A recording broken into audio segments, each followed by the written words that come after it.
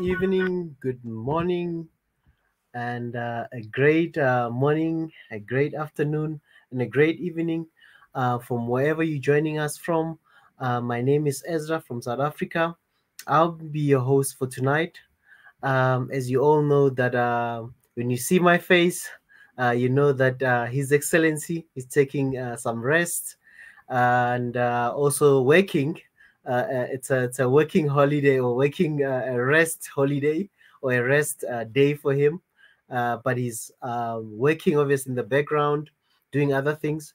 As you might have seen tonight, in fact today during the day, he had another interview that he posted with Sala Media. Go check that out as well. Like, subscribe, and yeah, let's get the ball rolling and let's support Swahili Nation channel. And another thing is get notified when we go live. Get notified when we go live. Get notified when we go live, and be part of this growing family and this movement. Um, it's great being here, and I can't wait for tonight's show. Um, it's gonna be another great show, another thought-provoking show, and can't wait to hear your ideas, and what you think we should be doing in Africa, and things that can move us forward and develop this beautiful continent. And more than just developing the continent, it's all about us as human beings, the people in the continent and people of African descent all over the world, for them to grow economically and even in terms of development and whatever makes their life easy. So as we're trying to come up with ways and ways that we can build this beautiful continent and build the African child or the black child.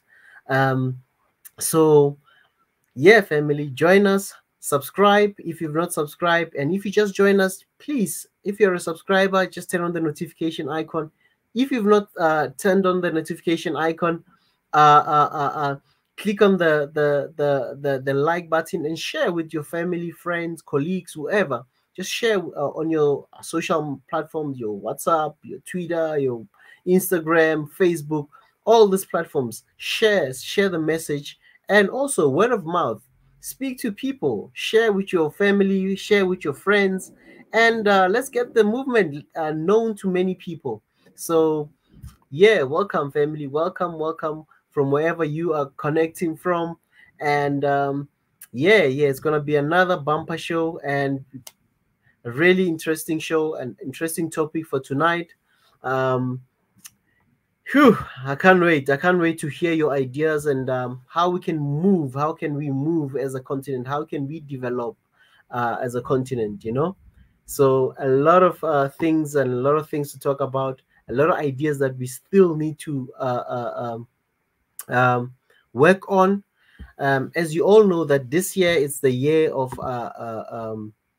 it's a year of action, and a year that we are going to be brutally honest with our matters and how we can resolve issues honestly without sugarcoating anything.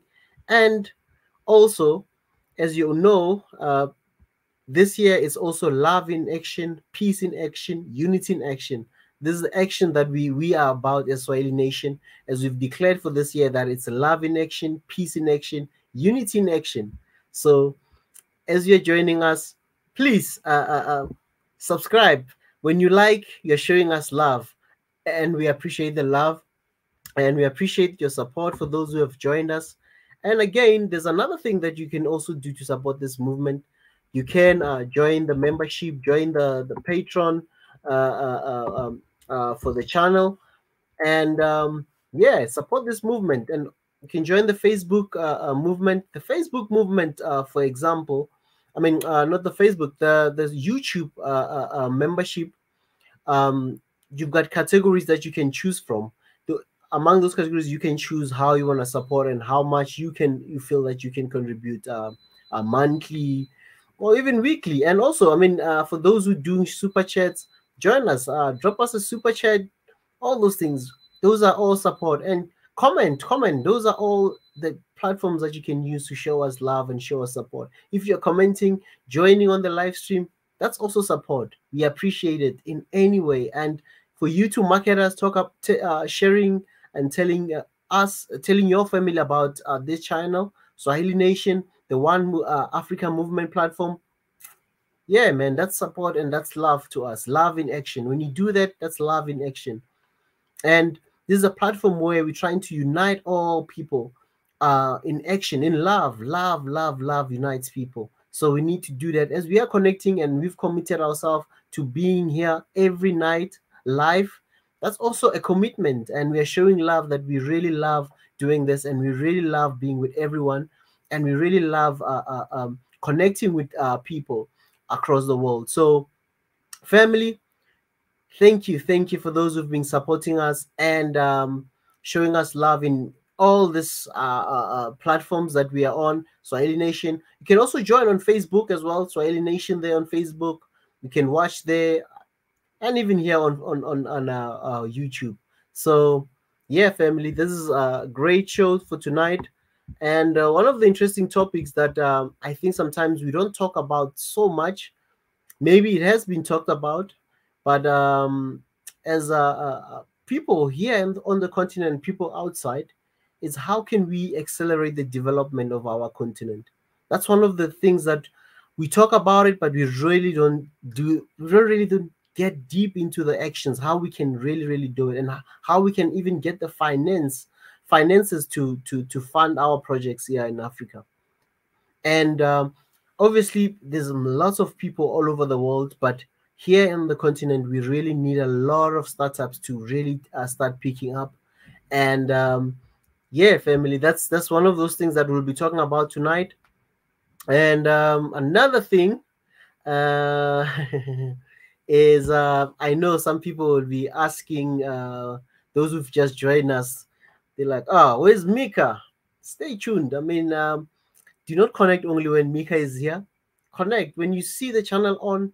Come and contribute. Come and learn something, and let's get the movement rolling. And let's all learn together. Let's all learn together. We all have something to contribute, and we all have some form of wisdom or knowledge or something, a gift that you have that nobody else has. So use those gifts to share with the world.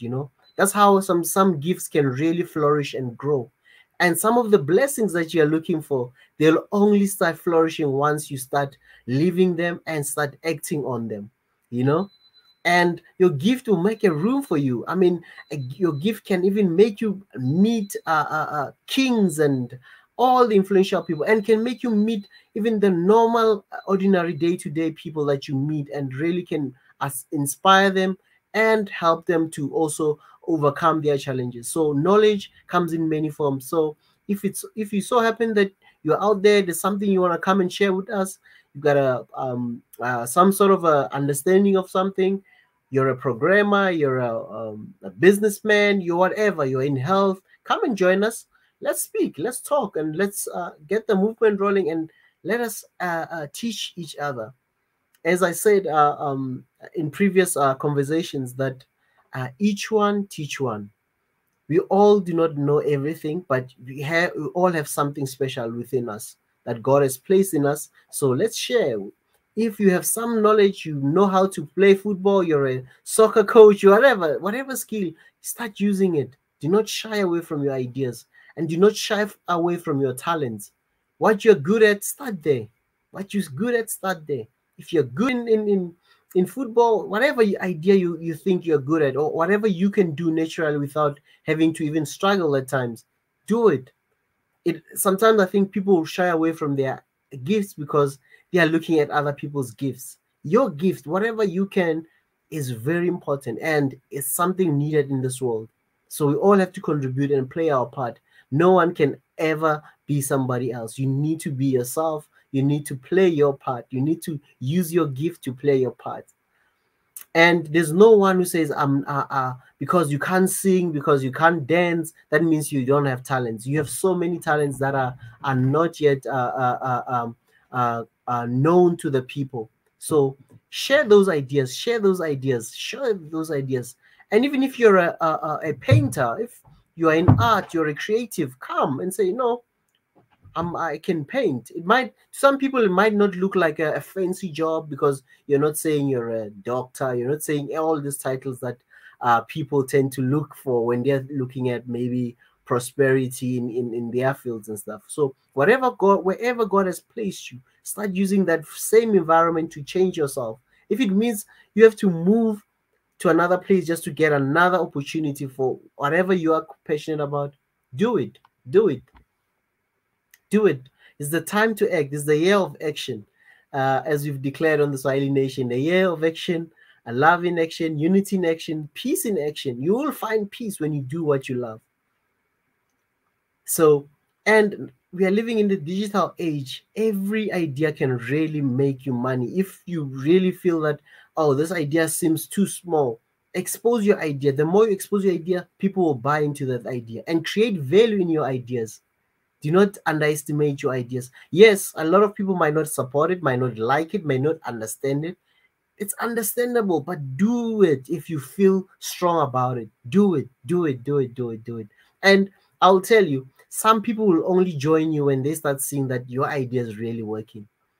When you start an idea, very few people will support your idea or even understand it, because it's your vision. It's something that God has placed in you that you can see, you can visualize, you can feel in your spirit, and other people might not know it. So do that. Do it. Act. Let's start acting. If it means you have to launch a business this year, act on it. Launch your business. Register your business. Get your business running. Hey, man, I'm talking too much today. Love in action. Let's all act. It's a year of action. We need to act. Any idea, do not just never underestimate your idea. The reason why people sometimes don't make money out of their ideas is because they underestimate their ideas or their skills. And do not undervalue yourself. Do not undervalue yourself. Do not undervalue yourself. I know sometimes you want to get people to buy into your idea, but you tend to like reduce yourself to like, no, I'll do it for free. Yes, I understand that part, but not forever. Maybe as a start, but look at the bigger picture. Start charging for your ideas. Start charging for your presence.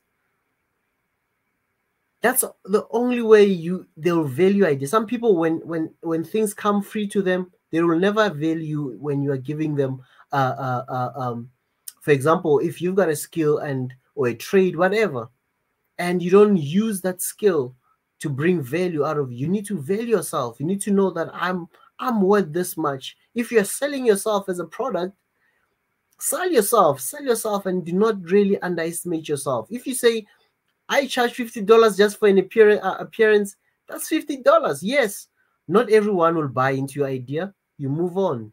There will be somebody who will buy into the idea. And other people will only buy into the idea when they really see the value, that, wow, there is value in that person. There is value into that business. There's a value into that product. So let's do that. Let's do that as Africans. Let's all build. And as brothers and sisters all across the world, if you're joining us, let's act. Let's act. This is a year of action. And let's act. Let's start doing things. Let's start. The ideas are there. It's just for us to start moving. Yes, there'll be hurdles. Yes, there'll be obstacles. There'll be so many things not to do anything. There's so many reasons not to do anything. There's so many reasons not to act, not to do anything with your life. You can have ideas and then you get crippled by just thinking, I can't do this idea because I don't have money. Start somewhere, even if it means doing another business in order to fund another business. Do that. Do that. Do not underestimate yourself. If it means you have to go to school, don't look at your age. Don't think, I'm 40 now, I can't be going to school. I can't do that. There's people that went to school at a really late age, but they still achieved. I've seen people that got their degrees in their 50s and 60s. Sometimes it's not all about you going to school for a job. No, it's bigger than that. Sometimes if it's a goal, just to say, I want to get this qualification, man. It's not about getting a qualification for a job. Sometimes it's just about the internal satisfaction that I said I wanted to have my doctorate before 40. If you get your doctorate before 40, it's just a goal. Sometimes it has nothing to do with business. It has nothing to do with you having to apply for a job. So do it. If it's just for your own aspiration, for your own sanity, for your own achievement, go and do it. Do not look at the age. Just go and do those things. If it means you are 50 and you're thinking, I want to start a business, do it. There are many people who started business. Look at KFC. If you read the story of the founder of KFC, you'll be inspired at what age he started KFC. Today, it's a big franchise business all over the world. So let's do it. Let's not sit and think, now we're 50, we're 60, whatever age. Oh, I'm still young. There's no such thing as I'm still young. It's the moment you think you are still young, you'll relax and not do anything. So there's so many things, as I said, so many things that will try to make us not to implement or start our ideas. Yes, it's discouraging when you can't get business. It's discouraging when you can't reach out to so many people. Or it's discouraging not even getting the attention that you hope to get for your business to really get the momentum. But let's not stop there. Let's keep on knocking. Let's keep on knocking on every door. Let's keep on knocking, family. Let's keep on knocking. Man. Let's keep on knocking. Let's keep on knocking. Yeah, family. For those who just joined us, please subscribe. Please subscribe. Please subscribe. Here's the channel. 196K. Our goal for this month is 200,000 subscribers, family. So join us. Subscribe. I know a lot of people watch and others don't subscribe. They just come and watch and never subscribe. Please, there's a red button there where you're watching your YouTube channel. Just go and click that red button. That's our goal. We are trying to reach 200,000 before this month, and obviously we're starting the next. We'll be starting on the second month. At least we'll be on the number two representing the second month. 200,000 representing the second month as well. So family, let's do this. Let's do this. Let's do this. Let's do something. Let's do something. Let's do something. And wow, I see a lot of comments. Very comments that wow. But I'll get to those comments just now. Wow. Wow. So family, if you're watching, this is the only Swahili Nation channel that you should be subscribing to. I know some people are like, no, what about us? But this is the channel that we are on, Swahili Nation. Let's really get this channel to 200,000. We're almost on 197. So please subscribe. This is the Swahili Nation channel. You will see that the logo SN dot, and you will see on the side as well. You will see this banner here, brutally honest. We need to be brutally honest with ourselves. That's the channel. Subscribe. For those who told me they were confused which one is which, this is the only channel that you should be subscribing to. So, but yes. Family, what a great day. And what have you been up to? Maybe before I even go further and talking about what have you planned for this year? What have you been planning over the years that you want to implement in this year? Because I know you've got a lot of people that are out there that have had ideas that they've been working on, doing the paperwork, the admin, and now they feel they're ready to start this their venture, their new venture. And as I said, it's not all about business only, but school, anything you want to do. If it means you want to open an NGO, you want to do it. What have you been doing? What have you been planning over the years? What do you want to do? And what can you do for Africa? Because sometimes it's always a case of us looking at the so-called our leaders, saying the leaders should be building roads, should be building railway, they should be doing this and this. What can we do as Africans for Africa? What can we do for Africa? What can we do for Africa?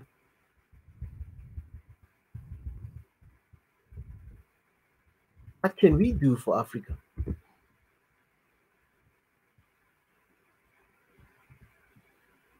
What can we do for Africa? What can we do for Africa?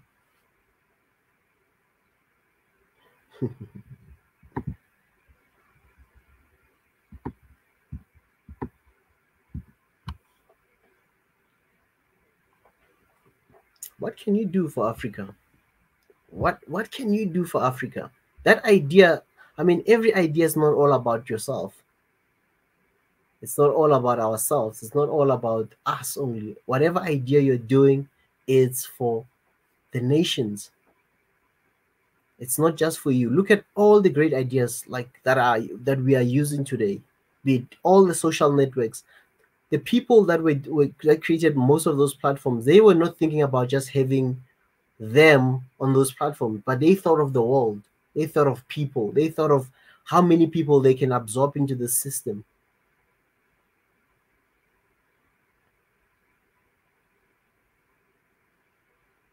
I know a lot of us we've been saying, oh, the government must do this. Oh, the government. What can we do for Africa? What can we do?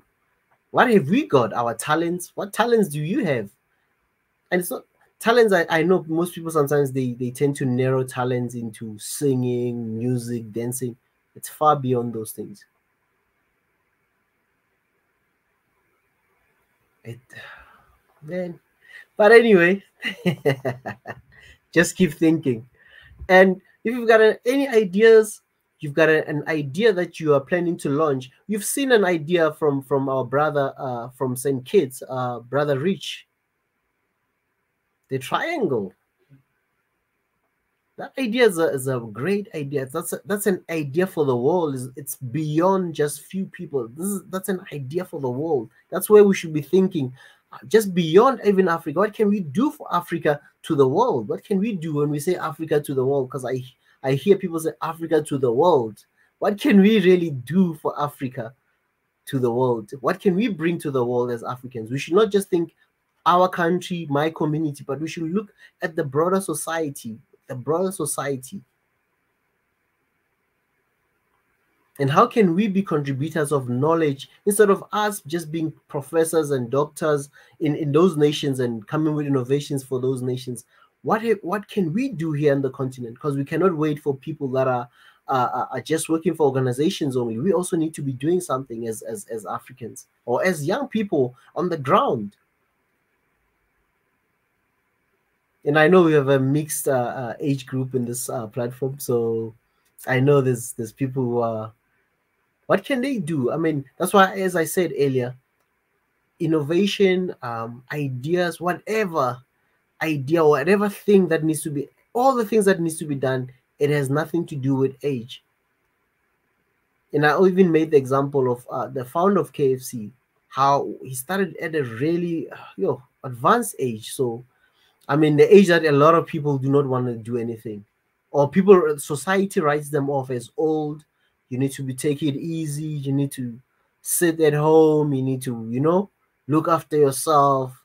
But we need all these great minds. We need all the wisdom and the knowledge from everyone in the today. We don't really need only a few people contributing. We need everyone to contribute. And one of the challenge that I always sometimes encounter through my observation or what I see is sometimes in our continent, even maybe in the world, but what I see here at home is sometimes very few people are very active. You find that one person almost owns everything. It's like people are just, the majority are just watching as spectators while others are doing things. That's just my observation. How can we take more? How can we make it possible for a lot of people to participate and have the confidence to say, yes, I might not have all the money in the world, but let me start something. Let me do something. And what can I contribute? What can I be of help to my country? What can I be of my what kind of service can you bring to your country? It's what can you do? Like, do you have anything that you think you can contribute to your country? or even the continent, or even the world. As I said, we need to look far beyond just us in the continent, or just us in as a community or as a country. We need to look at the broader society as a whole. That as the continent needs to develop, the continent needs to develop. The continent needs to develop. Every place, every part of this continent must develop. We should not be having few countries that are developing while others are being left behind. We need to be thinking of the development of Africa as a whole, not just as a region or as a place or as a country or as what. We need a holistical approach. We need to really look at Africa as a whole, and as even the world. We need to think the world. All the people that are coming to Africa that we are complaining that they are here for our resources, they are looking at the world. They are thinking far beyond even Africa. If you're thinking they're just here to take the minerals and all those things, they're thinking the world. They're thinking when we extract minerals from Africa, we're going to produce toys, we're going to do computers. They're thinking the world. What can we do as Africans to also think like that, to think the world, not just us here at home?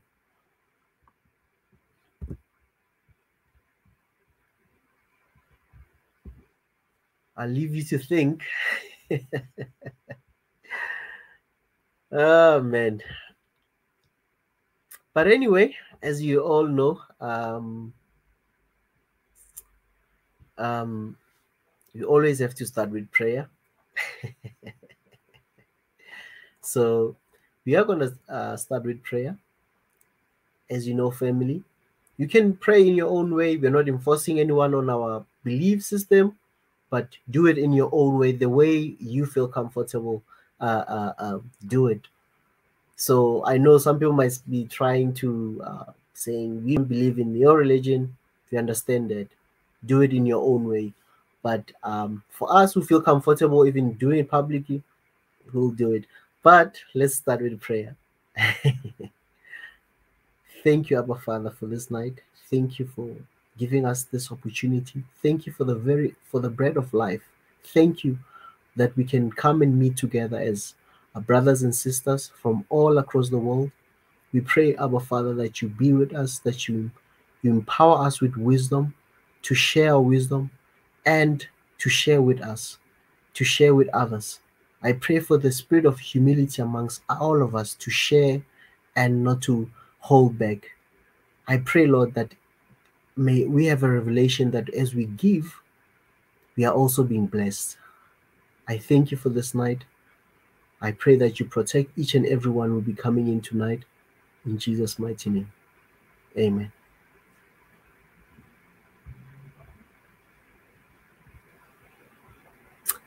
Yeah, family. I will be sharing the link. Oh, I already shared the link. I thought I was sharing too. Okay, but yeah, I see some people have been already commenting. Hello, African Afrimara. Hello, hello, hello, hello. Elizabeth Gebre. Where is Mika? Mika is around. Mika is in good spirit. We just had I had a conversation this morning with him, and even just a little bit just before I went live. Yeah, but yeah, he's in okay. He's in good spirit. As you've seen him last night, he had a long show, and I know that a lot of people feel for him as well. I also felt that that was a long show that he was with everyone, and I had to just kind of relieve him for tonight, for him to also regain strength. And tomorrow, watch out! There's gonna be a great show for tomorrow. Tomorrow. It will remain a surprise. I don't know whether to share now or not, but yeah, tomorrow stay tuned. He will be here with us. For Elizabeth Gabriel is asking me where's His Excellency. His Excellency is okay. He's in good spirit. He's healthy. He's strong. Don't mind other things that you. He's strong. He's healthy. Yeah, man, and he wants to be with us, and I know he's connecting with us always. So do not have any hesitation that he abandoned you, Elizabeth. He's still with us, and he will be here tomorrow. And there's a great show coming tomorrow. He'll be having a conversation with, yeah, I'll leave it as a surprise. I don't know whether to share it, because I need to ask him first. If he had told me to tell you, then it was going to be easy to say yes. But tomorrow is going to be a great show. He will be here for sure. So yeah, stay tuned. Unless otherwise, you know, but he will be here tomorrow. And ask Nakesh Tamene, hello, Dr. Tedeke. Dr. Tedeke, welcome. Always a pleasure seeing you. Hopefully, we can dedicate some days to let our young people advertise what their projects and try to connect them to potential investors in Africa and outside slash diasporas. Yeah, that's a great idea, Dr. Sadeka. This is really a great idea. And I would just like to highlight it for those who have small businesses or ideas or something looking for funding and all that stuff. You're more than welcome to communicate with us, send us an email, and we can organize that. You can come and share your idea, just like our brother Rich. He came and shared his idea. So that's how we are open for everyone to come and share their ideas. It's not all about us being here, but we are here because of you. You need to feed us the content so that we can give you a chance to broadcast your business or showcase your business, advertise your business. So for any person, if you are interested uh, in advertising your idea or your business, please send us an email. Send us an email on oneafricaofficial@gmail.com. So do that, please.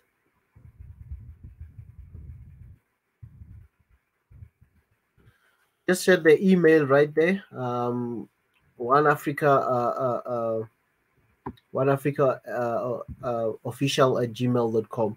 That's where you can get hold of us. If you've got any idea that you want to come and share, or you've got a business that you want to come and talk about, or an idea of how we can all develop as Africans, and you can teach us, come and teach us. Come, we are more than welcome. But send us an email there, and yeah, we'll obviously make a time and slot, and we can communicate all those logistics, and then we can get you on the show. So great idea, Dr. Zedeke. Much appreciated. Hi, I see Afro the Beat freelancing. That's also a good idea. I mean, that's also a side hustle for those who are working and they want to do some side hustle. Freelancing is always good if you've got a trade, be it you're a photographer, you're whatever, and you want to do your side hustle, you want to make some extra cash for yourself, do that. Freelancing comes in many ways, so do that. I know that's a great idea from Afro the Beat. And I see the brain is also here tonight. Wow. You know, I feel really much comfortable when I see the brain here. Always insightful. A man who does a lot of research, a lot of content. Um, I really admire him for his knowledge and how he analyzes things. Prof. Ezra, I really appreciate that. We really appreciate your wisdom and your insight into topics, into everything. I know that you are a busy man as well, and you've got a project coming, I know. And I know when the time is right, you will come and share with us your project that you're busy with. And yeah. I see, Prof. Ezra, how you know you are on the right path. You face resistance and obstacles. Wow, that's also another a thought there from His Excellency Prof. Ezra, the brain, and he's already here. And just welcome him just now. Uh, uh, uh, the brain. Hey, Ezra, how you doing? Oh, good, bro. How are you? Two Ezra's is always is Yeah, weight in gold in any room. Huh? yeah, man. Thank you for your leadership, stepping in and helping Mika do his thing, and then do your thing too. You have like your sessions are unique by themselves, and I hope one of these days it will just be before Mika and after Mika, as opposed to just substitute Mika. Yeah. Yeah. That's all in the pipeline, Yeah, I know you that. I know it's in the pipeline. I'm just looking forward to it. I'm just hoping to accelerate the process by insisting it happens quicker than normal. So yeah, yeah. So how you doing, man? You're talking about something very important and something very dear to me, and I think a lot of Africans must take this seriously, and take your encouragement and advice. I'm 41 and Mm. I'm still thinking about how to be an entrepreneur. And I'm still thinking about how to create and bring something. And I'm going to do that until the day I die. Because, like, you're always young in your mind. Your body might age, but your mind doesn't have to. Your spirit doesn't have to. So it's not numbers are just numbers. I call it my age as a marker of, okay, I don't want to be 21 anymore. I love the fact that I'm 41. That's a marker. There's nothing Mm. more than that. But the spirit I have, the passion I have, probably even more acute right now than it was when I was 21. 21, I was probably blind. 41, I'm more aware. I'm slightly more wise, and I know how to get things done even better than I used to be able to. So yeah, so I just want to just maybe double down on the things that you just mentioned in your talk earlier. Yeah. So yeah, that's it. So hey guys, like it's not the issue of just what, but the question of why. Why do you want to be a human being? What is it? What is important to you? What do you value? What are the things that you see in your environment, in your community, that you believe deserve change, deserves improvement, deserves creation, deserves innovation, that you think can make a difference in? And so it's not just the list of contribution that you want to think about, but think about the rationale behind it. And we are human beings. I mean, I use this quote quite a lot, quite often, from Paulo Freire, from Pedagogy of the Oppressed. And he says the different, and I'm paraphrasing here, the difference between a human being and animals, that human beings are a function of, humanity is a function of, I mean, we create history. Human beings are different because we create history. And creating Mm. history means like something that never existed before, something that never happened before. So somebody created history when they invented locomotives, cars. Somebody created history when they discovered fire. So creating history is part of humanity. So are you interested in creating history? And so just go out there and do something for you, for yourself first and foremost, for your family, for your community, and then for Africa and the world. So yeah, so I wanted to say that, and then I wanted to share with you a little bit of what I've been working on too, if you give me a chance at some point. Yeah. I've been waiting for that. Uh, Definitely, and we're gonna have some time with you, the brain, where Yeah. you can really come and have the session, and just teach us about the idea and where you are and how far you are, or when you're about to launch it. Please, when you launch it, also launch it online Oh for the family, yeah. that they Yes. can also join and show support and also learn something from the project that you're busy with. So Yes. this is your home. When you launch, we also want to be launching with you, Yes. please. It's Swahili Nation Network. No, you don't need to beg me. I will beg you. I will beg you to be on this channel to launch it. But yeah, so no, just to briefly tell you what it is Mhm. we've been talking about education. I've been talking about education for a long time. I've been working in education for a long time, and I'm sick and tired of having to be on the sideline and wait for these incremental changes that will have no meaningful difference on the lives, on the fortunes of the average person. So how do you break from that cycle of having to believe in an education that doesn't work, and an education we cannot and we're not interested in, willing to invest in, into an education that we can care about and it will have a meaningful difference? So that's where I'm right now. So currently I'm trying to, every step of the way. So me and my team, we are just interrogating every step of the way of what is the educational life cycle, what is the educational life cycle of an ordinary learner, and how at each and every cycle, a stage of the cycle, how do we improve it? How do we what is the breakthrough that we can bring here? And that's what we're most concerned about. So it's going to be around it's going to use what's called, open sourcing network effect approach to resolving it. So I won't say too much about it because there's still a lot of things to cover, but we are just on the weeds, on the ground, on the weeds, just really just every tiny bit of the details. We're trying to come up with ways of innovating it. So that's where we are right now. Wow, wow, wow, wow. Thank you very much for that brief description. But I know as you go into phases and stuff, you will obviously keep us up to date with that. And Yes. yeah, and when the baby now gets born, yeah, it's gonna be something else. Yeah. Yeah. Actually, the baby has been born. It's been born Yeah. in. So I wrote a manifesto, an educational manifesto, about 3 years ago. Wow. So the educational manifesto really outlines what is essentially what is the problem, what is the need here that needs resolving, and how do we resolve it.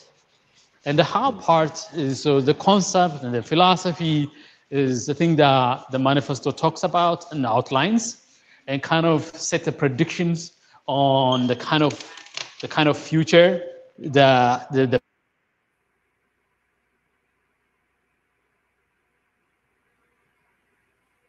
path we meet the need that is outlined in the manifesto, but ultimately the fundamental answer lies in the practice of educations and the operational. That's where we struggle. That's where most of educational initiatives struggle, and that's where the resolution is. And so it's not just, oh, this is how you're going to resolve this. It's more like this is a platform for resolving this complex environments in the delivery of education that is meaningful. That's where we are. So we're trying to figure out what is the platform that will effectively address the educational needs of people that are like, so let me give you an example. There are over about 30 to 40 million kids enter the educational life cycle in Ethiopia, for example. Okay, 20 to 30, maybe even 40 million at the beginning of the cycle, and about maybe like give or take 500,000 come out of that cycle. I don't know if you could see the problem in that. Sorry, I'm Yeah, going to it be. is. I'm going there. Just give me a moment. So network doesn't affect you, so you can hear me properly. So I mean, you see the problem in there, right? Right there and there, and the numbers, you see the problems.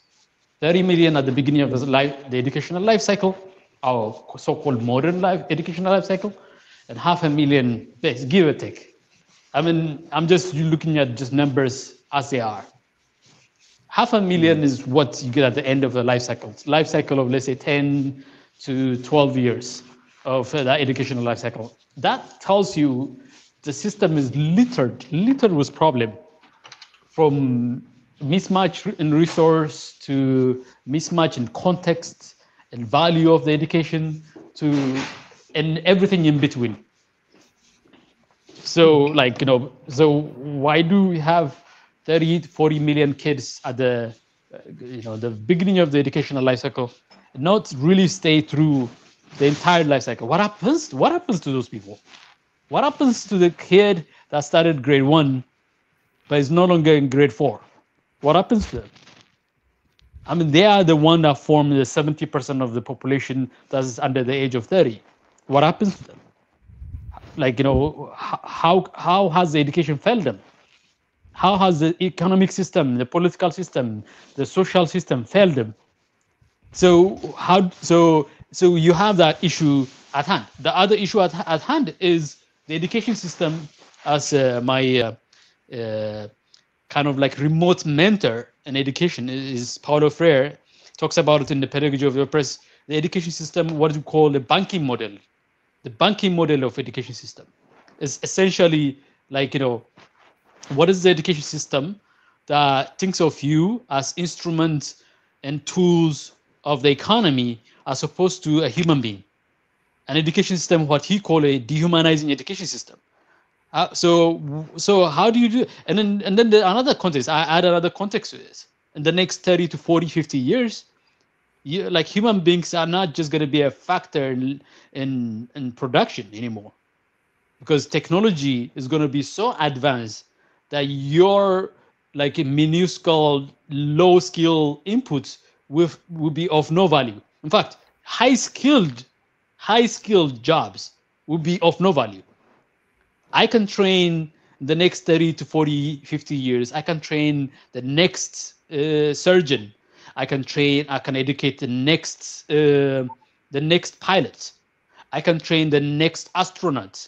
I can train the next manufacturer, engineer, software, whatever engineer. I can train all of those things, and then all of us would not be human beings.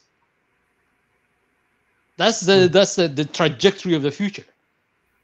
It's like, so, let's have some semi-skilled, and even skilled jobs will be very hard to find if you go through education system to find out you are not as much of a value when you have automation, autonomous, and independent and then intelligent, systems that can replace you, substitute you, and then improve productivity a thousandfold. Improve productivity a thousandfold. And in an economic system, when I tell you productivity has gone up by 10%, it means that jobs have been lost. Because the same job can be done much better. So when your productivity goes up, it means that the company doesn't need as much of you as it used to. And then technology, as opposed to as part of a combination of other factors of product, which is labor and other resources, technology has always been like that over the past 300-400 years. Now technology will replace and substitute the human component of it. The human component. So you'll be left with technology and resources, and human beings will just be idle on the side watching. So that's the future. So one of the reasons I call education forward is like, so the reason we're thinking about education, the reason we call it education forward is like, think about forward. Think about 10, 20, 30, 100 years from now. Imagine what that is going to be and how that's going to be play out, and come back to today and design an education fit to prepare you for that future that you envision. So what is that going to look like? So there's a lot of variables that we're looking at, a lot of components to look at. I know it's much more than that you're hoping to get from me, but we are in that space right now. So it's a lot of things to figure out, and I can tell you that looking at Regis' work made me even more inspired. It made me feel like, oh, okay, I'm also onto something. So I looked at what Richard's done. I'm like, okay, I'm onto something here too. I'm onto something that we can work. And then me and my team, we are also onto something that that is about reimaginations, reinnovation, and a recreation of a new reality that is fit for the kind of future that's ahead of us. And so, yeah, I wanted to say that. Thank you for letting me give you kind of a bit of a descriptors of what we're working with. Biggie, I think Biggie is here. So welcome, Biggie. Thank you for your unbroken support to Swahili Nation, and your guidance, your support, your advice, your counsel, your love, your compassion, your encouragement, your everything that you do for us. And so I just want to say, I just take this opportunity to express my deep appreciation for Biggie as well. Oh man, that's a lot to say for me. I really, Yeah. really, because you didn't even get me to say it. You know, I mean, I don't know. You don't surprise me. I support you. And, but I didn't know it was going to come before I said good morning, good afternoon, and good evening. Thank you, Biggie. And The, Israel, I'm so the proud of you brain. today. I'm so proud of you. One thing that I want to say to you, Yeah. Professor Israel, is the Yeah, battle that we had on that on WhatsApp yeah, and the way you put it down. I was gonna get involved, but I just read. I said, you know what? I got a lot of more intelligent people in there, yeah, and yeah. you, Mo, and I mean, you guys were more the, really putting some senses to it. So I really Yeah, appreciate that. We, even though we're not online or whatever, offline, we still got what's up. I mean, the app itself that get us this great communication. I'm not gonna turn down the person that really says what he's saying. I think we need to approach him because these are the type of people that we need to bring them on board yes, on our mission of One Africa. And I yes. love the way you just put it. We will also listen to your opinion and invite them to the forum and making sure that everybody's cleared on our mission I because we think don't want to leave anybody behind. absolutely. I think like we have to separate between the point of views, perspectives, and the person carrying them. If the Right. person is misguided, point out the misguidedness, but not the person. Right. Not the person. So that's my approach always. I think like a lot of people are misguided and intentionally, consciously, unconsciously aware of it or not. Either they are, even if somebody has been like hey, go out there and create division, and that's your assignment, that's your portfolio that you've been given. If that person is an African, we still have to approach them as our brother, as our sisters, and as our sibling. Because I think part of the things of resolving the Africa problem is really approaching our fellow brothers and sisters and brothers, and with a degree of kind of like difference that recognizes their value as human beings.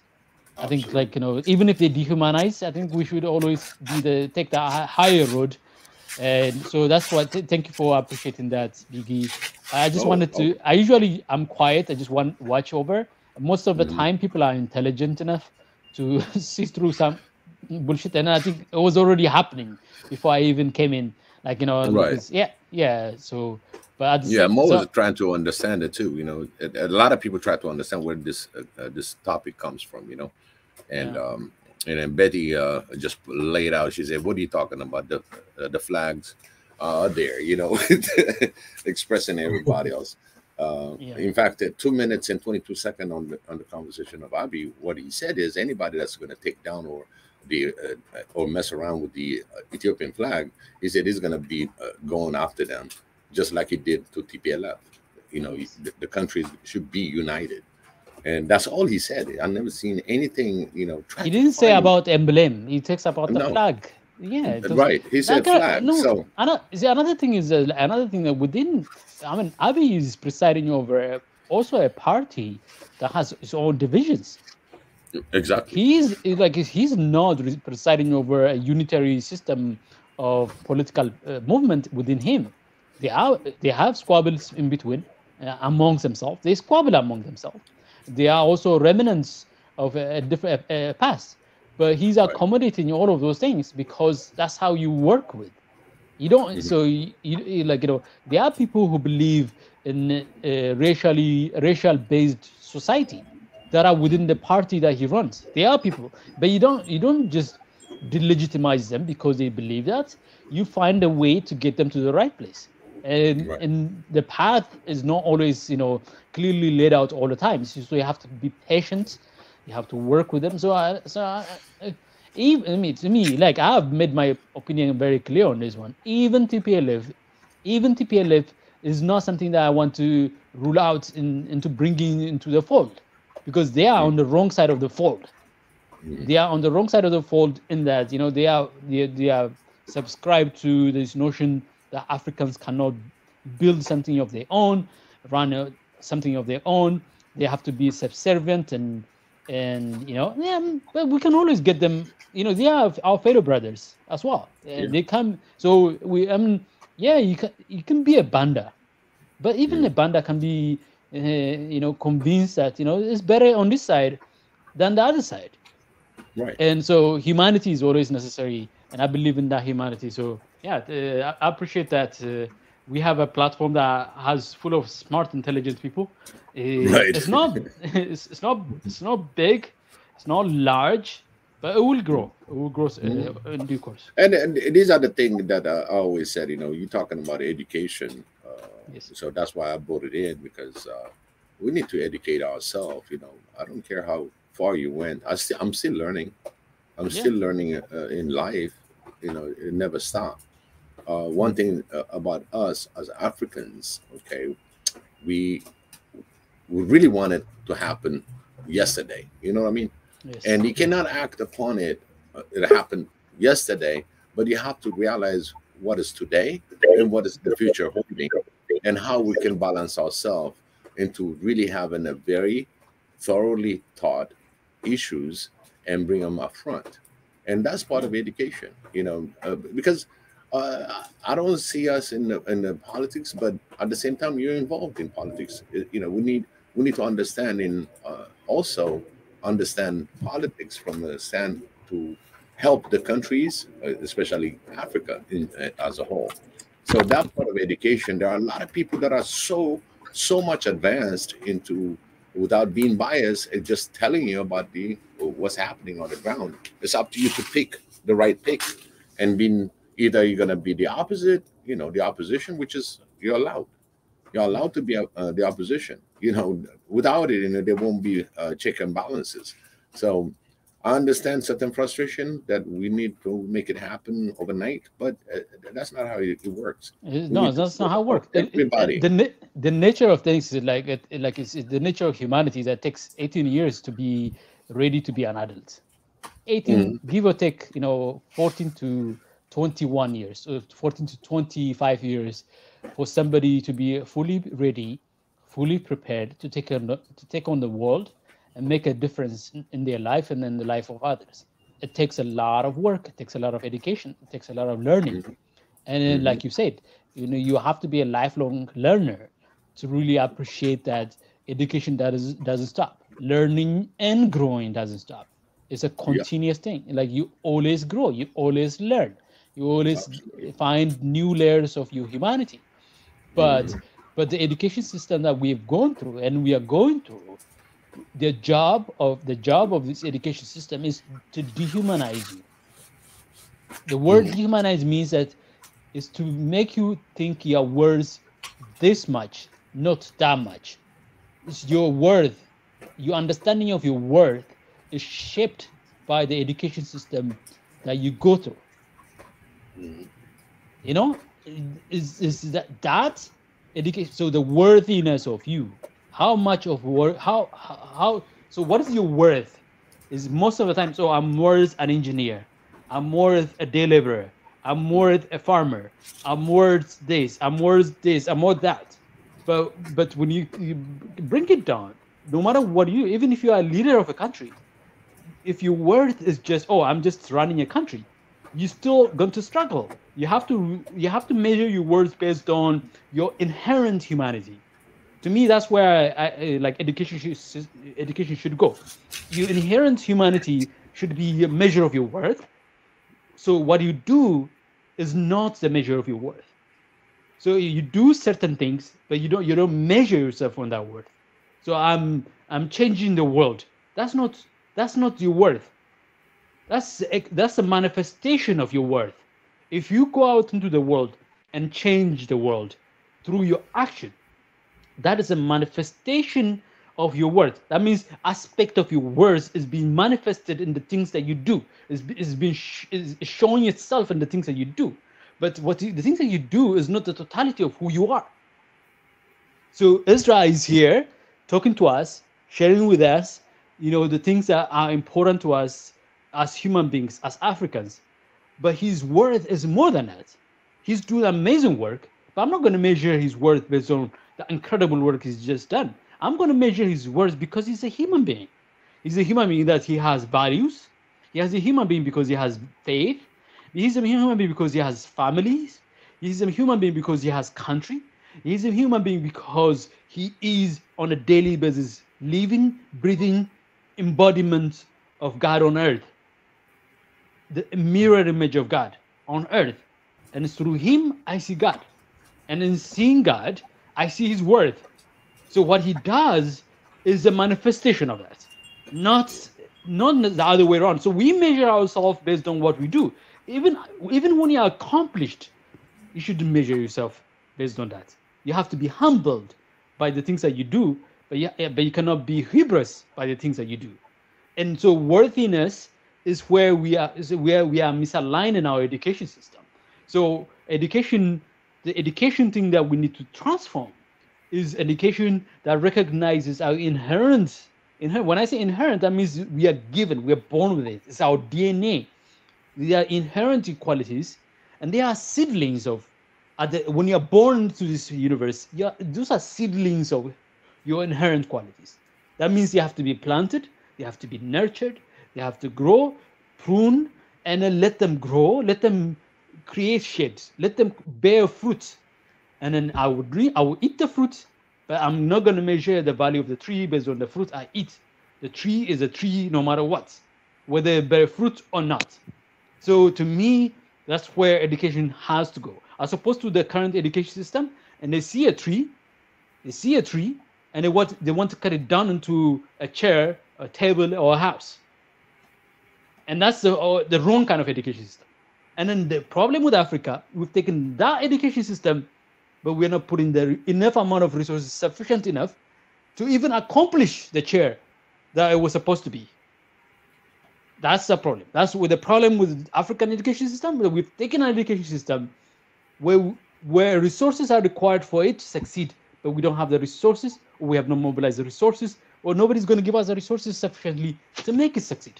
Hence, Sweden will have a great success in its flawed, wrong education system, and Ethiopia will have wrong success, a failure of all scales at all levels.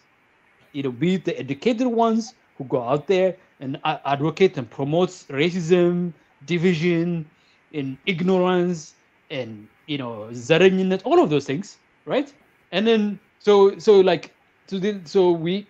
are stuck. We saddled with an education system that is not going to work anyway, because it just requires resources. If you don't give it resources, it's going to fail.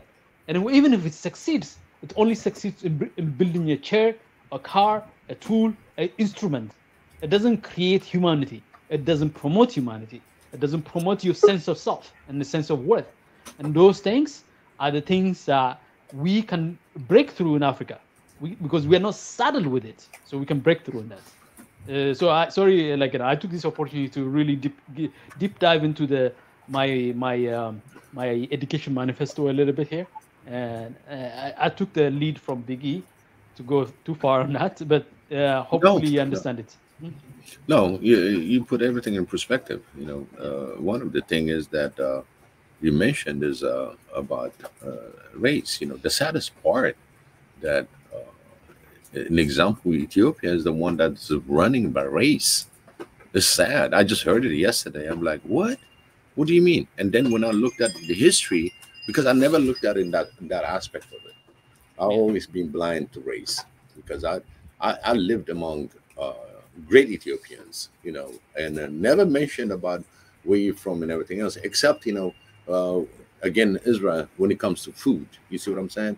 A specific type of food, is like from Gurage, or it's going to be from people from Tigray, from Amara. We have unique things of how we interact with food, but it never went during my upbringing in Ethiopia. I never looked at it. Oh, he's Oromo. Oh, he's that. I enjoyed everybody. In fact, I lived in Debre Zeit, and I started learning Oromo. You know what I mean? And I enjoyed it, and I see that part, how beautiful of a culture that is, and I embraced it. I never discriminated them for anything or had prejudice in my mind. I never thought of it that way. So when it comes to later on, people think they as we connected with the internet, with everything else, everybody's shooting the breed. One of the beautiful things that Prime Minister Abiy, Dr. Abiy, put for us is the freedom. And that freedom, we don't know what we're talking about anymore.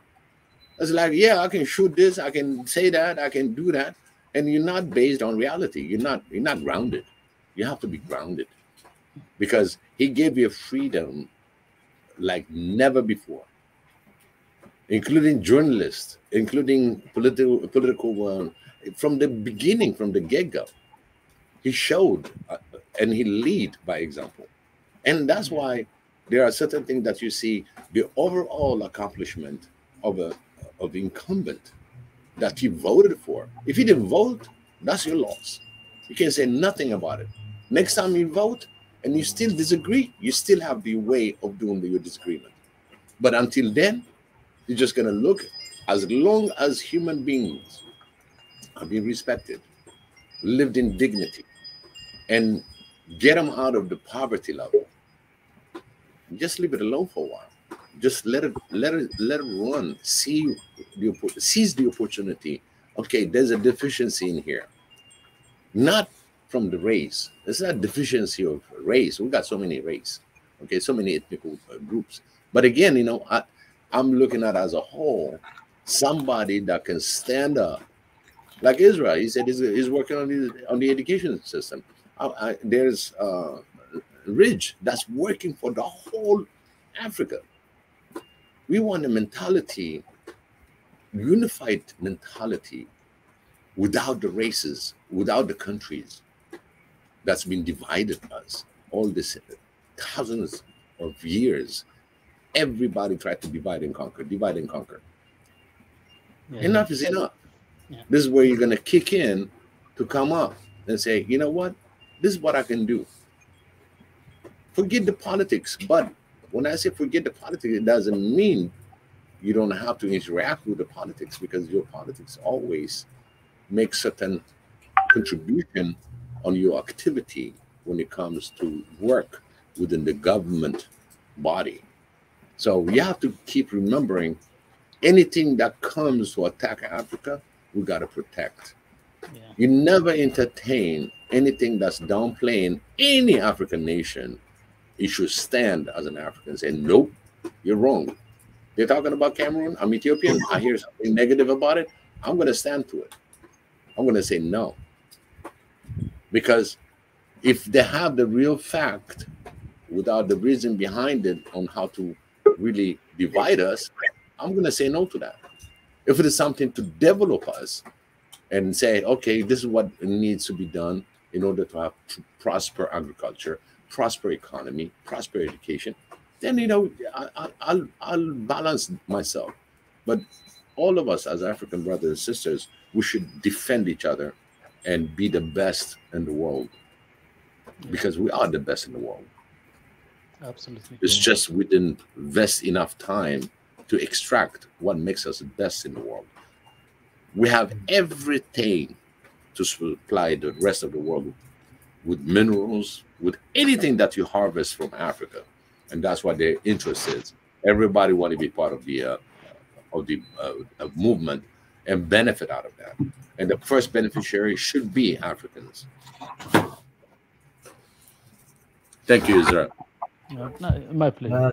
Thank you, guys. Really pleasure always your analysis.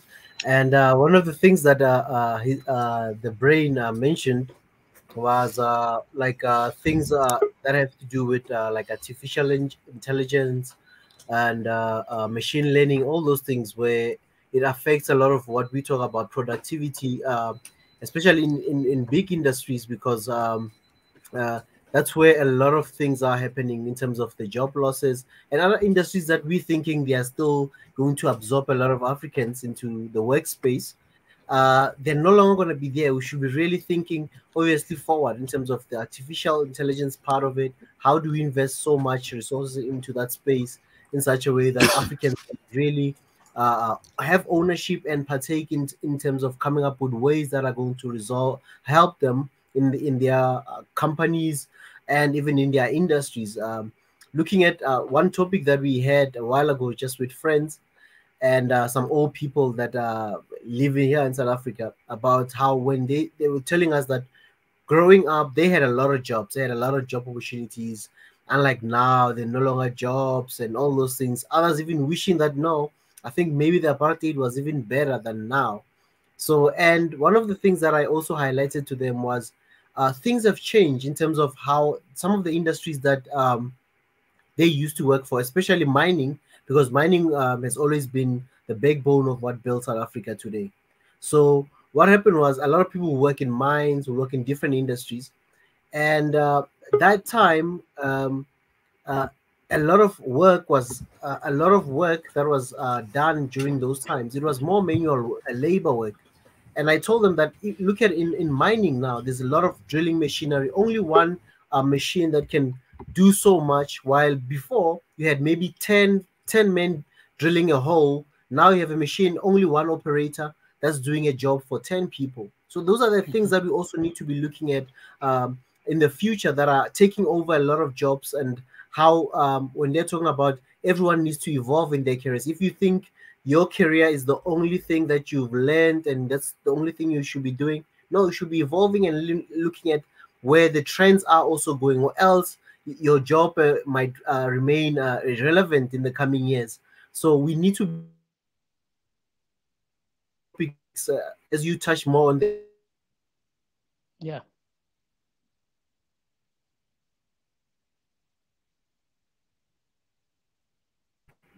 in terms of where the world is going versus where we are and where we need to be investing in as a Yeah. continent. Yeah. I So mean, this is something what? that you mentioned about productivity. You can add His Yeah. Brain. Yeah. So I mean, like, I don't get it why Ethiopia is investing billions of dollars building manufacturing sector that is dying. It's a dying sector.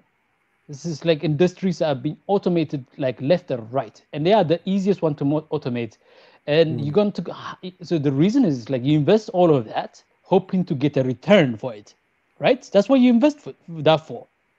And then I guarantee you, like 10 years, 15 years that you have laid out ahead of you for full return and profitability of these platforms that you've created will not materialize because you're trying to compete with productivity that is uncatchable.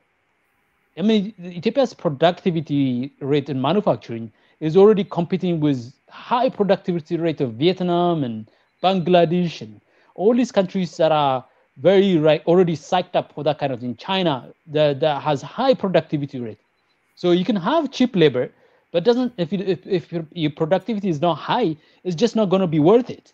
And that's one of the reasons. And then what you end up being is that like you end up being a tool instruments of sanctions. So you get AGOA, and you cannot. The only way to outcompete AGOA. So Ethiopia, if Ethiopia doesn't get AGOA right now, what it can do is improve its productivity so much that it can substitute the loss of duty-free access it has. And in order to achieve that level of productivity, it's going to require a lot of investment on training and in educations of the workforce. And that's a lot of money that you should have put in already before you actually get to this crisis that you're in right now.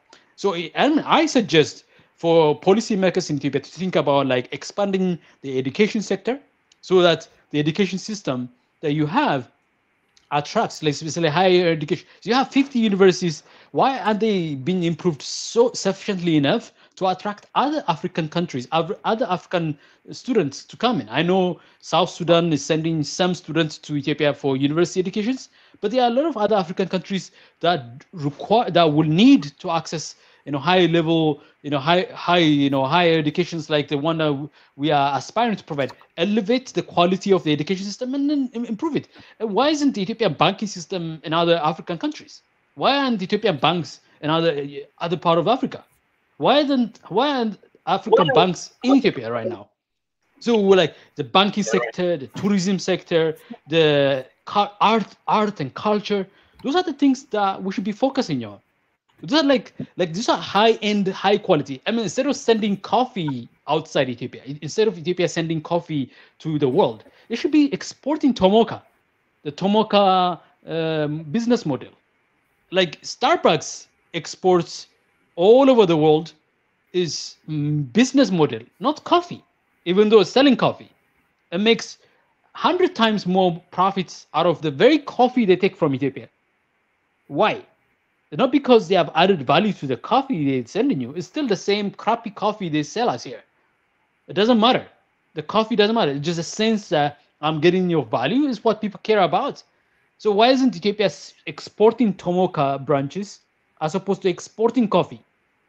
And then giving not just 10 cents to the Ethiopian farmers, giving them $10 to the Ethiopian farmers so that they can be rewarded for a lot of work they do, preserving a very important human experience, which is the coffee drinking experience. The coffee drinking experience is worth 70 to 120 billion dollars in the world. Ethiopia makes what, 500, 600 million? If it barely makes, if it makes $1 billion, is useless. But the notion and the idea, even the name of coffee, has its roots in Ethiopia. That name is worth way more than the coffee you're selling. Yeah. The experience of coffee drinking in Ethiopia is worth way more than the coffee people drink. A small, tiny amount of coffee, but the ceremony, the interaction, the community, the values exchange in the coffee ceremony, that is worth many more. So people should be thinking about like, we should be like hoarding our coffee. We shouldn't be exporting our coffee. We shouldn't be exporting our tea. We should be exporting the experience of drinking tea, the experience of drinking coffee, Ethiopian style. I guarantee you, if you take the experience of Ethiopian coffee drinking to Germany, and you ask 100 people, I guarantee you 80 to 90 of them will say, oh my God, this is an experience I will always pay $5, not 5 cents for. So to me, Ethiopia should be exporting education, should be exporting culture, should be exporting services, services in telecom, services in banking. So that's the thing that, like, I find myself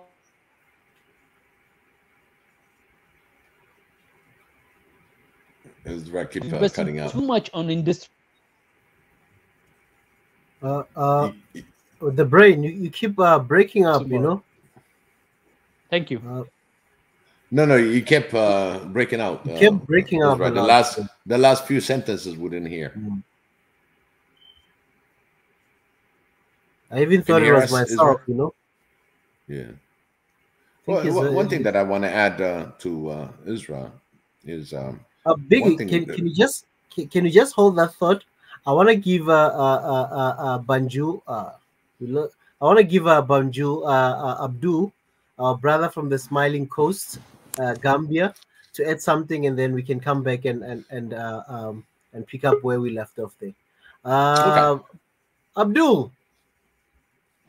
Hey, what's up? What's up? What's up, Ezra and the two Ezras and um, what's going on? Big E. See, I've got another backup. If I go, there's another Ezra, so you can't run away from us. I know. They're everywhere, it seems. Yes.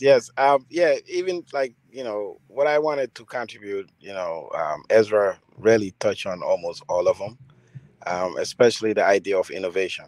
That's definitely what is lacking.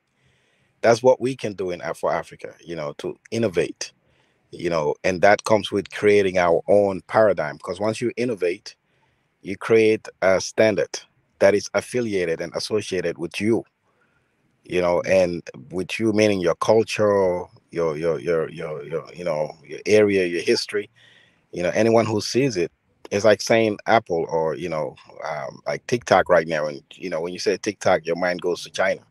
When you say Apple, your mind goes to to California, and that's what we Africans really need to create our own. And this is where and how the West has really gotten the best of humanity in this era, in this generation, because they have a lot of innovators, and And that's the reason why most of us would want to come, and that's the reason why most of us are speaking English today, because they had an advantage of innovating and creating ships and creating weapons and exploring the world and encountering, our ancestors who were indigenous people, and capturing some of them, and humiliating some of them, and seizing their properties, their lands, and demarcating our land. This comes with innovation, even though they used it for evil. But it's a smart thing to do as a human being. You cannot be complacent and just sit still and be dependent on someone else. You're always going to be victim, and you're always going to complain. And this is, I believe this is what we need. But the question for me, when I looked at it, what can we do for Africa? I also flipped it. Also, I said, what can Africa do for us? Because it's a contract, it's a social contract between the subjects or the inhabitants like us and those people that are in, the position of power or authority. It's a give and take kind of stuff. We can give more, but there's got to be some premise also, that needs to be there. We can go back to the West and say why it's not a mistake that there are so many, innovators in the West, or now in China. There's so many billionaires in the West, disproportionately way more billionaire in America than, in Africa. Friend, we can get a lot more billionaire. But why is that? Because they're doing something that we're not doing in terms of the government. We need to, our leadership also they have responsibility, meaning what can Africa do for its people? We need to create the to have tools to information. We need access to, tools, and we need infrastructures that are there, and then the rest, just leave it with us. We have, just like Ezra was saying, we have a lot of smart people on the ground, but we need to be, awakening. We need the right tools, resources, infrastructure, and they will do the magic. It's like an athlete. You take him in Africa, they will come and take you and say, we can take you to Europe. That player becomes much more better. They groom, and he becomes much better when he's in Europe than when he was playing in Africa before a scout came across him and recruited him and sent him overseas to go play. So why, we even, you talk about Ethiopia have a lot of runners, or Kenya, and we can get a lot more of these people if we have the right infrastructure and the right people, and everything goes back to what Ezra was saying, which is education. So I think, the continent has a responsibility, even though we have more to give, but the continent also, meaning those that are in those positions of power, our leaders, they need to create this infrastructure for us to do the magic. And definitely, he really touched on all what I wanted to say about, and about this. What can we do for Africa? And Ezra also, the brothers, with the tribalism issues and ethnicity issue. I think all these things comes with wealth. Once we are focused, everyone is eating good, we're all successful. These issues are gonna be there, but we can pacify them. Yes. So I've been distracted by people. So, but that was really what I wanted to say. Yeah. Wow. Thank you very Yeah. much, Abdul. Always a pleasure seeing you, and it's been a while. I know you've also been you've been in the kitchen making some bread. But I also want to welcome our beautiful sister, our sister who's forever holding the Swahili nation flag, Deborah. Welcome, Deborah. Thank you. How are you? Good, good. How are you, Deborah? Good. Hindi How na. you doing, Salam Deborah? alaikum. Wallah, Chalam Ano, salam then. Ukara Uh, kara sa if I can interrupt you, sorry. Biggie, remember the last time somebody was teaching us how to translate? I knew I, you were I, gonna hit me on that one. I I just, know I you're gonna just hit hope, me on that one. Uh, yeah. Let's, Deborah, I'm gonna tell her let's that. do it. Deborah, one of the things that happened is when when you when you speak in Amarinya, I had that. I apologize to the audience that I didn't translate it directly 101. You know what I mean? So you gotta, whenever you say something, give me a time to translate. ማለት የምናገረውን ትራንስሌት እንደማድረግ ትንሽ ጊዜ ስጪኝ። ገብቶሻል አባቴ? So people are like going, they want to hear you. Really, people አንቺን ለመስማት ይፈልጋሉ እና የምትናገራቸውን ትንሽ ከተናገርሽ በኋላ ጊዜ ስጪ ለኔ እንትን ውስጥ ስሜታዊ እንዳልሆን አድርጊኝ ትራንስሌት እንዳደረግ። Okay. She said she's not going to do too much today. Okay. That's the first translation. She said she's not going to say much, but go ahead. I mean, Ezra, ሲያወራ ሰምተሽዋል? Have you heard when Ezra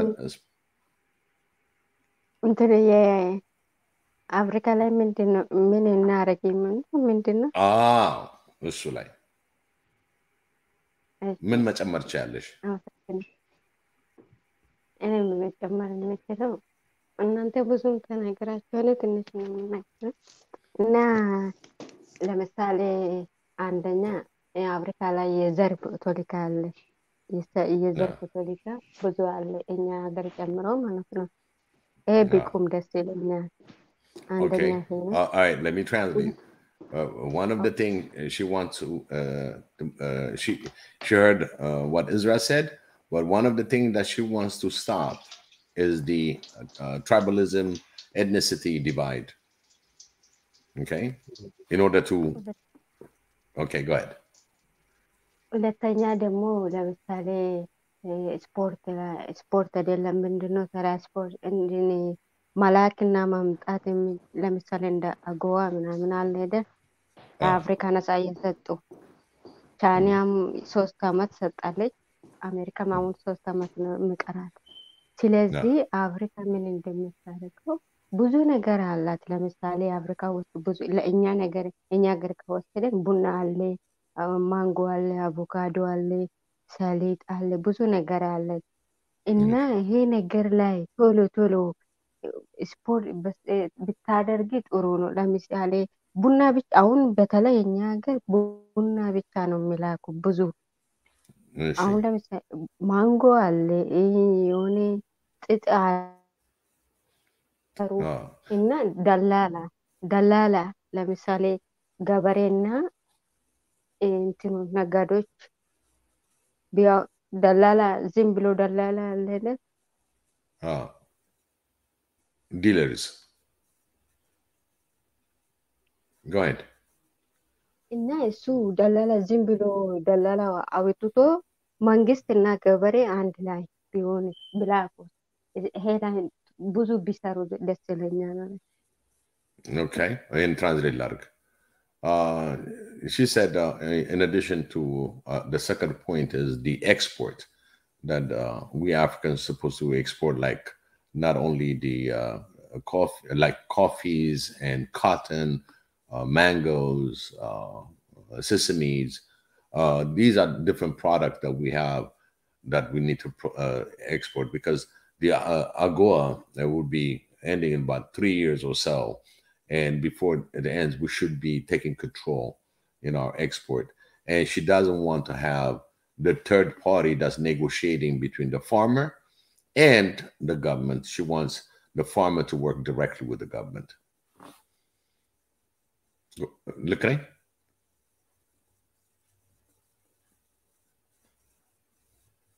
Deborah?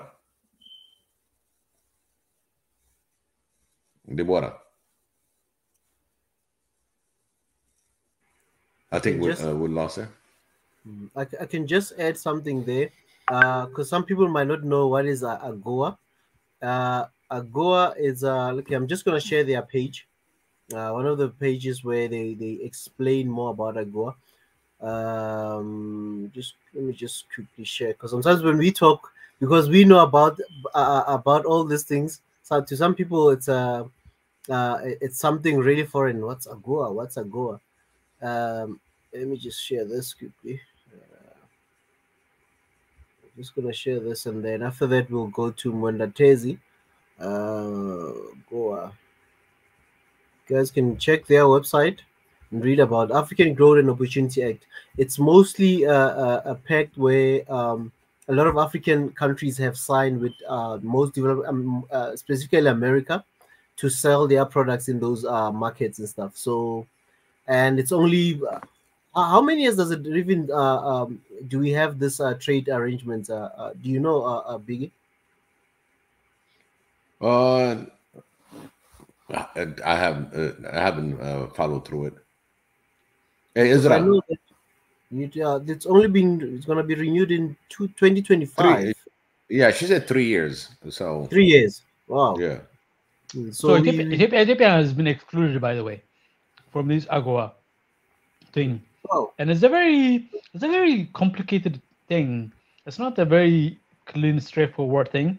I mean, the overall vision is very straightforward, but the way it's applied, and very few limited countries can actually fully utilize it. Like, so because it has a lot of hurdles, the barriers are quite high in so many other areas to meet. So even when it's free, you still don't have the ability to do it, to take advantage of it. Yeah. So for those who might not who might have interest in understanding this trade peg that we have with the US, but more specifically it's between Africa and the USA. I know that Europe has their own similar other system where you need to do where they also have something with with some African countries, not all of them. And people who want to read about this, I'm just going to share the link as well, because I know sometimes when we talk about AGOA or any other terms, other people miss it because they don't know what is it. So it's just a little side info for some of the guys that might want to know what is it about. And I'm just gonna give Mwenda Tezi an opportunity to join us and just Mwenda Tezi. Mwenda Tezi, welcome. Yeah, hello. Hello. Yeah, I'd like to send my greetings to my sister Deborah, my brother, the brain Ezra, the biggest E, and His Excellency Ezra. I don't know Ezra, the Excellency, and my brother Banjo. I think he has left. I'm truly honored to be speaking to such a council of wise men and women. So actually, I had a lot to say, but I was waiting for my brothers here to finish their thoughts so that I can also add to mine. The floor is yours. Oh, you've already finished your thoughts? Okay. I was curious because I had a question. Oh no, I was just showing because the brain mentioned AGOA as I mean the Deborah, sorry. So and when Big was translating, so I just said just as a side info for the guys that don't understand what is it AGOA, because they're explaining something and AGOA is being mentioned. For those who don't know about what is AGOA, what is this AGOA thing that they're talking about, it can really throw some people off if they don't understand what we're talking about. So I was just talking about them, just highlighting it's a trade pact with US and African countries. It's a trade agreement pact thing that Africa has, a lot of African countries has with the US. So it was just a side info, Mwendatezi. Oh, okay. Because I came in when we were talking about my brother Biggie was talking about what is it, voting, and I had questions over there, but I don't know. I don't want to take what can we do for Africa. But let me ask my questions because they have been here for in my mind for a while. So to my brother Biggie, when you say that voting is important and that we should vote, you know, I feel like when we were the day we were talking about what is it, democracy, that there was the youth of Africa. In fact, I've talked to a couple of many guys, and they're just giving up on this thing. They're not even saying, they're saying it's not going to help them. There is hesitancy towards participating in voting, and and I know there is there is importance in voting, but to me, I feel like voting is like, when you say vote, vote, vote, I feel like that is just half the story, because voting is like it's like saying eating is healthy. But if you have a plate full of stones, and you can say, no, eat is healthy, but my brother, have you seen what is on the plate? Is it so? I feel so. I think what I'm trying to say is that perhaps because the youth, and in fact, I've talked to my mom, who is a bit in the older generation, and she's also not even interested in this thing. She says that. So I'm curious if you can see that is the lack of voting a form of protest in its own, that if there is a leader who has failed to inspire votes, which is there is no good food on the plate, a leader has failed to inspire the voters. What's wrong with you? Yes. I can answer that real quick.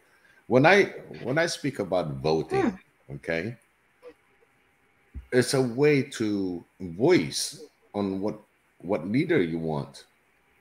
But again, there are places not only in just Africa, but in the United States, when they make the voting available to everybody through mailing system, through all that, there's always a hiccup that people cannot get there because of their work condition. They're making bread and they cannot get an attendant. And some people really don't care. You understand? They don't care who's going to come, who's going to be there. They're out of it. They're just going to live their life and they don't worry about anything, whatever that comes. But what I'm saying is, when I say the word vote, I'm encouraging the process. When you have the opportunity to vote and you have the place to go and vote, all that has to be accounted for to be heard. You cast your vote. If you don't, some people don't vote, but at the same time they don't like like you said, what is on the plate. And sometimes all the plates is food that you don't want to eat. Then it's up to you to be creative enough to have your own way of expressing it and what you want to have on those plates. We're the one that's going to be voting, saying, this is what I want to eat. I want to eat steak every day. I want to eat churro every day. I want to eat this every day. You know what I mean? So if you don't tell the youth to vote, who's going to be there to vote? If we don't encourage them, whether it's good or bad, at least you put your word in there. You just don't sit down and say nothing about it, do nothing about it, and something happens, then you complain about it. Then you're not even going through the process to what is being presented through the process of, I'm talking about going through courts, put your case. Other than that, if you're going to look at the overall, people voted. And that's how you got what? United States had the highest voting between Donald Trump and Biden. 75 million to what, 80 million, something like that. So that shows you a combination of 170 million people voted out of 350 million. Everybody didn't vote, but at least the number has increased. At least people just said, okay, I'm going to vote this time. But again, if we don't tell them to vote, who's going to vote for Africa? That's what I meant. It doesn't mean that we have all the things available out there. This is the time where the youth is going to be involved. My saying vote is get involved. Do what you can do in your community. There's a lot of work to be done. But the part when I say vote, if you cannot vote, you don't have the place to vote, this is where you're going to request the voting stations. That's what I meant when it comes to voting. And even if you vote, it doesn't mean the incumbent that you wanted is not going to be elected. Did you do something wrong? No, you participated in voting. There are other things that gets done. That's why we always have these people that's going to watch over us if our voting system is right. But we're supposed to have our own African observers that can look at it, not somebody that's from the outside. It should be African for Africans. If that is comes based on trust. So my saying vote is participate. You know, you cannot just vote blindly. If you participated, if you made your rational decision, and you can be able to vote, you vote. Voting makes you involved in everything that's going on within your nation. Did I answer that? ይቅርታ ዋንዳ ትላንትና የሆነ እንትን ዴቦራ አንድ ጊዜ ሞንታት እዚህ የጠየቀኝ ጥያቄ ነውና እንደመለስኩለት ጠይቀው ሙንዳቴዚ did I answer your question? Yeah, I was actually now I have a follow up. So this idea, this suggestion that I had, and I found that was very interesting. That should there be a law that recognizes that if a certain amount of voters have not voted, that the election needs to be taken again. That I've had this suggestion that the fact that people are not voting should be recognized as a protest in its own right. That they are not satisfied with the leaders put before them. The same thing in Western countries. People don't want to vote. They're not agreeing with the liberal, the Green Party. They're not happy with the Republican. They're not happy with the Democrat. And guess what? They got to make a change. Then you're going to have to form your own political agendas. You should have the understanding. This is the key. You see, when it comes to voting and not voting because you don't like none of the parties, then start creating your own party. There are a lot of people that's going to be understanding you, and form that. But if you don't vote and do nothing about it, and sometimes certain protest comes violent, that's wrong. Because you didn't do anything about it, just being violent. Okay, I don't think you've understood what I was trying to. My question is that my question was, should there be a law that recognizes that if maybe a certain percentage of the population has not voted, that in itself is a vote of no confidence on the leaders who are put before them? That if such a law existed, well then I'm getting some. Okay, if such a law existed, will it give then an incentive for leaders to campaign on a more connecting narrative, or a more inspiring portfolio, or something like that? If such a law existed, I was curious if we push for such a law, maybe in Africa, that if maybe 50% of eligible voters have not voted, then the election, should it be recognized that since 50% of voters have not voted, the leader is a sign of a vote of its own, that that's a no confidence on the leaders put before the voter. Wouldn't that make it easier and give more incentive to leaders to do more? To tell you honestly, to pass it as a law is going to really on the legislation or on the House of the legislation, when you put such broad into make it effective, and yes, the leaderships that want to be leaders, they need to unite the people and work toward the same goal as he sees it on his vision and what he promised to deliver, right?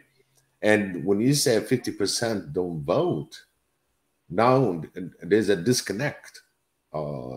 There's a disconnect of some, again, like I said, if you pass it as a law, I think it's going to contradict the one part of the democracy to be able to vote.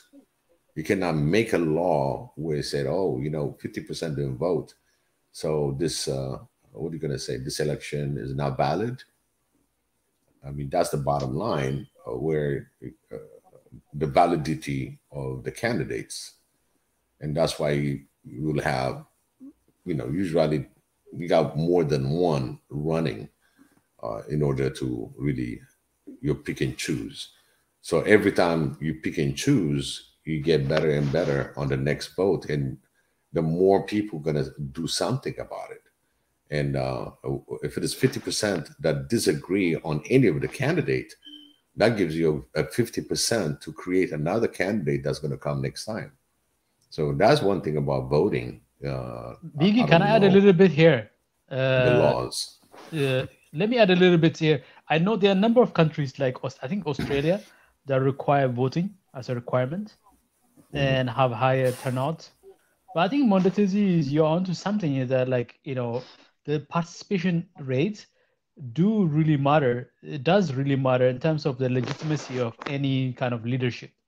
And I think, there has to be some way of accounting for it or promoting it. But I think in the case of Africa, part of the reason why Africans are not participants is I think you said it earlier, or you pointed it earlier, or you hinted at it earlier, which is that they don't see any return for the kind of investment they put into their government. The government doesn't represent a place where they get something in return for participating in its formation. So what return are we talking about? If you look at the data very clearly, go and really, truly try to understand what are the top of the mind of most Africans. Most governments are not organized around those issues. And you realize, and then if you dig deeper, what are they? You realize welfare, well-being, and some kind of security, food security, education, very a place where they can believe that even if their future might be limited, the future of their children is slightly better off than it is for them. Those are at the fundamental levels. Those are the things that concern a lot of people. And then because most African leaderships are not organized around answering those things, they are organized at answering somebody else's demand and request. And so they will sell out their people for mere, meager breadcrumbs that come their way. And those money is used to buy in power. So for the past, in the case of Ethiopia, I guarantee you, the $4 or $5 billion they claim to have given us, I would say 80 to 90% of that money never left the corridors of power. It never left the corridors of power because it can't possibly leave the corridors of power because it's not enough. Let me give you a context here. If you want to really truly help Ethiopia, I remember Meles Zenawi even talked about it.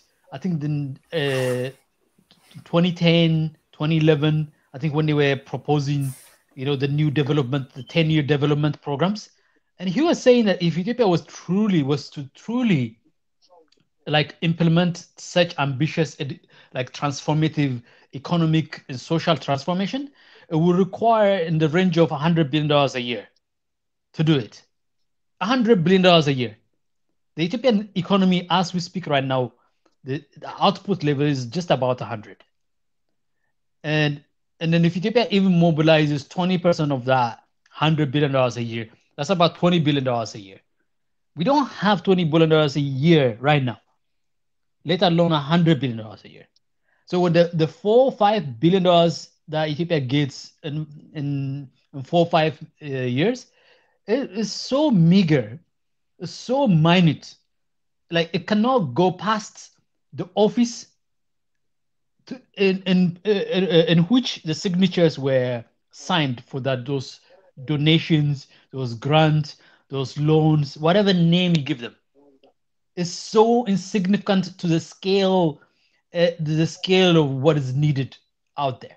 If you're talking about food security, somewhere between 10 and 20 million Ethiopians are food insecure. So in order to address that, you can't just address the 10 and 20 million, you have to address the next level. So if the people are 10, 20 million are food insecure, then who are like on the periphery of food insecure? And you add another 10, 20 million. So somewhere between 10 and 40 million are either food insecure, close to food insecure. So then when you don't have food on the ground, like, and then the reason they are food insecure is not because they are lazy or because they have some problem with it. It's just the structure within which a farmer operates in Ethiopia, which I had the privilege of working with some farmers in Sidama and Gurage zone when I was younger, working closely with farmers. I realized the burden of the structure, the organization in which farmers operate, the systematic structure that is in place for the bottlenecks, the barriers that are all over the place from I think in terms like the farmers that have to deal with dealers in between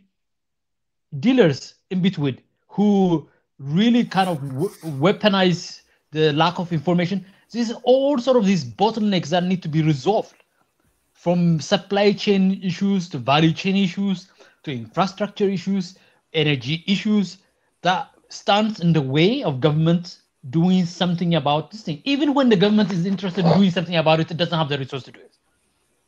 If the Ethiopian government all of a sudden, I'm using Ethiopia as an example because I'm well versed in it, not to discount, but I can guarantee you most African countries, the experience is not that different, that far from us. But I can guarantee you, if today, all of a sudden today, you have a leadership that is democratic, that is intended on serving the public, and it turns around and opens the cabinet where you put the money, you realize you are short of 90 to 120 billion dollars to really actually do something meaningful. And you have to do that meaningful things for the next 10 to 20 years to actually really, like, because it's a pile and pile and pile and pile of poor investment, lack of investment that has been accumulated over the past 100 years. So you have a long way to clean up. So cleaning up alone takes 100 billion years. And then even another 100 billion comes still the same thing. Still the same. So even when you have good intention government, they don't have the resources to do it. Ethiopia has to do the education system that is supposed to transform the country. Education is, think of it as an investment. Transform the country with $500 to $1 billion a year. It should have 100 times more than that. I would say somewhere between 5 to 10 billion years in my estimates. 5 to 10 billion years every year in education to really meaningfully make something, even without changing the education system. So people don't feel like voting really gets them anything, even if they get the kind of government they want that really understand them. Even that government doesn't have the ability to do anything. And if they start to do something about it, it gets into the territory of you're going to be making a lot of humanitarian jobs jobless. Because most of that $5 billion Ethiopia got, I will give you I would, if I go and say, I'm just blanket giving you 70 to 80% of it goes to consultants, advisors, and Ferengis. We call them Ferengis. I know Ethiopians will know what Ferengis is. And I think Africans will need to begin to call, those foreigners Ferengis, because that's what this is. Most of that money goes to them. If it comes to China, most of that money was going to Chinese workers that was being employed. If you go to Europe, Sweden government says, oh, let's fund education in Ethiopia and let's give $100 million and make a big deal out of that $100 million. Most of that $100 million is going to some kind of agency, some kind of educational NGO somewhere in Stockholm, and then they spend a lot of time just debating about this. And once in a while, some people like me will get a call, will get a few bucks thrown at us to give advice, but most of the money, like that guy who was employed, a Swedish guy who was employed, the Swedish company that is trying to implement the $100 million donation to Ethiopian education has to follow the Swedish laws on labor. So they have to give pension, they have to give all of that. So Ethiopia's donation is paying for the pension of a Swedish guy somewhere sitting in Stockholm, living that comfortable life. But ultimately, by the time that 100 million gets to the Minister of Education, probably has come down to 10 to 20 million. By the time it reaches anywhere close to an education facility, it's a few $100. And then they call it abel or paradigms. Now is the only thing that's remaining at the end of the tail of that donation is a paradigm. And then that is a recipe for disaster, even when you have good intention. And the reason a lot of these Europeans are pissed off, a lot of UN is pissed off, is their job is on the line right now. The projection and the direction Ethiopia has taken is saying that kind of job is not of value to our country anymore. And then a lot of UN stuff, a lot of UN employees, a lot of these NGOs, they depend on the poor and the sustainability of poverty. And that's essentially when you break it down. So voting, election, participation, there's a limit to it. Even if you institute regulations, it really doesn't matter in the context of South Africa. And if 70% of people participated and they voted for the government they want, the government they want doesn't have the resources to do what exactly they want. And if it tries to find a way to resolving that crisis, it's going to find itself at war. At war with the globalists and the so-called humanitarian institutions of the world, whose job depend on that, on those hundreds of millions of billions of dollars that comes to your country. And that's the problem. That's the kind that's the pure example is Eritrea. Exactly. Eritrea is a perfect example of that. Eritrea says no to that. It's a pariah state. They treat Eritrea as if it's a pariah state. And Eritrea is paying a huge price for it, but the return for that price is security, and stability, and self-reliance. But self-reliance Eritrea knows is not sufficient, and that's why the Eritrea want to resolve this thing by having countries like Ethiopia and many African countries join Eritrea. Then Eritrea can open up so that it can resolve the cost of being self-reliant. Yeah, and Abiy is saying no now to a lot of NGO. More than the benefit, they hurt the country. And then when you shut it down, 100 billion or whatever try to come in, it's not going to be paying somebody else's, salary, getting fat. You only get 20% out of the 20%. And there's another thing that get calculated.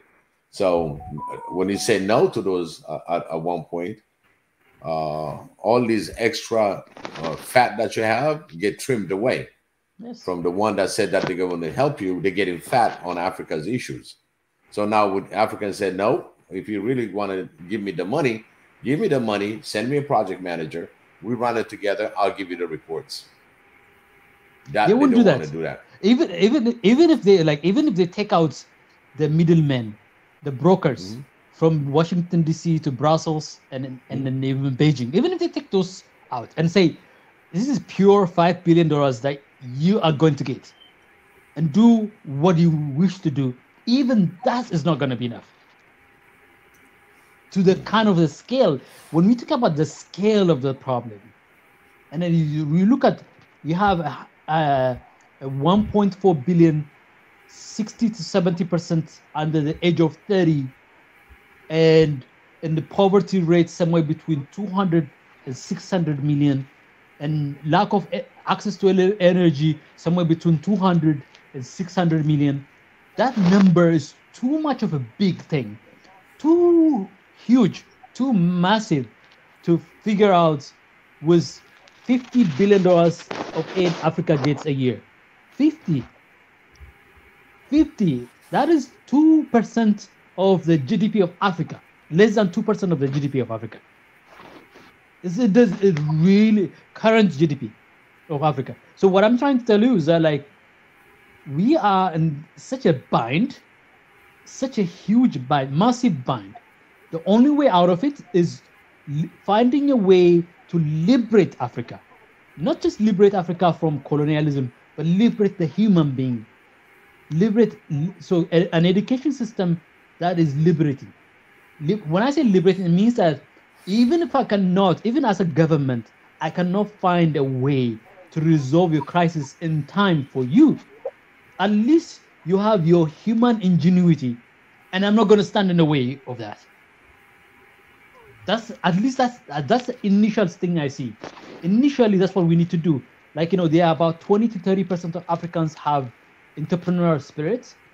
Find a way to make the space as free for them as possible, so that they can figure out a way of resolving some of the fundamental issues right now, which is creating an economic system that is suitable for Africa, or an entrepreneurial path that is suitable for Africa, that resolves some of fundamental economic issues on the ground in the given context that we are in. And then that will be a lead up to it. That's a cue to the next phase of development. Then we will be able to mobilize, which is a mobilization, because entrepreneurs, what they do is mobilize resources that you haven't thought that you have. Entrepreneurship, that's what it is. Entrepreneurship is about mobilization of resources. When I say resources, I don't mean just money. Mobilization of idea is also a resource. Mobilization of innovation is a resource. So entrepreneurs are the ones, those with entrepreneurial spirit. What happens in Africa right now? They are usually crushed. They are pushed aside, and you see them travel outside of the country. They leave their country and then find that they can actually, be entrepreneurs. Not even if they are not entrepreneurs, at least they can have some degree of reward for a little they do, the engineer, the effort they put. Anyways, this thing I can go on, so I will stop it here. Yeah, I'll just want to also give some of the guys some chance as well to come to the platform. I would love to give Abdul. Seems like Mafayo. Abdul got Mafayo a chance to come something. and. Thank you. Can you hear us, Mafayo? Mafayo. Yes, I can hear you. Yes, the floor is yours. What can we do for Africa? It seems like we've been. Oh, so sorry. Because it's late, and had the wife beside me. She was talking to me, so I completely lost the plot that I was online. So sorry. Okay. My understanding. Good evening, everyone. My understanding of the topic we have today is what can we do for Africa. So probably that stems from area discussion, which is a couple of days ago, about is democracy working for Africa. Am I understanding events correctly? Yeah, the question that when the Tez was doing a follow up, because those are questions that he had asked during that conversation. I think you were also there on that stream where he asked more the electoral systems effect in Africa. So I know that he had this thing that he still needed to ask Biggie, and I think he was not satisfied with that. But Yeah. Okay. That's about what I understand. Okay. What can we do for Africa in terms of the voting pattern and the voting capacity of an African? It's tragic to note that less than $2 can buy you a vote in Africa. My proposal or my main topic on this, or what I can say, is the biggest thing I think we can do is, can we get to a point whereby a voter understands what is at stake when they vote? Because I wonder if it's more than 5% of our people that understand what they vote for in Africa. So if we can change that, I think things might work well. Because I think if we are here, all of us here, we probably understand one or two things why we have to vote. And if we understand, then we've got to make a choice, not because someone is cursing at another candidate, because that's probably what works. So it's a $2 bribe, not a bribe as such. They call it, what do you call it? You give people money in what you call rallies. So you make rallies and then you give people money and small packages, jerseys, and all that kind of stuff that will not help the future generation. Because when you vote, you are voting for the future generation. You're not voting for yourself. If I vote today, I'm not voting for myself. I'm voting for my boy, right? If we can get people to understand that and probably come to a stop, I think we could be changing Africa for the better. And then to my next step, which is the biggest one.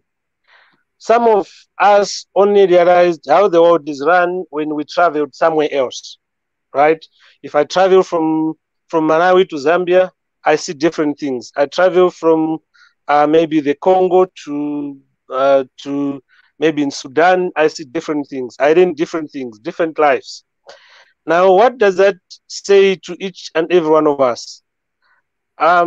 If you travel as well as you get an education, not an education that is theory, because theory is killing Africa. We need to get away from theory. We need to get to practical. Educating an African child, pick up one child in Africa, educate that little child. You've changed the course of that little child's life forever, and probably his whole family, as well as the next generation. I think for today, that is the biggest contribution I can make. Thank you. Yeah, one thing that I want him to answer also, the same question that Mundatezi put in, is to have a law in place, some sort of law in place. If you have 50% that did not vote, to question the validity. Am I right, Mundatezi? Yeah. Yeah. I was asking. Yeah, if 50. Yeah, I think I heard that question, and it gave me a bit of time to think when I was listening to everyone talking. Now, that question should be completely out of the subject, because the reason why people protest is probably by not understanding why they're supposed to vote. Because in every voting pattern, there has to be primaries before you get to the main presidents. Can you hear me? Yeah, we can hear you. Yeah, the reason why the likes of our old friend Donald made it to the presidential nomination is because people were angry about something, and he was talking to the emotion of the people. If you are well educated or well versed, not education about us going to school or to the university, that is not education. That is probably a way of acquiring knowledge. But the education of knowing what is right, what is wrong, why you're doing certain things, and why you have to do certain things in a certain way, right? The reason why people like that still make it today to the ballot paper is because not so many of us are voting with our heads. We vote with our emotions, with our hungry tummies, and all sorts of other reasons that are not even proper for someone to go and vote, right? So the reason why maybe many people are not voting is because they feel like things are not happening, but that's not the case. Choose the people that you feel are ready to die for you. The reason why our freedom fighters won is because they were ready to die. I think I remember it was probably Miles Monroe that said, if you want to fight for the betterment of any country or anything that you're willing to fight for, you have to say to yourself, I'm willing to die for this. If I ask the panel here, do we have people that are ready to die for us? Or are we ready to die for the cause that we're fighting for? If you can identify such human beings and put them in front of all the other nonsense that we get these days, we call those people populists. They're not populists. Those people are too smart because they apply to or they work on your emotions. They know how emotional people have become with voting, and if someone is hungry or something else that is going in their lives that they want to see if it can change. Normally it's tribal. Stuff like that needs to end. And that's the other thing we need to do for Africa. Stop being tribal. I have to look at you and say you're my brother. I have to look at you and say you're my sister. And that should be all. Not is he from Tanzania? Is he Swahili? Or is he from Ethiopia? Or is he from where? No, you're my brother. You're black like me. We are all Africans. We've all probably suffered the same way that everyone has suffered. Every African should tell a story of how they've suffered.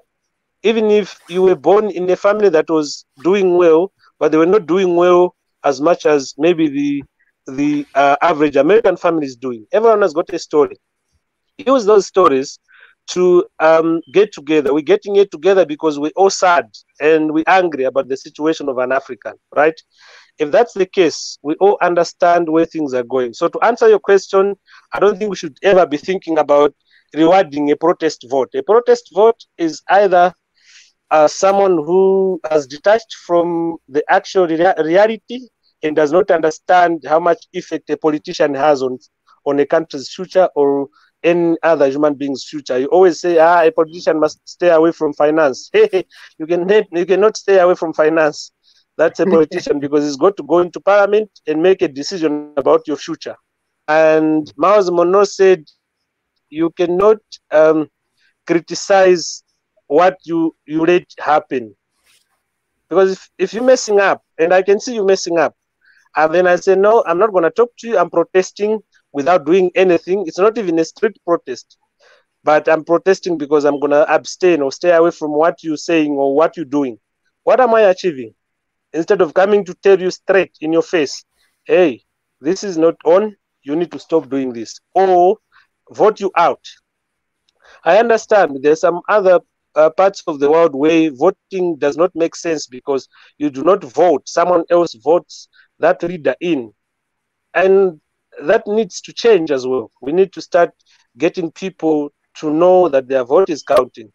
So in my presentation or in my thinking capacity, when I look at that kind of question, it fills me with anger, and I really do not like it because that means you're letting people that are not necessary to govern you or to make laws about you.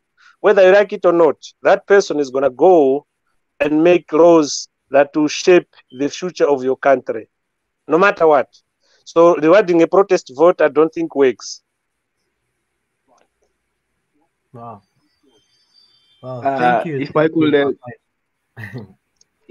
add something that might be an interesting perspective to the whole panel. When if you've done maybe anything like economics, there is usually the perspective of the consumer behavior, and it is always assumed that the consumer is rational.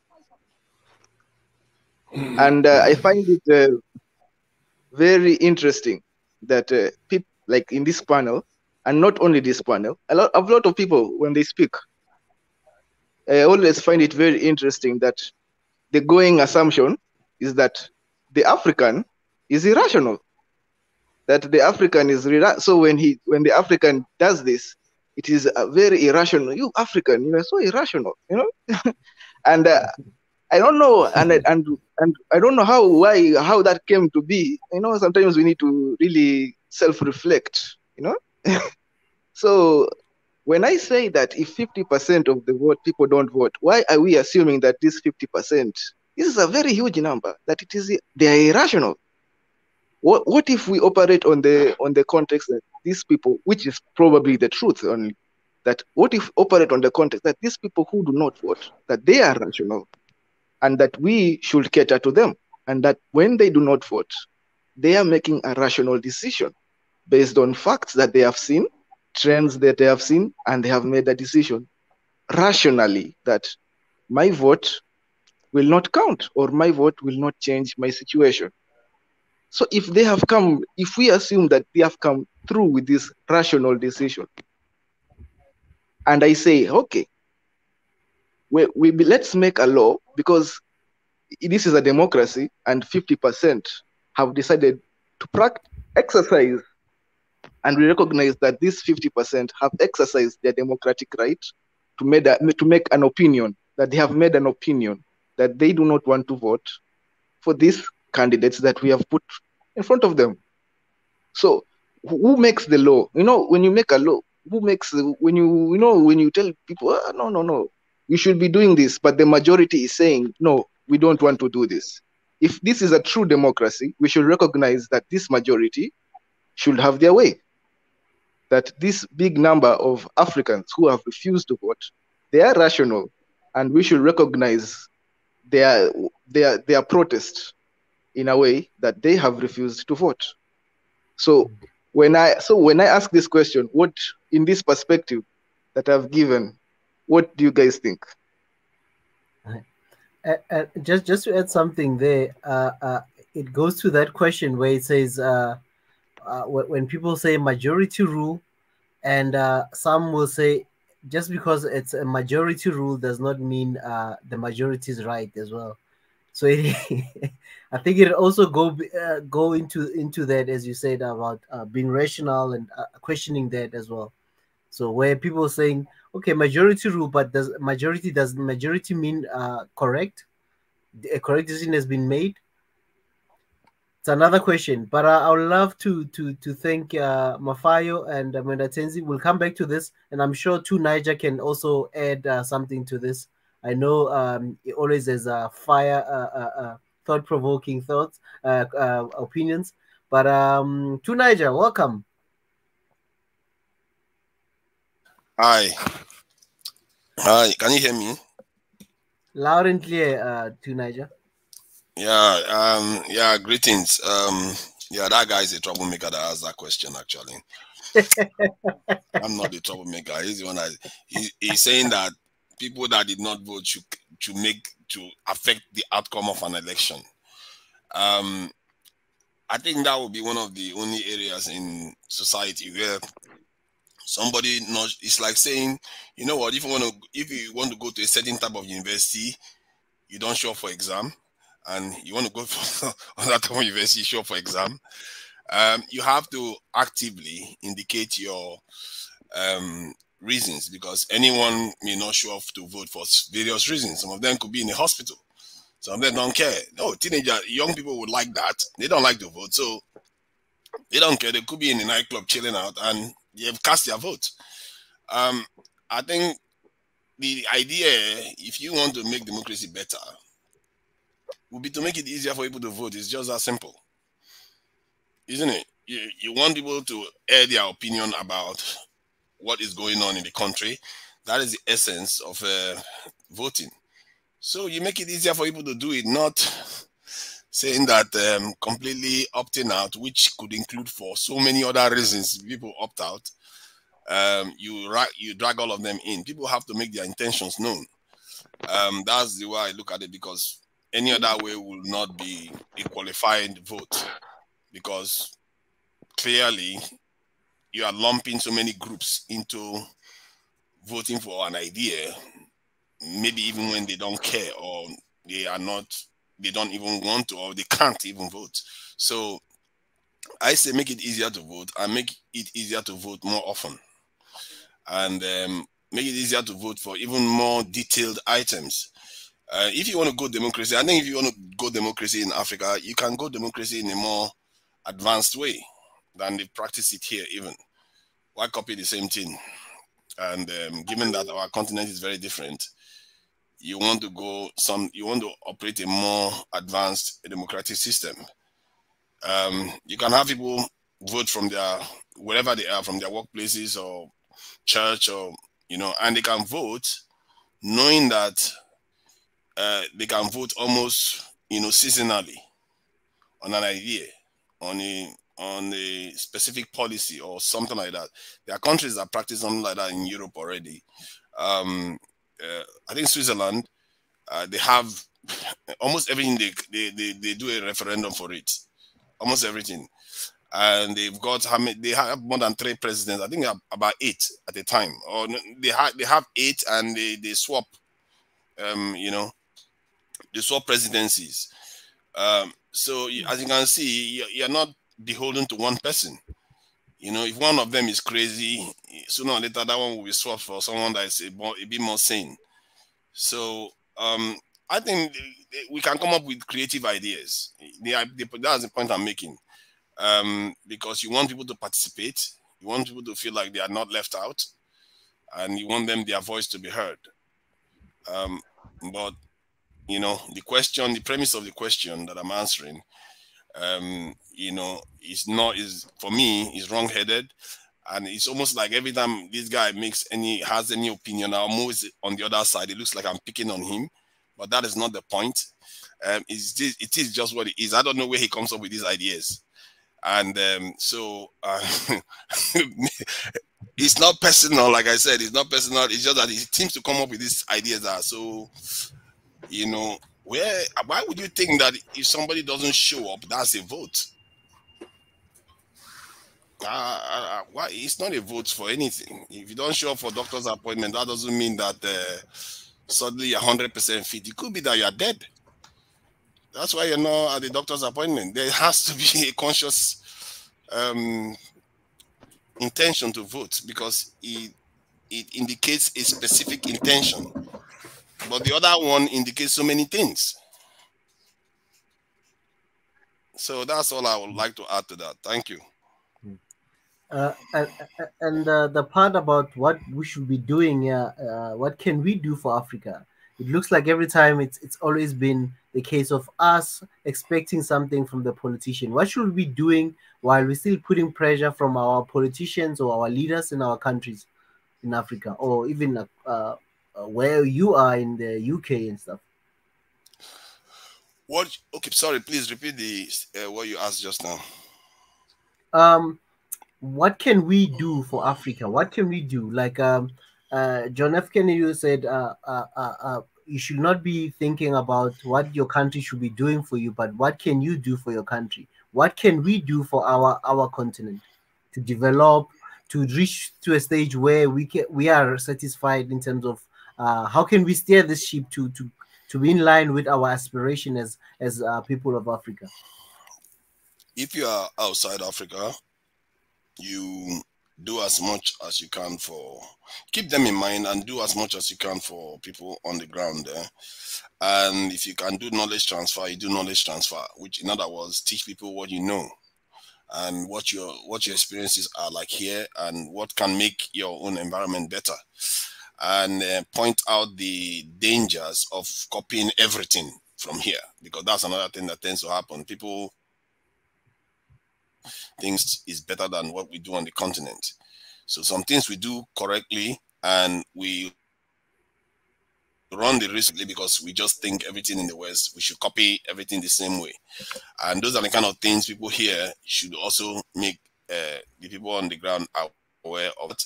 And you build and you contribute as much as you can, to in whatever area you are gifted at doing. If you are into healthcare, you try to make the healthcare system on the continent better. You encourage the people that you can influence in leadership positions to do the right thing, and you encourage others to come and invest too. Not only yourself, you encourage people to come into the continent to do invest on the continent. And one of the ways you can do that is not necessarily shake hands with rich people, and sometimes, especially for Nigerians, just stop bad-mouthing the continent. Nigerians spend so long talking down about their countries and all the rest, they forget that people not to go to their continent. I've had cases where some people want to visit Nigeria. Nigerians will be telling them, don't go. What, and you want your people to do well. What is that? So sometimes the easiest way to contribute is to project positive image of your country, because everywhere has problems. Believe me, everywhere does. And but most parts of the world, they've sanitized their image. But Africans, we are still yet to do some of those. You can see that African news channels, they are very, very good at showing dead bodies all over the place. Do you see that in the Western countries? It's almost like they don't die. Isn't it? Isn't it? So all these little things matter, because it's image way. And those are little things. If we start doing it, you see that our image and the way people perceive the continent will change, and people will want to come there. Why would people not want to come like every other place? But Africa is one of the only continents you see when I can't even remember Chinese people seeing the Chinese dead Chinese in the modern times. Africa is one of the only continents you see dead people everywhere. When people die, you just see them on the ground everywhere, lying everywhere. You rarely see that in other countries. So those type of things, we have to be aware of them. And, you know, like me, I know about that now. But, you know, somebody that is a journalist in Nigeria may not pick up on that, because all they are used to is what they are used to on the ground. And somebody from outside will say, you know what, maybe you can do that better. It doesn't take away from the story to say that somebody died here, instead of showing a naked person on the ground dead. So those is a kind of mindset that you want to transfer the best from here to the continent, and advise them not to take on the worst. You know, give your best like you would do, like you do for your family, really. And to Niger, I want to ask you a question. I know it's just a side question. The Prime Minister there in the UK. Can you hear us? I've seen a speech that's been circulating about the sea sickness. About some, I think they'll be deregulating some of the stuff, wearing of masks and things like that. In the UK, well, what's happening there? Can you just give us a brief update on the Prime Minister there in the UK?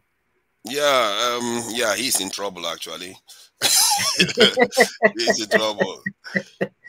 He was. You see, you don't know how people behave. People can be very corrupted too. They are always silly. He's telling people not to be wearing masks, not to go and even see their dead people. You know, when somebody dies because of COVID-19, your family member will die. You are not allowed to see them. And all kinds of stuff was happening while they were busy partying in 10 Downing Street.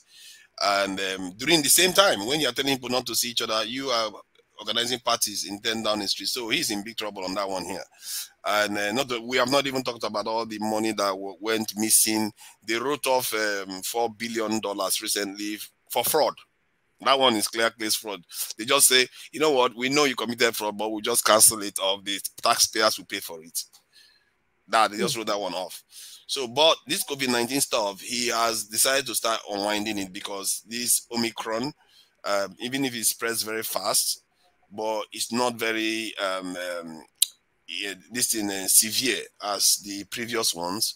So, and the UK has a lot of people that are vaccinated, so the impact is not as strong, and they feel that the worst has already happened. It can't get any worse now. So sometime in March, they want to completely lift all the restrictions, which there wasn't that much, to be fair. They want to lift all the restrictions that they have in place. at the moment, and he's even looking to see whether if the MPs will allow him to remove the restriction before March. So, in other words, they are basically saying it's over. Like the way you say it's over. After blocking our countries from coming to their countries, it is quite strange. And it was something that just happened recently. November, December, we had a lot of cancellation, especially in South Africa, in terms of the hospitality industry. Lost a lot of billions because of obviously the restriction they had placed on Southern African countries. But now they want to open in Jan. This is only like we talked about like 4 weeks ago, and they're already doing this. But what a coincidence! And yeah, it's a bit nasty, really. There was something I heard today that I found very interesting.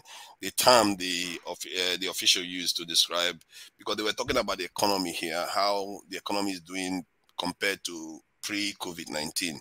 And they said, by and large, the economy has bounced back and all the rest. And in my mind, I was thinking, yeah, why won't you bounce back when you've just spent 300 billion pounds in 1 year sorting out COVID-19? Why won't you bounce back? Then the official was saying that, okay, yeah, the economy has bounced back. That then he went on to say, not like many developing countries where the damage is more permanent. That is that or more. I've forgotten the. It's almost like more this thing, yeah, it's more permanent compared to, you know, coming like when what he meant by that is even when they come out from COVID-19, the damage is still there.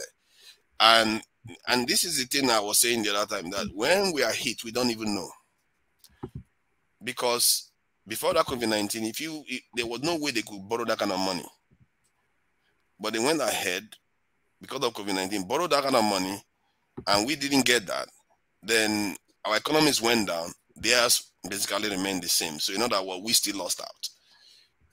You know, when all is said and done, we still lost out. So it's a very nasty thing. That's what he was indicating by that, saying they bounced back, but others didn't. Haven't bounced back. And today it affected Nigeria, it probably affected Kenya, it's affecting many other parts of Africa.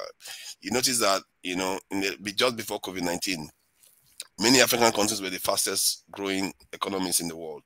Yes, and but that number now would have started shifting again in the opposite direction. Wow. Who is that? Somebody's having a conversation. I think it is let me see. I left it see here. But Deborah can go next. Then after Deborah, I'll just show you the video that I was asking to Niger about, where he was giving a speech in the parliament. Maybe I can just quickly play it. Let me do this.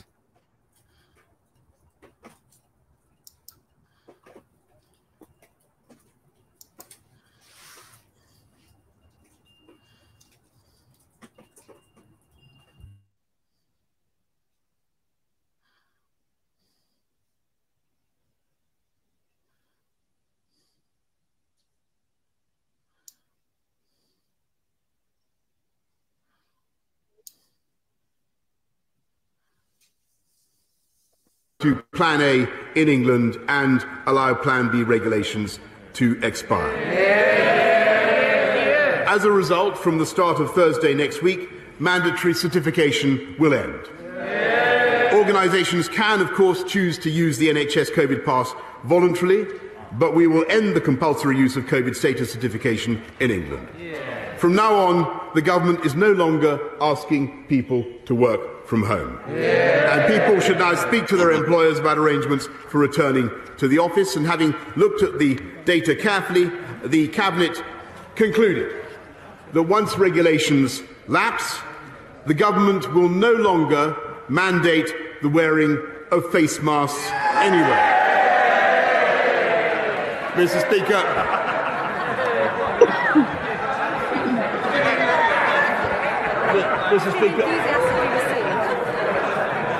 Mr. Speaker, from tomorrow we will no longer require face masks in classrooms, and the Department for Education will shortly remove national guidance on their use in communal areas. In the country at large, we will continue to suggest the use of face coverings in enclosed or crowded spaces, particularly when you come into contact with people you don't normally meet, but we will trust the judgment of the British people and no longer criminalise anyone who chooses not to wear one. The government will also ease restrictions further on visits to care homes, and my right honourable friend, the Secretary of State for Health and Social Care, will set out plans in the coming days. Mr. Speaker, as we return to Plan A, the House will know that some measures still remain, including those on self-isolation. That's the clip I was referring to earlier. But yeah, this remains to be seen how it goes and how many countries are adopting such a policy, such a drastic one, or is he trying to cover himself?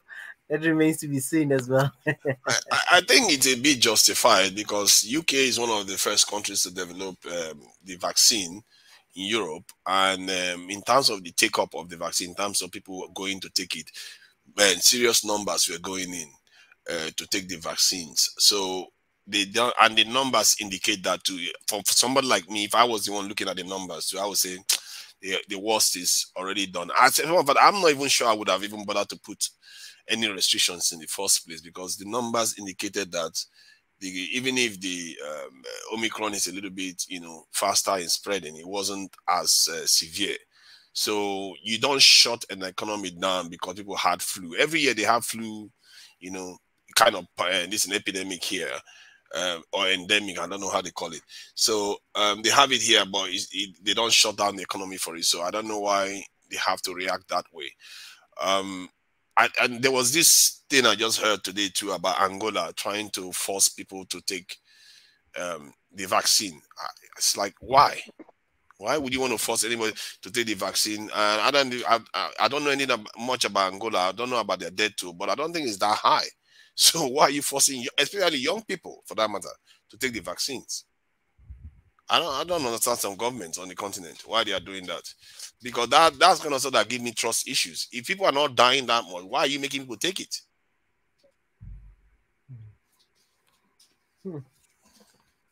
Wow. And what's the percentage of people are already vexed that side?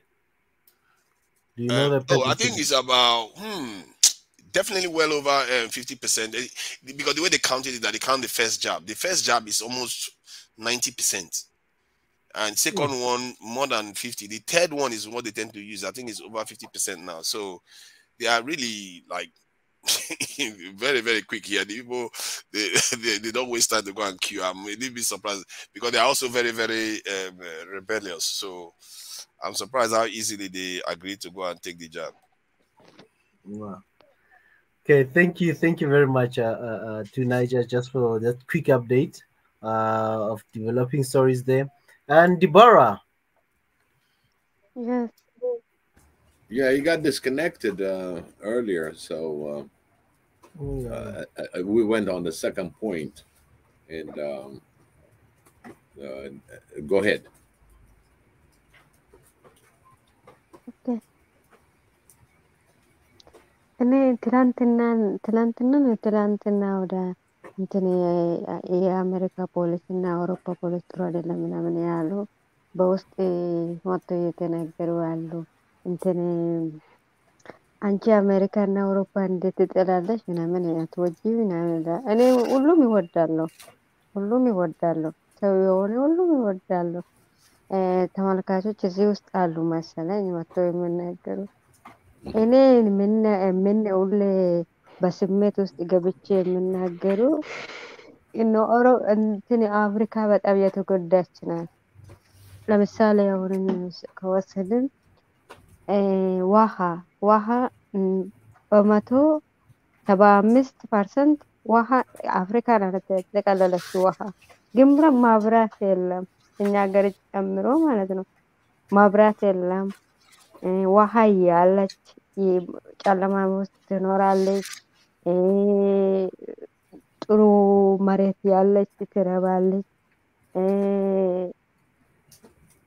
እንትን ምንድነው ትራንስፖርት ለምሳሌ እኛ አፍሪካ በጣም በውጭ እያመጣች ናት እንጂ መላክ ብዙም የለም።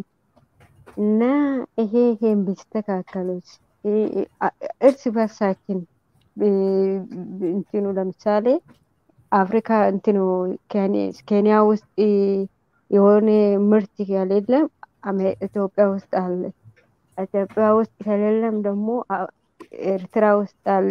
እንደዚህ አንድ ሆነን ቢሰሩት ለምሳሌ በቃ እኔ እንደሳቤ ገባኝ። አንድ ጊዜ ትራንስሌት ላድርገው ይሄኛው።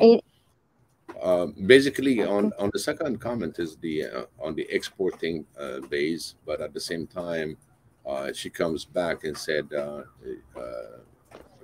she had some kind of negative comment or something like that, you know, of her being kind of prejudiced or something that she doesn't like. She said, I love the world. I love every human beings. Don't take me wrong.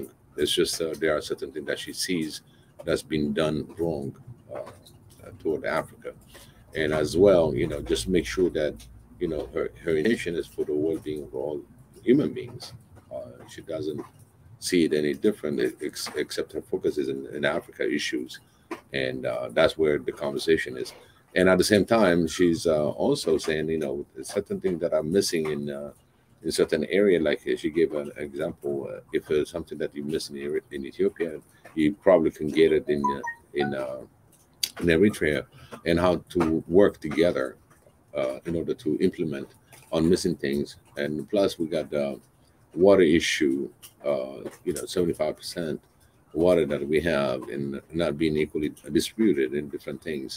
So that's one of the things that she mentioned, our unity. But basically, she apologized if anybody sees her that she is really not liking this part, that part of world. You know, it's just bringing her attitude toward Africa. You know, and how Africa can progress in that aspect of it. Go ahead, Deborah. እና ደግሞ እንትን ለምሳሌ አፍሪካ ሁሌ ፋይት እያደረገች ናት።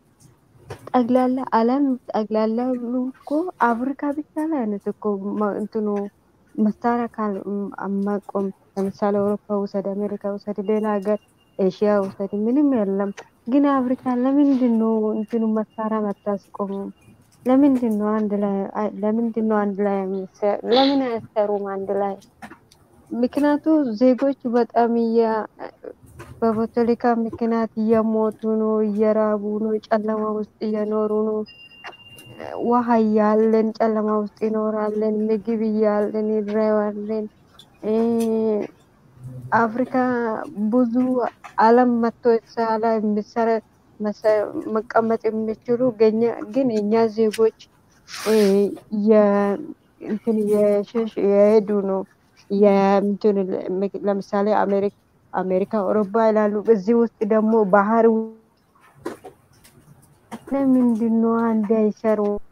ዜጎቻችን በጣም እያለቁ ነው። እኔ ለምሳሌ ኢትዮጵያ ነኝ። ኢትዮጵያ ካደገች ምንም አይደለኝም። እኔ አይመለከትኝም አልልም። ምክንያቱ አፍሪካ ነኝ እኔ።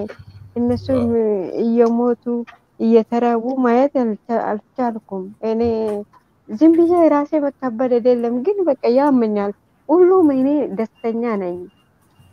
ነጩም ቢሆን ጥቁሩም ቢሆን መጥቶ እኛ ጋር ኢትዮጵያ ውስጥ ቢቀመጡ ደስተኛ ነኝ። በጣም እኔ ሰው ይወዳለሁ፣ ማንም ይወዳለሁ። ግን እኛ በጣም የተጎዳች ናት። ለምሳሌ ሱዳን ስንት ሰዎች የሞቱ ነው አሁን። ሶማሌ ስንት ሰዎች የሞቱ ነው። እና እግሩቱ በጣም የተጎዳች ናት። ይሄ እንዴት ነው የሚቀየር ይችላል? መቼ ነው ደግሞ አፍሪካ እንትኑ መሳሪያ የምትቆመው? መቼ ነው ፋይት የምታስቆመው? Okay. One of the main things that she's talking about, actually, she repeated back again, is you know, you go to U.S., you go to Europe, and everything else. You don't see them have a war among them inside the countries, but except, you know, they're selling back their military armament to Africa, where we're gonna get destroyed. But at the same time, we are hungry, we're thirsty. You know, we don't have the water. The water is the food. Even though we have all that at our at our is within our hand, but yet we're being forced to accept all this military armament for different reasons, and that should have stopped because we should concentrate on more on feeding ourselves and getting ourselves together and in unity. But at the same time, also she comes back. You know, why is it not like what's happening in Sudan? We should revolt about it because basically, so many Sudanese are getting killed on the movement, and these are the things that we need to see and be effective with it. Look at ትንሽ ዛሬ በተቻለኝ የምትናገሪ ማስተርጎም ፈልጋለሁ basically I'm telling you that I'm trying to best of my ability to translate on what she's saying. ኦኬ ለምሳሌ እኔ ሁሌ ቪዲዮ ያለው ብዙ ነገር ቪዲዮ ያለው ለምሳሌ ማላዊ ውስጥ አይቼ ነበረ ዛምቢያ እንትን ዚምባብዌ ያየው ነው ኬንያ ሁሉም ነገር ያለው ቪዲዮ እኔ ግን ለምሳሌ ማላዊ ውስጥ ያለ ያ ግሪን ያ ሁሉ ዓለም አይመግብም ግን እኛ እኮ ምንም አልጠቀምን ሁሉ ያለ ያ እንትኑ ማብራት የለም እኔ ብዙ እዛ እጄ አላውቅም ግን ቪዲዮ እያዩ ለምሳሌ እንትኑ ቱሪስቶች የሚመጡ አኒማል ያ እንትኑ እንስሶች ያሉ በቱሪስት ብቻ እኮ አፍሪካ ተጠቀማለች ነበረ ግን ያለም ሰላም የለም ማለት ነው ውስጥ ነው ያለው ሰላም የለም ሰላም የለም ሰዎቹ እየተሰደዱ ነው እና በተለይ one thing that she's emphasizing also is the fact there's one thing that I didn't say on her earlier conversation was about she will accept any foreigners to come and live within the countries. There's no problem because we welcome them, as long as you got a good intention for it. But at the same time, she comes back again about the not having electricity, not having some sort of energy for us. She said, looking at Mali, she's watching a lot of videos on different countries, and she sees the safaris going on. All that, she said, Africa just having just a peace. We can live off the tourism because we got a lot of things to show.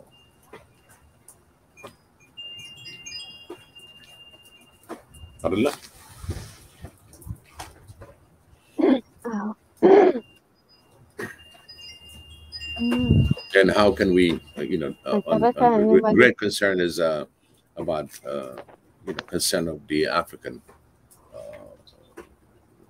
African population, brothers and sisters. How can we keep giving them the joy? Her question is, she's crying that we got a lot of people, we got a lot of losses. As an example, she gave Sudan. What do we have? That peace. Go ahead, Deborah. እና እኔ እነሱ ጣለች አይደለም ግን እኛ ለድራማ የሚሰሩ በጣም ችግር በጣም ነው እንጂ እኔ አሜሪካ አውሮፓ ምናምን ጥልቼ አይደለም እኔ ማንም ጥልቼ ላይ እወዳለሁ Yeah, she loves Europe, America, name it. I don't have a hate for anybody. I love everybody. Kati. እና የመጨረሻ መለኪያ አለኝ ወጣት በቃ ስደት ይበቃል አገራችን ውስጥ እንስራ እንነቃ ለምሳሌ እኛ ሀገር በጣም 7 ሚሊዮን ወጣት ያለኝ እንትኑ በውጭ ምግብ እያመጣ ነው በአመት 1 ሚሊዮን ዶላር አውጥተን ስንዴ እያመጣን ነው ስለዚህ አፍሪካ ብዙ ነገር አላት እንንቃ ምንም አይሰራም። በቃ የዘር ፖለቲካ ወንድሙ መገደል ይብቃ። በቃ አንድ ላይ ተባብረን እንስራ። በድንበር መጣላላት ለምሳሌ እኔ አሁን ኢጅፕት እና ኢትዮጵያ የተጣሉ ሆነ እኔ ደስተኛ ነኝ። ቢጣረቁ ሁለቱም አንድ ላይ ቢሰሩ ደስ ይለኛል። ምክንያቱም እኔ አልፈልግም አፍሪካ እንደዚህ እየተጎዳች እየሞተች ጨለማ ውስጥ የምትኖረው። በቃ ምን ለምን እንዴ? አሁን እኮ ነው ጀነሬሽን ነው ምንድነው እንደ ድሮ የምኖረው። One of the thing is, she welcomes everybody else, but at the same time, we have to seek for peace among Africans. She said, the fact that there was some issues between Egypt and Ethiopia because of the Nile, as you all know. She said she hates that. She doesn't like that disturbing the peace within Africa. Why don't we just look at it as a whole Africa instead of fighting?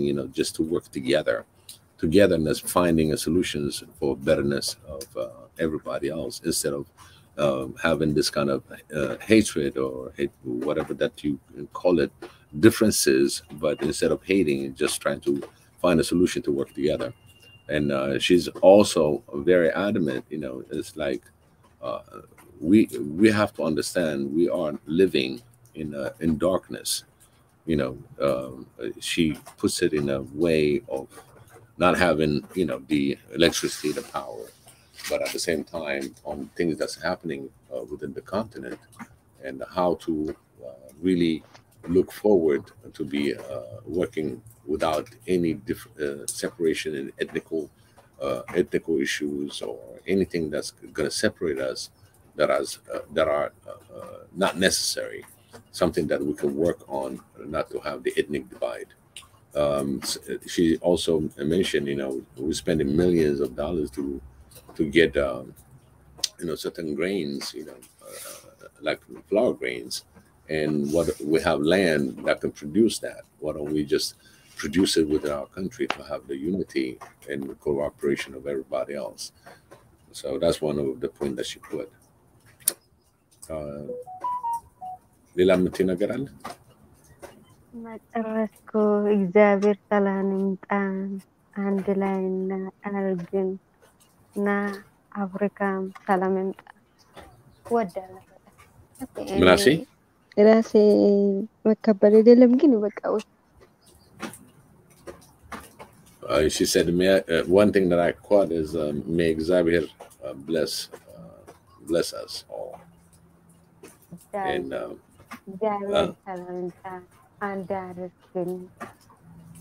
may እግዚአብሔር unify us. May እግዚአብሔር unify us, meaning God unify us to have one unity. That's all she had to say. So in a nutshell, make sure that, I want everybody that's in the panel, in the comment section, those of you who listen to Amarinya, and Deborah, really, she speaks Oromo, okay? That's her first language. But at the same time, she's trying to reach out to all of us in Amharic, most of us that speak Amharic. And please understand that Deborah understands that she has no hatred to any human beings. And her vision right now to work within the African mission, she's really, I spoke to her in great length in the past also. Her desire, her passion is to have the unity, and she prays to Xavier, our Lord, to unify us, to bring peace to us. So please, those of you who do not understand Deborah, she's on the WhatsApp platform also. Once in a while, she responds things, and please support her because she's crying. She's one of the sister that cries for the African suffering. And that's why she's coming in here and put her voice. So please, everybody, support her. That you got everybody is supporting this innocent lamb that we have. person that truly understands the actual ground happening, losing all our African brothers and sisters in wars, ethnic differences, and all that. She just wanted a simple unity as brothers and sisters. So I really would say that about Deborah. I vouch myself, for Deborah's mission in her physical and as well spiritual level, that she fights for Africa and wholeheartedly. She doesn't hate the West. She doesn't hate anybody, but the well-being and protecting her own brothers and sisters in Africa. That's why, I think we always said that we want Deborah to represent us in the UN as a sole person that's going to be telling in front of that podium, telling the African leaders that she's suffering, and we all suffer the same suffering as she suffers, because this is what we are here. This is where we are getting together to voice ourselves and to have a better Africa. Thank you, Deborah. Thank you, Biggie, for your translations. And I wonder where that person is who was teaching us how to translate today. We needed that person to be here to tell us they're giving us a 5 out of 10 or 6 or whatever. And I'm just going to allow Mafayo, Brother Mafayo, in closing, your closing statement. Yeah, I'm still here. Yeah, your closing statement for tonight. My closing statement is Africa has got great potential. We can all change it if we every day or constantly thinking about the future of our kids. We probably are late to change it, our generation, but let's change it for the future kids, the future generation. Everyone overseas, please adopt an African child in terms of education. Educate one person, mustn't be your relative, just one person. You change Africa for the better with that. Thank you so much. Thank you, Brother Mafayo. Nice and sweet. And to Niger. Yeah. What was the question? No, your closing statement for today's topic about Africa. What should we be doing in Africa? Do our best, because I think our inheritance is to do the best that we can for the continent, and it's not an inheritance that says you just go and enjoy yourself and expect things to work out. It's not. And we have a great opportunity, and at the same time a great responsibility to do those things. And unfortunately, it comes with a lot of challenges, and those challenges will mean if you succeed in doing it, then they will remember this generation for what they've done, because people will remember them as the generation that changed things for the better. Just like how the ones that won the war in Europe, reshaped the world for the next, so far, almost 70, 80 years. And that is how this generation of Africans could, and they have it in them to do it. But they have to recognize that it doesn't come easy. It doesn't come cheap. And whenever we try to run away from difficult things, I will say to them is that do the calculations. You're already suffering. You're already suffering, and you might as well do the difficult thing now to avoid the suffering for the next generation that are coming. So I think I will leave it at that. Nice and sweet to Niger. Mwenda Tezi? Yeah. I'd like to say, first of all, I'd like to greet my brother to Niger. I know he always agrees with me, but disagrees with. I agree with you from the other side. Yeah, from the other side. But Yes. I always appreciate your bluntness, and you speak your mind, which is very good. Yeah, good. And I am like sometimes maybe I'm like a dog with a bone because I might let me just say my point.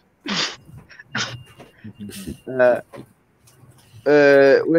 what can we do for Africa? Then I think what we can do for Africa is listen to them, listen to Africans, and that is something I realize is really lacking. Even our leaders, from our leaders to they don't and to most people, you don't listen to Africans, and I really like this panel. I really love that our wise sister here, Deborah, she usually comes here, and she does not speak English maybe that well, but she speaks in her native language, and we listen.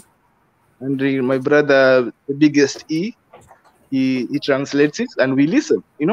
That is the language she has chosen to speak, and we listen to her and we respect it.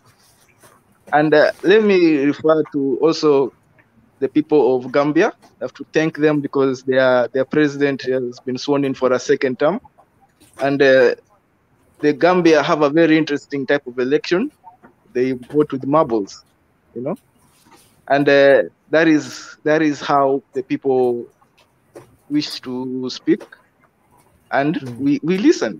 That they have listened to them. That the older generation, they really enjoyed this. This is how they wish to express themselves. They do not vote with paper. Nobody has forced them to vote with papers. This is how they want to express it. This is how they understand their expression, and and when you listen to them, you see how things have gone smooth. I also like to. I know my point is a bit large, but let me finish it. Look, to talk to people of Mali. The people of Mali, they went on a protest in support of their leader of the new military government, and they were in the thousands, and right here in One Africa, we acknowledge that this was a message they were sending, right? That they came into their thousands, filled all the stadiums, filled all, and I wonder if they had not gone out in protest, maybe if they were called a protest, the military called a protest, and nobody came, that would also be, a message they have sent. The people have also sent a message, and they don't come to that protest, that is also a message they have sent, and that is how they have chosen to send that message, and you will also hear me in One Africa saying, oh, maybe the people are not, and we have to listen, This is the same. Now, all those examples I've spoken goes back to my point that if you can recognize people not coming to a protest and recognize it as a message that people have told you something, why not recognize the people not coming to a vote? That they have told you something indeed, and we should listen. That you cannot have a legitimate leader. And my brother Tunisia has left. Maybe I was curious what he was going to think about this, but you cannot have a secure leader who has won with election turnout with 20% of the 20% turnout. That is not going to be a secure leader. That's not going to be a legitimate leader. You can't compare him to a leader who has come with an 80% turnout or 90. Although 90% we also suspect, but also but you cannot compare that type of strength, that type of legitimacy. You can't tell him to go and fight international interference. He's going he's going to be scared because he knows that he did not get a lot of votes, or there was a small percentage. So that's why I would like to continue to push this interesting narrative that we should recognize that the people who do not come out to vote, they have sending a message on their own, the same way we recognize people who do not show up. This is how the Africans have decided that this is our language. Our language is not voting, and we should not tell the Africans, our fellow brothers, that no, we don't want you to speak in this language. We want you to go and say vote, and this is the language we want you to speak. But they have told you that this is the language we are speaking. So we should actually listen. And this is how the best laws are made. by listening that, oh, okay, people don't want to come to vote. Maybe we should recognize this. And now the incentive would be to the politician to inspire people to come to vote, to actually have inspiring policies, to actually do their most to now connect with people. You see, that will also lead to a better political system. That now politicians, it will be also, as my brother Biggest E, he always say accountability. That will lead to accountability. That's a form of accountability to the politician. That okay, if I come out with this brazen behavior, like people will not come out and vote, and now that will be even more problems to the election. It will not be a legitimate election. So there is incentive for the politician to behave in a certain way, to speak in a certain, to push policies in a certain way. So I feel like, yeah, that we should recognize the people who do not vote, because that is how our African brothers, they do not speak like the West. They do not speak like the East. They speak like Africans. And they have spoken that this is how we're going, that we will not show up to vote. This is the language we are sending. This is the message we are sending. And I feel like if we as Africans, and we are One Africa, we should listen, and we will also be in the forefront of democracy, because I feel like sometimes also, if this idea is adopted by maybe a white country, they'll be told, oh, democracy has been revolutionized. But let us also be innovative in our way. Let us be also, a brother of ours spoke about innovation. Africa is, although Africa is ranked one of the most innovative continents, but we should also be innovative in our democracy and always try out new ideas so that people get to be heard. Even if, and try to get out, how do you, the way you remove a snake from the hole, I don't know how it's called, that action. The voice of the people, we should try to interpret it in the best way we can. Thank you. Thank you very much, Mandatenzi. I see Tunaja came back. I don't know if you wanted to respond or something. Yeah, I wanted to say something that I forgot to mention. That one of the officials he's a governor in Nigeria that I believe is likely to be running for president, but I'm not so sure. But it looks like, and I think he might actually be a good candidate. He said something very interesting today when he was talking about some of the things that was happening in Nigeria with Boko Haram. He used the term that people are they are trying to destabilize the country from the north, and that if not because of some of the actions of the Nigerian government, that they were looking to literally break the country up, and and this is a guy that is literally chick and Joe by in the same party as the president right now, and talks to the president all the time, and he's basically a fan of the president. So he is using terms like how people want to break up the country, and from the outside, he talked about Boko Haram, what their plans were, and ISWAP, which is another terrorist group from Northern Africa that want to come, and that they believe that their job is to occupy other parts of Africa up to the Atlantic Ocean. So, and but Buhari prevented that from happening.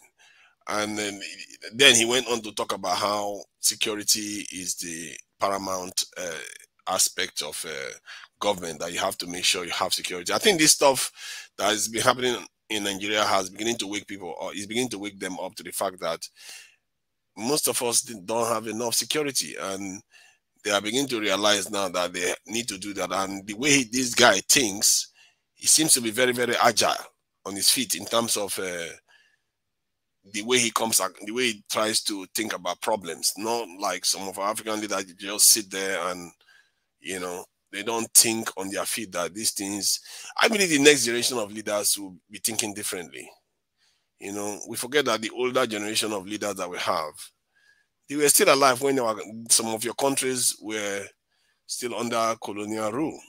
They were young men. So their mentality, no matter how much you try, they can't fully separate themselves from that era. So, but this young generation, they have a totally different way of thinking. They use terms like conspiracy and stuff like that about how people are trying to wreck this thing. Because it's not rocket science. Everybody knows it's true, but the older generation, they don't seem to know how to separate themselves from it. So I just thought I should highlight that you know, some of the young generation that are coming in and want to come and take over countries actually know what is going on, and they are saying it outright. They are not keeping it quiet. But Buhari, does he say anything about it? No, he doesn't. So it tells you how the two generations treat the same events. All right, just thought I should highlight that anyway.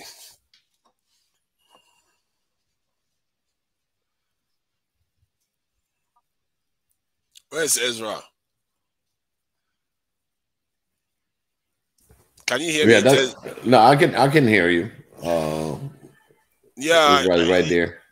Yeah, I thought I should report what he I said. thought I was talking and I'm muted. Yeah, sometimes it happens. So I thought I should just Sorry report about that that, guys. because I wish our leaders start talking like that. And I fear for this guy because he has accomplished a lot for his state. He has built so many different industries in different towns. That's if he goes to one town, he builds one plant for something. If it's for flour manufacturing, some of them for chocolate, for this, for that. He's very, very into different creative ways of thinking. He doesn't even care about oil. He doesn't care about it. All he cares about, you know, how you can enrich your people from with your mind and offer value. I think there was something he said actually that, you see, this is why we need leaders that think out of the box. I think he said something about how people can offer value to the state, that the way we should value people is based on how the positive things they bring to the state, not necessarily care about, you know, they should rate them. Don't worry, I will distill the idea a bit more. But the way he thinks about stuff, he's a guy that tries to come up with a totally different way of looking at statehood. And even if he's, you know, as a Nigerian, he has to be bombastic. So, but even if he's like that, but he still has different ideas of ways of coming up with things that I think African leaders will benefit from if they start thinking like that. And I think if we start seeing leaders that are like that, the young generation, they will start believing, because there's something about them that you know that you can't pin them down. You really can't. And that's the kind of leaders we need. People that can think outside the box. Who's this leader? He's the governor. He's the governor of Cross River in Nigeria. Cross River State. Oh, okay. Yeah, he likes to speak in detail and talk in science. Sometimes he even starts using scientific terms. I was like, "What's wrong with you? Why? Who understands scientific terms?" You know, a typical Nigerian. He wants to show off that he knows all those things. Like nobody know, you know. But still, his ideas are also very, very good, and he has a record to show. That's the beauty of, you know, being a governor. You have a record to show what you can do. And he's the one that said that when you don't have money, you have to rely on your intellectual capital. So you have to use your brain, in other words. And he has different ways of looking at things, you know, and that is what you need. Somebody, because when you're coming up with ideas, sooner or later you hit something that nobody has ever hit, and it's going to be a gold mine. And that's where opportunities lie. And I think that's the way we want to think, because thinking in a rigid way right now is not going to get us anywhere, because we'll be predictable. And we need to create new things, and things that are not, you know, that cannot be seen coming. You can't predict it. It's totally new. And he's one of those people that seem to be coming up with that kind of, I don't even know where he gets them from sometimes. Some of the stuff he comes up with, the language he uses, it's like, where are you getting this stuff from? Do you just read it yourself, or there's a seminar you guys attend or something? I don't know where he comes up with them.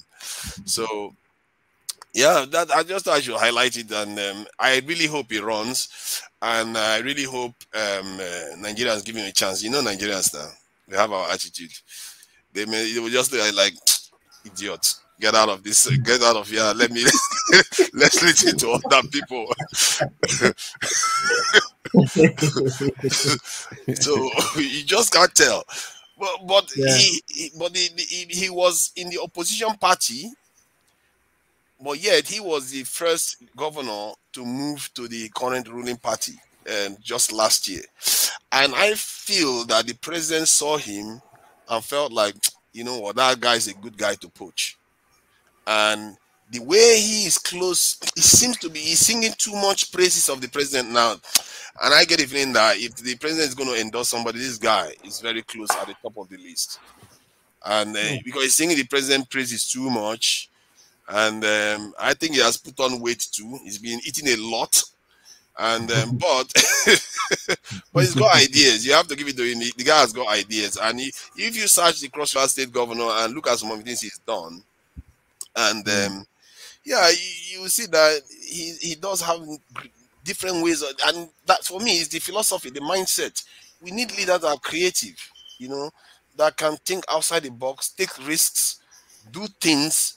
And this guy is not going to No be box. Yeah, No exactly. box. No box. There's no such thing out of the box. That's when they try to put you in the box.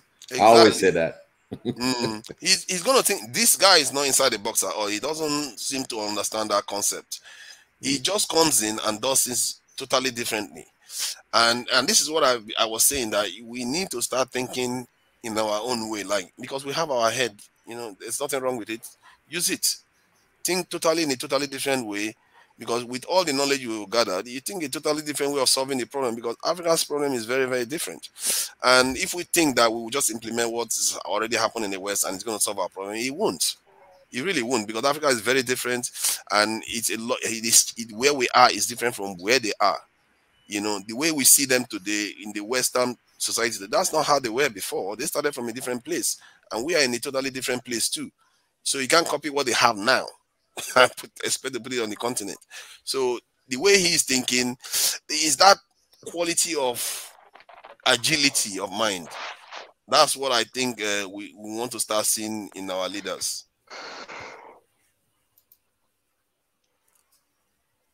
Very nice. Yeah.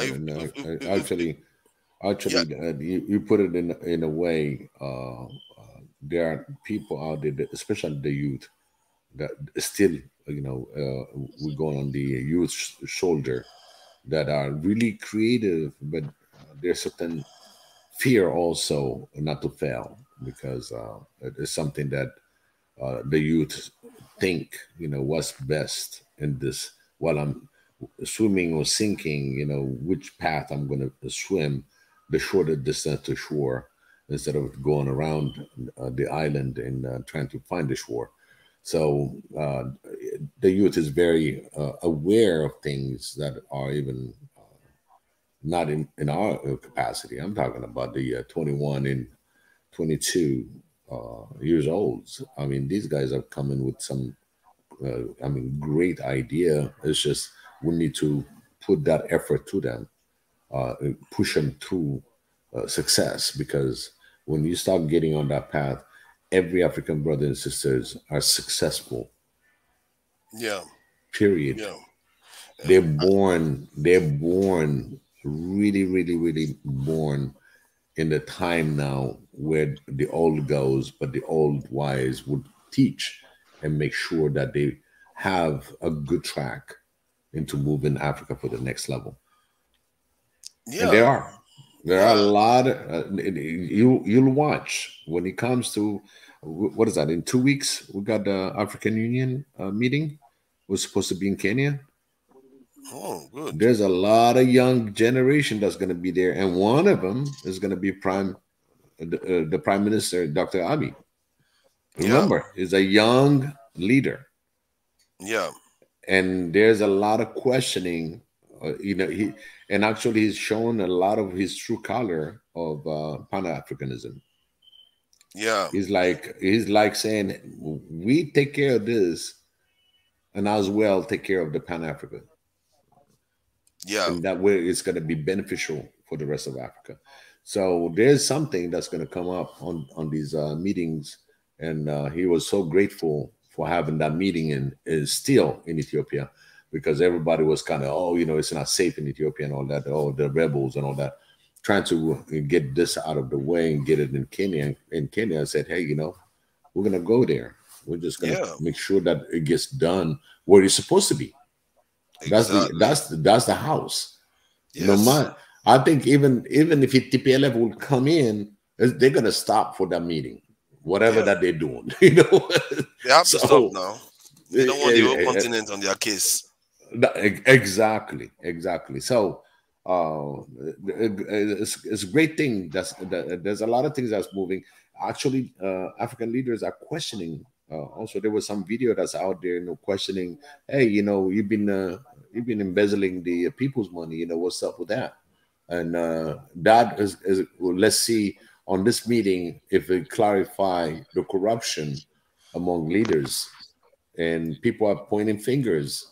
Different countries are pointing at different countries, saying, "Hey, I don't think you really helping our people," and they think as an Africans, not because they're Ethiopians or Kenyans or Tanzanians, but they're questioning the guy in Nigeria, they're questioning the guy in Angola, they're questioning guys in the different area in Africa. So this is a good move. This is a really good move. But how when the meeting holds, do the groups have any way of influencing them or making their voices heard? This is what I mean, whereby when you have them gathered somewhere and the agendas, like we now have all these discussions, we know what we want. Do we have any way of affecting getting that voice on the ground so that they know that people are seeing what they are doing? They are making some good moves, but they need to You just stole move my idea. That's faster. one of the things that you stole from my idea that I was going to suggest. But you see how connected we are and what we're going to ask for, because this is the time. Every time there's like I said, every time there's a new election in Africa, in the continent, we got a question. We cannot collude unless you are from the country. We cannot collude. When it comes to the African Union meeting, are we ready to question? Do we have representation? This is the work that we got to do.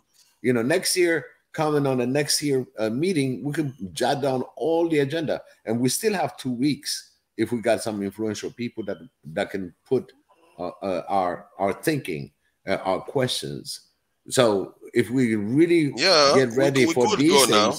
things, we can still draft it. I'm willing to put $1 for if 1,000 people contribute, we send Ezra there to go and ask questions. There's no reason why not. What is he doing? Why not? He's basically sitting behind the curtain there every evening. We can send him there to go and represent and stream from there live. So absolutely. You'll tell me when you guys are ready. There you go. Because this is the time, and I'm very excited about this meeting, and I'm pretty sure Dr. Abiy is very ready for it, because what he went through and the people went through fighting this war, an unnecessary war, really. I think that's one of the things that it hurts him more, because in fact he's telling you, these on both sides, Ethiopians are dying. I don't know how you're going to calculate it. On both sides, Ethiopians are dying, and that's what I'm looking at. What a waste! Why? It's not an outside enemy, but guess what? The outside enemy is in. It's a big opportunity, where all the leaders on the continent are gathering, and I really think that maybe if we can, if not only this channel, all the channels that are this thing is inspired and want to do something about the continent, they could put some resources together to have people go there and talk to them, because if they have to understand that there are a lot of people out there that are really impatient and can't stand some of the slow motion that is going on, and so that we to get feedback from them, because maybe we don't know what is causing that slow motion, so it might be useful for someone to go in there that is already on the ground. Maybe there are people even in Ethiopia that can go in. We send them in and we fund them and let them go and do the work that we want them to do, because there's no point talking here. This is what I mean. That is more efficient.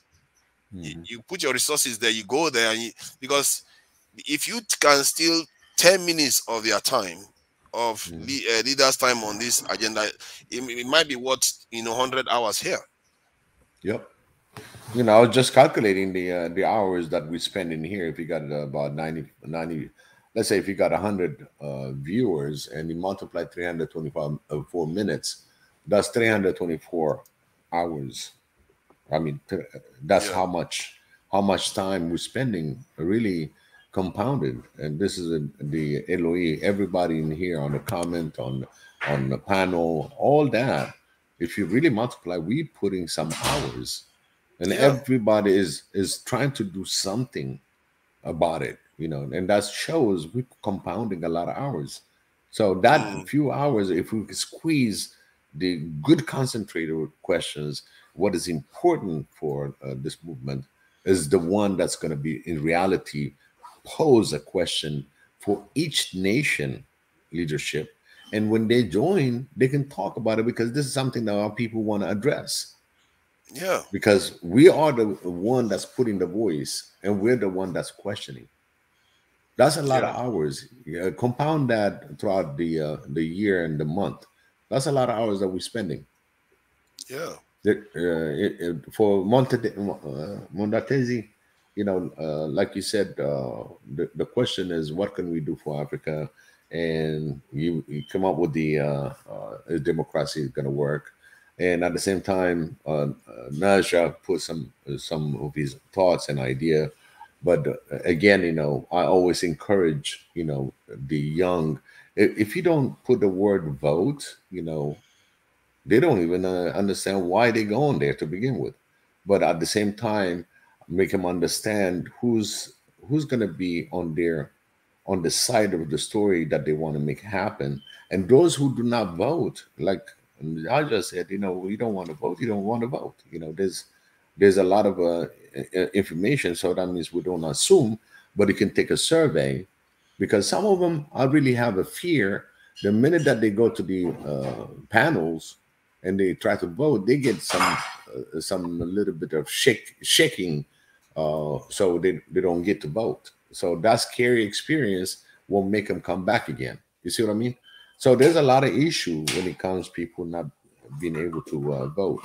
So for your thoughts is like eventually when we progress in this panel. And as we get, Brother Ridge, when you put the triangle, we're probably going to put a little place where we can get the feedback why they didn't vote. And it's going to be anonymous because it's a secured platform and come up with the result. Hey, this many people didn't vote that.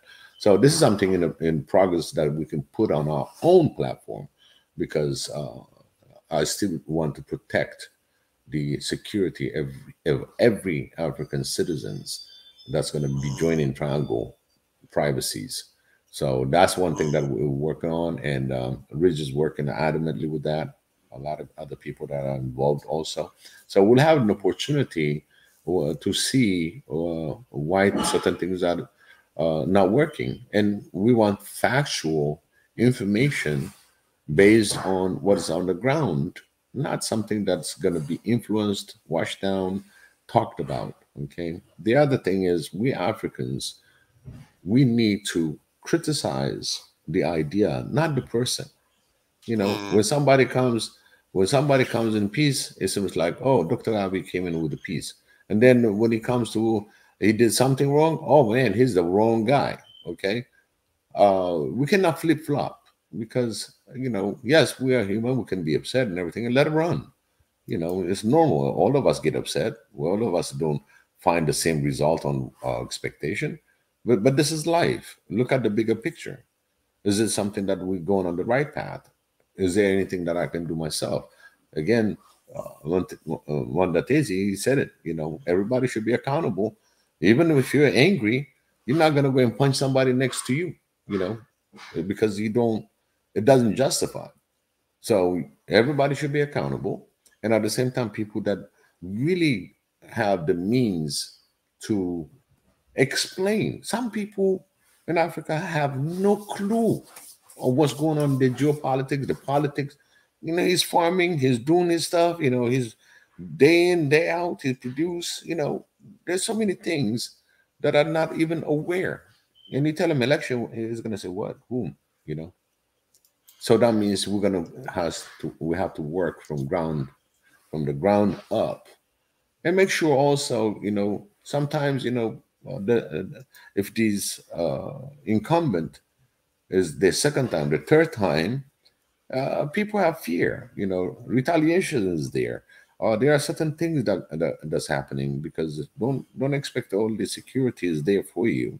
So people are gonna be backing off from there, because hey, whatever, because they know it's wrong, but they never voice themselves in the different platforms. And this is the platform they can voice themselves, and we just take it out and see what we can do with it. And this is how we're discussing. This is why this platform is available. So I see Musfin really, you putting certain things in there. At the same time, we want you to come on the panel and see the discussion, because I saw you from WhatsApp, and at the same time on the comment section, there are some positive turn, and people supported certain ideas of you, and we want you to come, and we can really have a full discussion, because we're open for anything. If you got a question and you want to question everything, we're available. So you're always invited, okay? Because he has idea. There's certain things, there are great idea, and there are ideas that we need to question, whether they are false information, true information. Let's chew them down, come with the evidence and factual, and then we move on. Because if he doesn't have any interest of the One Africa movement, the way I look at his comment, he wouldn't be here. It's just he has concern, and I think you're welcome for your concern, and we can go back and forth and get creative way of coming up to agreement on our movement. What can we do for Africa? It's not just a nationwide, but at the same time, sometimes you got to get out of it and look at it on the broader side, where we can help one another as our African brothers and sisters and move forward. I've seen a lot of you that commented on Deborah. I'm so happy to see all of you supporting Deborah. Deborah is really the way she's a great ambassador for Ethiopia and Africa. And Samira put it, love you, sis. We want to praise also and thank people that are really out there. It might be negative or positive, it doesn't matter, but they're putting their hours and time with us, and we support you. We love you. Listen, you got anything, I don't know you in person or anything else, but at the same time, I trust you as my brothers and sisters. Whatever comment you make, whatever concern you have, as we discuss these things, I don't know it all. And it's impossible. It's impossible. I learn a lot from you guys on what you're posting. And then I do a fact checking and all that. That's exercise of our brotherhood and our sisterhood. That has to continue. No matter what, you disagree with the idea, but do not criticize the person. Because we Africans have the tendency to label somebody with the ideas. So stop labeling people. Just the idea, and help with the idea. And the only approach that we have is with love, with care. That's your brother out there. That's your sister out there. They might have something that is not in the norm, but it's something to really follow and help.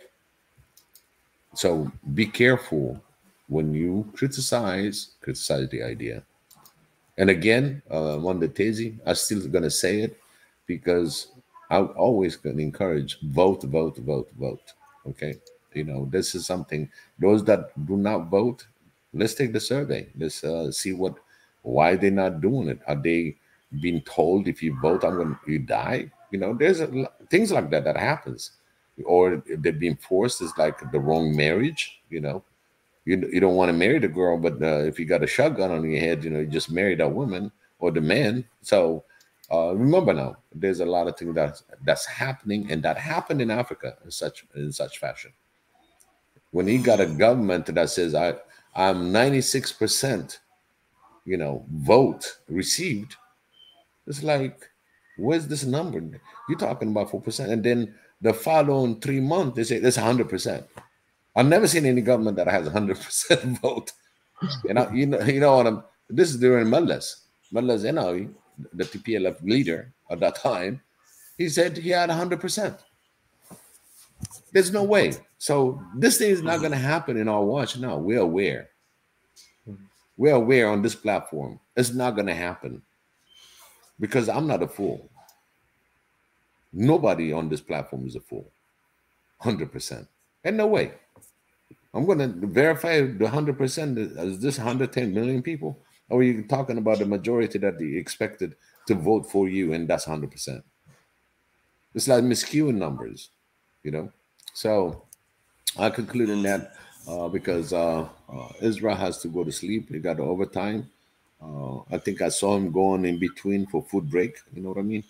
You got to grab a couple things. Water. It's still the main ingredient for food. And I'm so happy to see Red Sea. Red Sea was in, and I'm glad. It's good to see him, you know. I see the only, of course, and I mean, Sendu is there. Truly is there. I mean, I'm glad. Thank you so much. You know, because I see and I don't see you. I kind of miss you. You know, I just want you to understand that. You know, I just want your ideas, your feedback also. You know, it helps the panel. I'm just looking at something just now that I find quite interesting. It says African Union Non-Aggression and Common Defense Pact. Did anybody know about this? What can you repeat? Let me send the document. The African Union Non-Aggression and Common Defense Pact. There you go. Since 2000 and let's see, let's confirm. Updated 2009 and date last signature. Okay, date of last signature 2017. Date of adoption 2005. So the last signature they obtained it in 2017. So the question is whether everybody has signed up to it, and I probably need to study this a bit more. You see, this is the thing. A lot of people on the street don't know what is going on, and maybe this is something that this is why it's good to go there. Because imagine you will send somebody there say, why are you not organizing yourself? They'll say, you know what, we have done, but you didn't know. Suddenly you look a little bit embarrassed. There is a big divide between us and the people that are governing us. And that is something, if there's going to be any team, if anybody is going to go and, you know, engage with these people, that's something they want to let them understand. That you can't just be operating from African Union. You have to bring it down to the level of the people so that people understand what is going on there. Because we don't necessarily understand that. I was surprised to see that among the treaties, if you go under the African Union website, you check the treaties that they have, you look at defense, security and defense, that was where you find it, the Common Defense Pact. I'll probably need to study it, but it sounds very much like the kind of stuff I've been talking about. But the question is, what is the teeth behind it? And has every nation signed up to it? Because they said date of last signature. That may mean the date one other country, the last country that signed up to it, signed on to it. How many countries have signed up to it? So those are the kind of things I will try to discover from the document. It's right there, public knowledge. This is some of the thing that I was mentioning. You know, we need to see, you know, in our panel, you know, to see really to bring some points to read through certain specific moves by African Union. They put it out there, and maybe there's not work done to it, but at least, you know, we can bring it down and say, is this part of our conversation today? What can we do for Africa? What they are planned in there, in contrast on what we want to voice in? Is it there? Is it recognized? About democracy, the same thing, kind of investigative way. If people kind of volunteer, you know, I can probably just say, you know, only can you, the only I probably ask, you know, can you check on the economy impact? I'm probably going to ask Marie Antoinette and say, hey, listen, you know, what do you think about this subject that they have in relation to our conversations? And people can come up with different link and ideas that compound because we're spending so many hours, and that's going to be pretty much a working hours. You see what I'm talking about, Naja? Yeah. We need to like now. You went into it, and it's been about 3 weeks now since I didn't get in, and I'm glad that you brought it up because I look into that. You know, I see Yeah, things let me just that's put the moving. link on the chat. I'll put the Yeah, link in I the did. chat for the I just private. sent it out to the chat. Okay, good, good. I'll send it out to everybody. You know, the link that I sent out. You know, Mm. this is what's going on in there. So, And they are having a meeting tomorrow. They said journalists are invited. I mhm. guess Ezra qualifies as a journalist, and Yep, Anderson Cooper. you are free to join and ask questions. I And will join. I saw the link. yeah, I even shared it with His Excellency. Hope Mhm. then you'll check and then we can see what we can do there. yeah, because if it turns Please out that check this it out. document is showing that some countries haven't signed on, or because there's no real, I don't see any clear. It's almost like a kind of simplified version of a defense pact. There's no teeth to it because it's just about how many pages long, 15 pages long. It might as well just be this. So somebody, I will need to study it and see where it is lacking because it doesn't even indicate the states that have signed on to it, or Mhm. whether it's just a resolution but nothing backing it. It's not a law, and those sort of things. That's what we want to know so that you know where to start from. This is what I mean by efficiency. You don't want to start building from scratch when you have Mhm. something to go along with, Yeah. because a lot of people are thinking in that direction already. It means that there was somebody that was paranoid, just like I am. 2005. And said we Yeah. need to start getting our house in order, and Yep. so maybe that's something we need to encourage. If I was there, I would like, what do you want to talk about? You want to talk about the gender equality? Come on, shut up. Let's talk about something more serious. That's what I Right. think they do. They talk about gender Mhm. equality. They talk about COVID-19. They talk about some weird stuff. This African Union, they need to stop all those things. They really don't have time for that. Africa is not going through a phase where you have time to be talking about gender equality and all the sometimes trivial stuff. They're like masculinity stuff. Why are you talking about? What have that got to do with the African Union? Let that work. That's one of that's what it shows you from the European Union and the West, you know, the influence. That's one of the part. It's like Yeah. accepting certain things. So they have to entertain it even though it's nobody's agenda. You know what I mean? They just plug it in there, jot down a couple of things. Oh, this is what we did, and ignore it. You know what I'm saying? It's like there's a lot of things that's been ignored, including the hunger in Africa. You know what I mean? Now they're talking about the pact of military pact. You know, now you're Yeah. talking something serious that's coming down whose idea is somebody's going to be chopped for it. You know what I'm saying? Yeah. Because it's a really dangerous moves, and some of them that didn't sign up probably they got the hand tied. You know what I mean? Even though they're Africans, you know what I mean? They Exactly. somebody's holding somebody's hand or twisting somebody's hand. So But that it's is why going to we be need a to very know, interesting. because for all you Yeah. know, it's your country. You don't know which Yeah. country. For all I know, it's Nigeria that is not signed up. So if you know the country, you know where to start from. That has not signed Hmm. up. The countries that are holding it back, if it's Egypt, if it's Tunisia, you will know. Why is this? Right. Okay, why is it so watered down? Why has they not made it more muscular? If this is why it's good to ask some of all these questions, because it actually gives us something to hold on to. And this is a continental wild thing. This is some big stuff we are talking about here. Hmm. So And guess if what? you, Eritrea, Ethiopia, Somalia want to have that pact. yeah, And look at what exactly. happened. And look at what Mm, happened. You see, mm, the retaliation on a third hand and the way is they want to stop from this being developed. yeah, But now at the end, you know, they said, "Oh, you know, we can't do nothing. We might as well join them."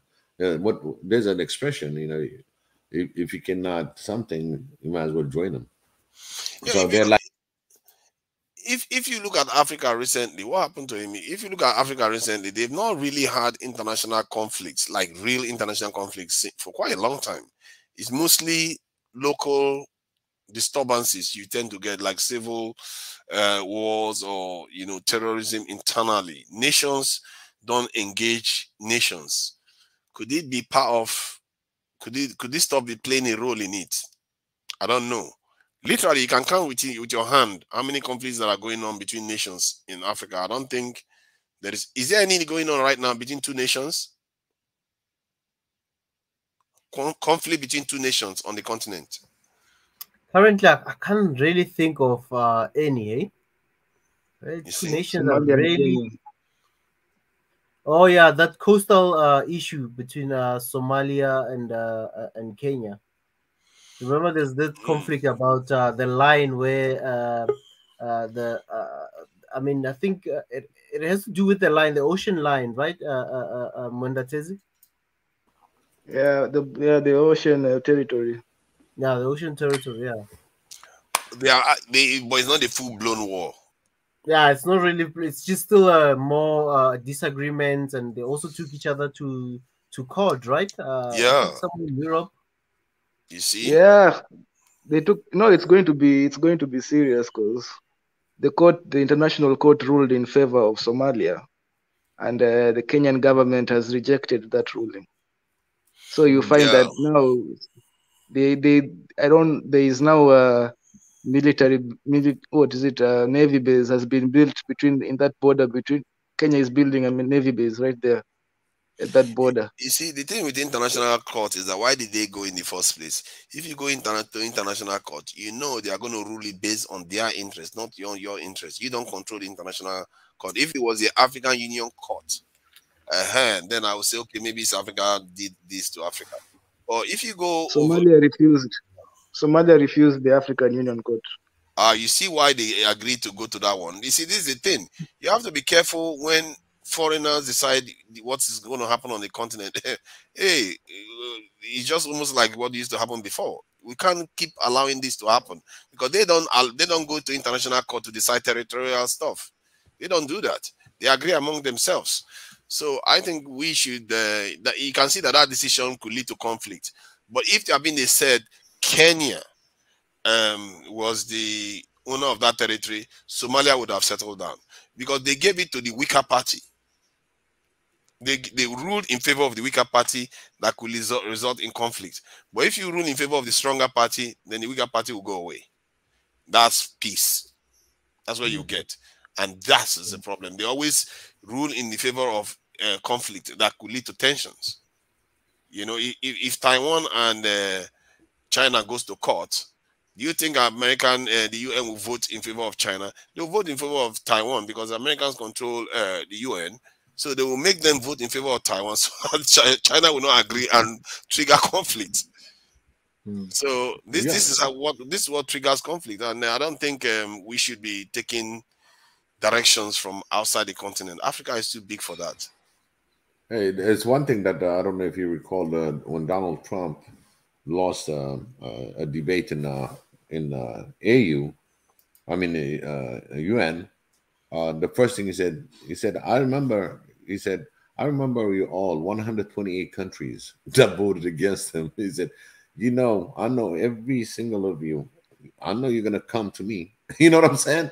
He threatened right live. He threatened the whole 128 countries, saying, I know who you are, and I bet you it's like, hey, if there's aid, cut it, just give them the run around. You see what I'm saying?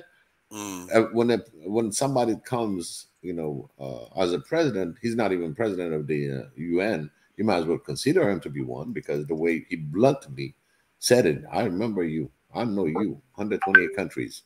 And he was really pointing out those countries that you're going to come and ask help from me. You know what I mean? It's a threat. Yeah, of and course. It was really live. It was not even diplomatic. It was just bluntly. That's why I like support him. Me, I'll get it. He doesn't hide it. He removes the camouflage, the smoke and mirror. He removes it and just tells you, "Look at me, I'm the bully." Hey, you didn't know. Now you know. He didn't know. Now you know.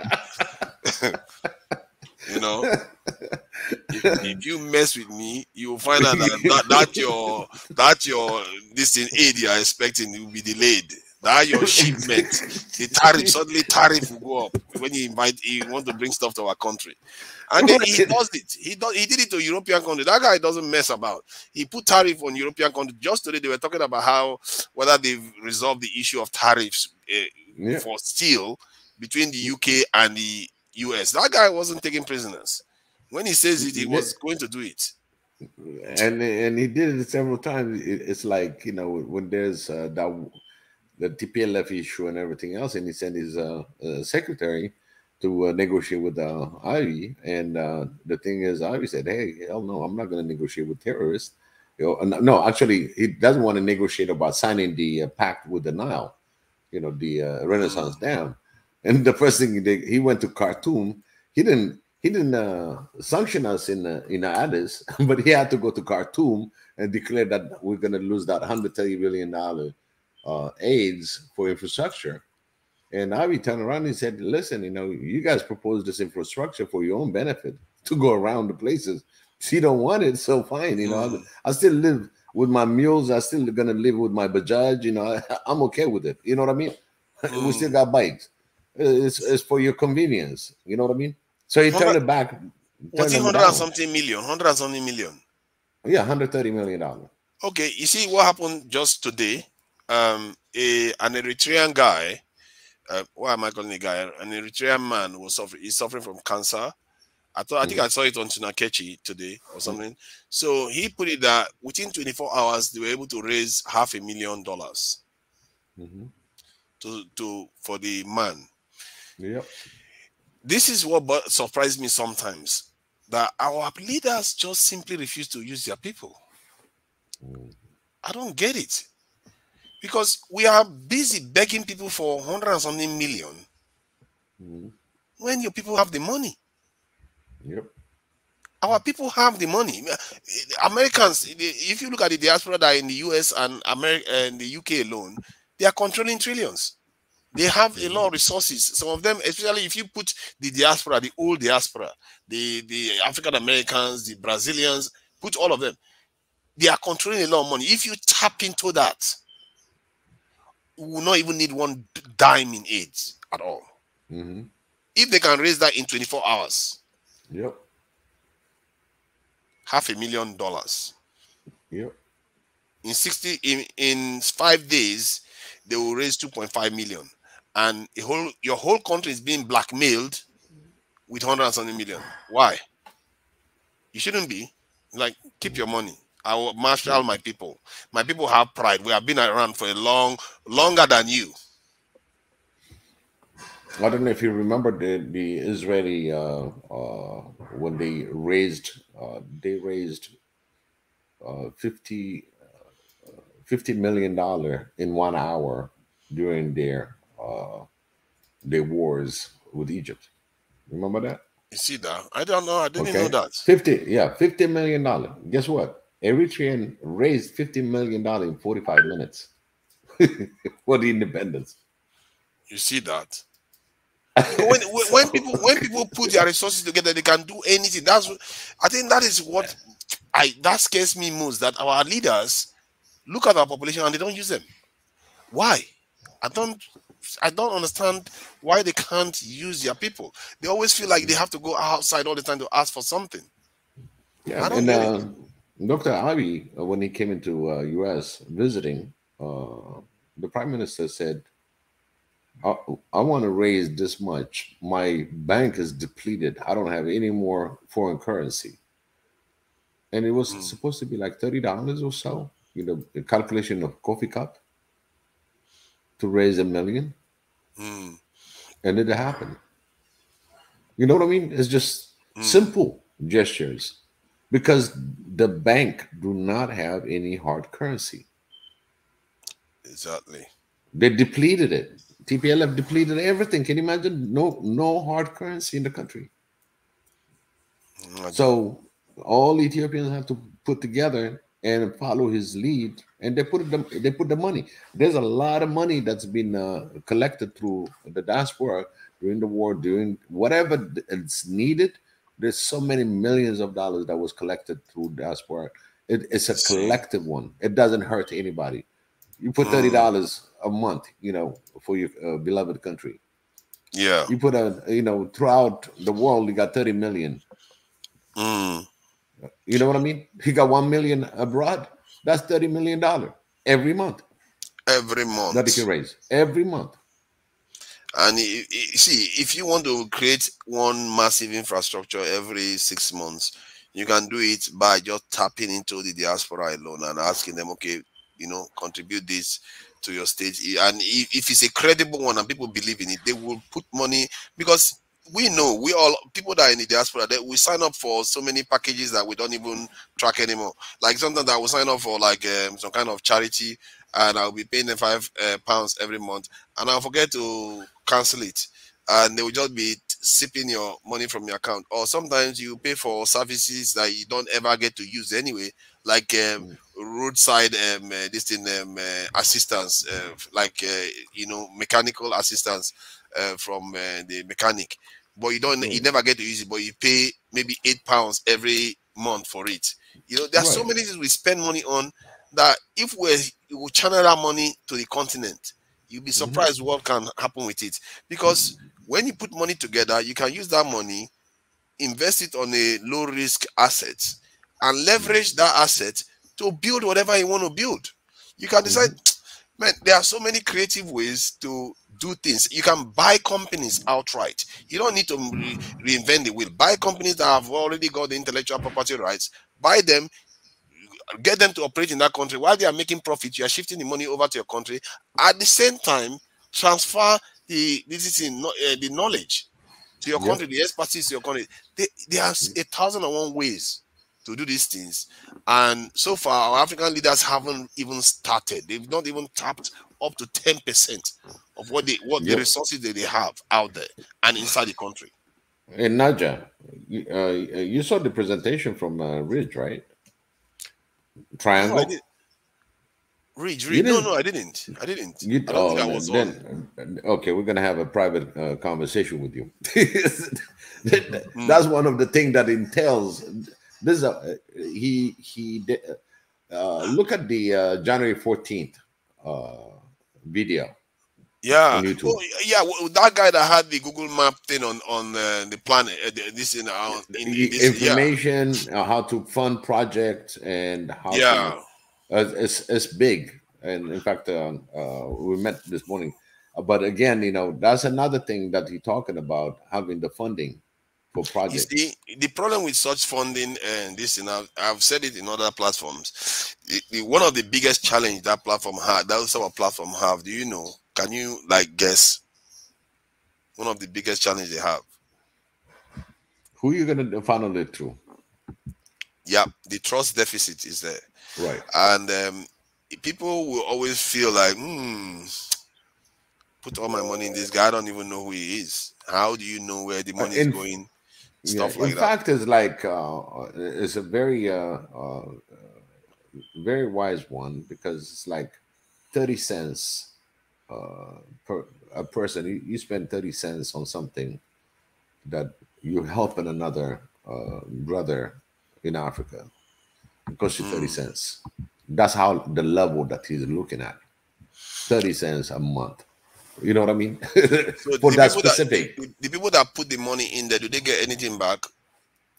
No, just for the project guy, for the project. What do you mean anything back?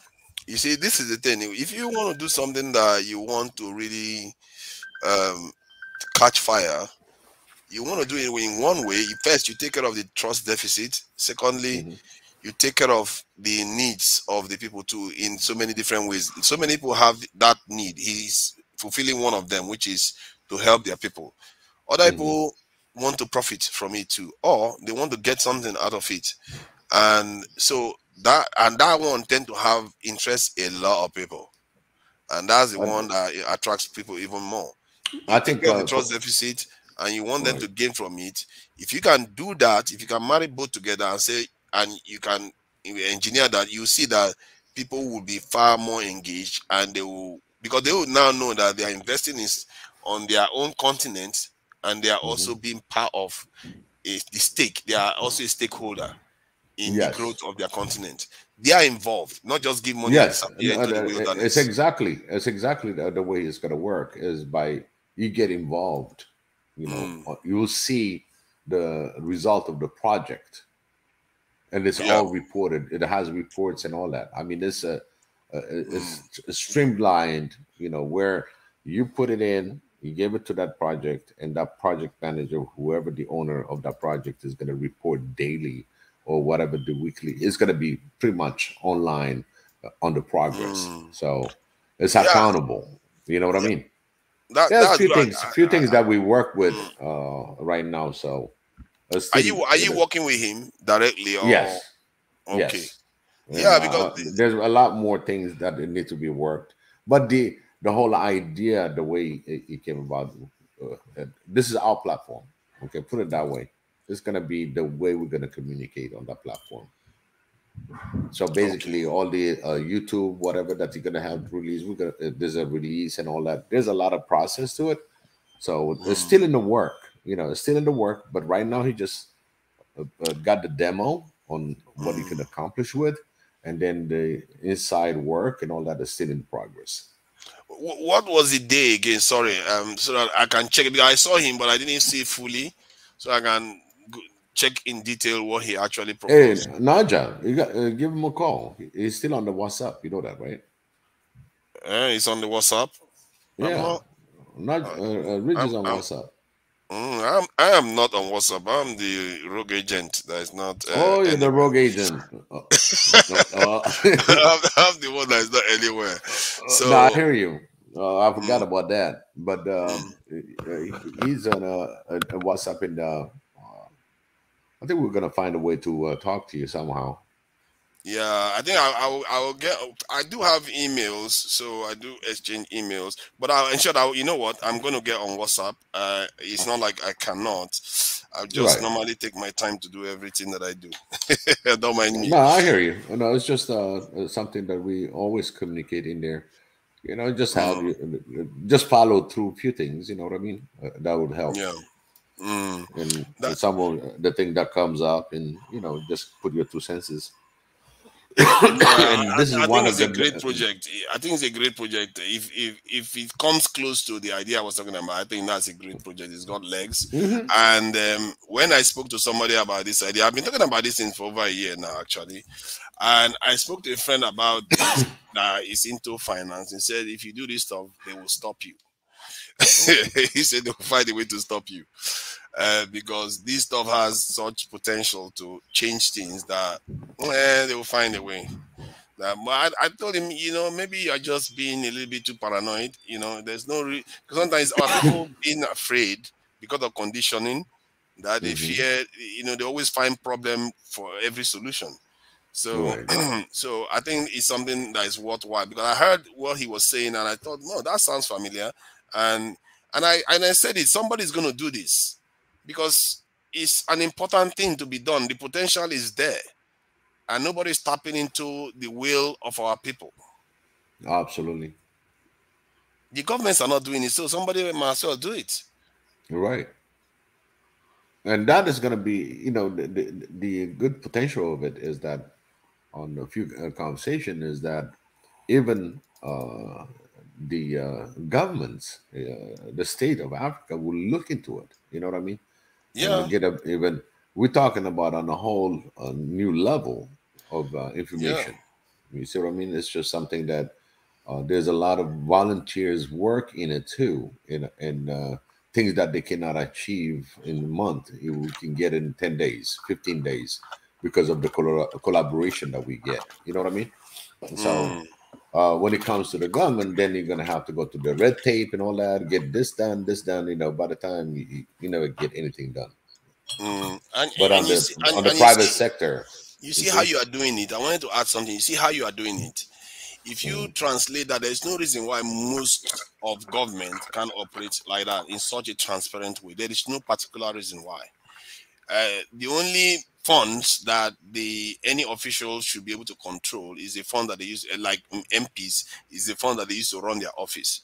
But anything mm, that involving the state should be transparent. The only yep, area that should be cloaked in a bit of secrecy is defense and security stuff. The rest Right. should be made transparent. There's no reason why. You know, if you are spending money on the health, you make it very clear where the money is going, who is being paid. To follow the money. Follow the money everywhere.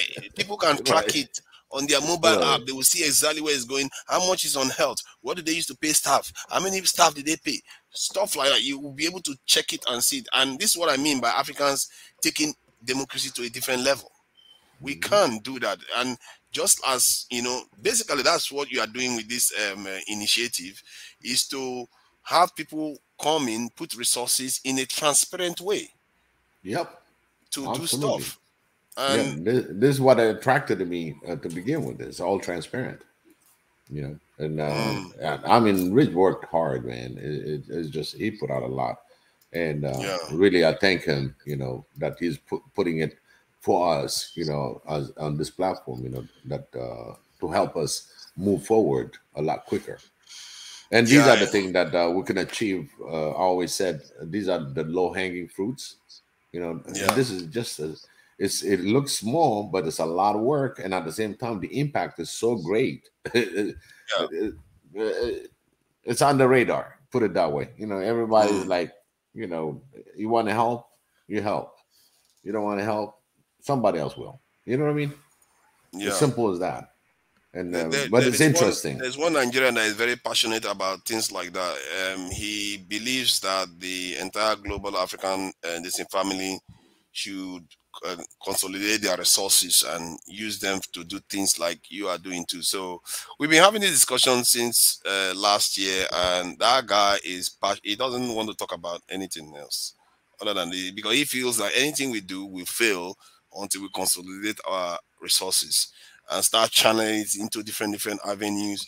And one of the issues I had with his plan too was that his plan also has that issue with trust deficit. Because if you have a plan that people don't feel that is fully transparent, they will feel like, okay, you can do anything, and you have control over it, and people will, okay, a lot of people will buy into it, but some will still hold back. If you want it to get to that level, you need it to be ultra transparent, and to be able to achieve what he wants.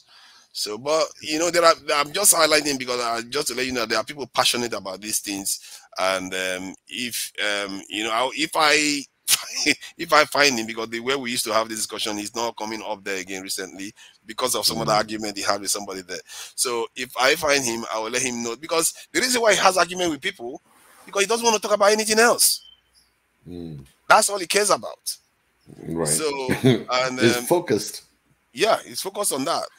And so if I see him again, I will point him in the direction of the person doing this one, to say, look at what they are doing. You know, if you're interested, because he's got his plan fleshed out, and I'll say, look at somebody that is making it happen. You know, figure a way out to contribute. Absolutely, and this is something for us, and we working with it. We trial it ourselves. We test it ourselves. It's like taking a brand new car for a drive test. You know, some of the thing works, some of the thing doesn't work.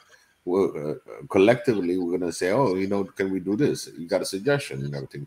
It needs work and also suggestion on when it comes to transparency. You know, can we do that? People will suggest they want to add certain things.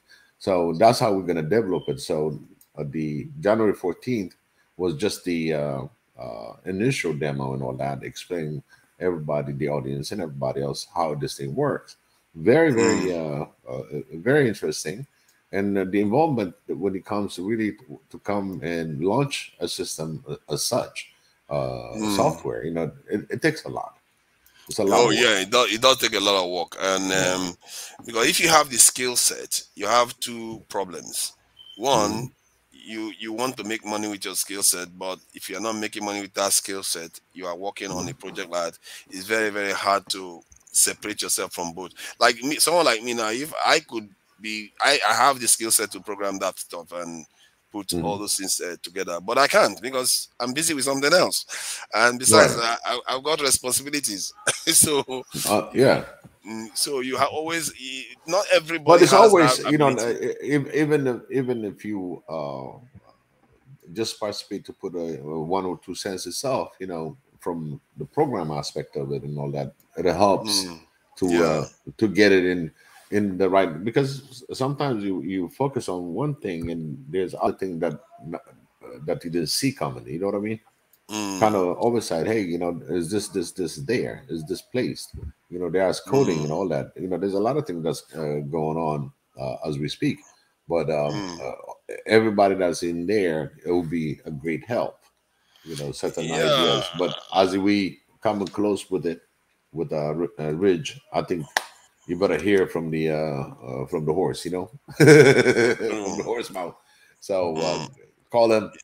And try to, he will share information with you, and then he will show you what he plans to do, and you'll have a better idea, and whether this other guy can be involved, if it's going to be a true match to certain things. Yeah, he has to match now, doesn't he? Yeah. So that's how these things are. Yeah. I will join the this thing. It was Mika that gave me his number. So how do I join the WhatsApp group? Because I want to see if I can join it. Do you have the link, Israel? Can you send that? Let me just check here quickly. Let me go to WhatsApp. I think you just copy the. Oh yeah, let me check if it's there. I wish I could continue on how to end this. Yeah, I'm sorry, Ezra. You can end it and just send it instead. Sorry, I just thought I should share that stuff. You see, because we came back, I discovered the defense pact Africans had, which is. I'll just send you the link. Yeah, I'll copy it now and put it on accordingly. Thank you very much, and yeah, thanks for having me. And it's been a good discussion, and I must say I learned a lot today. Surprisingly, I thought I was just coming to talk about what Tezi said. But it turns out that I learned quite a lot of things today. So thank you very much. You're welcome. So yeah, gentlemen. Yes, left. Yeah, and unfortunately, I have to cut it here tonight. I think I gave Biggie and to Niger the light moments, the closing moments where we relax, just talk about light things in general. I think the light moment was way too long and over 40 minutes. So I have to really end this stream here for tonight. Absolutely. But tomorrow tomorrow we're having a great show. We're having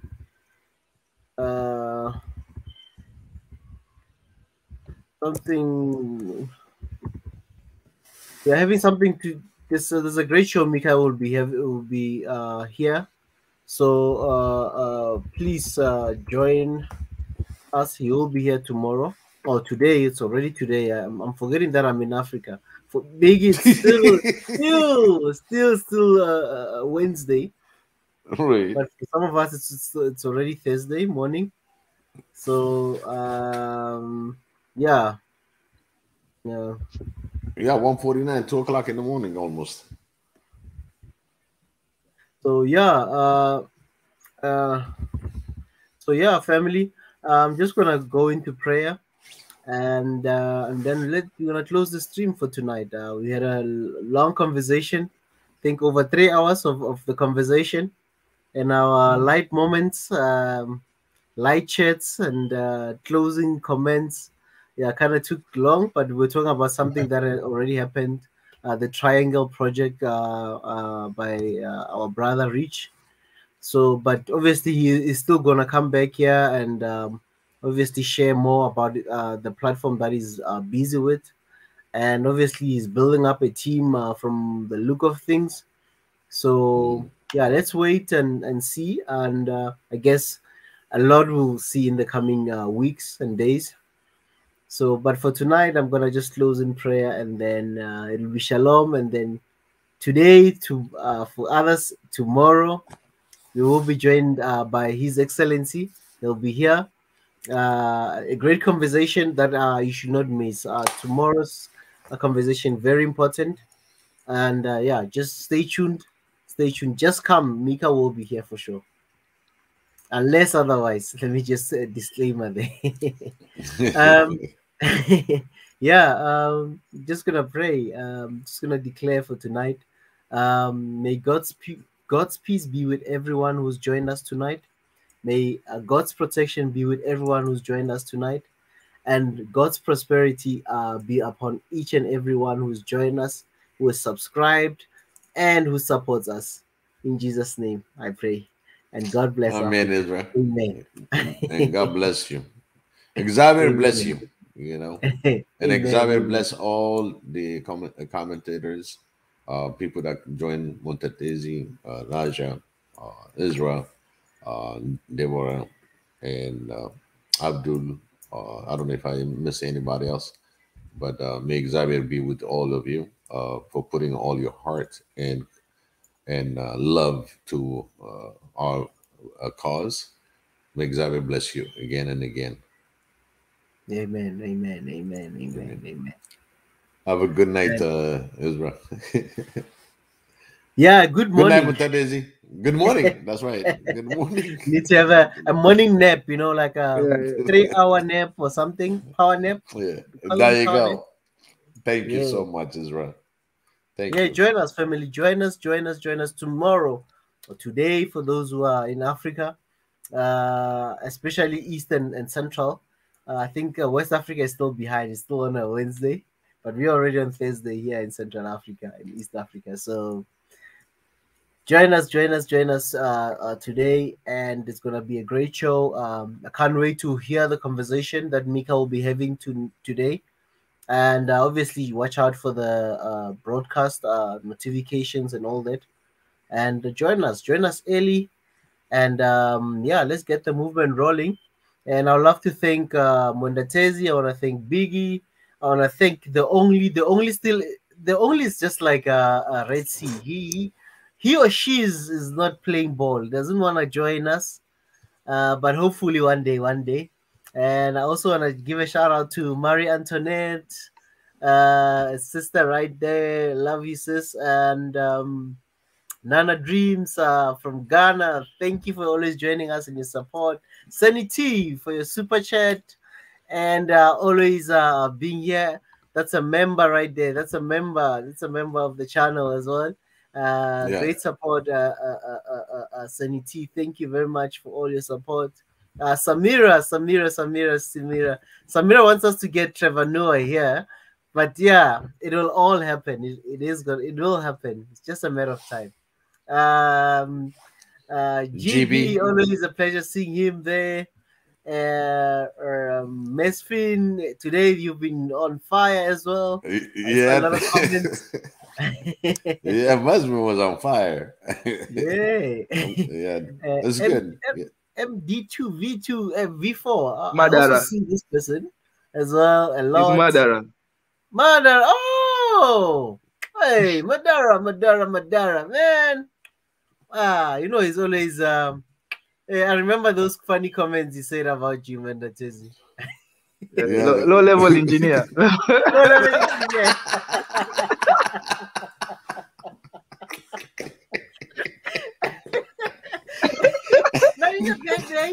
Nadia's gonna come in again. Nadia, I thought we finished this meeting. Nadia's gonna come back. Nadia's gonna come back. What are you talking about? He goes, what are you talking about? That's a low level engineer. What are you talking about? We missed you, Madara. We missed you, man. We wish you can join us tomorrow. We talk about West Africa, so you better be here. There'll be something for West Africa. You better be here, Madara. Yeah, even Biggie, I forgot to show you this. I don't know if you saw this.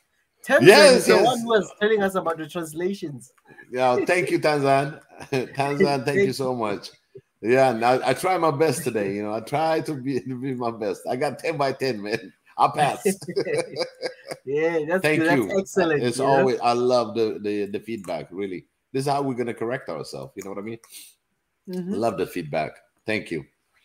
Yeah. And Also, Titi I'd like Bob, to yeah. let me suggest. I wish Tunisia was here. I wanted to suggest a website called Skyscraper City. Maybe you've heard of it. Put it on private chat and we'll publish it. Yeah, it's a very interesting website. Okay. It does a lot. It shows the government projects like in your city or in your vicinity, if they're approved and how far they've gone and stuff like that. I was going to Nice. suggest to Niger maybe to check it out, see how it works. Yeah, if Because you in post it, Kenya, Daja is gonna see it.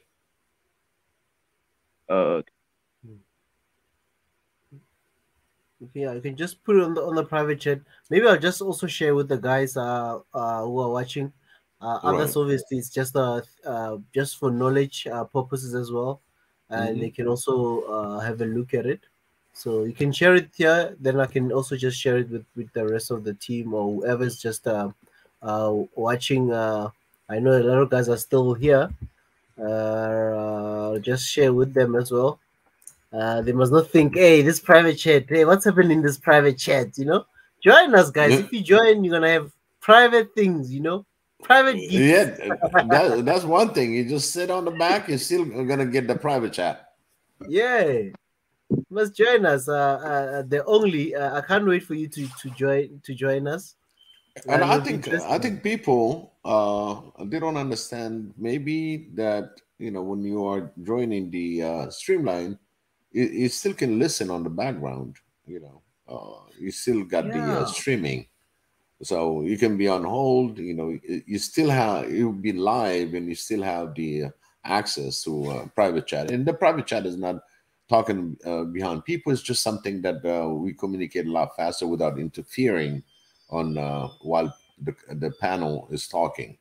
So everything that we put in there is just for efficiency among the panelists and make sure that who's next and who's talking, and it gives us a smooth transition from one speaker to another. So and you can join anytime on the streamline. It's still going to be on the background. If you don't have anything to say, you're just going to be able to listen and as well see. If you want to comment, you can put on the private chat here. I want to talk about this issue. So it's a different. It's an opportunity for everybody to join the panel, even though you don't have to say anything. You still participate on your private channel, and as well you can go out and put the comments. That's one thing that I don't understand, that we cannot comment from the streamline. Yeah, with that, it's just additional admin rights that you add, and Mm, then you can be able to like add comments, highlight them, and stuff. Because currently, mhm, the package that we have, I'm not quite sure how whether it's only two people. Currently, it's just me and Mika. mhm. But I don't know how many people you can assign as admin. I'll have to check and run past them. Obviously, because yeah, it has to be kind of controlled. So yeah. But I think with time, I think soon, Biggie, you'll start putting all these people their messages and your post and whatnot. Yeah, Yeah. but yeah, What I that do that is discuss I with play with I play it on the YouTube on the background. Just shut my I mute it so it won't echo back out, and I'll have access to that comment section. That's how I play it. If I go back on the general comment, I can go back mm, on the YouTube channel, and at the same time have the private chat also with the streamline. So it's just I figure out different ways, but it would be good if we can have one channel and being able to do that. But it's still good. I mean, it's still good for mm, those of you. That's what you're gonna have to do if you're gonna join on the panel. You can see the comments, but you cannot comment yourself. You're gonna have to stay on the YouTube, mute it, and you still comment for the general population. Yeah, there because remember now we're running two parallel platforms.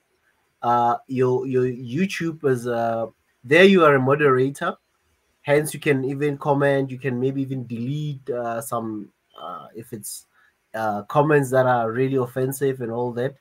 And then on the stream on the StreamYard, it's a different platform because you literally have to whatever response you have, it's just coming from the stream and on the profile only. So and you can add obviously there's other additional permissions in terms of creating the templates and all those things or topics. Those are just something that you can do in the background. And for the guys, when we say join, as a Biggie already said, once you connect doesn't mean you just connect directly where we are, where we appear. There's a background story. We have to add you into the main board. So sometimes it's just a matter of a question. That's why the other day I asked the only to come in because I wanted to ask him or her a question, and probably he or she thought she's gonna appear here on the main board, but it was just gonna be a private question to ask him something, and yeah, it's two parallel systems, so it's just different admin rights on if you're on YouTube you've got another admin some level of admin rights bigger than this side. That's where you don't really have a lot of admin rights. But yeah, that can be added. Obviously you just have to speak to His Excellency and then add everything here. And hey, what's this? Okay, let me just show this the only because they asked me where's the private chat. Hey, it's his birthday, by the way. The only come, let me just do this.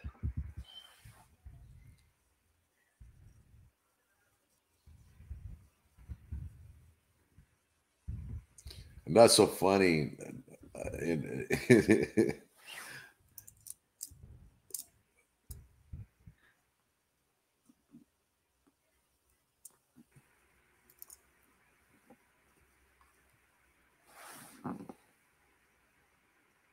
Let me see if the only The only is a she. Okay. It's a she. Let's see if the only if you can join. I really appreciate that. At least you can take the test drive of the stream riot.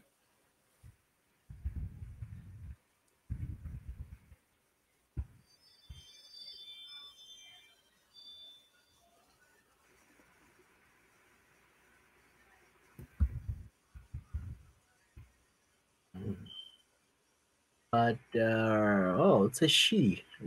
Right. Happy birthday, the only by the only. Yep.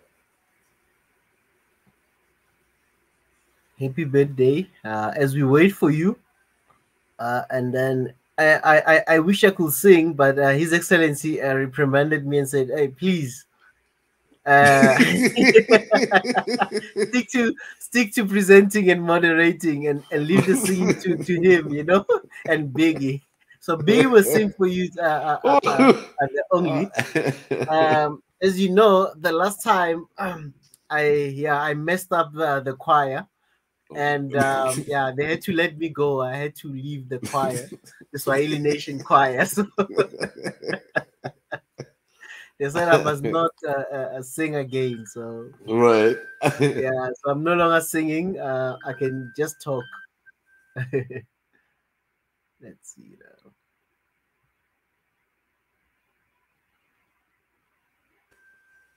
Yeah, the only we want you to join if you can hear us.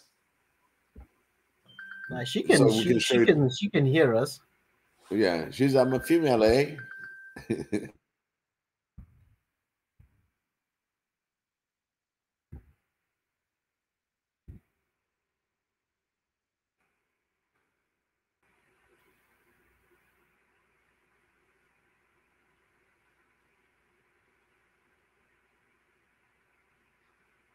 And we wait.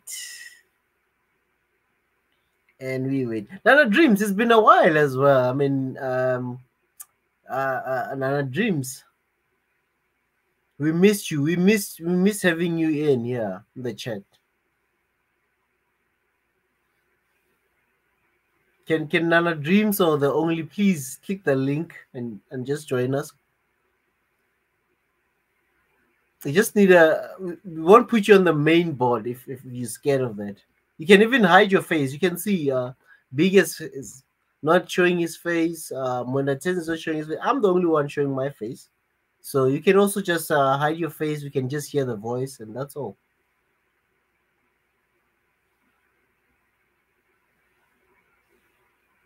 We want to sing for the only, but she's not coming on board, so we can't sing for her. Exactly. Her birthday is gonna come around. Oh, she's logging in. Okay.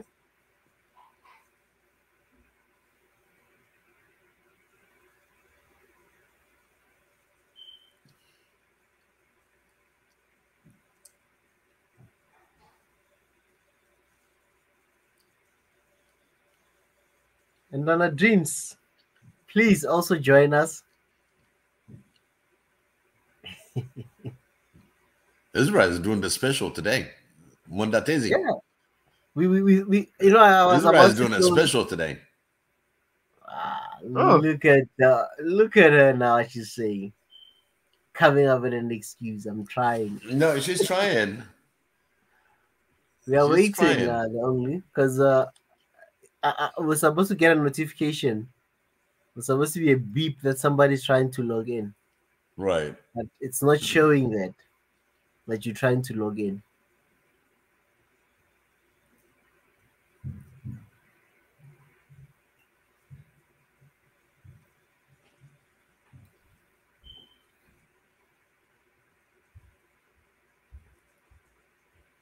Onana Dreams is also not game for logging in tonight.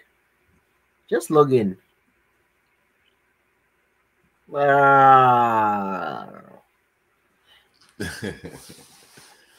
She's struggling to connect. At least we're gonna hold her. Hey, Nana Dream and the only, we're gonna hold you accountable for tomorrow.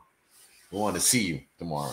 Yeah, tomorrow His Excellency is here, so yeah. We'll I'll help connect you and figure it just out. say those two, please.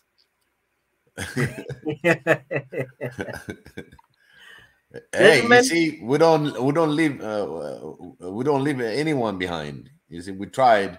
So we tried. The only, again, we really appreciate you, Nana Dream. We appreciate you. I mean, you're really doing a great job out there. Anyway, so we still encourage you to come and see what's going on behind on the private chat and everything, what we do and how we follow the program, because getting involved is on every aspect of this platform. So sometimes, moderator level, you can help. If I'm not there, if Israel's not there, you can really assist in certain ways. That'll be great. Oh, she's in. Oh, she's in. Yes, she's in. She's nice. In the background. The only, how are you? Hold on, I just wanna. Hold on. Oh yes, I can hear you. How are you, everyone? How are you? Hi. It's good to have the voice. You're welcome. Thank you. Thank you for joining us. Really. Oh, thank you for having me. I was struggling a little bit to log in. I don't know what happened, but eventually I did. How are you guys? Doing very wonderful, and we can see you out there and putting the voice to the name. Oh yes. And for us is another gain, another sister that joined. So this platform appreciates you. We love your courage out there, what you're putting out there. I can see you. I can, for some reason, I see you guys putting all these words together, and it's amazing. You're doing amazing work, participating, putting a question. It's great. I really want to appreciate you from my bottom of my heart. You're really great. Thank you. Thank you so much for having We me. want to let you know that in voice, and you heard us. You know what I mean? Yes. Ezra? Definitely. And Ezra? Yeah, Ezra gave you extra minutes. Yeah, this is a great day today, and from us, we just know the only. I had to just put you live, and guys, can we I just can shower the only see. with birthday messages, please? And from the Swahili Nation team, we just want to wish you a happy birthday, and we know you're only. I don't never mention a lady's age. Oh my But gosh. Don't. yeah, I know women don't really want to. I won't disclose your age, obviously. I don't know your age, but I won't disclose it. But happy birthday! Thank you. I don't know if you see the private chat there. Yeah, I think so. Let me see.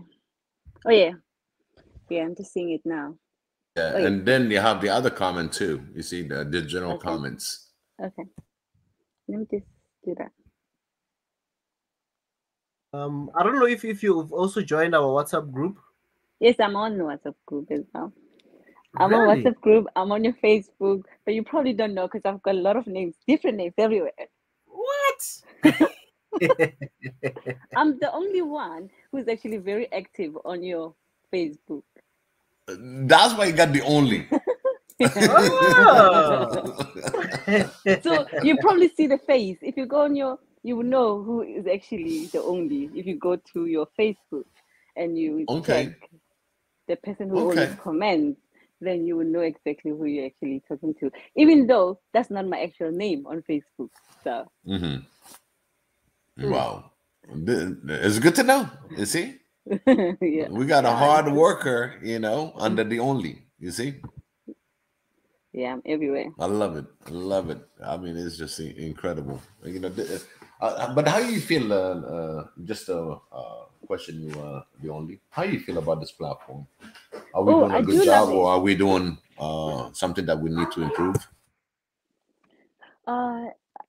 No, so far, no, really. I can't think of any because I feel like there's so many people from here who are very helpful and they've got a lot of information. I mean, that they've got the heart for Africa. So I think that's the part where I like the most because I've been on Facebook and I got into a lot of groups and I end up not liking the groups. Then I stopped going on Facebook. But first, since I actually found you guys, it's been like a relief at the same time. So yeah, it's been nice really to be here. It's good that Mika started the channel. Right. Yeah, excellent. I can't think of any at the moment, to be honest, because we're already starting, isn't it? How about the people that comment and you guys go at it? Are you like the people that are in the comments? Yeah, Naja gives me a little bit of a headache, but it's okay. I can handle Naja. He's gonna come. Definitely, if Naja see that. If he is still online, he's gonna come in. But I like Naja. Yeah, he's just straightforward. He's himself, isn't it? So it's good to actually be yourself. We need authenticity. So, and we also don't have to agree on everything. We need someone who will be open, who actually refuse certain points, and so that we can have like a better discussion and we can think of different ways to handle the situation. So, There you go. Exactly. Beautiful. And what's that another guy, the one with the mad face? Sorry, the profile picture. It's a bit of a it's like a plant in a. I tried so many times to pronounce his name. Mwenda Tezi. But he can introduce himself. Hello. Yeah, it's Mwenda Tezi. But you can just say Tezi. Okay, but it's good to know to pronounce your name, isn't it? It's Mwenda Tezi. Is that okay? Yeah. Mwenda Tezi. That's correct. Mwenda Tezi is the one. Oh, so Mwenda Tezi is the one with the E name, and our brother Biggie is the one with the plant. No. The plant is opposite. The plant is Mwenda Tezi. Okay. Are you a farmer, agriculture? Are you into agriculture? Yeah. No, not really. The plant is I do. That's a pot. It's a pot plant. So Okay. so Oh, okay. Pot, as in. as in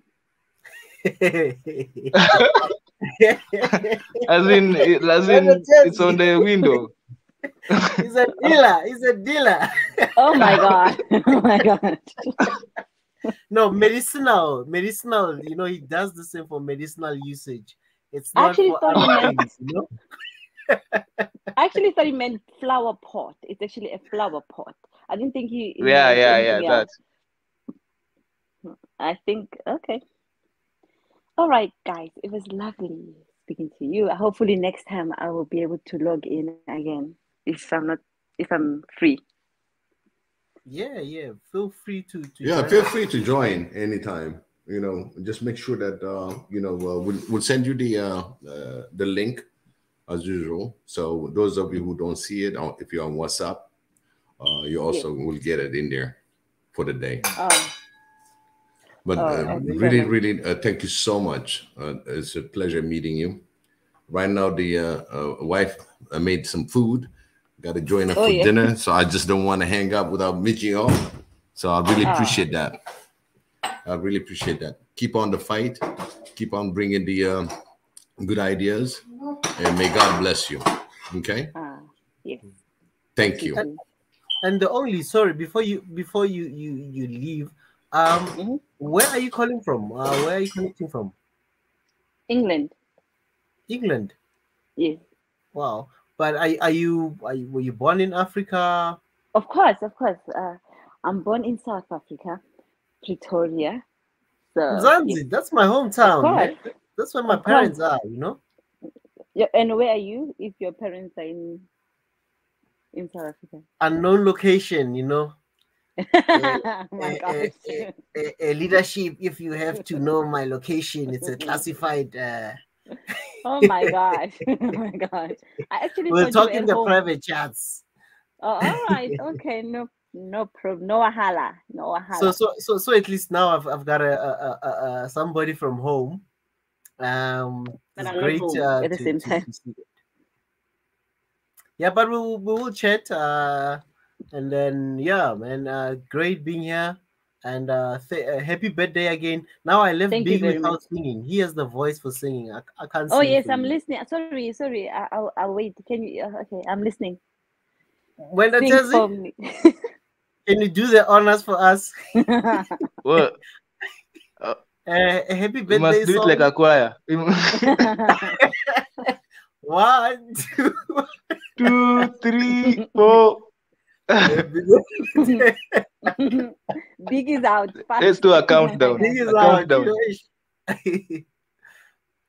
I'm scared already. I was reprimanded by His Excellency Mika to not sing again. You know? Today, but you can redeem yourself. Today. No, I resigned. You know, that's not my department. No, let us sing together so that we both hide our voices. They don't know which one is the bad one, which is Oh my gosh. At this point, we can't see your face. So you'll be able to hide. Like, no one can identify. For him, he's safe. You know, he's safe. You know, but for me, hey, I'm exposed already. Oh my gosh. That's why he can sing. For me now, I can't wait. I'm waiting. I don't want to be getting complaints on the emails and saying people say, please, can that other host not sing again? They're tired of, you know. Don't you have an African birthday song to sing for me? You know, an African one, yeah? Nothing happy birthday, something. African one. The only do you speak which what Wabua, we are Kuluma. Kibua Setswana. The worst one. Oh, Jojo. If I had to sing a Pina Setswana, ne? Especially it's our crèche, you know, that's the crèche, Yes. preschool. Oh my Hey, god. for the other people, they don't know now. Yeah, they are lost. No, sing that one. It's cool. Yeah, sing African that songs, one. they don't Sing require that too much one. talent. I wish I had some kids around me to come and sing, you know. Oh my God. What's the song, man? Molekane le tlou. Yeah, Alright. hole. Tule. Yes, yes. Yeah, that one. Hey, that's where it ends. Oh, hey, other one. There's the other one. Ah, man. Or something like that, Gosh. you Oh know. my God. Give over, give birthday, yeah, man. Oh my God. Oh my gosh. Yeah, they And owe me. Moetezi, in your country, how do you sing in your language? Come on. African. Swahili, I don't know if there's actually a birthday song in Swahili. You know, I don't know. As East Africans, we are very even Mika said that, you know, we don't have a big deal about birthdays. We just Understand. yeah, Oh, dear.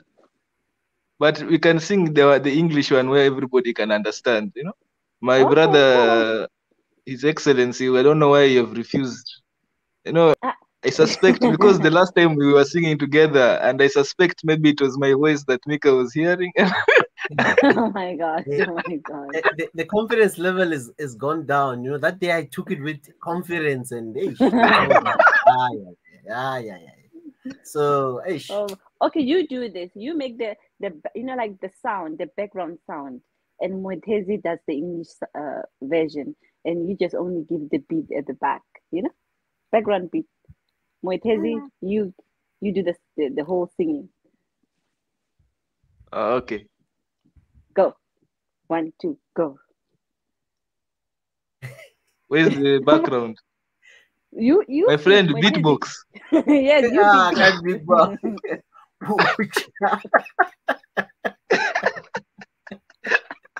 But Ezra, that would be the better one. I'm actually trying to help you here, Ezra. You see, at least with Hazy, we can't see his face. So even if he does anything wrong, we don't even know who's actually singing. But you, at least you could just go, psst, psst. I don't know how to do it. And with Hazy will just take it. I'm trying to get an instrument here. I'm trying to get an instrument that we can play for you. I'm trying. Like I'm that. just checking. Like that. Looking here, which one can we get?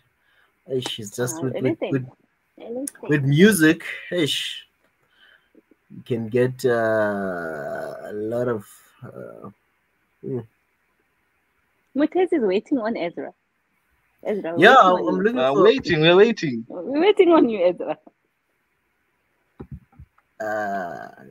Don't you have a drum, a table there? Just hit the table or something. Hey, man. Table. Something. Wow, there's somebody joining us. Hello. It's gonna be a choir today. The choir now is complete. The lady. Hello. Somebody just joined us. Judy. Yeah, hello. Oh, thank you. Calling from Germany. Germany. Oh, wow. Yes. You've got 4 countries here represented. There's Kenya, South Africa, UK, Germany, and Germany. Yeah, but I work. You know, I have joined because of last time you asked about industrialism and the technology. I have the technology. I come from Kenya, but too long living in Germany. You know? Oh, you know what's happening here, guys? I'm also from. You see what's happening? What? South Africans, 2 Kenyans. Yeah. But the point of view is, what happened? When you go back to my profile, you will see we have stopped atom. I don't know what you call those things. Nuclear power station. We have stopped with them in Germany. Yeah. Yeah, and even coal, because I'm in the power industry, so I know even coal, you guys have really moved away from coal as well. No, coal is too long because we are never using the coal. The coal was used in the time they were using from what do I say, for heating the house and for train. You know, they have they stop long time. And last time we talked with you, when you were talking, I say now the German is involved, and that is involved with solar and biogas, I think. Yeah, And yeah. that is affecting Africa so much. That is something I'm putting eye on it. It's not okay that the African, those maize, what they are planting there is bought by the Germans to come and do them the biogas so that they can get electric. You understand that? Oh, For the so electric. you guys are moving to renewables. What? You're moving to renewable power. No, we are in the biogas. Biogas is something I don't know how that is. It's new. It's brought by the politic called Green Party in Germany. Green Belt movement, I think, is in Kenya, but here it's called Green Party. Yeah, they did win the last election, isn't it, for the Yeah, UK? and that is what, EU, and yeah. that is why Merkel last 4 years won from the. You understand? Mm. Okay. Hello. Hello, We're listening, Judy. So on this biogas, it's making the Africans to be poor, and don't ask where is the maize going on other things. They are coming here. They are buying very cheap, putting in the biogas for electric. And then after they sell to their customers, because the farmers, they are buying in all over the world, maize, I say maize, yes, in German, maize, other things, potatoes. You have to feel that thing. When you feel it, it will produce. I think I will make a picture. Tomorrow I'll go and make the picture of it. And it's not healthy. You understand? How does it affect your health? What? How does it affect your health? It's bring out the gas. It doesn't, it's covered. If you know Europe how it is, the gas is coming out to the people. And it affects Africa because they are buying very cheap. The other small people who cannot afford to buy the maize for their own, for the table, to put a table for a meal for other people. You understand? They don't affect me. They affect the Africa. Because the rich farmers, they are coming in Africa buying those maize, and then they bring those maize back here. They are buy a nickel, and after they put that biomaize to electric system. Do you think maybe that's the reason why they introduced the Monsanto seeds for maize? What? The GMO maize now. Do you think maybe that's why they introduced the whole seed thing, where now you can't actually do it the natural way? You have to go to Monsanto and buy the seed, so that you can always be injected to them. Clearly. Can anyone hear me? Sorry. Yeah, I can hear you now. Do you know anything about Monsanto? Monsanto, yeah. With the corn situation with India and all the farmers and being indebted to Monsanto because of corn. And with Monsanto, that I cannot talk much. Why? look now, look about today and the last 2 years or 3 years. There is no lies. Oh, You understand? in Germany.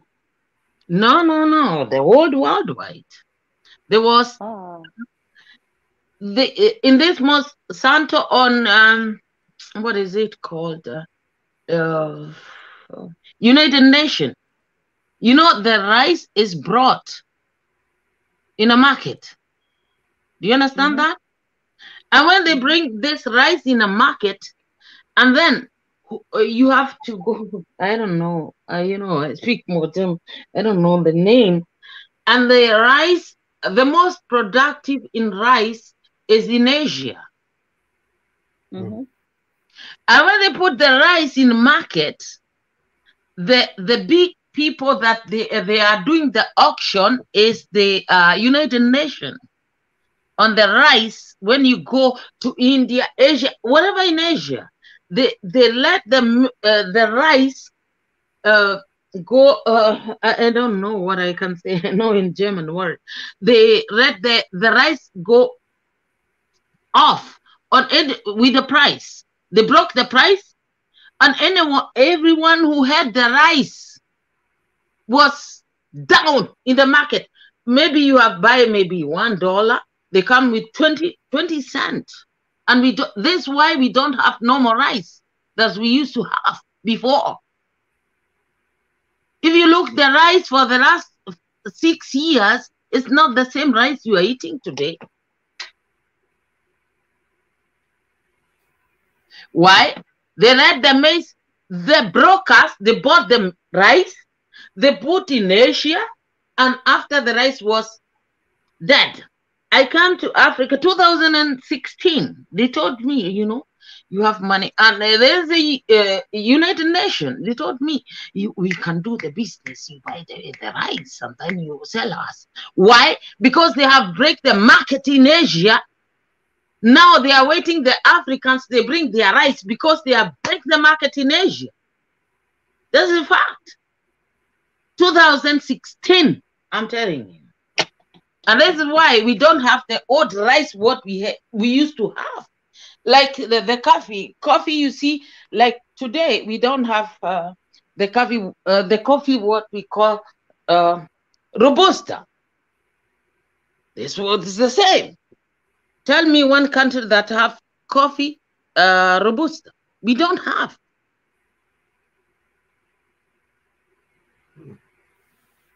Judy, I think tonight we were about to close, and you're coming with a serious topic here. I don't know when do you want to join us for another conversation where you can really talk about these matters? Because the measures of a talk, the people they are talking that this raw, but talk with someone who knows how the market and how the white man is just pressing the third world. They call us the third world. Yeah, do you understand? And they make our things demolish and come with different strategy. Do you understand? And as we talk only oral things that they don't help us.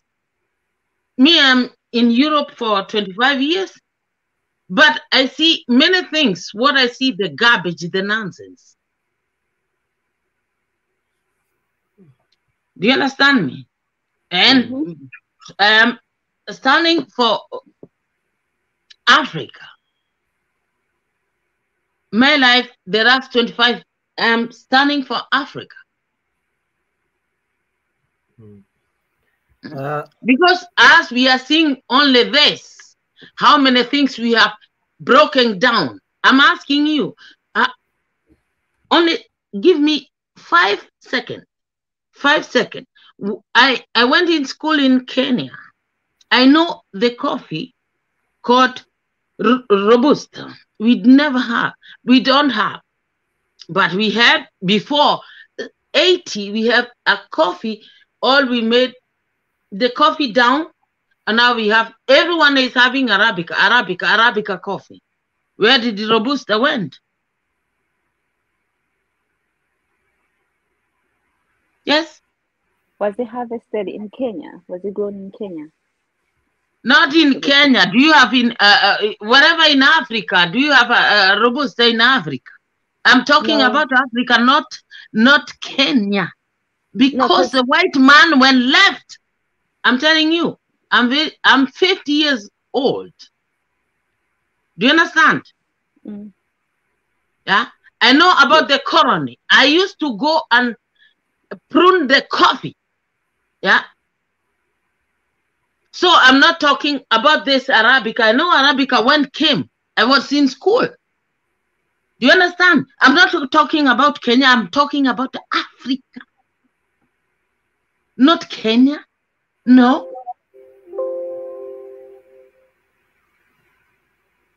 You know why? You know why I'm asking?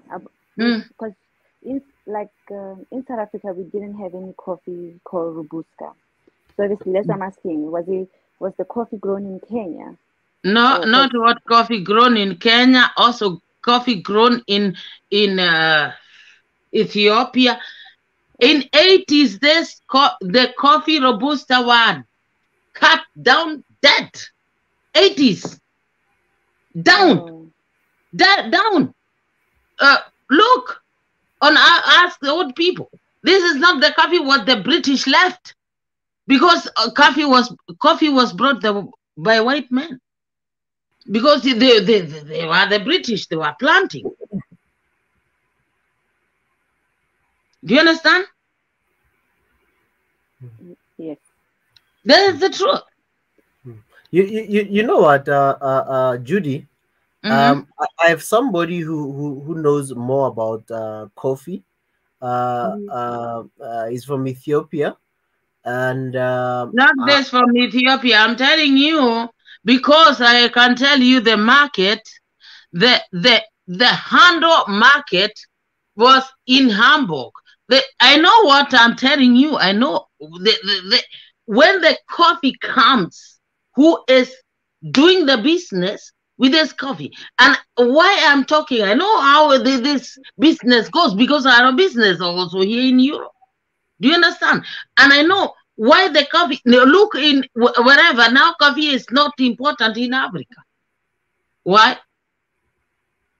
I know all those procedures in Africa because I was born there and I came here and I know the coffee, the procedure from the coffee. Do you understand? Is the truth? No, but as African, we are talking on an oral. I have been in your website. I listen only what the people they are saying. We do this, we do that, but they don't know. Today, when I ask you where is the maize going, you know the best maize. You know what the Americans they are bringing their maize. They are making handling maize in America. The big, so that the Germans they buy on the other they buy, and the big American farmers they bring in Ethiopia, or the market is in Ethiopia, and then they bring to Africa the yellow maize. Do you understand this? I know, and that's what I'm talking about. Do you know that the Ethiopian airline don't belong to the Ethiopia? They belongs to America. Do you know that? Do you understand that? I know the business, and I know what I'm talking about. Wow. Yes. Don't That's think that when you sit in Ethiopia Airline, it belongs to Ethiopia. Since when? You know, I sit with white men, and I was sitting in the Ethiopia Airline. Yeah, I'm telling you the truth. From them themselves, and from my country. And I saw Mika said, fly with the Ethiopia. This man don't know what he is talking. And he don't. And myself, I free with Ethiopia. But Judy, as far as we know that the Ethiopian airline belonged to the government, it's a state-owned company. So the other things we don't know. So I think sometimes when we doing a lot of statements and stuff. That's why I would love you to come on another show where we can talk about food, how things have changed, the rise, all this kind of stuff. Then we can really have a nice session, because currently we were about to close because we just had another show, and our plan for tonight was just to sing for the only. We were supposed to be closed by now, but then we were about to sing and you join in. We thought you were gonna sing with us, and I'm sure she wants to sing with us. yeah, I hopefully she can sing for the only here. Oh. No, just give me 2 minutes. Let me tell you. Huh? Do you know Ethiopian is Tarians? Do you know what I don't say in German? It's called Starians. Look in Ethiopian Air and you will see the name Starians. Oh, do you know what does that mean? I know Star Alliance. It's belong to who? No, listen. Star Alliance it's a group of companies, airlines. From where? It's not every From airline. where? From where? Airline. From where? It's a membership club of airlines. No, I tell you, Star Alliance is an organization from Germany. Hello, stop. From Lufthansa, stop. Star Alliance, yeah, is from Lufthansa organization with Australia. Do you listen that? You don't tell me. And don't, in your lifetime, don't sit in Starians. You think the Ethiopian Airlines belongs. Yeah? And I will tell you, you invite me one time, I tell you, one time I slept in Addis, Kenya. And then we discussed with the complete all of them from Addis and Lufthansa. And I'm telling you, you sleep today and you must understand that Ethiopian Airlines don't belong to. It's like me, I put my feet on you. But Judy, I think that's not the facts that we know. So currently, I will not take that statement as true, because in terms of the shareholding, it's not the information that is publicly available. And again, Star Alliance, it's not just a Lufthansa. Lufthansa is part of, and so many airlines, SAA, Qatar, Turkey Airlines. There's so many who are in that sort of group of airlines. So I don't think it's whether it's headquartered in Germany or not. That's not a problem. But for to say that the airline is not owned by them and stuff, from the facts that we know, I will not take it for today. Let's have a session where we can really talk about such things. You can leave your email here, and then you can decide. You can send us an email, or we can send you an email what you want to come and talk about, food or airlines or ownership, business, all those things. Then yeah, let's do that. Please share your email on the private chat, Judy. Because currently we were about to close. I need to close the show. It's been over the time limit that normally we had planned for.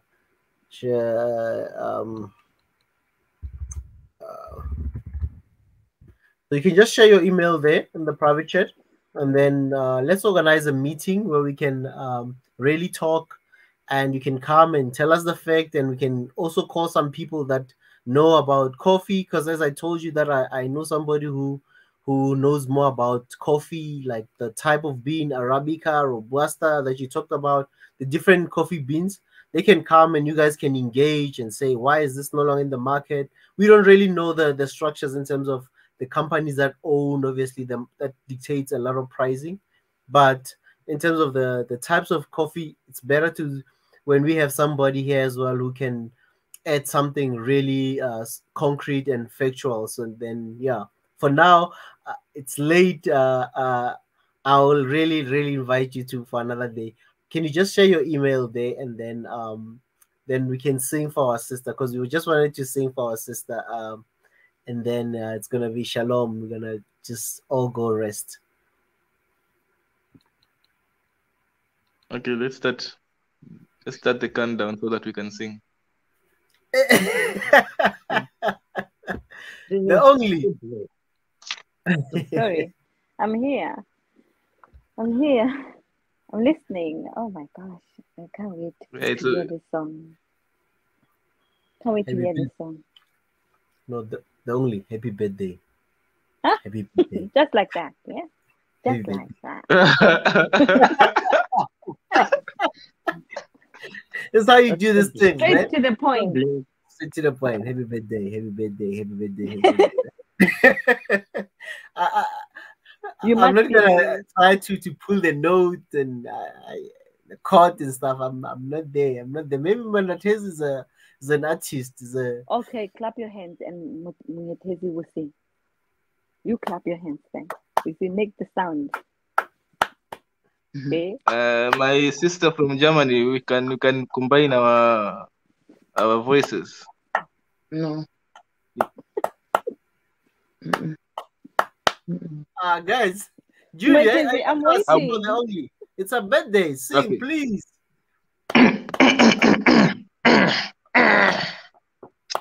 The throat has been cleared. What? It's time to sing. We are singing for our sister. It's a birthday today. Can you sing? Kiswahili. Sing in Kiswahili. Metezi. Come on, Metezi. Okay.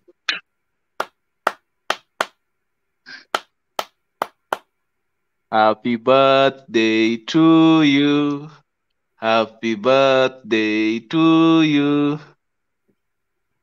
Oh man. Imagine I forgot the lyrics. I'm so great. Oh my gosh. So I know you. That's. How old are you now? How old are you now? Huh? No way. For real, I forgot the lyrics. Like, how old are you now or something? I don't know. Happy Are we birthday done? to you. Are we done? The second, okay, I forgot the lyrics. No, I forgot the lyric. I know happy birthday. Usually when it's about. No. I've already started. Okay. Usually I murmur the lyrics when after that point when because it's always a crowd. But now when I'm alone. You start doing them. Okay, just hum them. Just hum them.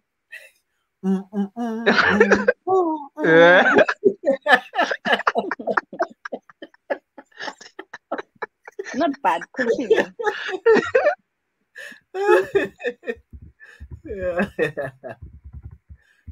Okay, let me sing again. I think I remember I'm going to break down the lyrics. If it's not the lyrics, it is what it is. Yeah. Happy anything. Birthday. Just add anything.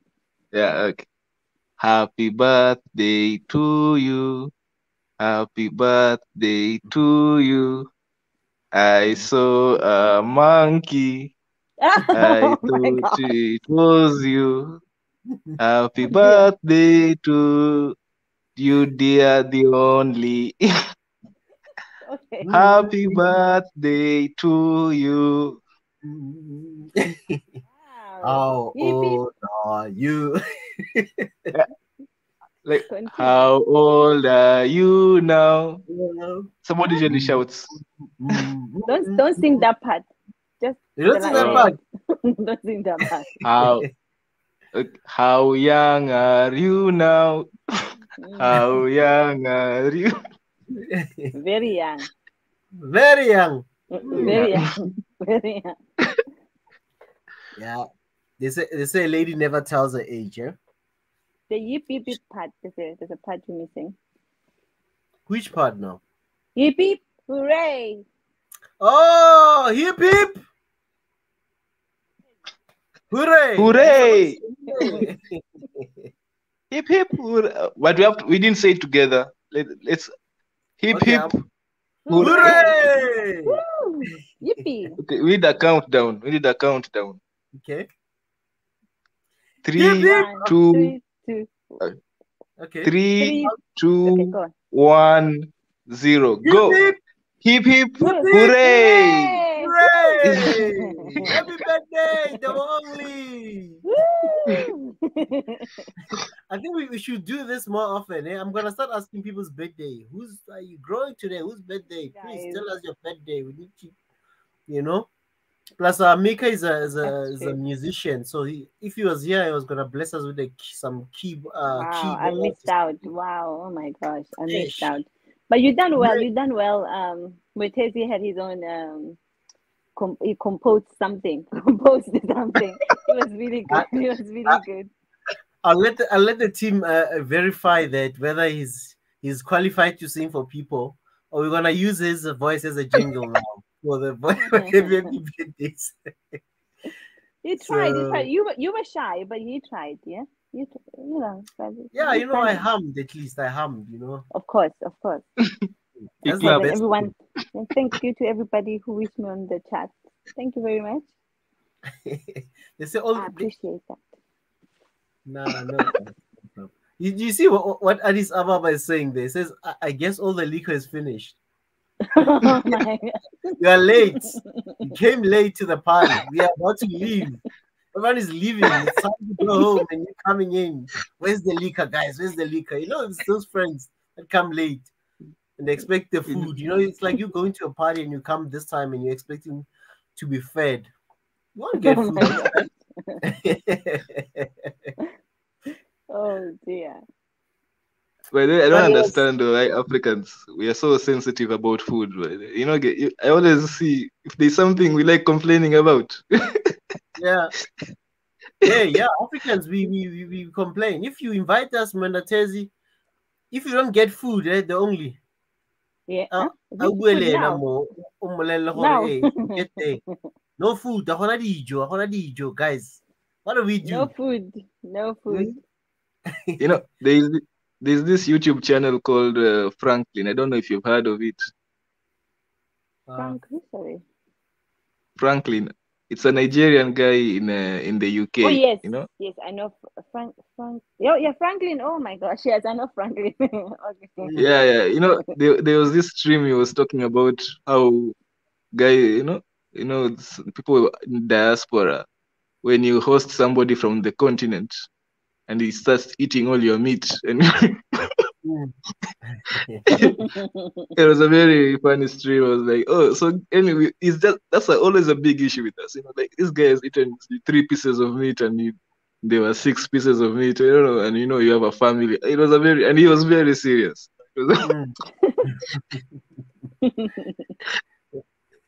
Now, it's tough sometimes being outside the country. Some people, it's a tight budget for them. So when you have to host another tummy there, it's a bit of an issue because some people maybe they're coming to your house thinking, yeah, you must be living well, living. Have you had those? The only people, some people from back home coming and thinking you are bowling that side and stuff, eating everything. They when we get home, I think people at home they think we are some kind of like rich people when we live out here. To be honest, we're not rich. We're not rich. We just okay. We're not rich. It's not. People think, oh, when you're abroad, oh my gosh, you have loads of money. That's not true. That's not true. Sometimes we miss home most of the time, to be honest, because we actually see that opportunities are mostly at home. Here you could do as much, you could do so much, but opportunities at home. I don't know if it's because the economies are growing and Africa is developing, so you actually have a space to make something of yourself at home compared to here where it's mostly developed. You get what I mean? So yeah, people here are broke. That's true, Nana. We are so broke. Oh my gosh, we are dry. The only thing we've got is the name. Oh, you're in England, America. Oh yeah, everybody thinks, oh my, these people are rich. They don't know. They don't know. Are you guys living the student life that side? Are you eating noodles? Please tell us.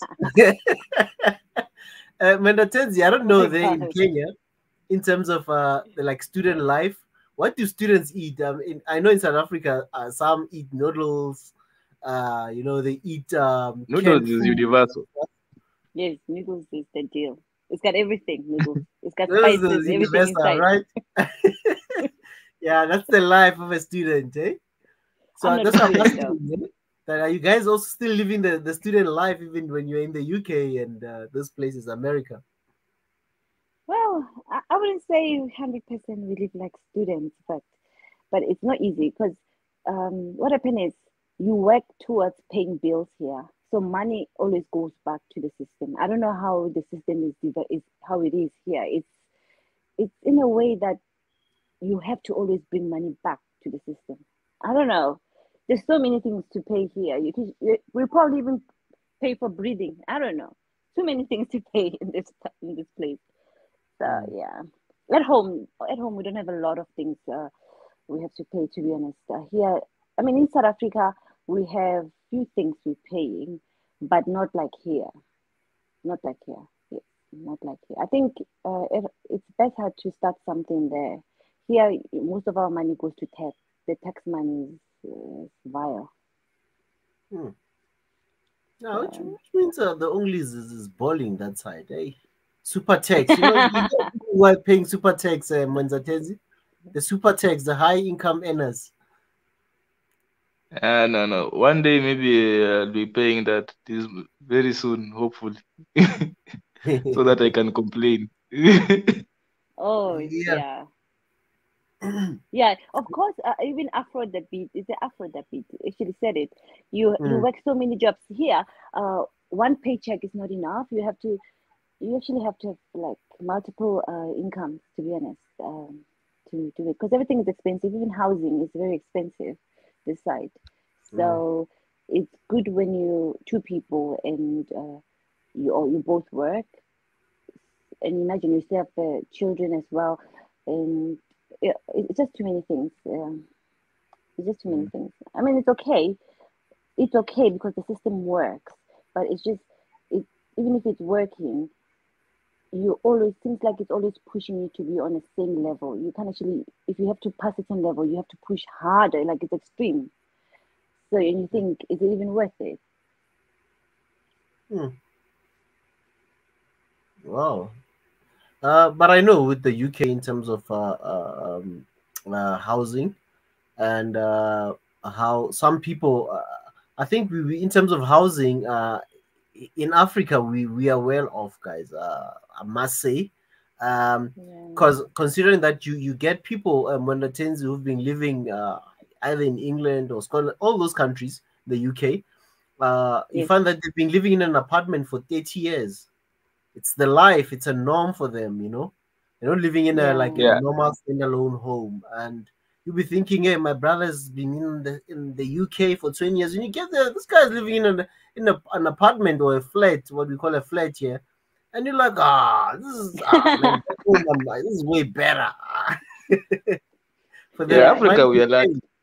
Yeah. I used to sell land, and Africa, we don't have a lot of property tax the way the UK have a lot of, and you find that even the biggest people who buy land right right now in Africa, I think, okay, not let me just say Kenya, because at that time I saw that it was a lot of diaspora who were really buying land in Kenya. So I found that I think a lot of Africans abroad are really investing back home. I think the conditions over there, I think the conditions over there, because guys are really working hard to invest. I think even I know a friend of mine who's going to Canada, and the plan is actually to retire back. So it's just you make money and invest back home, maybe build yourself. I don't know how you do it in South Africa, but Kenyans usually a lot of the diaspora in Kenya, they build apartments. Then when they are finished, they retire back home and they just take their money from the rent. Of course. That is actually very wise. A lot of people do that. I don't know. I can I think maybe Africans who probably don't do that are those who coming from maybe countries where they feel like, oh, there's no hope. What, even if I try to go home and build something, if war strikes again, or maybe the government, nothing is working, maybe. But I think every African really who's here and thinking they're gonna be here forever, I don't think it's very normal. I don't think. I'm thinking, why would you wanna be here forever? You should be preparing something for later to go back. You get what I mean? Because I can't imagine as an African thinking this is it. No, it's not it.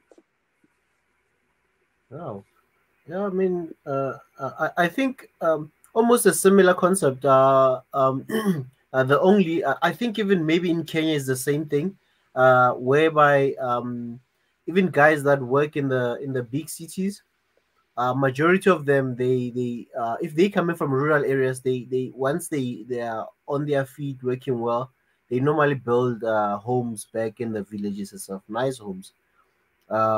So you see a lot of them having like beautiful homes in the rural areas, and with time they end up buying also in the city. In the city in South Africa, we do pay rates and taxes and all those things. Unlike in the rural areas, you can build, get a big land at a cheap Yes, price, and yes. even build a big home for yourself and your family, and maybe do it as a holiday home where you go like maybe once in a year, Easter time, or even during festive season, Christmas time. So some Mm. people do that. When they move from the rural areas to the city, then they build a nice home back home, and maybe even settle in the city, buying a home for themselves and their family to be comfortable as well.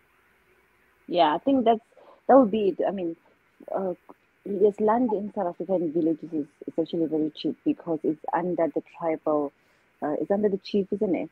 So, Mm. if you are from that tribe, normally you get land cheap, and there's always going to be land available for people from that certain tribe.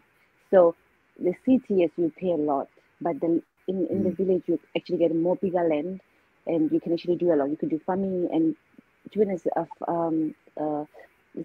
don't know, it's local countryside villages in South Africa. They're very good and they're well planned. They have like streets and everything. It's actually really nice. It's very nice at home.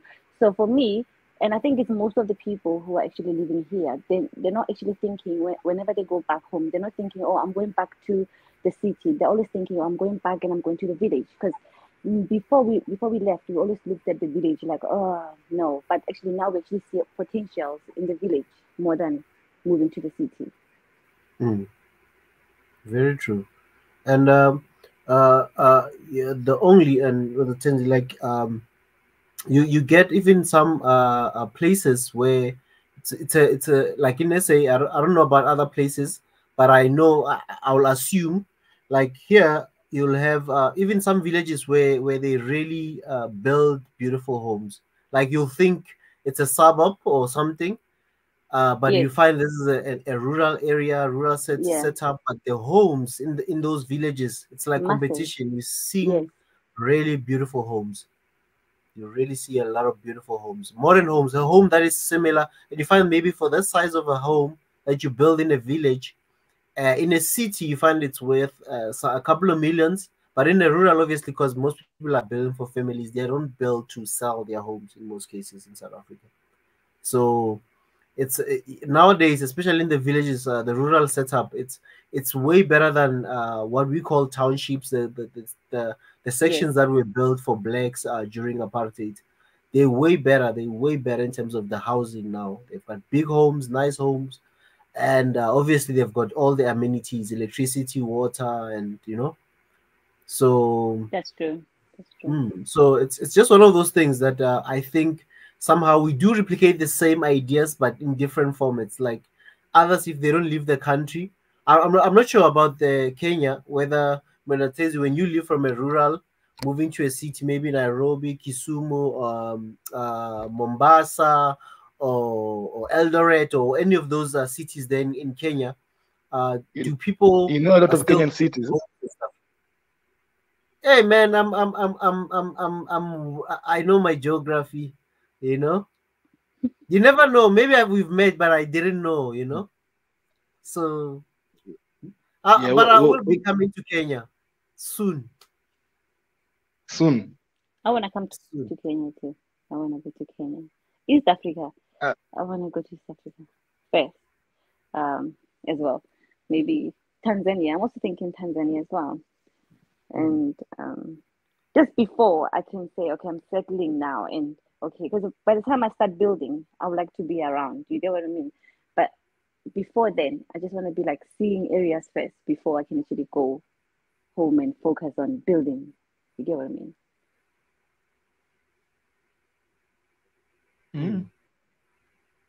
So I don't know how's the housing market there in Kenya? Like, do people also still go back to build their home villages and stuff?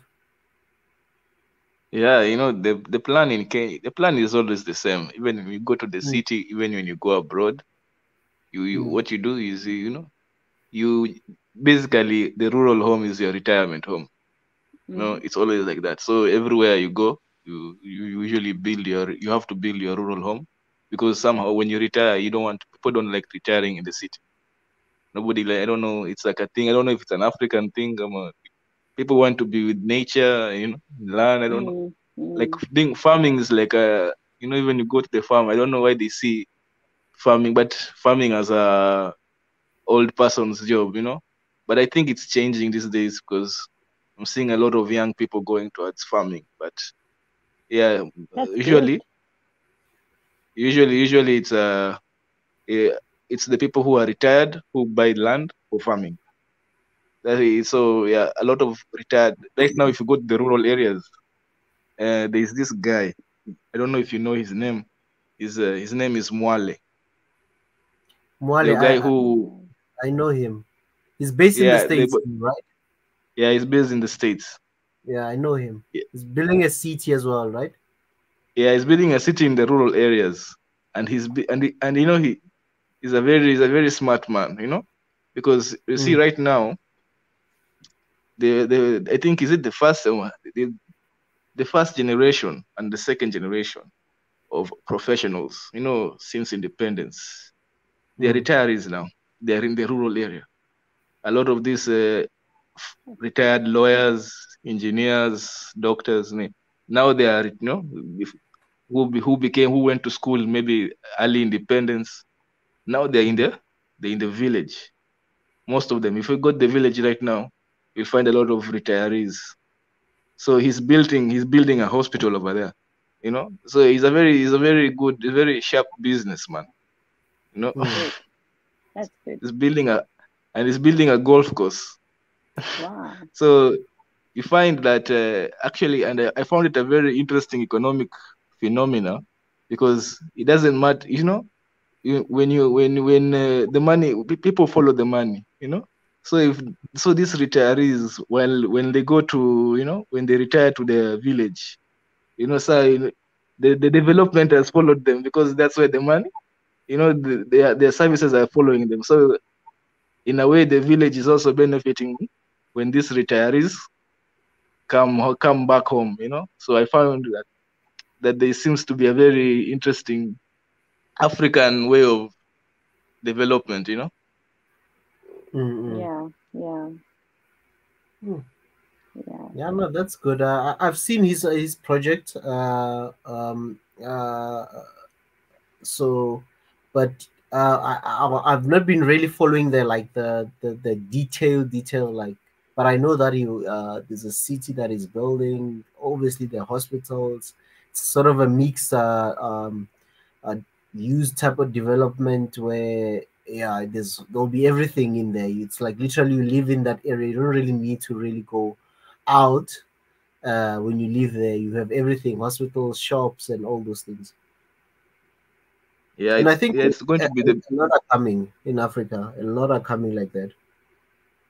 Yeah, also the diaspora who are retiring there, when they come to Africa, they go to the village, So yeah, the villages in Africa are on the come up, which is also good, So it's also some way of balance. I also think I also noticed that some of the diasporas, like African diasporas, I think what's holding them back from coming back home most of the time it's because they feel like they haven't achieved much to come back home, and they'll be looked at like they'll be perceived as failures or something like that. So most of them, they're like, I have to, when before I go home, I must have something to show. You get what I mean? So they're struggling, poor people, to And get home. they say that's why some are afraid to even go home, because Yes. we find that somebody's maybe been overseas for, let's say, 7 years or 10 years. They've only been home maybe once or twice, and if you had to really dig deep and try to find out what's happening with that person, you only find out that maybe he's working really, like, not so nice jobs, and is barely making it. So it becomes hard for them to like come home. I mean, maybe even coming home, people will just see that, nah, man, you were better off at home than before you left. Now even your clothes don't really look, decent.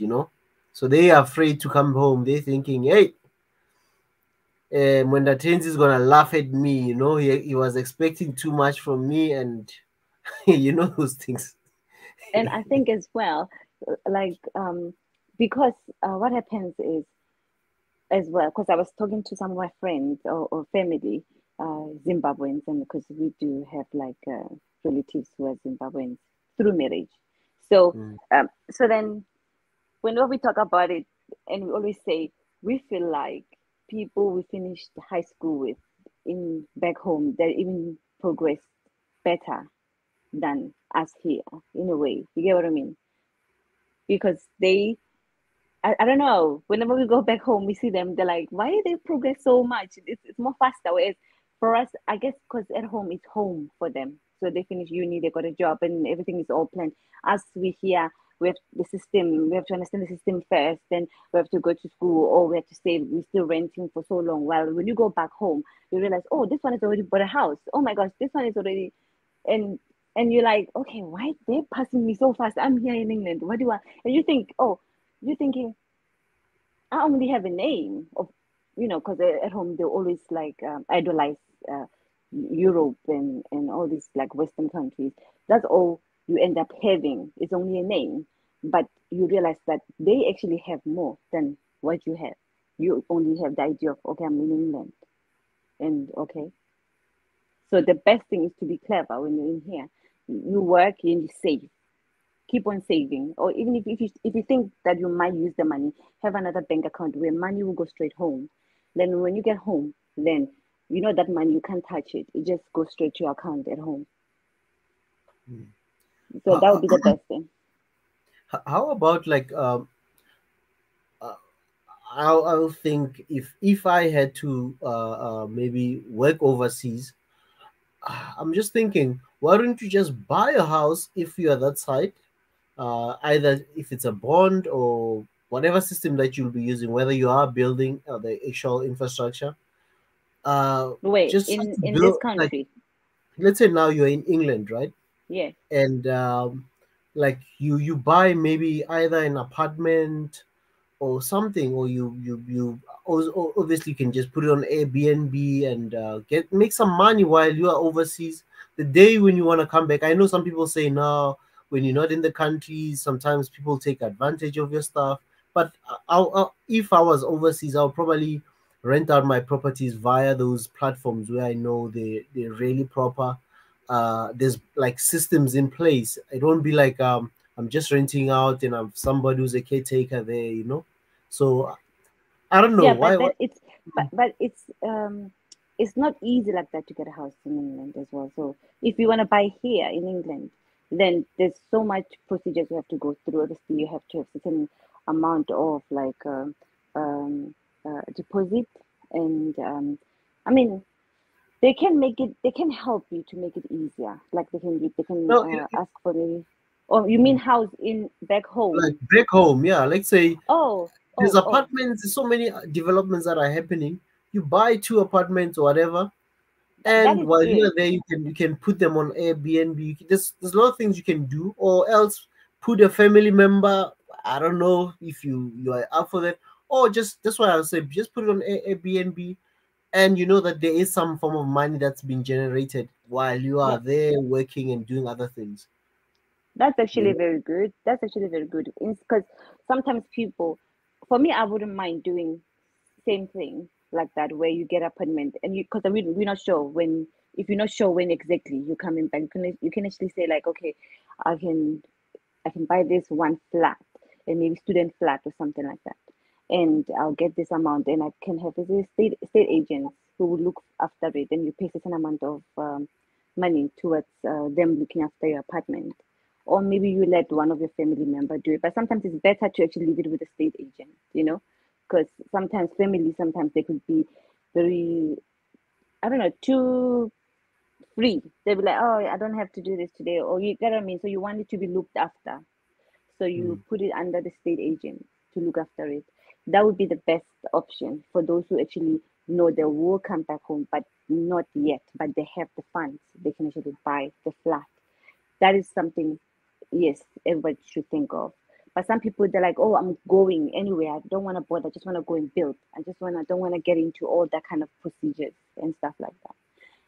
So, and sometimes systems at home can be a little bit slower, because I know one of my friends, she's from Cape Town. She also tried to get a house, and with her husband could only be in in in South Africa for 3 months. So the process was so long, to a point where they gave up and they just left. They couldn't even get a house. So I think sometimes the process, if it's a bit slower and time is kicking and you're looking at, like, you're thinking, oh my gosh, my visa, my time being sort of for 3 months, because they only give you 3 months if you have like an English passport, isn't it? Then from Mhm. them you can renew. But I think they didn't want to bother with all that process. I don't know. But they were like, okay, then they just decided to come back.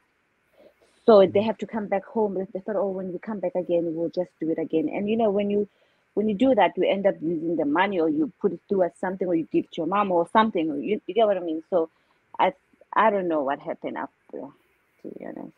So, but yeah, I think that's a good option. That's actually one of the best options, where you can actually get an apartment and rent it out, and while you're busy working here, at least you have something back home that is actually generating funds. Yeah, that would be a good idea. I don't Because know if everybody's thinking that at the moment. I think everybody's thinking, oh, I'm just gonna take this money, put it there, and go home and just buy land first. And once I secure the land, then I'll just save enough, then secure it for the building. I think they're just thinking in that sense, or maybe, oh, I need to put everything together, whatever I'm gonna start for the business, the building, for the land. They just think, oh, I just want to put everything, big amount in the bank. I'm not thinking of getting flat or something like that, or a house. mm, yeah, because I think if you are having a property, like any property, it becomes your liability if you're not generating anything, or especially if you are away from home for so long. Rather just let it make money for you.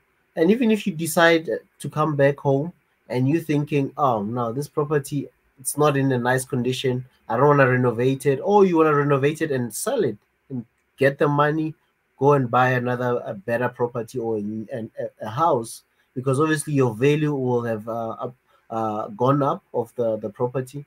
So that's one of those things that one can do, instead of saving so much money and thinking you'll use it for such a project.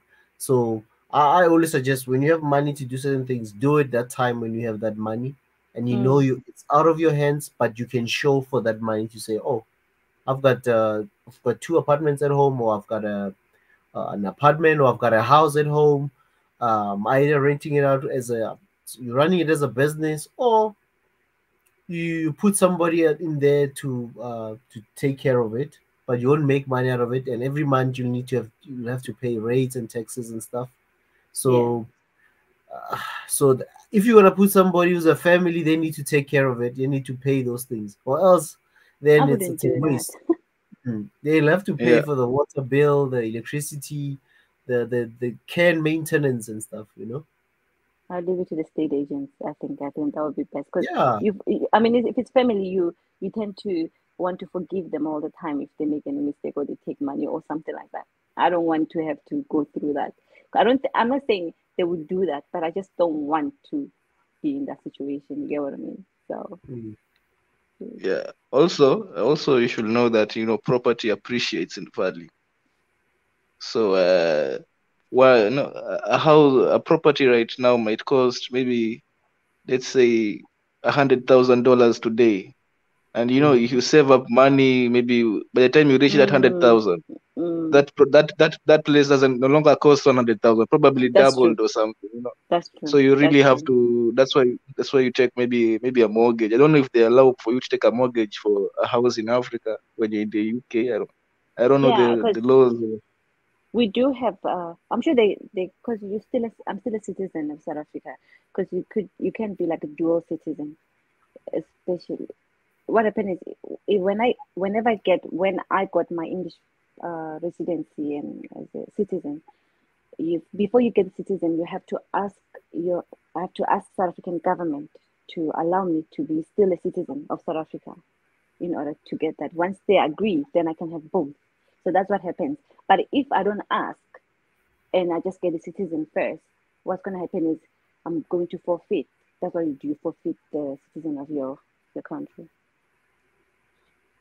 And there was a bill that was a bit controversial with people that are living overseas here in South Africa.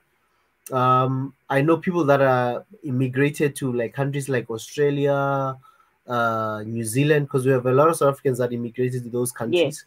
Yes. And I think the government now, with the tax revenue dwindling, they've been trying to go for people like the only who have money, who are paying super taxes, who have businesses back home, who are taking out money out. They're like, yeah, no, we also need to tax this money that's going out. We can't just let it flow out, And there was something also to do with citizenships as well.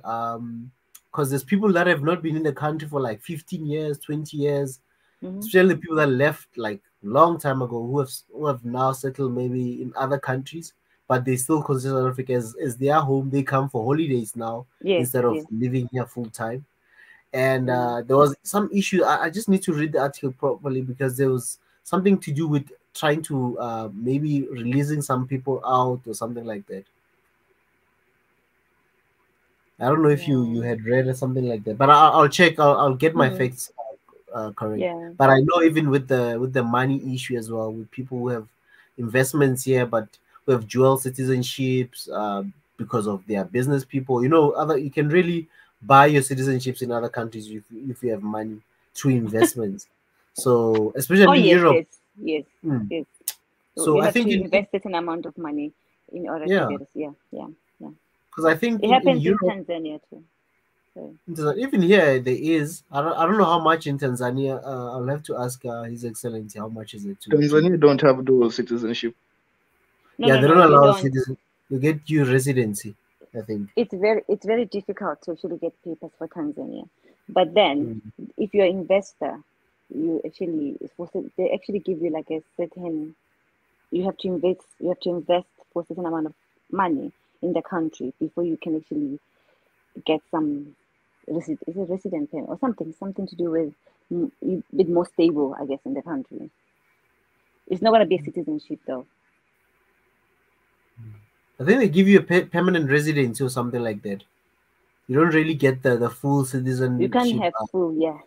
You get something like that. Very tough on that. Yeah, they're very tough on that, Tanzania. The only way to get a citizenship for Tanzania is to marry a Tanzanian. That's the only way. If not, that's it. You can't. So in Kenya, his Mundatenzi, like how's the like things there in terms of residency, permanent citizenship, land? Like now, if I'm planning to come to Kenya for business, coming to see what kind of businesses are in Kenya and what you guys are doing there and stuff, just to come and see the market and the business environment there. Just from your side, how is it? Is it tough? to register a business? Is it tough to settle in? Kenya, I'm just trying to find out from somebody who lives there, who knows the ground or the the environment. Kenya, okay, Kenya is very. It depends on who you're comparing. When you say tough, it depends on who you're comparing with.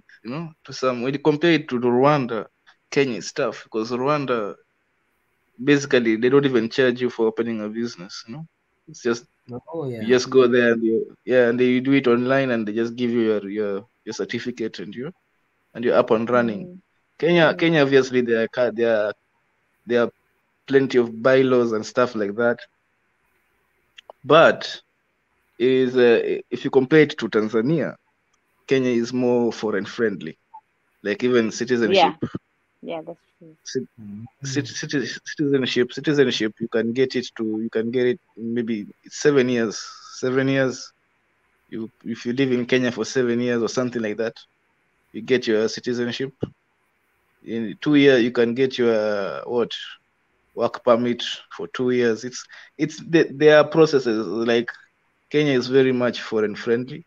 Even I think in East Africa, I don't know if it extends towards Africa. I know Kenya and South Africa don't have the best relationship. It's a very interesting thing. Even I don't know if you've heard of that. But when it comes to diplomacy, there's always what is it? Just some, I don't know. There's always some tension, even when South Kenyans need to get a visa to go to South Africa. Yeah. So it's a very interesting. I don't know why in terms of South Africa has not open Kenya, because it's a big investment place. I really don't know as well why it has. But in terms of it's historical.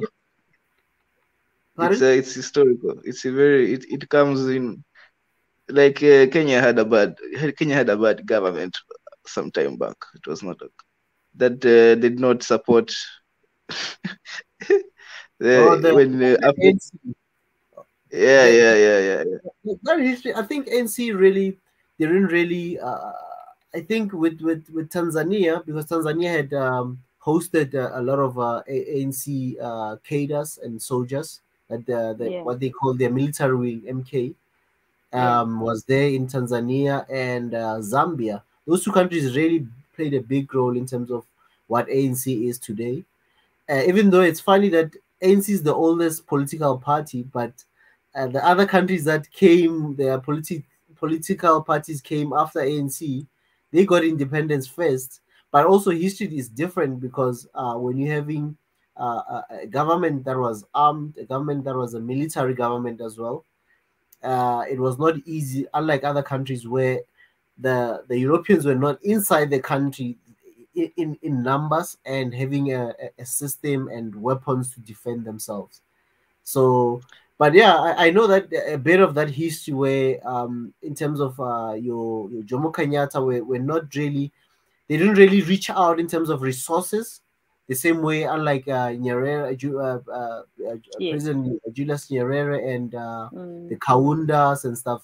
But if you look at those who reached out, some of them went. I think Kaunda at some point. I'm not sure in terms of his education if he also went to Fort Hare, which had a lot of political.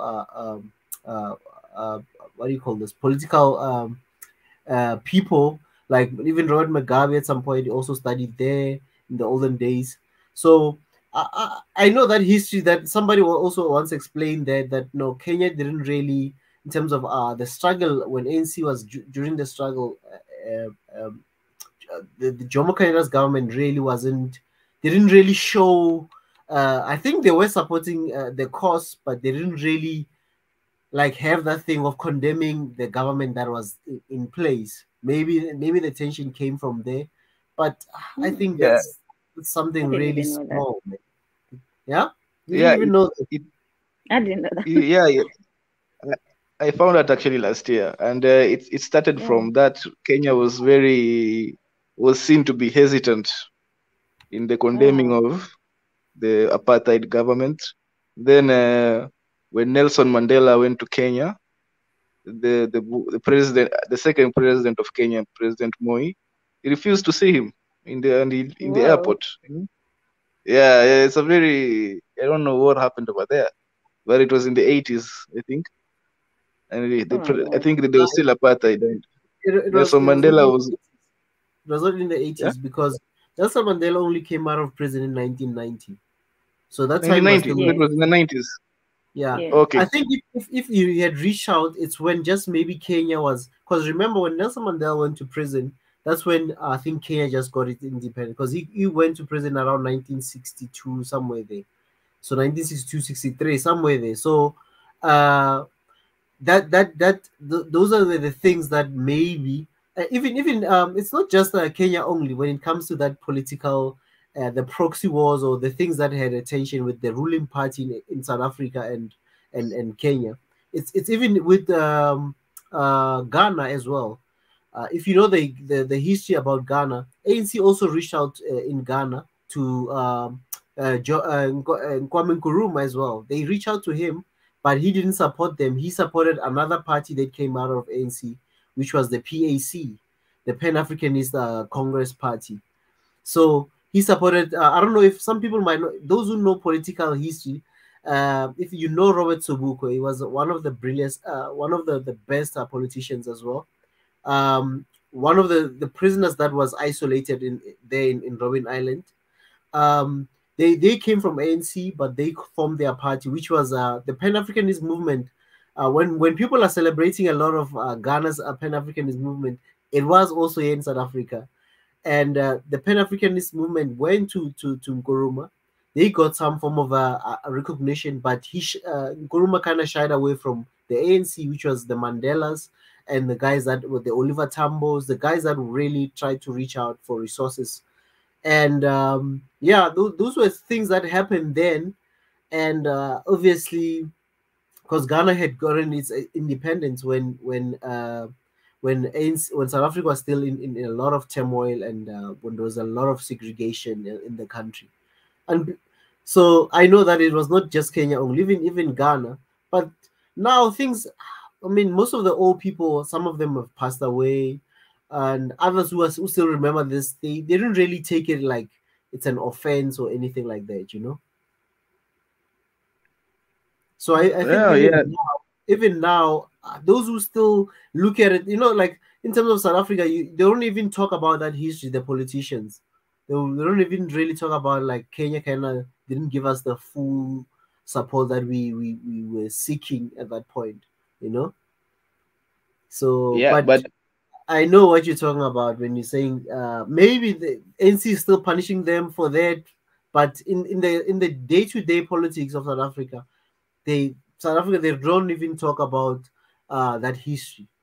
and South Africans don't even use bad intention to say, especially black South Africans to say, Kenyans have done this to us. We, you know, most of them don't even have that, or some of them even care about politics. That's true. That's true. That's true. I think I was even, to be honest, I was a bit surprised because that why aren't we working together more easy with Kenya, because culturally we're very similar, especially Kenya, Tanzania. So I was thinking, what's going on? So maybe that's what's happening. And we know with Tanzania, maybe it's because of the whole their rules in the country with residency and citizenship. Probably maybe it's not as, but they do. South Africa and Tanzania do work together very well. But I was wondering why Kenya, because then we are very close in culture, so it was a little bit like, okay, I never even thought much of it. I just thought maybe they're still trying to sort themselves out, the whole Africa, you get what I mean? So I understand now what's going on.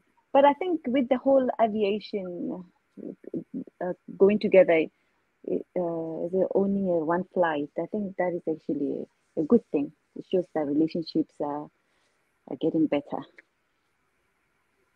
I think they are way better now, you know. And as you say, like if you look at some of the Kenyan people, they look more like South African. If you see some people, you might think, no, this person reminds me of someone in Yes. my family or in Yes. my group of people. A lot of people in East Even Africa, they do look like some South Africans, to be honest. even the presidents, they look alike. That's true. That's true. But hey, man.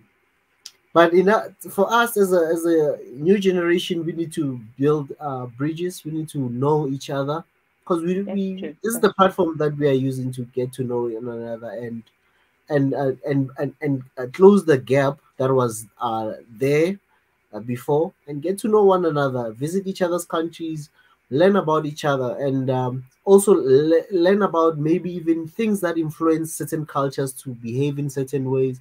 Because sometimes that's why we don't even know so much about each other's countries, you know. yeah. So, and we get even wrong information about other countries. Because if you go to any African country, every African country has something about another country that the people from that country, majority, if you ask them, they're like, what are they talking about? Which country are we living in the same country or what? You know?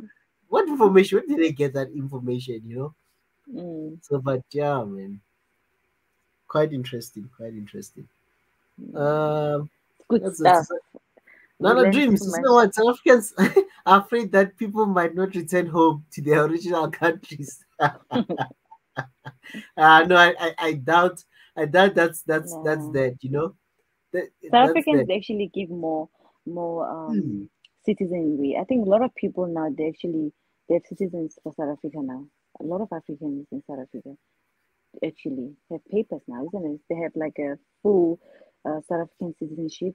So it's I would say it's easier having citizenship in South Africa compared to maybe places like Tanzania, maybe even more like than Botswana. Botswana and Namibia, they're very strict. Immigration is more strict than in the whole south. Botswana and Namibia, it's very hard to get into those countries. Um, Hmm. and people actually think maybe it's us, but actually us, we are very lenient. We actually very relaxed, to be honest. But Botswana and Namibia, it's almost impossible to actually get papers for that country. Hmm. Those and countries. and and in Botswana, for example, there's like when you say we really we are really an open country. That's Yes. why I tell people when I tell them South Africa is not a conservative country; it's an open society. Um, uh, that's why if you're coming from a more conservative country, you will get culture shocks, and they might put you Yes. off, or you might think we are certain people, but we are a really we mind our business. That's something that a lot of people don't realize. That South Africans really mind their business. They're not Yeah. everywhere to like when you don't say anything about them, they won't say anything about. If you come here, when you can live next to a neighbor without knowing them, and you're not forced to greet them. You know, you live in that society where you live for your family and those that are close to you in most cases, you know.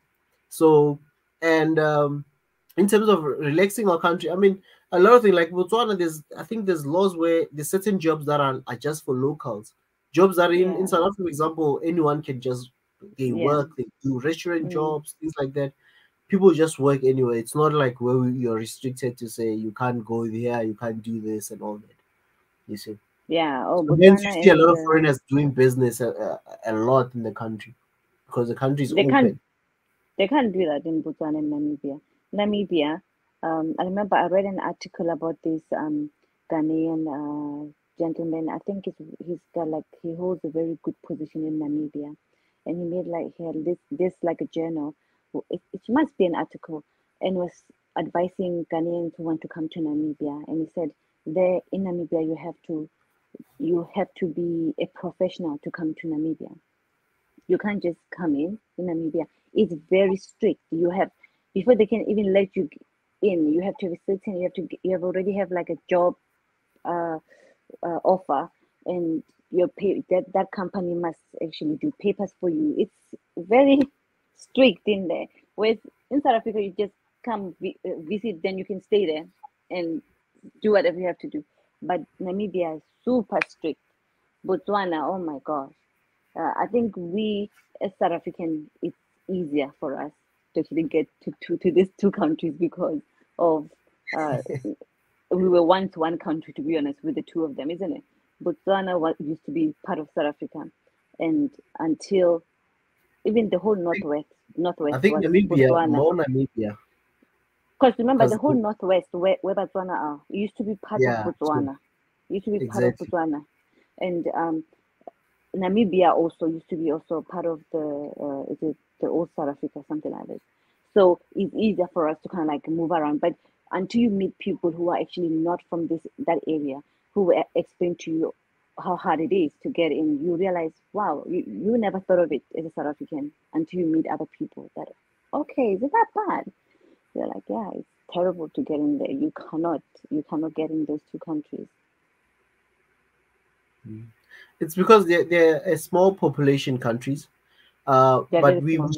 we share a lot of cultural and tribes as well. Yes. So if you look at if we had to make a real South Africa, let's say now, I know some people, please don't shoot me if you come from these countries, but if we had to really make a country, Monatezi, right, that this is gonna be South Africa in terms of now the cultures, and if you like, for example, in Namibia, Botswana, Lesotho, Eswatini, even the southern part of Mozambique, which is Young Maputo, there you get a lot of, you share like a tribe, like the Tsonga Shangani people, you get them in Mozambique.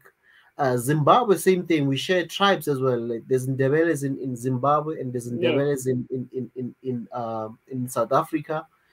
Botswana, there's more Botswana in South Africa in population wise than the whole Botswana as a country. And you look at Namibia. Namibia used to be part of Africa, used to be called Southwest Africa. They only got independence in 1990. So there you've got the Griquas, the Nama people that are obviously they mix with today. There's a word that I don't really like using because somebody corrected me, by the way, the only. He said, "Hey, brother, don't call me a colored. I'm not that. You know, I'm." Then he told me his tribe and say, "Yes, there's mixing. They are now falls under what we call colored in South Africa. But those who know their history, they don't want to identify as colored. There are those who enjoy. They don't care about it. But I was once, somebody gave me something, a lesson, and say, hey, Baba, I'm an African through and through. I'm a Nama person." And I've got a culture. These Africans we just adopted because of the European influence that came in the Cape and stuff. And those countries, if you check, you the land size, South Africa as a whole, if we take the tribes that share with the main country, South Africa, all of them, all the neighboring countries, they share a tribe and a language as well.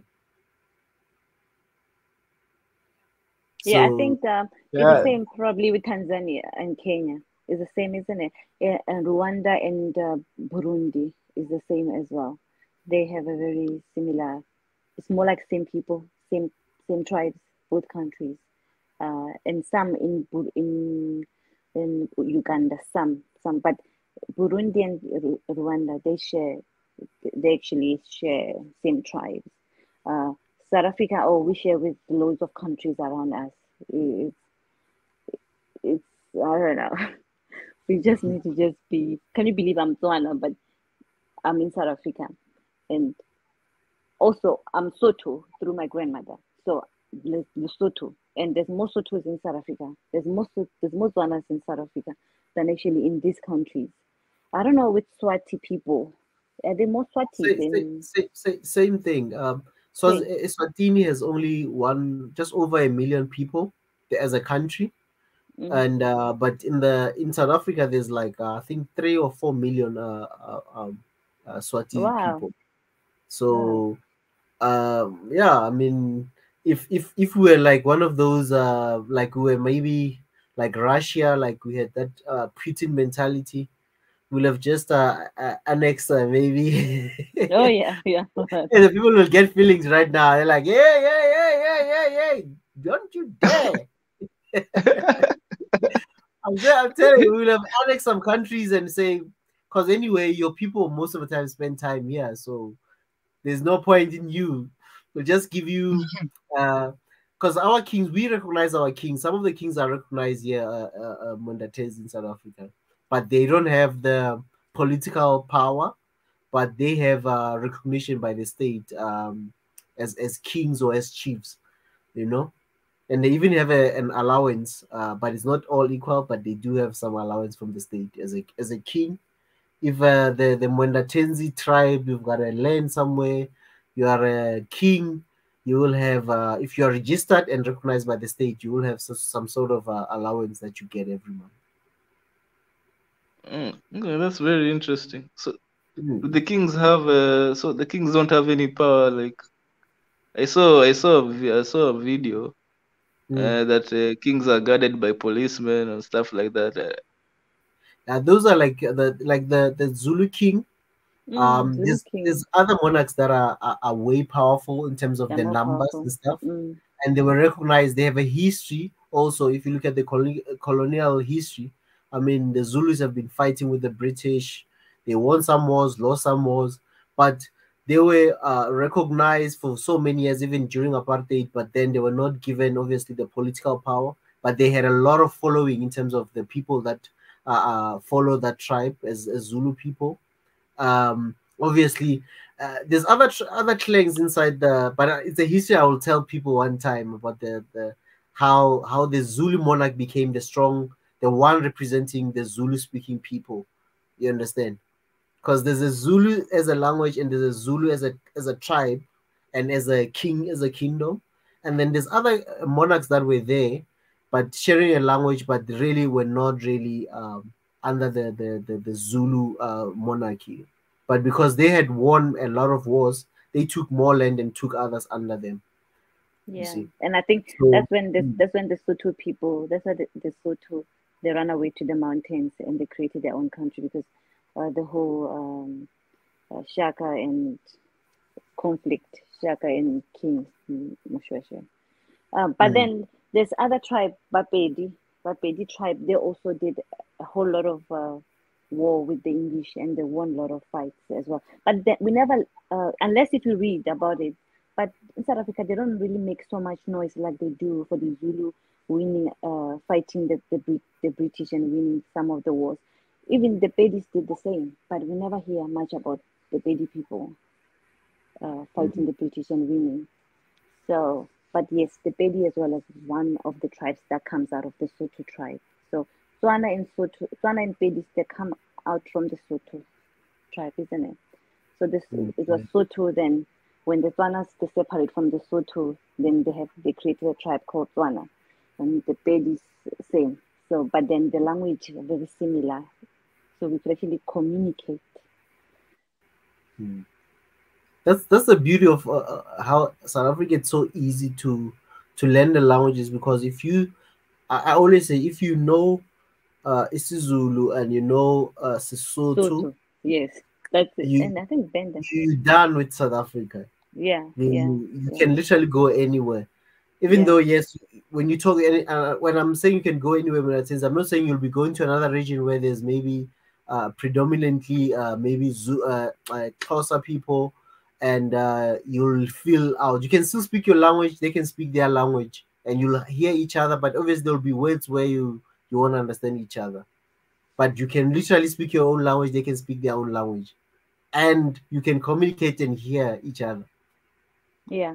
I don't know if you in Kenya you have such a thing where you can speak your language, meet somebody who speaks another language, they can hear you.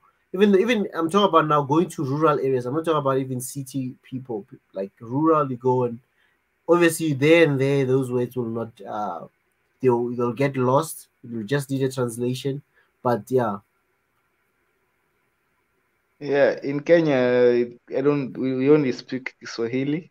Of course, we have the tribal languages, but Kenya is so diverse. Like you know, we have, like you said, in every border has just a mixture of people from there. The same people from both sides of the border. Kenya is like, I think if there was a country in Africa that has unnatural borders, I think it is Kenya, because you know Kushites, Bantus, Nilotes, you know, those African their territories each take a third of Kenya. You know, so you find that northern Kenya is dominated by Kushites, the Oromo, you know, the ones who are in Ethiopia. Yeah, they actually, and the Somalis from Somalia, they take up a lot of northern Kenya. Then you go to western Kenya, you find there's a lot of Nilotes down through the Rift Valley. It's just Nilotes.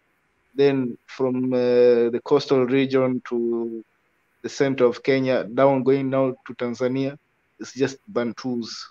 So Kenya is, so you can, there is no really one language that can, you know, unite like everybody. You know, you have to, there are so many languages. So I think that was why Kiswahili was adopted as a, you know, common language for everybody, because it could have been very difficult. You know, I think, but you know, another thing that helps, you know, I think if countries, one system that I always applaud about South Africa is also the how do I put this? It's entertainment and TV. Yes, not every tribe is really fully represented, but when you watch a story in South Africa, you're more likely to have a mixture of all the languages. You'll get somebody who might be speaking Zulu, acting with somebody who speaks Sotho. So those are also the more languages you hear on TV and radio, and mixing people meeting from different angles, speaking their own languages on public platforms. It helps other tribes to learn about other tribes. Then it makes it easy to communicate with different tribes communicating. You standing on your own language, maybe a Luo or a Kikuyu, speaking your own traditional language. You're meeting a Luo there, you speak, they speak their language, you can hear them because also TV is helping you. There's news for that language as well being on TV. That also helps because awareness also it's something that really helps in terms of familiarity. You start being familiar with the language. Oh, you start saying, oh, when they're saying this, they mean this, you know. But if you just people are just staying in their tribal areas, you only meet in the cities, and you speak one language, that also diminishes that part where you can easily learn. But when you go into the public platforms, you entertain music, music, obviously stories, soapies, all those type of stuff. If you're getting a different actor speaking, also using their own languages in those stories, you're more likely to have a lot of people learning each other's language, and it's going to be much easier to even communicate without you having to learn their language, you know. Yeah, I think that's what I like about South Africa as well. I think this is the part I do like, because even if we have a song in South Africa, or somebody, a DJ creates a song, and normally you realize that they will mix up languages in a song, or even like a generation or a soap. You'd be like, one the husband in the soap, or the actor and the actress is probably Tswana or Sotho, and the actor is Zulu, and they're actually acting, but everybody's using their language, mixing with English or other languages. But they actually understand what's going on, and for us, it's not even surprising at all because it's so common all over the country. So we will end up knowing what they're saying. So we don't need subtitles at all. We just understand what's going on. So, and that helps, it makes it easier for us when we go to different provinces where maybe the Xhosas are, or maybe the Zulus or the Sothos, or all of them, different Tswanas. It's easy to just go there and be around those people because you will understand. You might not, some of the words you might not know how to say them, but whenever you say your words, they will understand what you're trying to say. So communication just goes on. So that's why we tend to be okay with languages, I guess. So we're not kind of like restrained. Where you're struggling a little bit, you might add English. That's the best thing to do. But yeah, in South Africa, we speak each other's languages, and that helped a lot. I don't know who started this, but they've actually done a good job. You could just imagine if it was in Kenya, a Luo speaks with the Renduo, or what is it, another tribe, Maasai, and they can actually speak each other's languages. A Somali speaks his language with the Luo, or what's another tribe in Kenya? I don't know why I know about Luo. Yeah, Kikuyu, yeah, because that's a bigger one, yes. Then if they're all speaking with each other their own languages, and even your TV is also doing the same. They're actually making your actors to actually do the same. You end up knowing each other's languages, and you won't have a problem thinking, oh, this is this person's area. This one is, or even tribalism would be a little bit less, I guess. Because maybe that's why South Africa, with tribalism, we're not so much into it that much. And I think it's because of this. We just speak, we just do.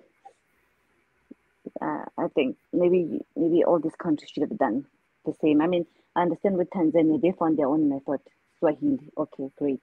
But I think Kenya would have, even if they start Swahili, especially knowing that Kenya also struggles a lot with like tribal issues, it would have been best, maybe that method would have worked best there. Whereas Tanzania have no tribal problems, I guess. They don't have a lot of tribal issues. They don't have tribal issues in it. So, but I think it's mostly Kenya. I think that's where maybe you needed to meet each other. Swahili, as all of you speaking it, yes, it might have made you people to be able to speak to each other, but for you people to connect, I think it would have been more better maybe if you could actually converse in each other. I mean, speaking each other's language there and there, throw one word that is Luo, Kikuyu, or maybe Somali inside there and there. Like that song, that Somali lady who made a song that was popular recently had like a bit of Swahili into it. So and if you find like, okay, more people were interested in the song, but you could just imagine if it was a song, Somali song that not everybody, it's pure Somali. Not everybody wanted to listen to that song, but that one, everybody jumped onto it because it had Swahili words. Yeah. Actually, I understand what you're saying. I don't know. I was going to ask how many tribes are in South Africa. Oh yeah. How many tribes do we have, Ezra?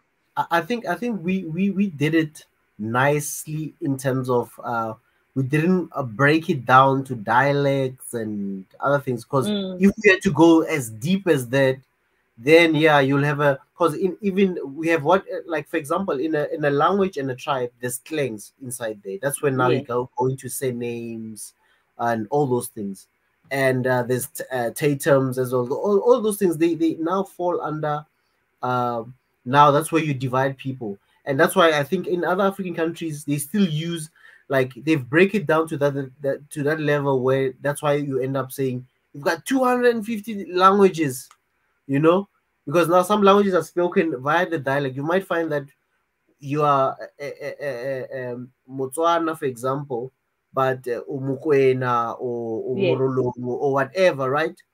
So there's also clangs inside languages or tribes in South Africa, but we didn't break it too much into it. But we know there's those clangs, but we don't dwell too much into them.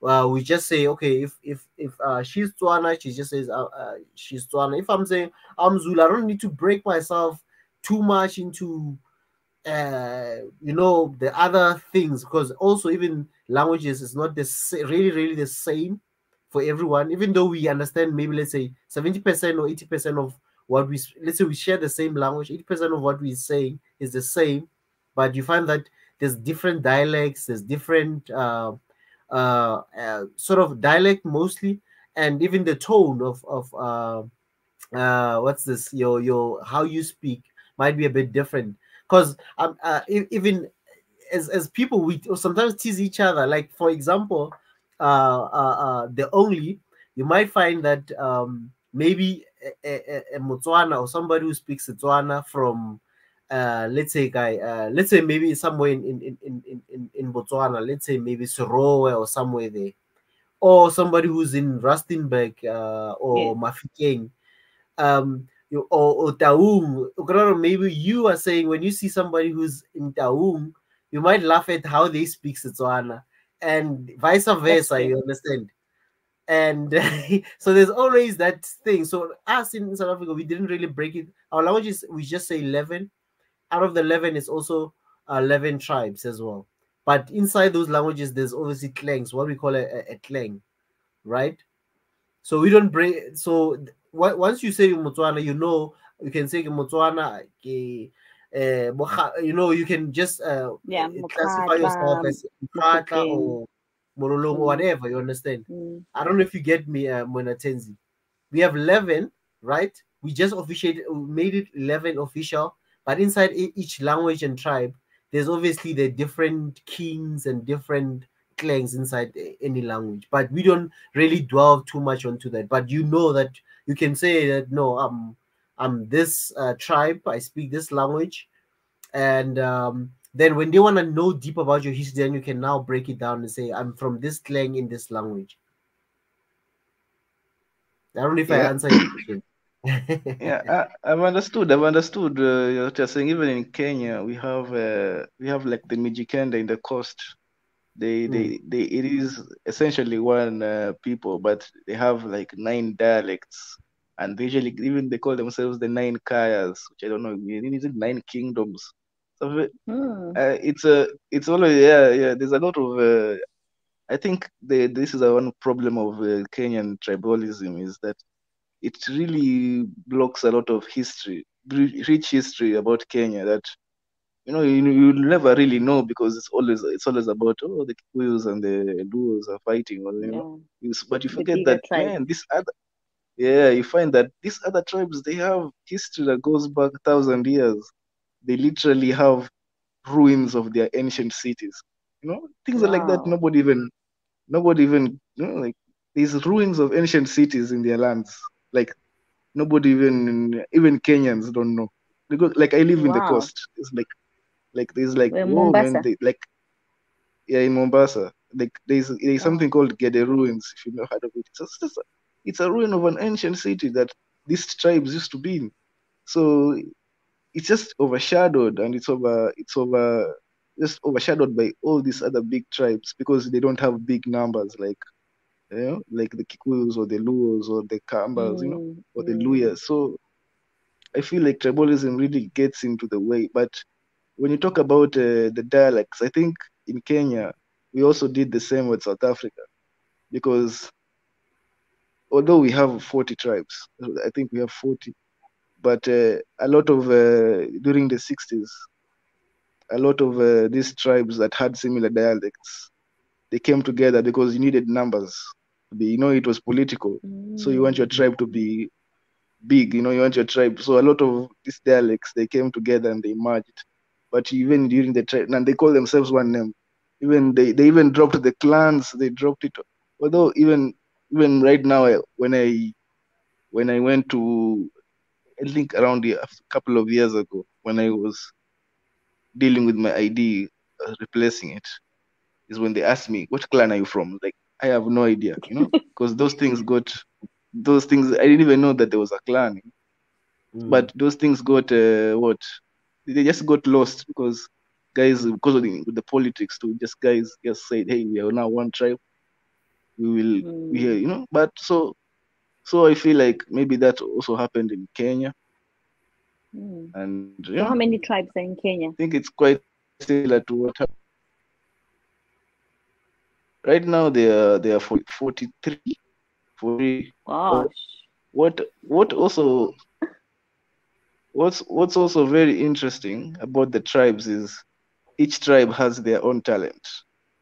The Kenyans that win the marathon, they're all from the one tribe. They all come from tribe. It was Which tribe is that? Interesting. And the Kenyan, it's the Kalenjin. Oh, Kalenjin. We never hear of them, isn't it? And they're Same actually tribes. more popular, but wow. Yeah, and the Kenyans that play rugby. And the Kenyans that play rugby and they're good at it around the world, they also come from another different tribe. And it's just the whole team, So you find some wow, man. So you find some very interesting talent come from my God. Wow. In South Africa we don't have that, isn't it? Everyone just go wherever. They can all be in one spot. We don't actually have that. We don't have like a specific tribe. We don't, do we? We don't. Yeah, it's just with us, I think we mix a lot. It's just there's obviously certain things that you might find maybe a different like a lot of maybe predominantly another tribe, but rare. It's just very few things. Like for example, when he said rugby, we know that predominantly the squad will be a lot of white guys who play that sport, because it's also generational as well. With us, it's also generational. If you've been in that sport or in that field, your father maybe was playing that sport, it's quite easy for you to go into it. But predominantly, it will be like the white people, more Afrikaners will be the ones who play, because also remember the tallest people in the world is it's the Dutch, right? No. In the world, No, it's Sudan, actually South Sudanese. Sudanese. No, man. On average, I think there's the Dutch than the Dinkas. I South think the Dinkas are Sudanese. the tallest people, right? Sudanese. But by average, in terms of on average, I think the Dutch are the tallest. I know it's a debate. I know that the South Sudanese are tall, but in terms of on average, they look at women and men. The Dutch were I think in Europe they are the tallest. As in a Europe, as, might as, be as a might be people. the Dutch. Yeah, But then I'll check. I think I'll check world, that. because I did read it somewhere about the tallest people on it. It was I read it maybe last year or the year before. It was Sudanese. They actually took that one. So, but then maybe because to be honest, living here, I met a lot of tall people who are from Russia. I don't know, like Latvia and all that kind of stuff. They were very tall. I think the Germans, they've got body, whereas Latvians and them, they might be skinny and tall. But the Dutch, they're a little bit, they have a body. I don't, they're very stout and like more bit like, That's why they aggressive. dominate rugby so much. Oh yeah, yeah. Because when you look at them, I mean, on average, I think I had something where I had this thing, list of tallest people. Let me just see what Wikipedia. I needed something really, because I know that the Dutch, they are one of also the tallest people in terms of uh, like when now they're looking average, they don't saying in number, maybe a number of men, but now in terms of the both women and men, they also had like some tall people. On average, Yeah. they are one of those tall people. So that But gene is Sudanese also are here. also, the women are also quite tall, the Sudanese Oh women. yeah. Because you find them in modeling a lot. They're in like all this international modeling. They're quite tall, the women as well. Yeah, I find it hard. I don't know. I what is it? I feel sorry for them, the women. The men, I'm okay, but imagine you every time you'll be looking for a Sudanese to be with, to marry, because then unless if you go to Yemen, you will be like hoping that I'm hoping I'm not taller than that Dutch guy. You know what I mean? Because you only have one option. It will be Sudanese guys. You end up having to date only because you're so tall. Yeah, Actually, Sudanese women are quite open-minded. There are a lot of them are in Kenya actually. They don't. I don't think they care. Okay, maybe They when don't it mind comes about to the height. marriage. They don't Yeah, mind I don't. the height. Oh. Yeah, they don't mind the height difference that much, as long as it's not extreme. That it's literally looking like she's walking with her child or something. But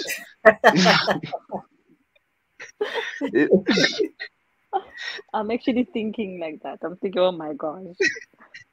Yeah, that's bad, eh? Oh my god.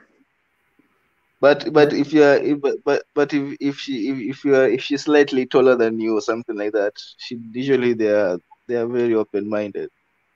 So, but you know what? They have options, because you find a lot of tall Somalis, and I think in East Africa they actually have more options, because it's not only the Sudanese guys. They can meet like what's the tallest people who are Nilotes? Is it Masai, and there's another one, the Turkana. Is it Turkana? Yeah, the whole Rift Valley is full of Nilotes. Yeah, they're very tall as well. So, and then also the Somalis. So actually, there's a lot of tall people around the area. So they actually Even have the options. Kalenjin. Yeah, you have the Rendiwe. I don't know if I'm Rendile. Yeah. They're also part of the Nilotes, isn't it? Rendile, not Nilotes. They are Kushites. Oh, they're Kushites. Yeah. Okay, like the Somali Kushites and Ethiopian type. Yeah. Yeah. Oh, but Ethiopians are not as tall as Somalis. They tend to be more taller than Ethiopians. I think also this thing sometimes it just goes across like gene pool and Yes, that's true. Yes, Hmm. that's because you And can then see you get, Kagame as well. hmm.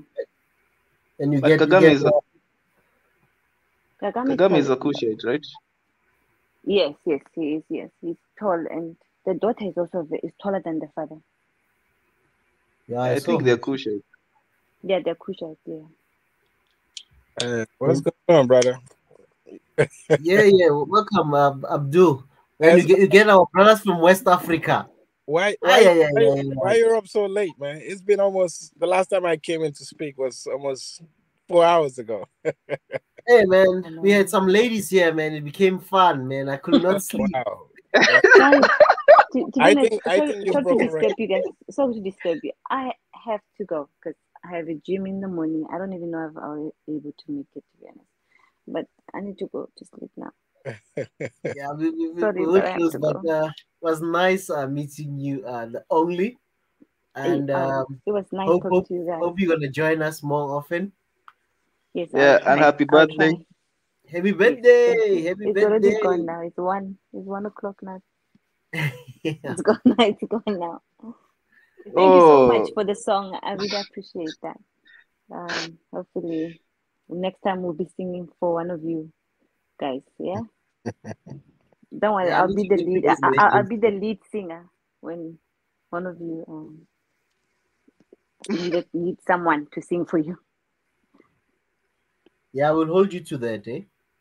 Yeah, as long as no camera on my face, I'll just sing. No problem. Why are you scared of the camera? Why don't you want to show your face? You wanna see me, you know. I already told you. Wanna see who I am, you know. You know You how know to what? do it. I told you. I told you. I don't want to tell people where to find me on Facebook, but I already told you people. I Oh, already told you. oh. So okay. it's a secret. Nobody should know. No Nobody stalkers, eh? should know. I don't want anybody to know.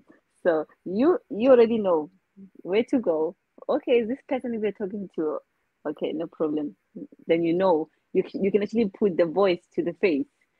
Then now the easy, but that's where it ends. Nobody else should know. I still like I to now be. know who you are.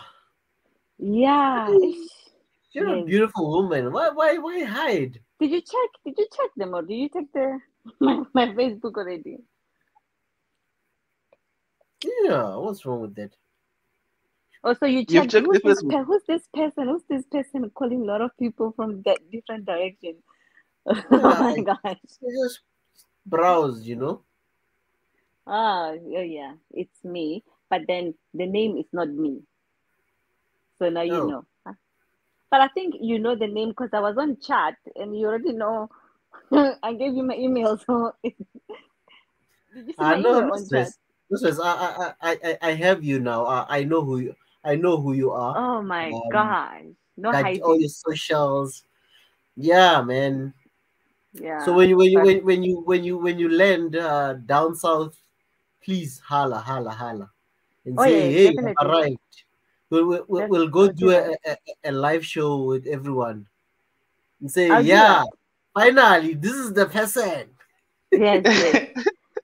And don't worry, we'll all go to Kenya and we'll go see your We'll name, go see Monatezi. Monatezi. In We'll go fact, to we're gonna go. Monatezi. We must go to Mombasa. Mombasa looks beautiful, looks I fun, wanna go to looks like Mombasa a as place well. to be. You know. I'm not interested in Nairobi somehow. I just wanna go to Mombasa. I've seen Mombasa. I was like, oh my gosh, I like that one. So Yeah, we Yeah, have to Mombasa go is a to. beautiful city. yes, I prefer Mombasa. And then we can go to Tanzania and we can go to Dar es Salaam. I wanna see Dar. And what is this other one? Zanzibar. It's no. Oh, Zanzibar. Actually, Zanzibar. But there's another one. There's another area that is very popular in Tanzania. Another section. What is it? Oh, not Where, Zanzibar. in the coast or inland? Inland. Inland. Oh, Arusha. by Arusha. Arusha. Yes, yes. I want to go to Yeah, Arusha. Mount Kilimanjaro, those areas. Arusha. Yes. Yeah, yeah. 7 days Yeah, to go headquarters to of Mount the. Kilimanjaro. 7 days to go up there. Oh my gosh, and no bathing. 7 days. No way. I would Now like we to need do to it, You do but I that. saw. can't imagine. We need to do that. I told His Excellency that that's a goal. Maybe we'll you know how we're gonna do that, right? We won't do it for Huh. free. We're gonna do. We can raise funds, get some corporates to fund us for Oh a charity, yeah, that's true. Yeah, and yeah. then we tell them most corporate companies can pay for you. They'll pay for our bookings. What do you call this, man? The obviously the attire that you need, the shoes, whatever you need to climb or to climatize, and then we tell them that we need okay, then they can donate for each stop that we have to do until we reach the peak. Then they can raise money for other the children in Tanzania for something, some charity. We choose any charity that we think will be good for this work. We go and yeah, then they donate money. We can get different sponsors, and they donate money for different charities in that country. So what if we reach the peak where on the top there, then they can say they'll donate 1 million, maybe one Wow, million dollars that's or big. something. I'm just putting a number out there, and Mm. for a good cause.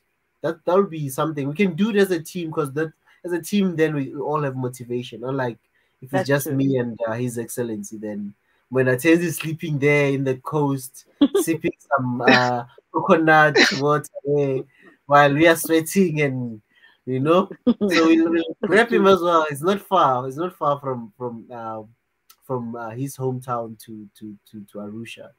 It's a Yeah, but you drive. must remember, you need to be fit. You must at least spend uh, the whole A month month. preparing yourself, going Yeah. to the gym. Use a No, Bible. Wademaya went there just recently. You But can And use. you know how Wademaya did is. you see he was exercising before? Remember, he got ready first with Trudy in Ghana. Remember, they had like a personal trainer. Oh yeah. He was getting ready. He was getting ready to climb. Not Mm. easy. He wasn't fit to climb the mountain. But Yeah, I think but mm, I saw the video and it didn't look comfortable climbing that mountain. I don't know. It didn't look fun. It looked a lot of. They Yeah, it didn't was look hard. comfortable. So Yes, none of you it's not guys easy. none of you guys are from Kenya. Bro, I thought the brother was from Kenya. He's from Kenya. he's from Mwatezi. Kenya. Oh, okay. So okay, but Kenya and Tanzania is literally. I mean, they're right there. Yeah. You know, that's why we need to open up these borders and have huge highways. You know, to go from Kenya, even Ethiopia, all the way down to Tanzania. Really, you know, Yeah. by now we should have. They actually have a. I think Tanzania, the building, is it like it's a fast train from Tanzania to Kenya? I don't know, Mwatezi. Am I It's right? it's actually I don't know. You know what? This is what happens. This is what the president of Kenya was talking about when he was in South Africa. How African countries, when we are competing for nothing. You know that. That's right. Yeah, that train that they're building, it's going to Rwanda. But the Oh, Kenyan train is also it's also Kenyan train also is just parallel to that. But now it's on huh? Kenyan land and it's Huh? also going to Rwanda. You know. Huh? So it was Why I don't don't you know. It's a funny. Yeah. So Why don't why you connect? Why? I've always wondered why Ethiopia, Somalia, and Eritrea are not part of the East African community. Oh They yeah. usually They are part of IGAD. is They all is have their own community. oh okay, but that's to me that's just I don't understand why East Africa. I think all East Africa needs to come together and just integrate their society and their economy. It's going to benefit all. Yeah, I think Ethiopia is trying to get into the East Africa now. I Yeah. read it somewhere. Yeah. I read it somewhere. I think Ethiopia is trying to join the East African bloc. Of course, that's how you safeguard yourself. If you're part of a bigger family, just like the European are doing. If you're by yourself or with few people, when trouble comes, you tend to be in trouble more. But if you're in a bigger community, sometimes it helps. So I think people learn, or Africans, we learn as times go, and when trials and tribulation comes in, you learn a lot. I think the lessons that Ethiopia has learned over the past 2 years, would take them a long way in terms of That's true. integrating. They've learned a lot. People are realizing the importance of bigger army security, greater integration of our economy, our culture.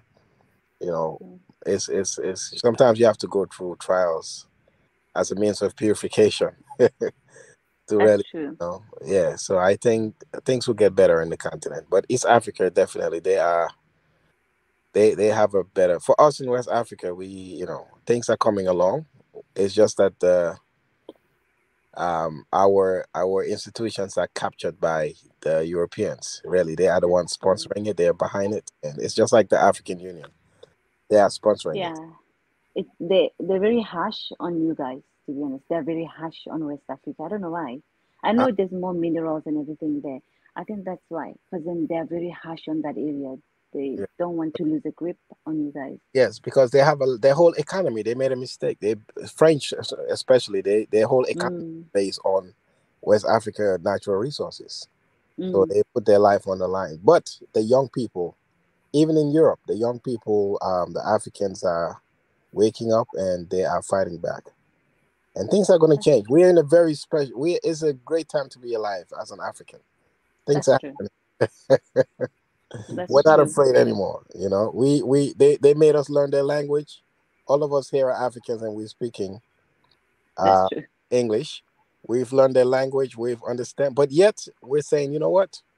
Even though we understand your language, we know your culture, we know your music, we know your entertainment industry, we know everything, even your food, your diet, your mindset. But yet we still want our Africa, despite the Mm-hmm. fact that we are poor, we don't have nothing, but we'll keep what we have, and manage with what. So people are waking up, young people especially.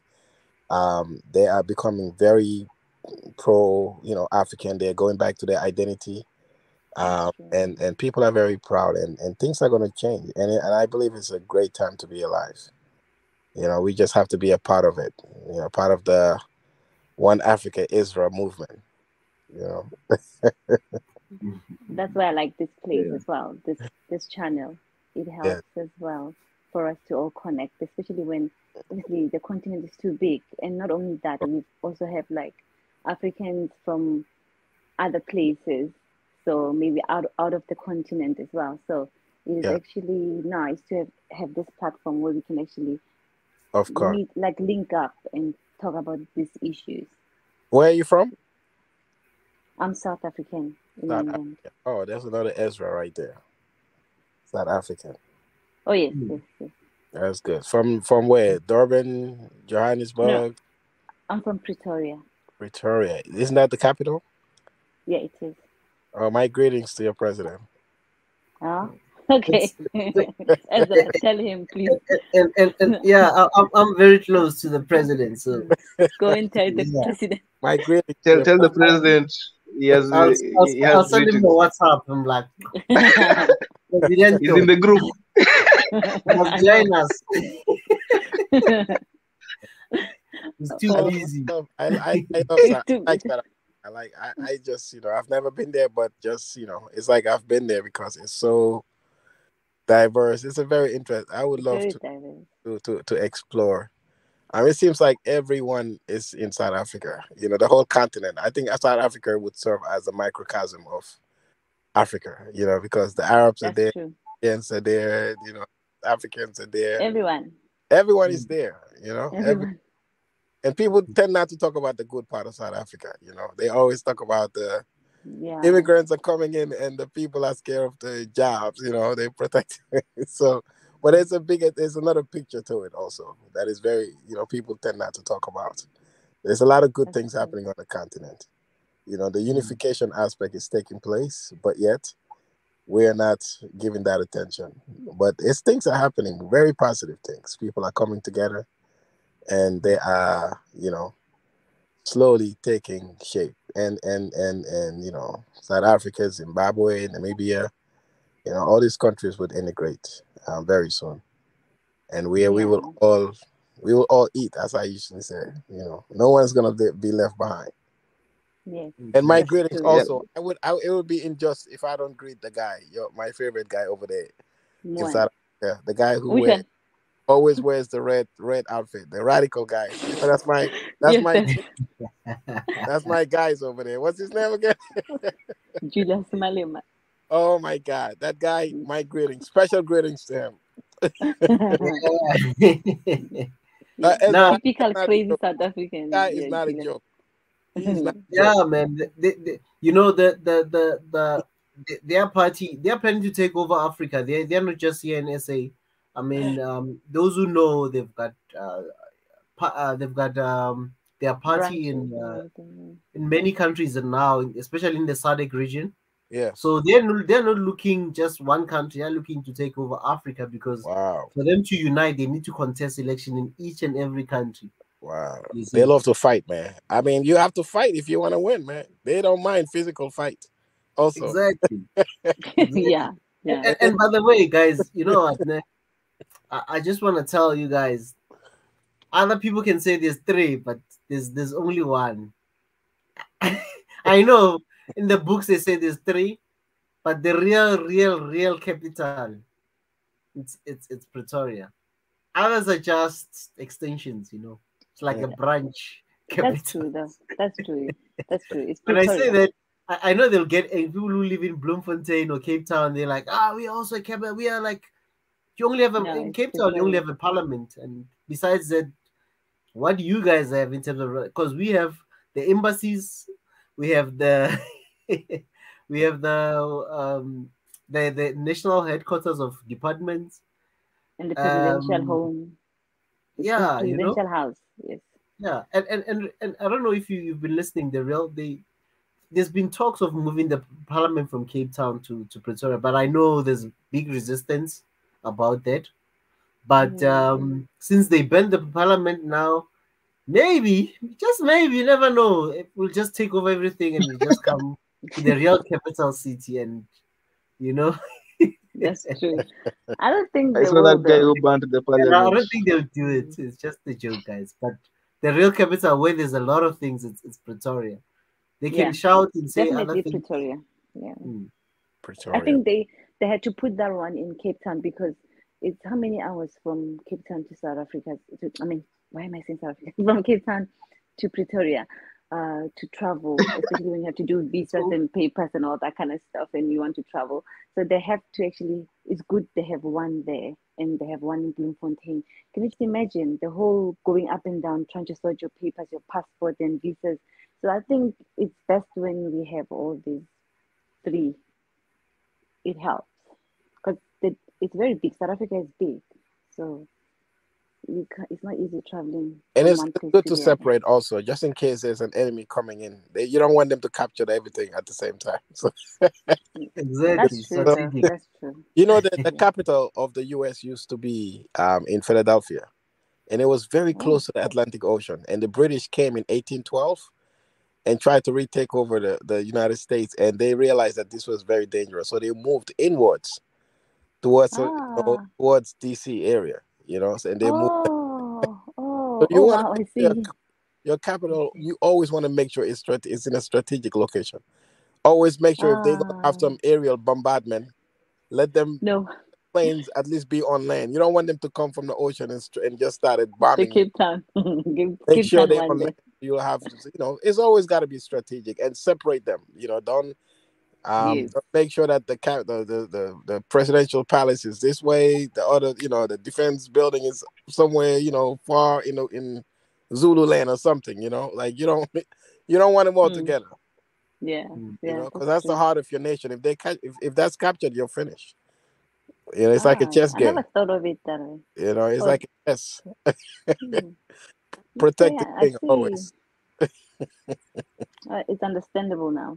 Why we have Maybe these that's three? I know that's they've the been. rationale behind it. Sometimes you want to make sure there's always a portion of your government still alive when one is coming.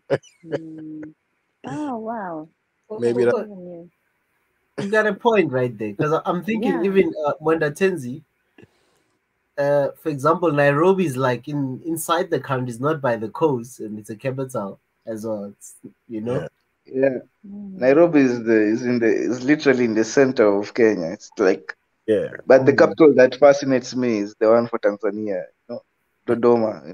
Dodoma. It's Oh like yeah. Dodoma, yeah. Did it's, they move I don't it? know. Or did they move it? I think they moved it, isn't it?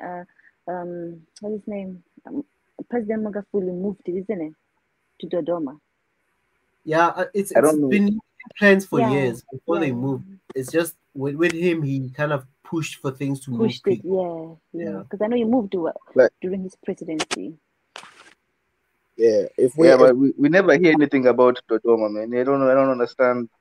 Usually we hear more about Arusha, Dar es Salaam, Zanzibar, but we never hear about Dodoma, and it's a very interesting. I always find it very interesting. Yeah. But if you look at these things, right? I think there's always these popular cities in every country that takes the shine from the rest of the country, So, like some people, for example, they may know, they may know, for example, Cape Town, and they may assume that Cape Town is also a capital city. I want to find out, no, it's not really a capital. It is the legislative, but it's not really the main capital. Or some people might think Johannesburg is the capital. I want to find out, no, it's just a commercial city. It's the financial hub, yes, but it's not the capital of the country. So in every country, I think there's those places that are very popular, and they take a shine. They take, I mean, all the spotlight from other places. Yeah, but I think Joburg is more popular than Pretoria, isn't it? As well. Yeah, it's the hub. It's the financial. That's the hub. first thing you learn as a non-South African: Johannesburg and Cape Town. But yeah, that's true. Yeah, that's true. I didn't even know Pretoria was the capital city. I didn't even know Pretoria was a city. I thought it was like a neighborhood or something. But you always want to make sure that the capital, your capital city, is not as known, because it's going to be the main target. If you have your enemies, you want to make sure that your capital city is not too out there. But in reality, is the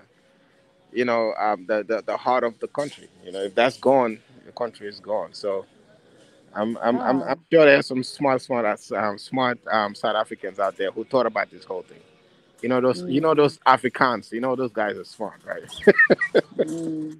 They probably thought, because was it the same as before as well, Ezra?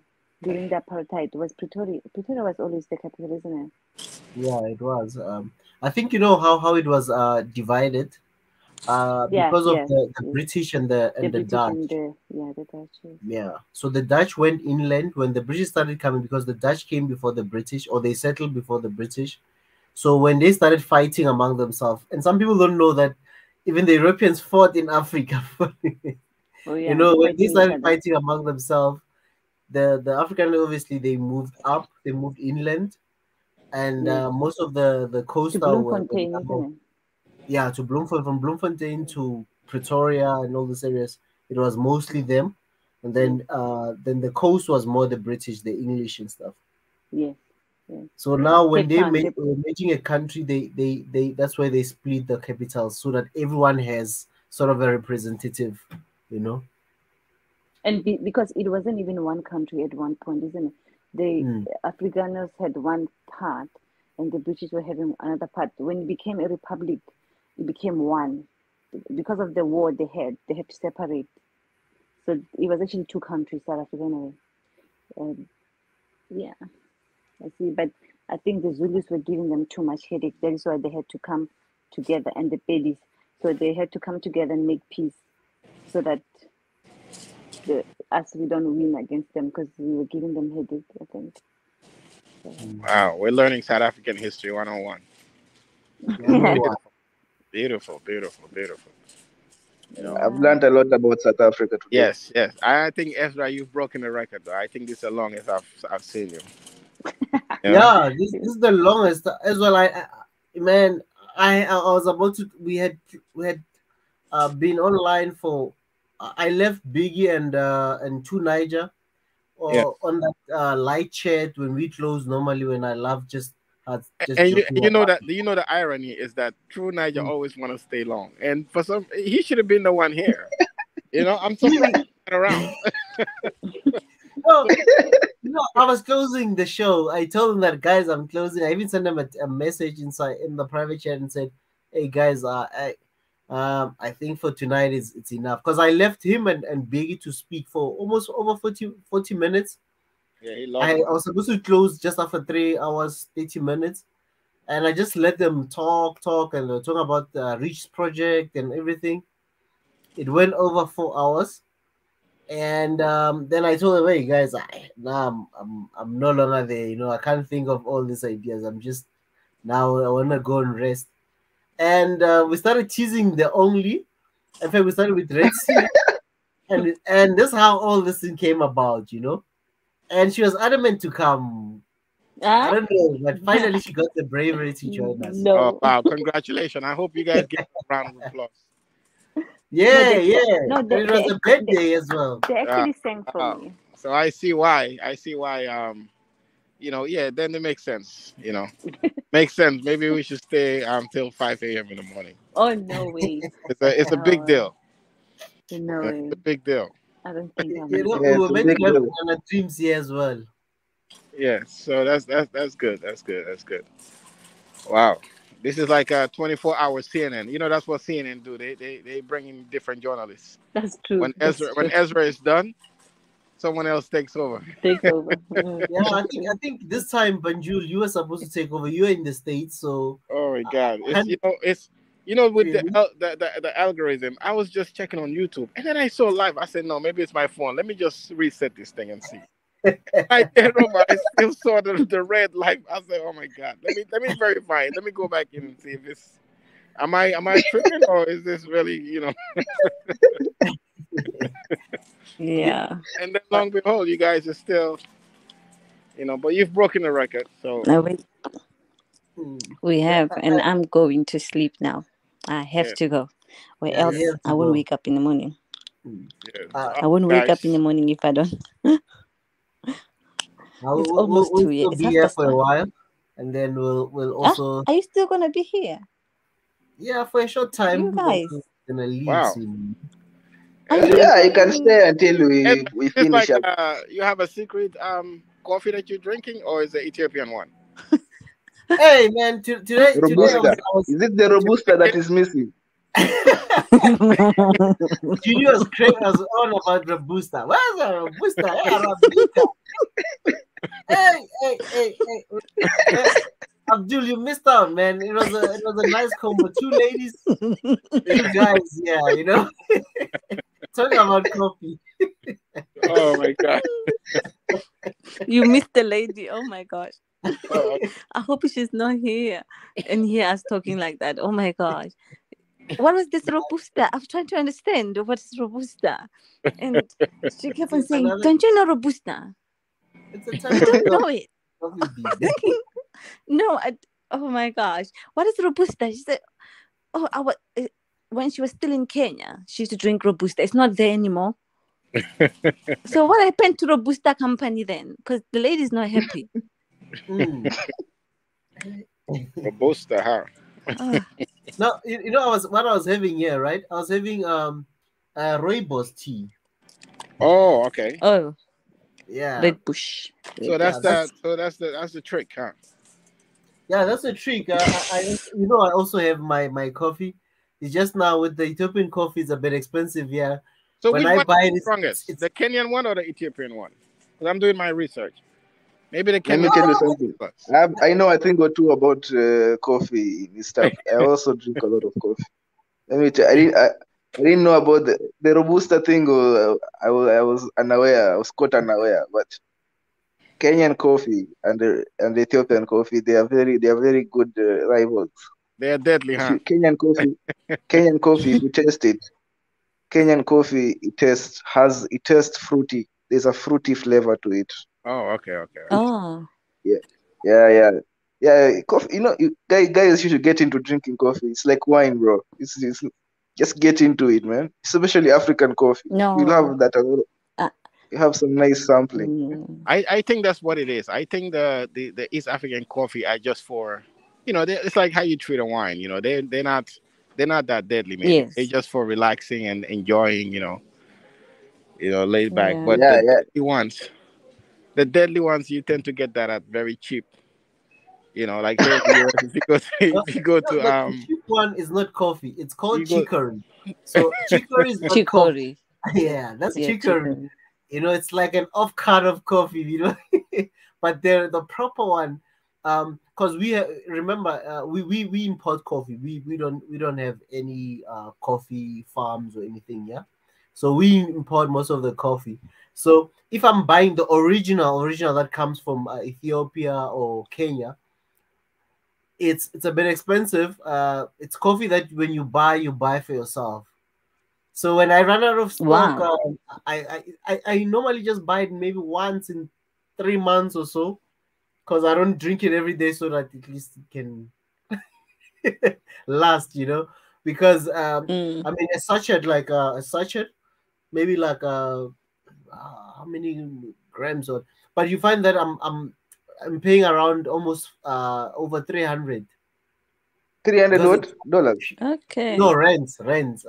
In dollars, it's how much? That's like maybe 15 US dollars. 50, no, man. Wait, let me do my calculations here. Calculator. What's this thing? Let's say 300, for example, divided by, let's say 15, because yeah, that's like 20 US dollars. Hey, it's expensive. Wow. You see, the tariffs are bad. It's $8 in Kenya. Yeah, Wow. and also you have it locally as well. So you have a variety, and it's your neighbor. Besides the fact, Ethiopia they have their coffee, you have your own coffee. Even if you import it, it's not really like a long journey coming here, because this is like proper. What about Yeah, the but UK? then There, Tell us what yeah, about the UK? yeah. the The The UK. coffee. UK coffee. The UK Oh, coffee. I think the, UK are good with their teas. That would be the tea. under a different classification with Ezra's robust, whatever he called it. you know. Yeah, But I think the tea we drink here is from Kenya, isn't it? Yeah, yeah, the tea in UK is from Isn't it Kenya. Also, but the I think coffee is from Kenya. Yeah, best tea in Africa, I yeah. believe, come from some part of Central Africa and also Rwanda. Rwanda is known for In tea. Rwanda and Kenya. Yeah, Rwanda, Kenya. Yeah, yeah. we have that tea Uganda. here. Yeah. But the no, coffee, but Yes. let me tell you something, right? This is a controversial thing that I'm going to say right now, especially Okay. the people of Kenya with their tea. We also have our own tea, natural, and like in indigenous Africa, it's not black tea, it's red tea. The best tea is rooibos tea. I'm telling you, it's even healthiest tea is also a rooibos. But Google it. You are selling it. I'm telling them. They're producing most of the black coffee, and they're the biggest. And I applaud coffee tea that comes from Kenya, because they are sending it all over the world. But when it comes to the best tea, the tea that you can even drink without sugar, it's rooibos tea. It will give you a natural sugar. It's not Wow. like black You're tea where it's a bit passionate. sour when you. Because I drink a lot of beverage. I drink tea. I drink coffee. So I know most of the taste and stuff. But for me, if you are into light tea, if you don't really love the strong teas, I mean, a rooibos tea is the best, and it's also a healthy tea and if It's for very popular here, detoxing and rooibos stuff. as well. Yeah, and it's It's very indigenous, popular unlike here. black tea, where it came from China and India and those places. But yeah, I'm gonna bring you rooibos tea, Mwenda Tenzi, and you can also give me some black tea. We do have black tea like in other brands as well, but the one that's really indigenous to Africa, it's rooibos tea. You know, and I'll bring you and say, okay, taste this tea. I'll not tell you where it comes from. I'll just say, have this tea. Don't even put sugar. Don't even put milk. Just drink this tea. Even you, Banjul, I'll get you and say, have this tea. And Please. have black tea and have this I think you're supposed to be going to. Hopefully, you're gonna be going to Ethiopia also, right? Maybe yeah. That's a plan. I'll take a flight just to and pick up my tea. You know. Yeah, man. Well, I can courier it to the States. Take the bus. I'll transit in Ethiopia. You know, because I want to. Oh yeah. I want to take an African airline. Now I have my new. You know, anytime I'm on the continent. No more, Air France or British Air. Yeah, man. So my money is going to an African airline. Yeah, and it's good. funny, Manju.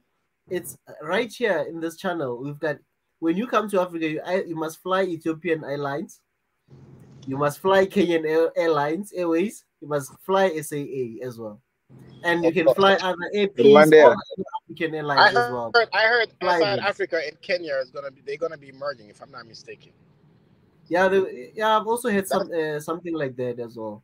That's I deadly, don't know man. how they're gonna work and stuff. That's deadly for Ethiopian, man. You guys, it's like we competing over there on the continent. I know. I was thinking the same. South Africa, I think Ethiopian Airlines has established itself now, and especially now in terms of connecting flights via Addis, it's a popular route now. It's officially the African airline. Trust me, they've taken over. Exactly, it is the official airline. Ethiopian Airline is the continent. And Kenya is like it's like a soccer game. Kenya and South Africa is they're looking to see how best they can play some offense. Yeah, but Ethiopia is the best. But it's a healthy competition. It's gonna only benefit us on the continent. Let them compete. The more competition, the better. We're the customers of all of them. So let the rest begin. But my brother, my brother from South Africa. I think we both know what is happening with this with these airlines of ours. Man. Hey guys, I'm off. Oh. No. Bye guys. Bye. We love you. We thank you for being with us up. We'll finish this another time, eh? Okay. We might wake up and find us in here. We'll go to gym, you'll find us here. Okay. Oh my gosh. All right then. See you later. Bye. Okay, cool. Bye. Bye. So my brother Ezra, let me tell you. So we both know what happened. We both know what's wrong with our two airlines. But South Africa, one time. Hey, there's too many problems there. I believe South Africa used to be Sabina, right? Was it Sabina Airlines? South Africa? I think it used to be Sabina, if I'm not mistaken. Or maybe that's South African airline used to really be up there. Yeah, it used to be number one at some point. Yeah. But as what Mendatenzi is talking about is the Kenyan Airways and SAA, they've really been having a lot of financial problems, bro. Really? The only airline in Africa that's been holding the continent is Ethiopian Airlines. That's just something that we cannot debate. Ethiopian Airlines is holding Africa right now. Ethiopian Airlines is representing. I mean, I'm telling you, like even during the COVID, I was thinking, man, this is it for them. But these guys were so innovative, man. They started doing because there was no passengers to be taking, so they started using the planes for they started doing like just deliveries, man, just taking vaccines and blankets and I mean they were busy. They want money. They need money. Korea, become a Korea or something. They were busy, man. Respect to Ethiopian Airline, man. They did it. They survived the COVID, man. So if a lot of airlines, believe it or not, European airline, here in America, domestic, a lot of them really suffered. But for some reason, Ethiopian Airlines just came up with a different approach, man. They started doing just deliveries, man. They were delivering everything, man. Everything was being delivered. No passengers. Yeah. Yeah. I mean, you have to survive, and the only way to survive is whatever is on that you can just take and carry. You just take, man. Yes, yes. And I think that's what we need. What the US is always good at. If you look at downtown New York, I mean, it's just amazing how many buildings they have. They were just the capitalist system encourages people, just this laissez-faire system. You know, they just encourage people to just compete because at the end of this competition would ignite the economy.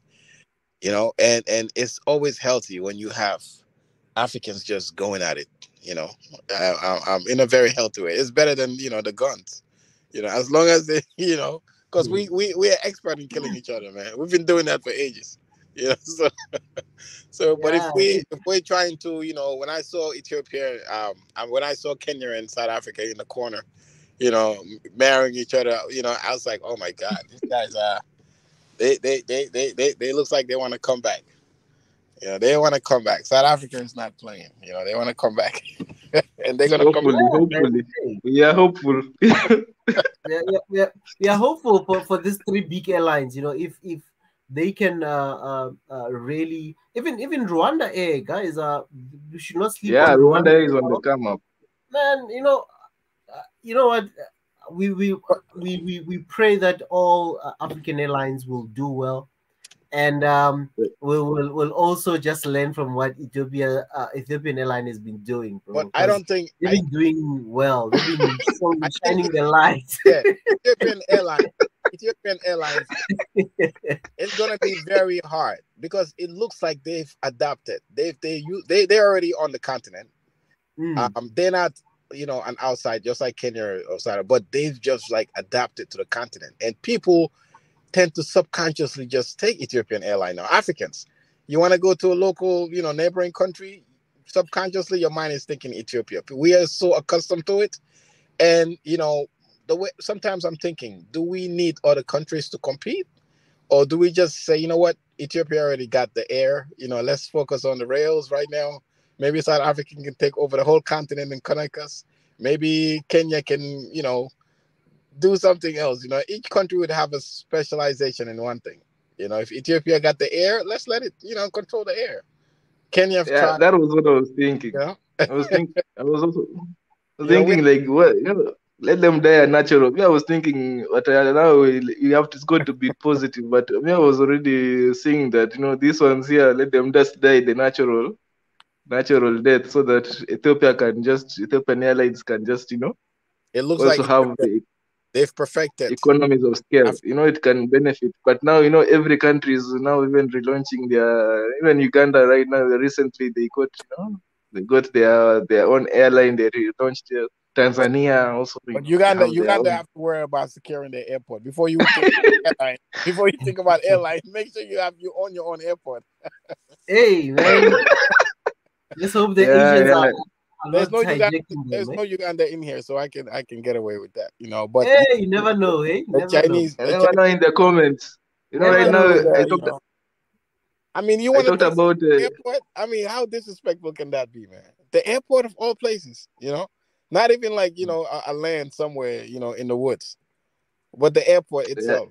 Oh my God, leadership, man. Leadership in Africa, bro. Leadership in Africa. It's just I, so I you. I think all African countries should just come and say, you know what, we're not paying no more loans. We don't care. We're gonna have hit this reset button and move on. We don't owe no one. Take us to court. Thomas Sankara did something like that. Yes, he did it. And you know what? Matter of fact, they owe us. You came to our land for more than 600 years already. So you know what? We're not paying anyone from now on. We're gonna hit this reset button and start fresh. You know.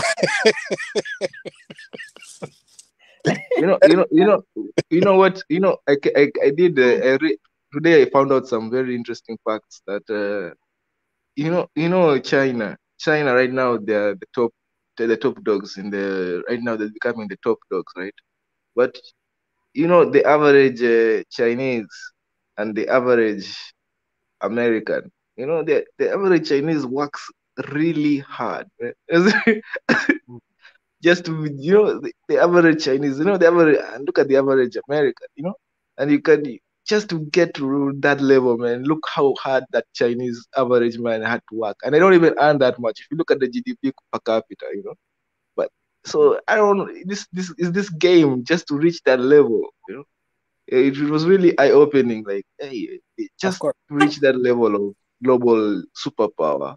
Look how the Chinese are doing. Chinese, what's really helping the Chinese is the fact that they have so many people that are almost like working hard. Responsible. You can get rid of 10,000. 10,000 could drown today, and you'll have 20 more thousand ready the next morning. Unfortunately, they have so many people, man, and these human resources is what's really making the difference. They have a lot of them. Even Chinese, like, they'll come to your country and make a deal in Africa and say, you know what, we need employment. Part of the deal would be we're gonna import Chinese in your country in Africa, even though you need a job. But we have so many people that we're gonna have to bring them as part of the contract. That's how many. This is the burden for them also, and they are making sure, and they are using these people. And you can hear on the news that 50 people died yesterday. It's not even a big deal. 50, 10,000 people, drowned in a mine. It's not a big deal. They will replace them the next morning, unfortunately. This is how Chinese really. Some people criticize it, but I mean, because of you can be an Apple phone company and go to China and pay them $1. Yeah. It's fine. You don't have to worry about health issues, health insurance, nothing. They have a lot of people. And we do too. Yeah, but you see, the difference is, look what the Rahel has said. Right, we fought with our wives. You hear this? I know something is not right. Definitely, I have to call as something. None of us have issues, guys. We're here. It's either we're here talking to you guys. We've just been talking, guys. We've been talking. Do you remember the guy? The guy, there was a Nigerian guy. I haven't seen him in a while. Very funny guy from Nigeria. He comes often, once in a while. Is it Madara? Smart, funny guy. It's not, it's not the one that was here today. It's another brother. And the light, he comes and then the light just goes off. And then it was like, his wife was yelling at him in the background. He had to. Well, we are Africans, bro. These are the things that happen. These are our problems.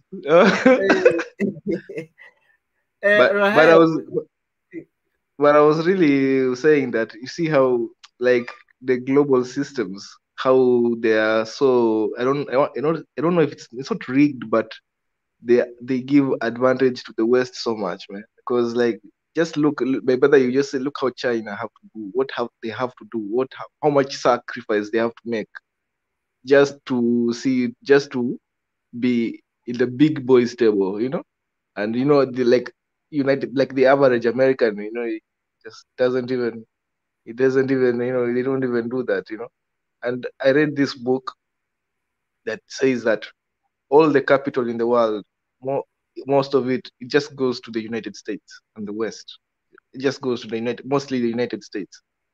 That's why the USA, they can they import more than they export.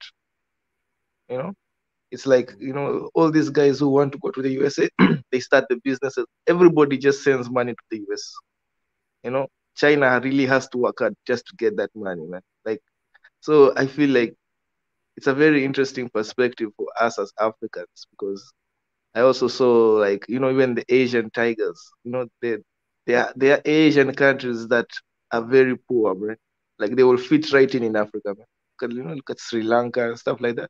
Their GDP is just right here, But you have to look at, they only, like, Asian tigers, like, what is it? North Korea, South Korea, Singapore, and they're like four. Some Hong Kong, hard workers, man, real hard work, like that. And they have just shown us the way, man.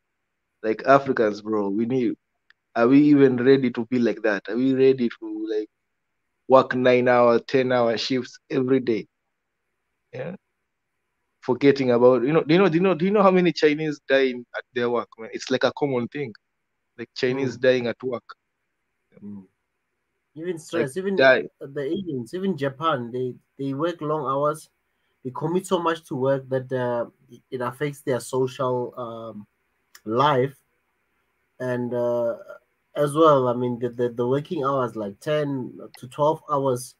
It's not easy. It's not easy, especially us. We are not used to having those long hours. Yeah, you know, we want, you know, with the time maybe 4 o'clock. You know, even if the work ends at maybe even 5, but that last 1 hour is nothing.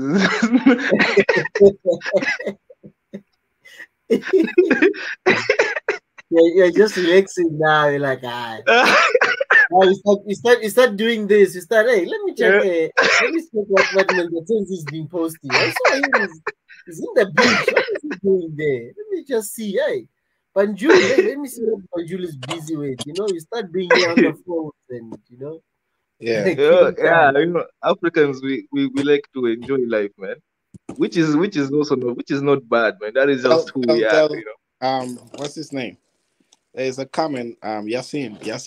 Tell Yasin after certain period, there's no, you know, we don't talk about politics. You know, we talk about general African stuff. You know, sometimes you have to free your mind. So he's saying he's not Ethiopian, he's Oromo, but he's African. So we're talking about African. So we all no politics, Yasin. Just relax. Sometimes, you know, you want to live long. Yeah, I mean, you said it right there, Abdul. This is not the hour of politics. Here we talk about coffee, tea. Yeah. At least you're African. At least he's African. So we that's a good place to be. We're looking beyond countries right now. Let's relax and forget about politics, man. You know, you want to live long. Don't stress yourself out. You know? Yeah. Rahel is hot today. It's like everybody's sleeping on the couch tonight, huh?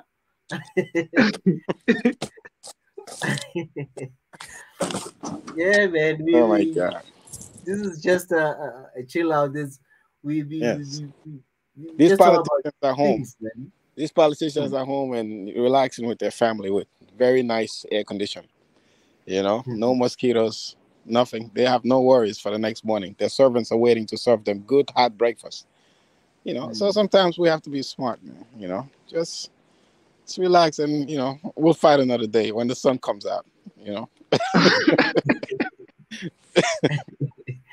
Yasin is on another mission, man. Yes, and then, you know, just talk about Africa. At least at the end of the day, we know we have something in common. You're not Ethiopian, well, you're African. Okay, we can work with that.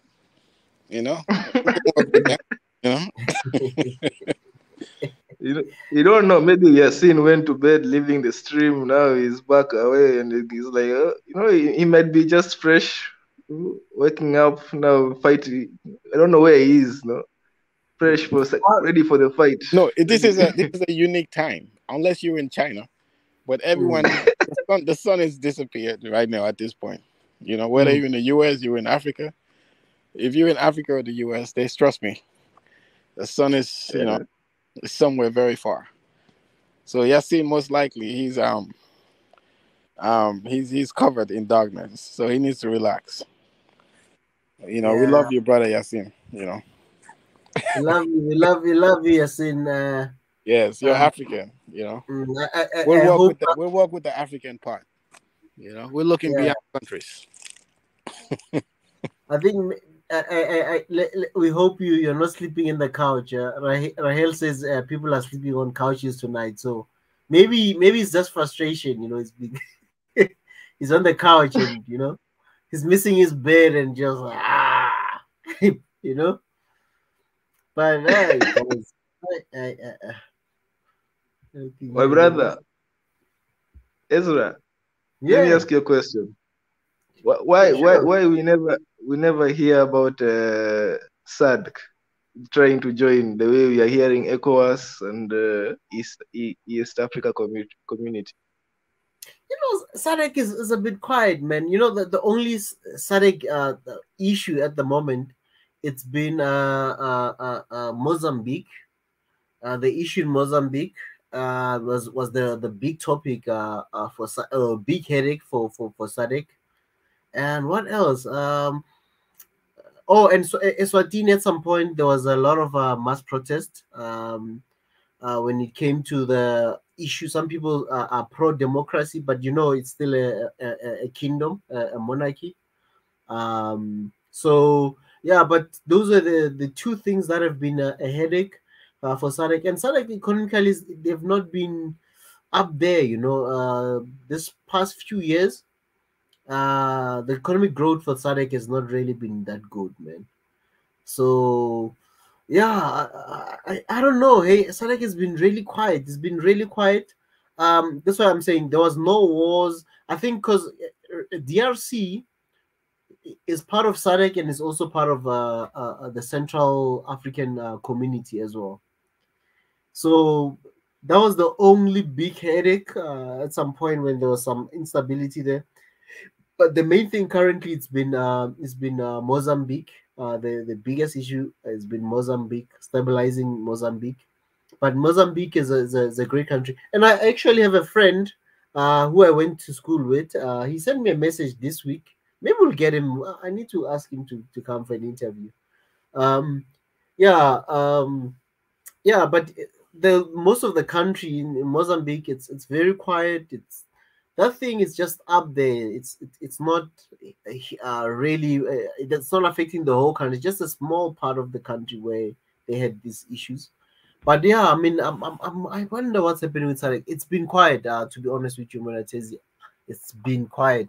So besides the Mozambique issue, because they even had emergency meetings and the presidents and stuff, there's nothing. Literally, it's been quiet here in the south. And I don't know why are they not meeting and joining with other what do you call this, the other unions, but we've been fairly quiet in terms of even peace, just like East Africa, it's been quiet in terms of wars and stuff. So we've also been stable for the longest time now, at least. Yeah, I understand you've been stable. I was asking, like, you guys are not trying to join up together to form one country, or is that just not, that's out of the table? No, the only thing that's here in the SADC that I know of, they already started with the visa thing, which means in the SADC I can travel anywhere I want. And funny part that Tanzania is also part of the SADC. You know that, besides East African Community. Yeah, Tanzania. Yeah, we know that. There are countries, like even Congo the DRC is joining the East African community, so there'll probably be in three communities. That I don't know how the rules work. I don't know. I think maybe they just benefit from both. I don't know. Which is I don't know if that's. I don't know if that's. Is it fair, or, or should we just join? We should just.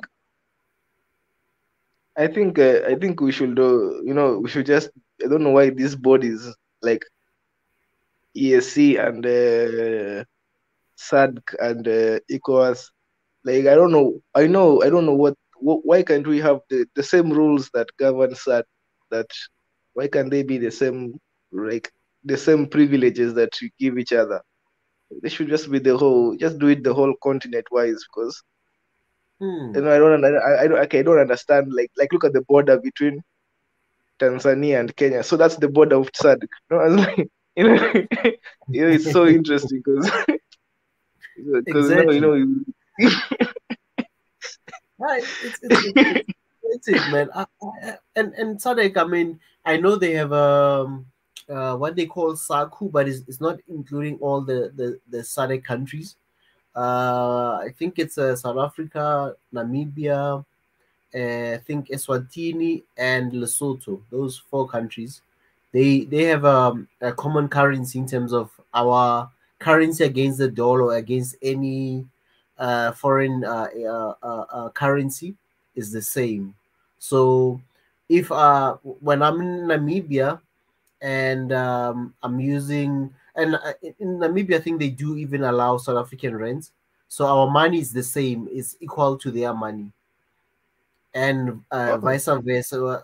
And also with let's say for example the dollar. If the dollar is 15 rand for me to get $1, even in Namibia it's 15 Namibian dollars to get $1. Same thing in Lesotho and Eswatini.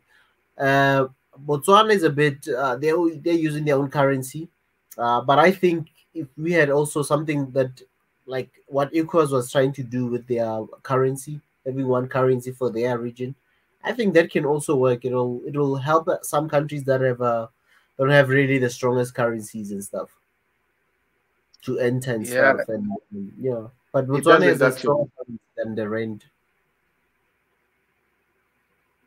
Oops. Yeah. It's actually the opposite. When you join currency, the country with the strongest currency benefits more than the country with the weakest currency.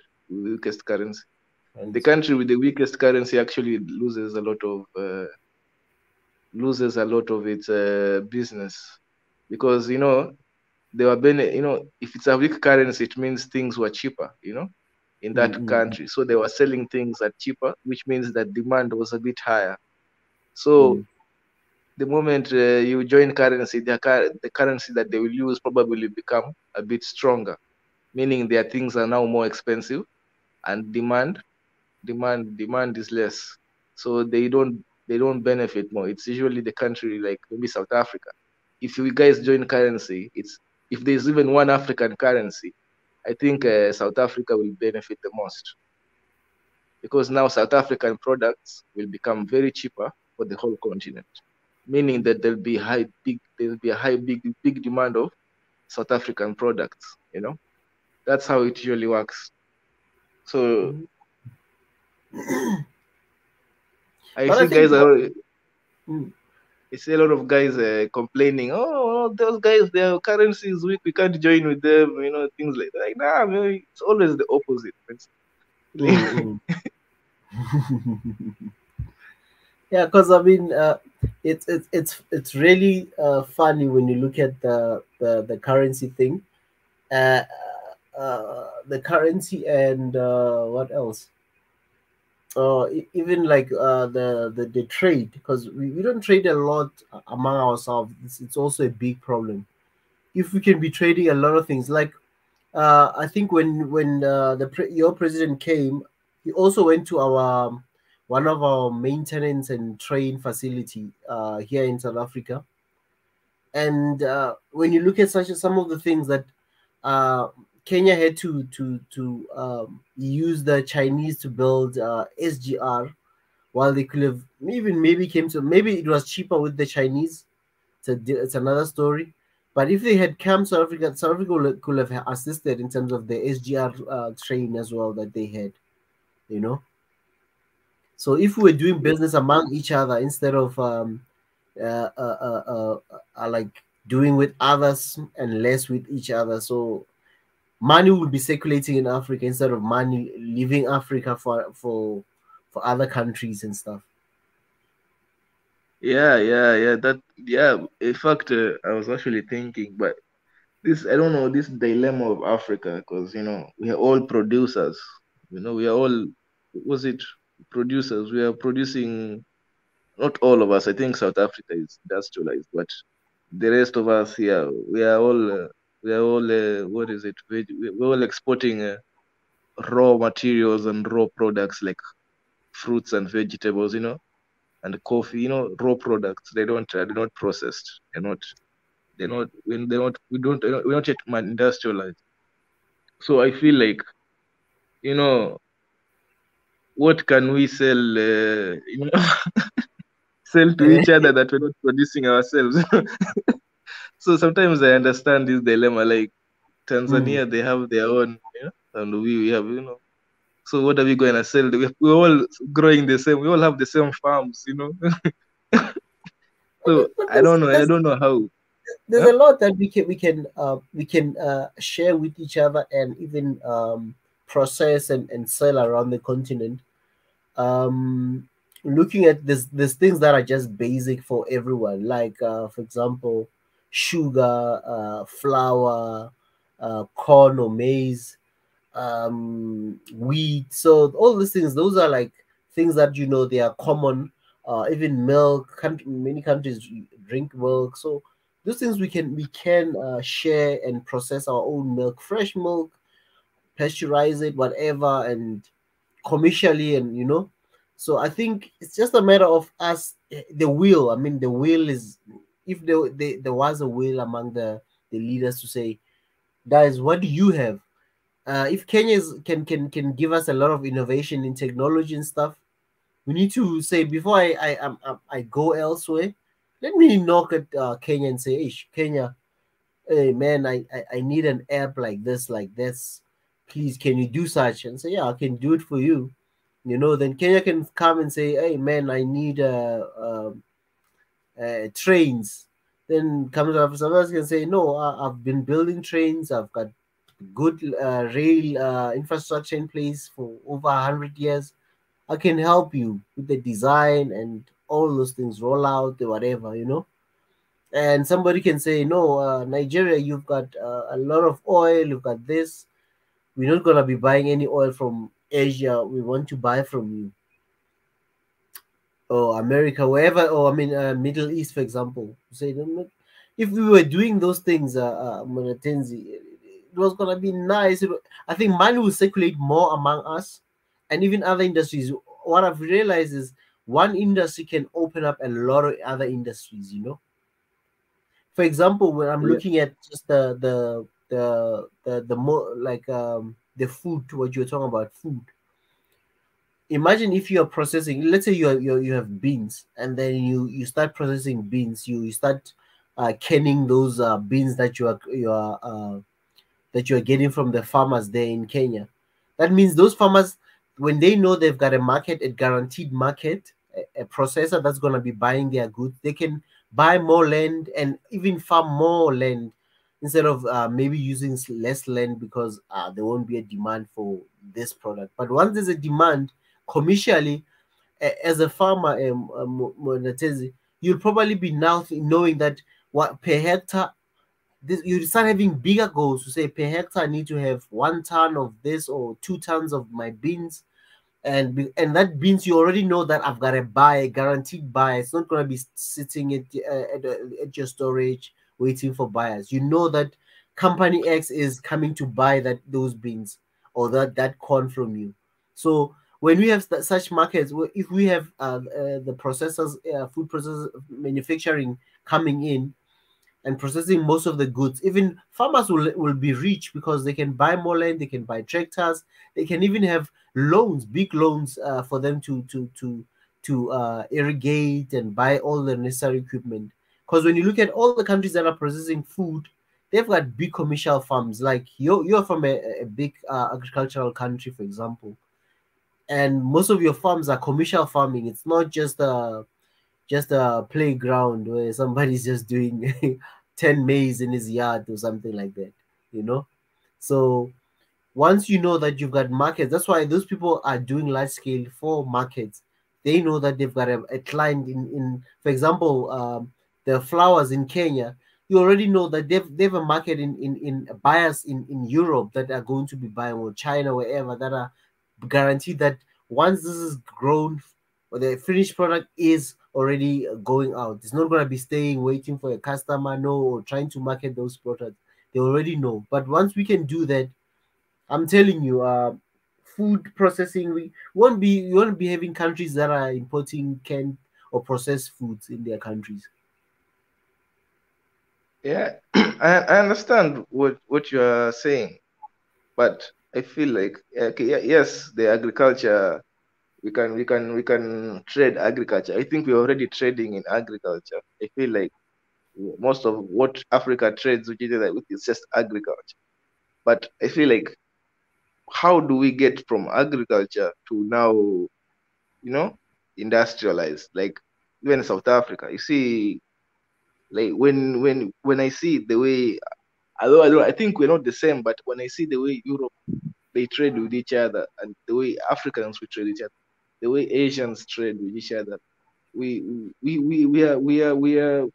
we are still trading in, like right now Kenya and Uganda, it's milk prices, things like that, or these things, they don't, when you this raw products, yes, they it's trade, but the numbers are low, man. They don't, you know when you have countries like the brain, he always says he likes is it Netherlands? He always likes the education budget of Netherlands. He really likes that education budget.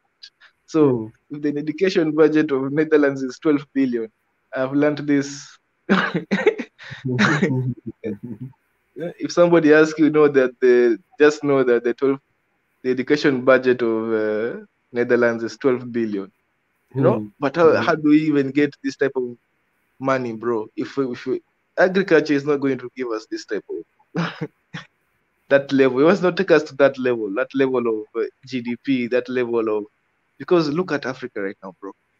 The GDP of the biggest country in Africa is what, 400 billion, Nigeria. Yeah? Look at Asia, man. Asia, they are dealing. Asia, leave alone China. China is already a freak on its own. It's a freak of nature. Look at look at South Korea, which had the same GDP as Kenya in the 1960s. Look at even Indonesia. Indonesia, it's not even, you never hear it of it, but it has has a GDP of $1 trillion. $1 trillion, which if it came to Africa, it would be the richest country in Africa. And it has the same population as, I think, Nigeria, 200 million, I think. So I feel like, you see, this guy, we need to be producing, like, we need to up our game in what is it, in value addition. Like this thing of I know farming is great, bro. I know, but we need to be more than farmers, man. We need to be, we need to be, and even right now, I read that the South Africa the machine that prints was it number plates? Oh, license disc. Yeah. I also heard the story a bit, like it went it's going to Japanese. Germany. Yeah, man. Hey, all these things, bro. It's something else. I mean, if we were adopting some of the technologies, like how China did with adopting the technologies and now reproducing themselves, because in China, remember the replica model. There's a word that they're using, man. How China did it. Like for example, they take whatever sample they had from other places and try to do it themselves. Which means anything that entered their country, let's say it's a cell phone. If it's a cell phone, what they will do is they want to strip it and see what all the components, how is it made, all those things, and start doing it. And they'll do, even if remember when the popularity of China started in the 90s. Many people really didn't like Chinese products. They used to undermine them, but the Chinese never stopped. They kept on just exporting all this stuff they are producing until it became normal that, hey, anything now can come from China. Even the best products come from China. They produce everything. There's nothing that they don't produce, bro. They produce everything. Exactly. So that's what I'm saying. Like, mission. Yeah. You see, that's the thing, though. That's the thing. We have to do that. We have to start producing. We have to start, like, really, like, like, look, like that, like what's happening in that Germany, like that what is that, like, we have to send our machine to Germany, just to get it serviced or something. Even in Kenya, I don't even think we print our own money. I'm sure it's printed somewhere outside and it's sent. I doubt. So these are the things that we need to ask ourselves, that if we are going to be making this level of billions that these countries are making, if African country is supposed to reach $1 trillion economy, are we not going to reach there by farming? We're not going to be reached there by selling tea. You're not going to reach there like that. We need to, we really need to start industrializing, like, and that's why I'm like, I don't know, but and that's the biggest dilemma.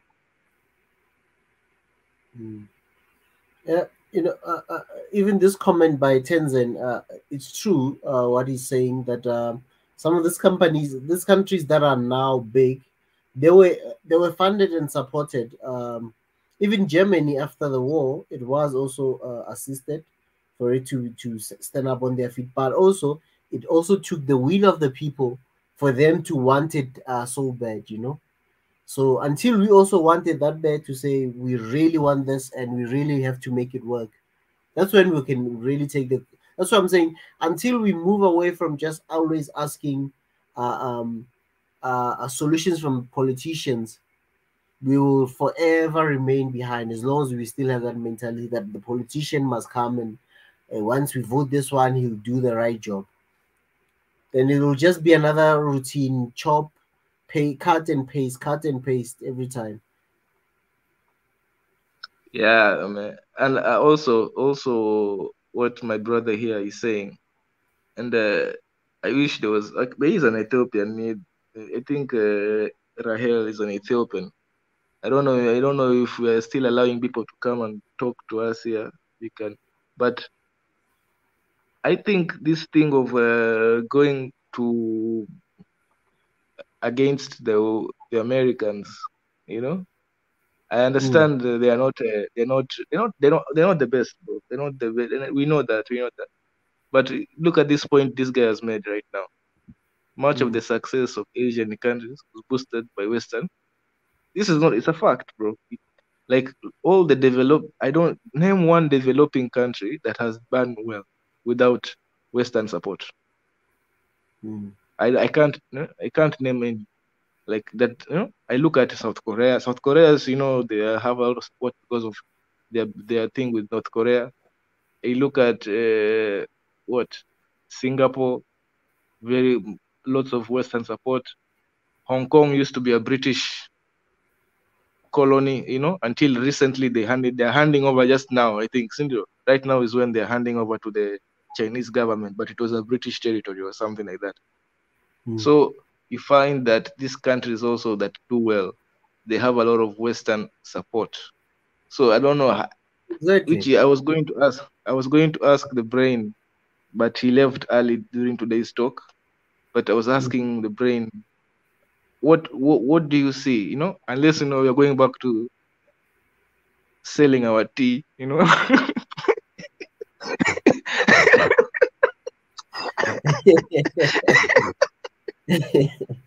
Hey, selling our tea and coffee.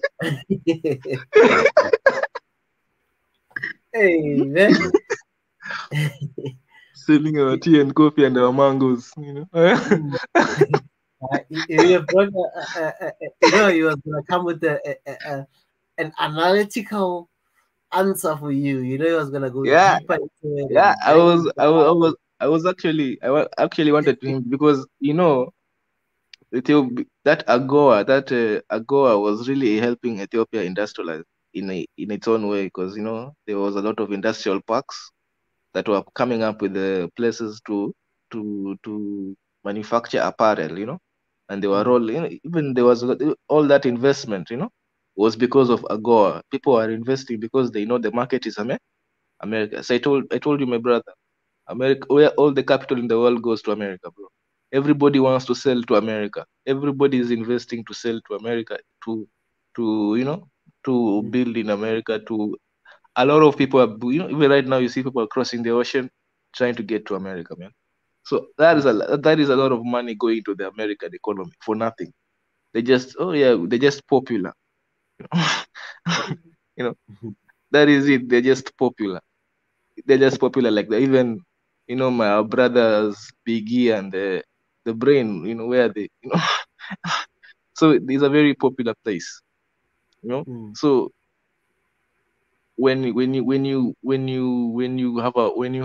not in good terms with such a place, where that's where you're going to get your money, that's where most of the capital of the world is coming. It's like a tap, it's like a river where all all the capital in the world comes, then now you can take your part. They give you a stream. So I was wondering, like, can you really make it as a country, without that type of support? Can you really reach that level of the Asian tigers without their real support? Yeah, What do you think? if we the continent was really ready in terms of the trade in like really trading amongst each other, like really not playing, like really proper, and also using each other's expertise, because like we don't look at each other's strengths.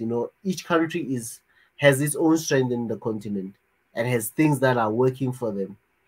If we can do those things, learn from each other, and also obviously then and look at the things that are needed in other countries. If you know that for example uh, Kenya is they need more steel in their country. There's a lot of countries that have iron, they've got copper that can be doing that, to say I'm going to look for markets. These are the markets that I'll be exporting my steel. So, and if we were more easy to do business amongst each other's countries, it was gonna be easy. Such things can be done without even having to wait for Western customers to buy from us, because they consume a lot. They've got because even China also, America helped them, and Europe helped them, because they took some of their factories there. They took most of their productions there. It helped China because, but then China's way of doing things was, they didn't just want to do things without learning. They were also wanting to understand them and have the knowledge among themselves. Yeah, I understand what you're saying, but look at Egypt, look at Israel. Another good example is Israel. These guys, they're doing wonders. But we know how much funding they get. Like, oh, Israel, technological wonderful place for technology. Oh, look at the science of their producing fruits on deserts or something like that. But they're getting billions of dollars, bro. No country in Africa gets billions of dollars from America. Imagine if just choose one country in Africa and give it billions of dollars. See, it will become an Israeli easily. You know what I'm trying to say. It will become an Israel. It will become it will develop. It will become that. So Like I have to. That's why I'm saying, maybe that's why I see people who are angry at capitalism. And you find that if you don't like this, that's why I was talking about the Chinese and the Chinese and the and the Japanese. How hard they work. Like, what are the ways Africa has as Africans? What are the ways do we have to get to that level? Either we become like those guys and just work ourselves to death. Like, it's normal for Africans to just die at work, which I don't think we can put this even the Minister of Education himself, at that time I was behind, but now that I've read some things, I see how forward he was, how ahead of us he was when he was talking about work ethic of Africans. I've not heard him talk in a while. I don't know. I've seen him comment once in a while, but I have never heard him come to the panel. I don't know what's up. We'll check up on him. Check up on him. Nati. Yeah. Yeah, he's around. I think he might be busy and stuff, but I'll check him out. I'll send him a message maybe tomorrow, today, later on. I'll just say, hey, what's happening? Yeah, it's been a while. We have been telling him we have begun to miss him, although we were already missing him.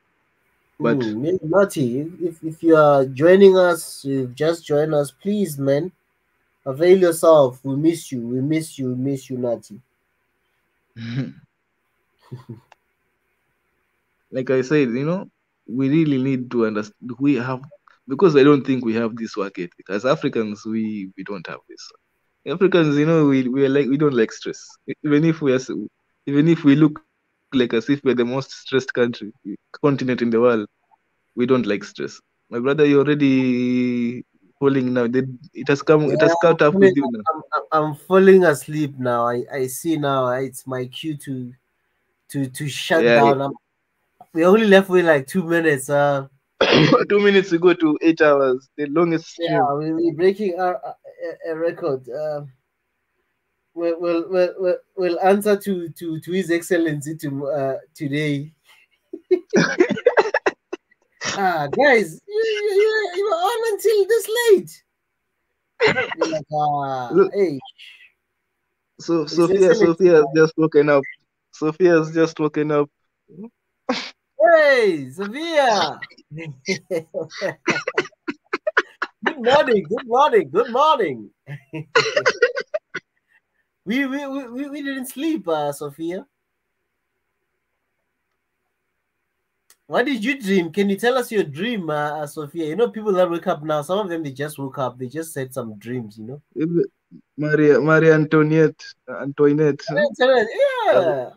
They have woken up. As well. They left. We have become the lullaby. Now they woke us up. Now we have become the alarm. Woke them up. And I know some people, when they wake up, they look at their phone. Yeah. What's happening? Maybe it's an old notification. They're like, oh, you're still online. You're still online. But yeah, man. This is the guy who invented the smartphone, really smart. But man, this is what hurts my feelings, bro. People are going to the moon. Yeah, and I see, and we are in Africa, we see, when will it be us, bro? People are going to the moon. People are making life-breaking medication, bro. People are curing. I saw the other day some people were curing cancer. They're developing ways they can cure cancer just through this. I don't know what you call those spiky things that they're appendages of a virus. You know how the coronavirus has those spiky things. They are learning how to put that into cells, bro. And I'm like, oh my! And I see the room is full of. I see the rooms when that when they have that. I see the rooms are full of white people. Like I know in Western world, China is coming up with a new sun. I don't know if you saw that.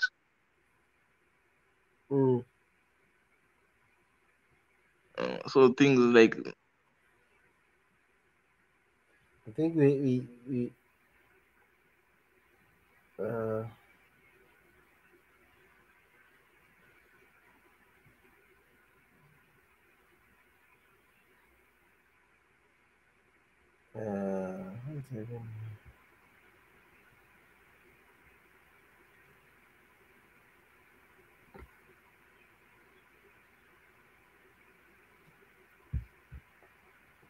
Go tell His Excellency, tell them we turned it into a podcast, 8-hour podcast.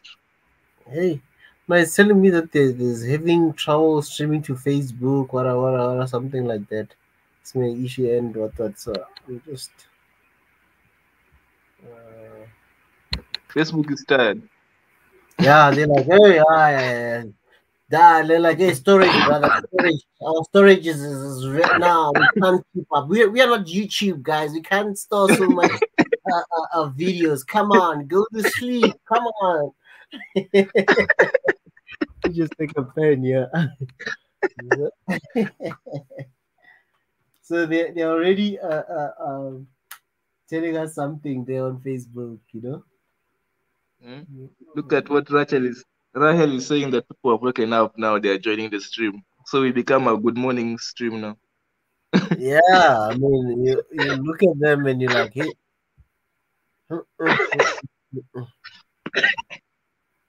We are here, family.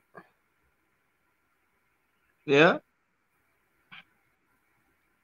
But I hear good news in South Africa. You guys are going to be developing the vaccines. Yeah. In fact, it's not. You talk about that. The guy from the States, right? I forgot this company. But even Johnson and Johnson, and there was another company that also promised to build a vaccine center or a facility. So yeah, let's see how it goes. Let's see how it goes. But we'll see. We'll see. Probably they won't be just doing for COVID. They'll be doing for other things as well. Because we also have we do have what do you call this? Like some pharmaceutical companies that are there that are already manufacturing some tablets and some medications. But I don't know much in terms of what's happening. I don't really. I've not been following the story that much in terms of the COVID stuff or the vaccine factories and warehouses. I've not been really following that story that much. I just saw the story that South Africa will be now developing the vaccines and other vaccines. So I don't know. That'll be good. Although it's sort of it's if it's Johnson and Johnson just building a branch. Is it really South Africa? Is it really South Africa if it's Johnson and Johnson building? This is like saying America will be built. Yeah, it's America. I mean, Johnson is American. Most of the big pharmaceuticals, they are Swiss pharmaceuticals, right? They are more like Swiss. I'm talking about now the big pharmaceuticals. I know there are many pharmaceutical companies, but some of the biggest pharmaceutical companies, they are from Switzerland. Oh. Yeah, I think your Novartis, your yeah, I think the big four, what is it, the big five or what? They are mostly from Europe. I know that obviously Johnson & Johnson is just not just medication only. They've got baby products. They've got so many things. Just this, I mean, this is just one part of them that they are doing, but they're a very, very big company. But the Swiss also, they really have money, man. It's a small population over there. Yeah. I think it's like 5 million. I think they're like 5 million or something, bro. That's like one city in Africa. Some of the cities, some of the big one city right there for you. One major city. Yeah. It's everything. I mean, look at some countries. Like if you look at these big cities like Lagos, Kinshasa, what's the Egyptian one? Cairo. Like now, I'm just talking about the three biggest ones. It's those three. Then obviously Addis will come after. Then you have maybe Nairobi, Johannesburg, Dar es Salaam, those cities, But if you look at, for example, one city like the three, like you just take Lagos from their states, the way they're saying it's like what 20 million people there, and you've got a country that just has 5 million. So hey, you can see. I mean, they can manage their stuff. That's why there's so much world to go around. Yeah, like I said, there's just I don't know. Is this game rigged or something? How is that, bro? It's how no balance. My West African brothers, they say this life no balance. Oh man, these things are this is really big, man. Like, hey, bro, how can those are $1 billion companies, bro? So that's like I said, in that industrializing is sweet, bro. We are being fooled here, being told that, oh my God, you sell those tea. Now I wonder how it's gonna be like, because the way I think these companies, these pharmaceuticals have really trying to invest so much money, and looking at things, it's like the COVID, the C thing is acting. I mean, it's going down. It looks like What's it's going going down? down. No, the sea sickness. The numbers have Oh really yeah, been dropping all over the world. yeah. That like I said, bro. These guys with that see they have really made money from. I mean, you can imagine if you imagine when it says if you are Yeah. owning some of the stocks there, like your this big companies, your Johnson & Johnson, you've got stocks there. Since 2020 till now, I'm sure the share prices have obviously, maybe some of them might have almost doubled, or They've gone maybe like Bitcoin. 50% or something like that. Like, bro, they've really made money, man. Those guys made money. Did Made. and I look at understand why. I understand why even and you look at. I understand why China they made their own V, and Russia they made their own V. Even Europe they made their own. They made their own. Everybody just made their own. So that I don't know why Africa we didn't make our own, so that we could also make our money, bro. yeah, like Africa could have made money in this. They could have just also invested and said, "We are doing our own vaccine. Keep quiet. Do your own vaccine." Like, look at all these big countries, China, Russia. They did their own because they knew But that if you rely on others, you'll be in trouble. we They'll should have dictate pushed that how things. Mozambique team, man. We should have really hyped that Oh, tea up, man. We should Madagascar, have. Madagascar. Oh, We're it's supposed to have. Madagascar. Yeah, it was Yeah, we should have Madagascar. hyped them up, man. We should have hyped that tea up. We should have just pretended that it is the best, bro. We should have. You see how the pastors they heal people in front of us.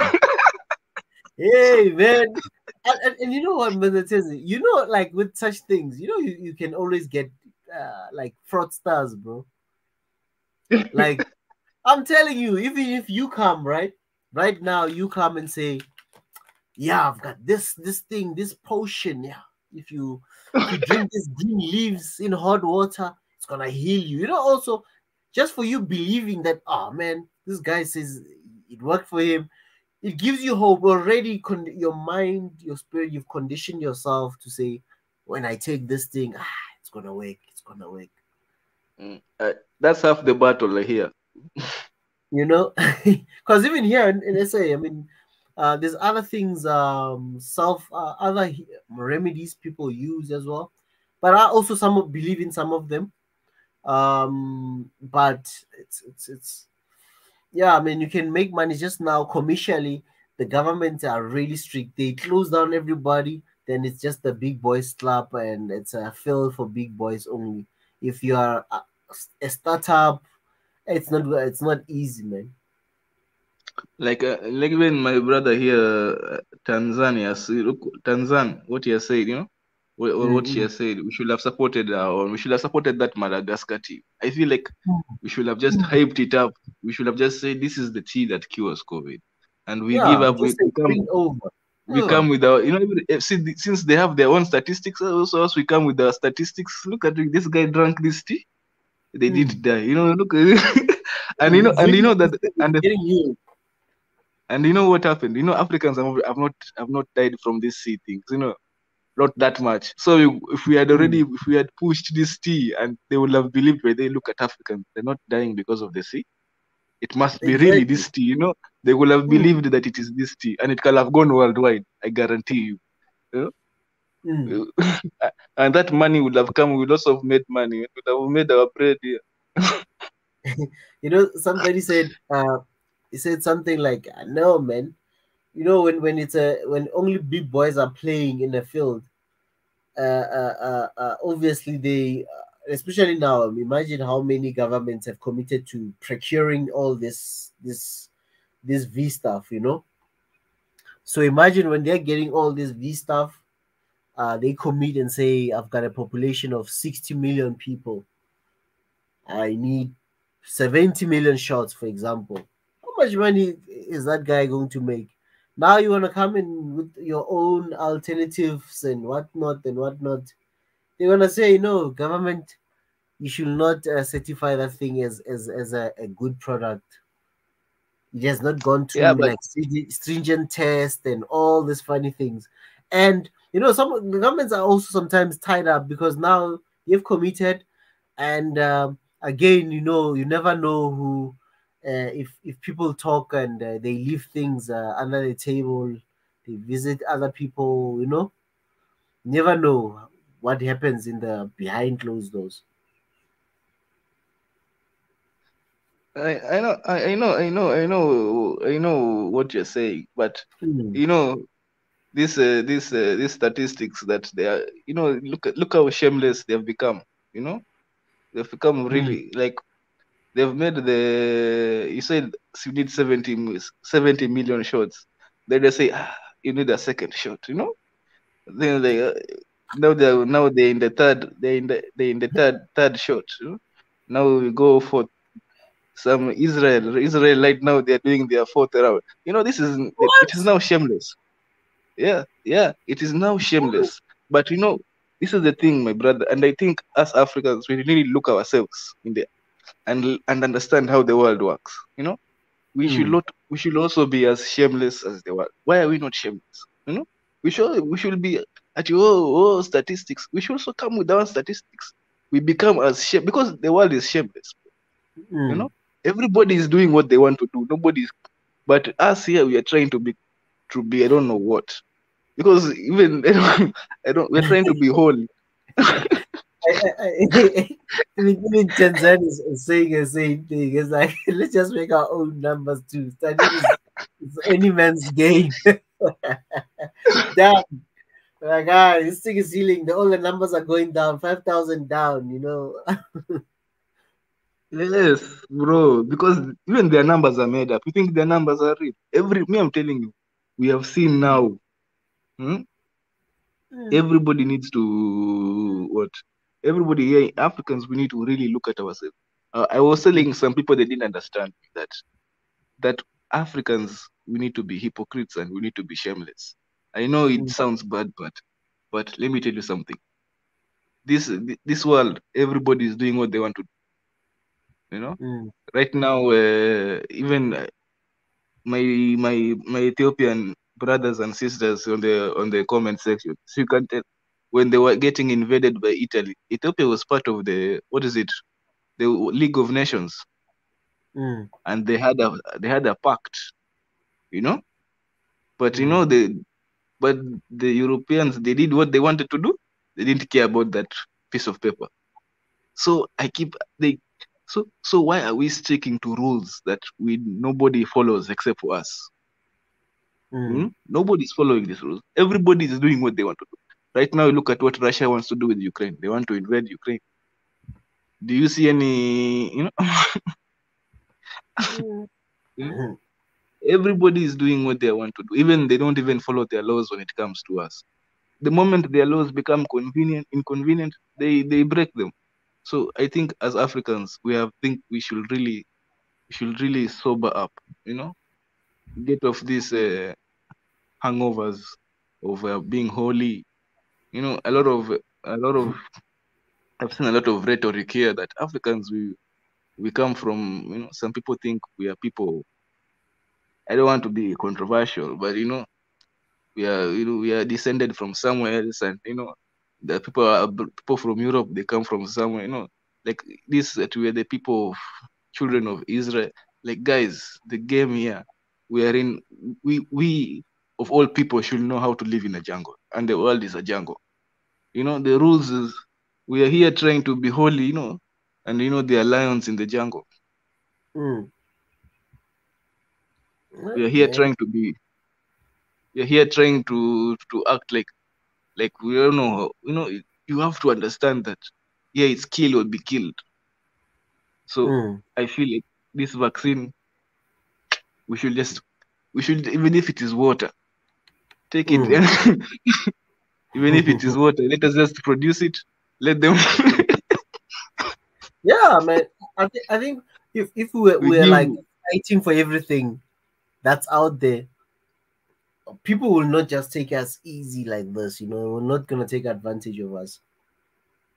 And you know something. I have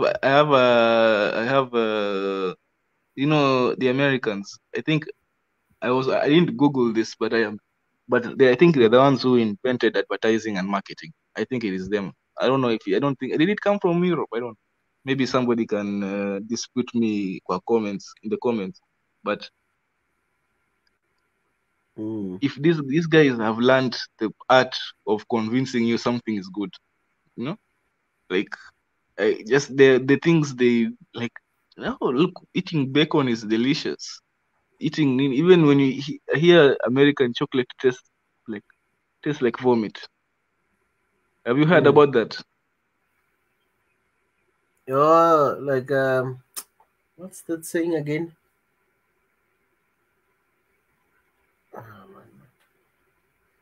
Yeah, but continue. So these guys have convinced themselves by their companies that their chocolate tastes sweet, but when you compare it to the world, their chocolate does not taste that sweet. It still tastes like vomit. It has a chemical that is found in coal. It's in their chocolate, so you find that these guys have learned how to sell things, and even us, we should just do. What you're still fixing that Facebook thing?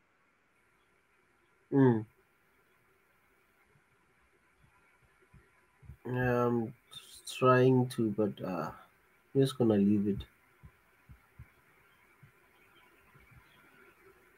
I'm gonna leave this thing.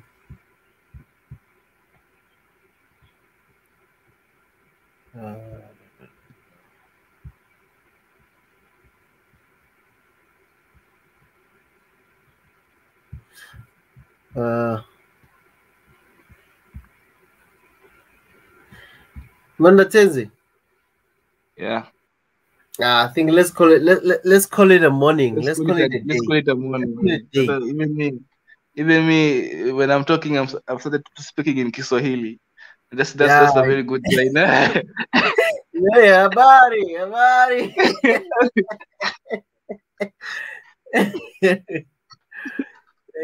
Jumbo. It's already morning, bro. So, hi, man. At least today I'm not going anywhere. Hopefully, I'm not going anywhere. So, yeah, I need to just push some stuff. Yeah. But Manatezi, good being here with you, and I hope we're gonna do this again.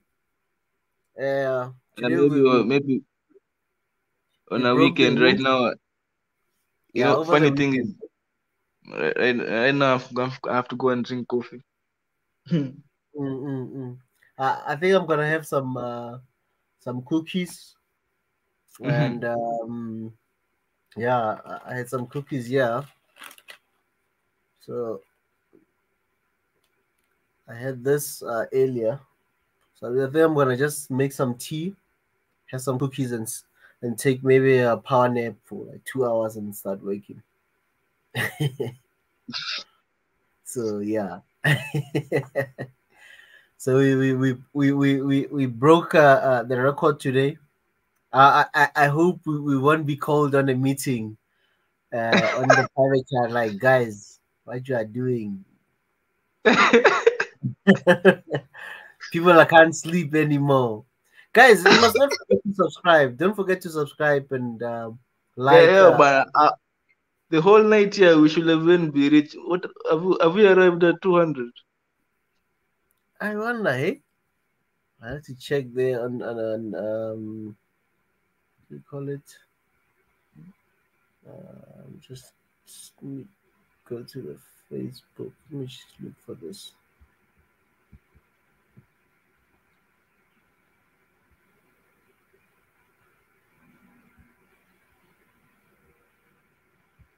Let me see how much.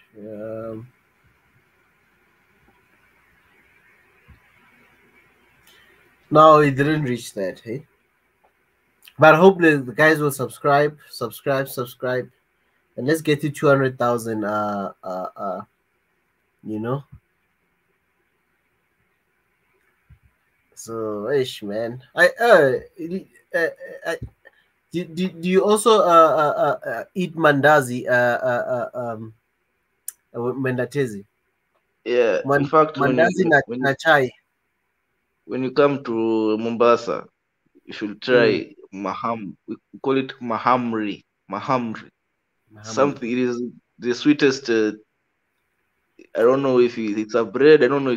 Maybe it's. I think it's a bread. It's the sweetest. You will not. You will want to take it to South Africa. You will want to import it or start a business. So it's a, what is it? Is it like almost like mandazi type of bread, Yeah, you've or seen mandazi. It looks similar to mandazi, but yeah. it's a lot softer, and it's just delicious, and it's sweeter and softer. Wow. And if you take it with, okay, me, I take it with honey, but people take it with something called mbaazi. It's another. It's a grain. It's actually a breakfast. Eat it with it's a grain that looks like beans when it's cooked. So beans and coconut. But I don't know. It's like, well, it's not beans, but it looks like beans and coconut. But it's called bars. It's a different type of grain. It's very delicious. You take it with tea. Your day, you wake up to, you won't go for a lunch break. Lasts you the whole day. It's a strong breakfast. Because we also have mandazi, but we call them there's different names depending on where you are. There's the popular name is called magwenya. They call it magwenya. Other people, there's a street lingo, they'll say in Pretoria, for example, when I'm in Pretoria, they will say the baby. So it's a street lingo, it's not the baby, but it's amakwenya. So, and you have two types of mandazi or magwenya. You have the one with other one which is not sweet. It's just the dough as it is fried, whatever, or and then there's one with sugar. So mostly the one without the one that without sugar, it's for the one that you can use to eat a stew, or you can have mince. We have what we call mince and a fed cook. In Afrikaans is called fed cook, but in all our language is called magwenya. So you can have mandazi inside. There'll be mince meat. You know mince meat, right? Or sometimes they can also put chicken in there. They can also put, but like not any type of chicken. Obviously, you can only put like chicken strips, or you can put in not, you can't put obviously a drumstick, or but yeah, those type of like your chicken strips, and then you can eat it inside. There's the big ones that you can literally hold with your hand. I wish I could buy one and just show you guys, but we're gonna have a show about food. I'll show you some of the food that you can find here. So then you've got the small ones, round or flat, depending. Then that's for when people are doing at home in their homes. But if you're going to the shops, and there's places where they sell the one with mince inside, stuffing mince, curry mince, or chicken fillet, or even the beef patty. Then they'll put in obviously your tomatoes and whatnot. If you eat that one as well, you're done for the day. Wait, that's a breakfast. Yeah, as a breakfast, or as a even evening meal. Some people eat it that way, especially where now there's like a lot of things, stews and all that stuff. So when you're having that one, It's good for literally you won't have it won't be sweet because you're already having like things that come with salt. So those things will just give it a taste, you know. So and then there's the sweet one which you can just literally eat. I know some people who don't eat sugar, they also eat them like without the ones without sugar. But the ones without sugar mostly was specifically for the stuffings, the meat. If you're gonna have maybe beans inside, beans and beans, you know, or potatoes, you can eat that with that. Which is your mandazi will be plain. You don't have any. You don't be sweet. But for tea, for breakfast, normally some people will have the one with the one with sugar inside, or not inside, but you know the dough is mixed with sugar. Obviously, there's sugar included in the dough and stuff in there. Yeah. So you fry it. Is it fried? Yeah, fried in When oil, you in cooking oil. Yeah. Put it with in the cooking. meat inside? No. The meat comes. It's only put after. The meat is cooked separately. Then the mandazi is also cooked separately. Then because Oh, there's different sizes. So the mandazi can be like my two hands, like you know, it's a big one, round. It's round. Obviously, those are like for what do you call this? For restaurants, they do the round ones, big, a big mandazi, you know. Then they open it inside in half, and then they put in the meats, the veggies, or the beans and everything. When you eat it, it's can eat with your hands. Literally, it's like eating a burger, but it's a mandazi type of a thing. ah, sounds delicious. The meat is Yeah, fried but separately. yeah. You know, Ah. so Yeah, you can have that's a it. sambusa. That's I think that's called a samosa in Kenya. In Kenya, you call it sambusa. Oh, okay. Yeah. Yeah, that's sambusa in mandazi.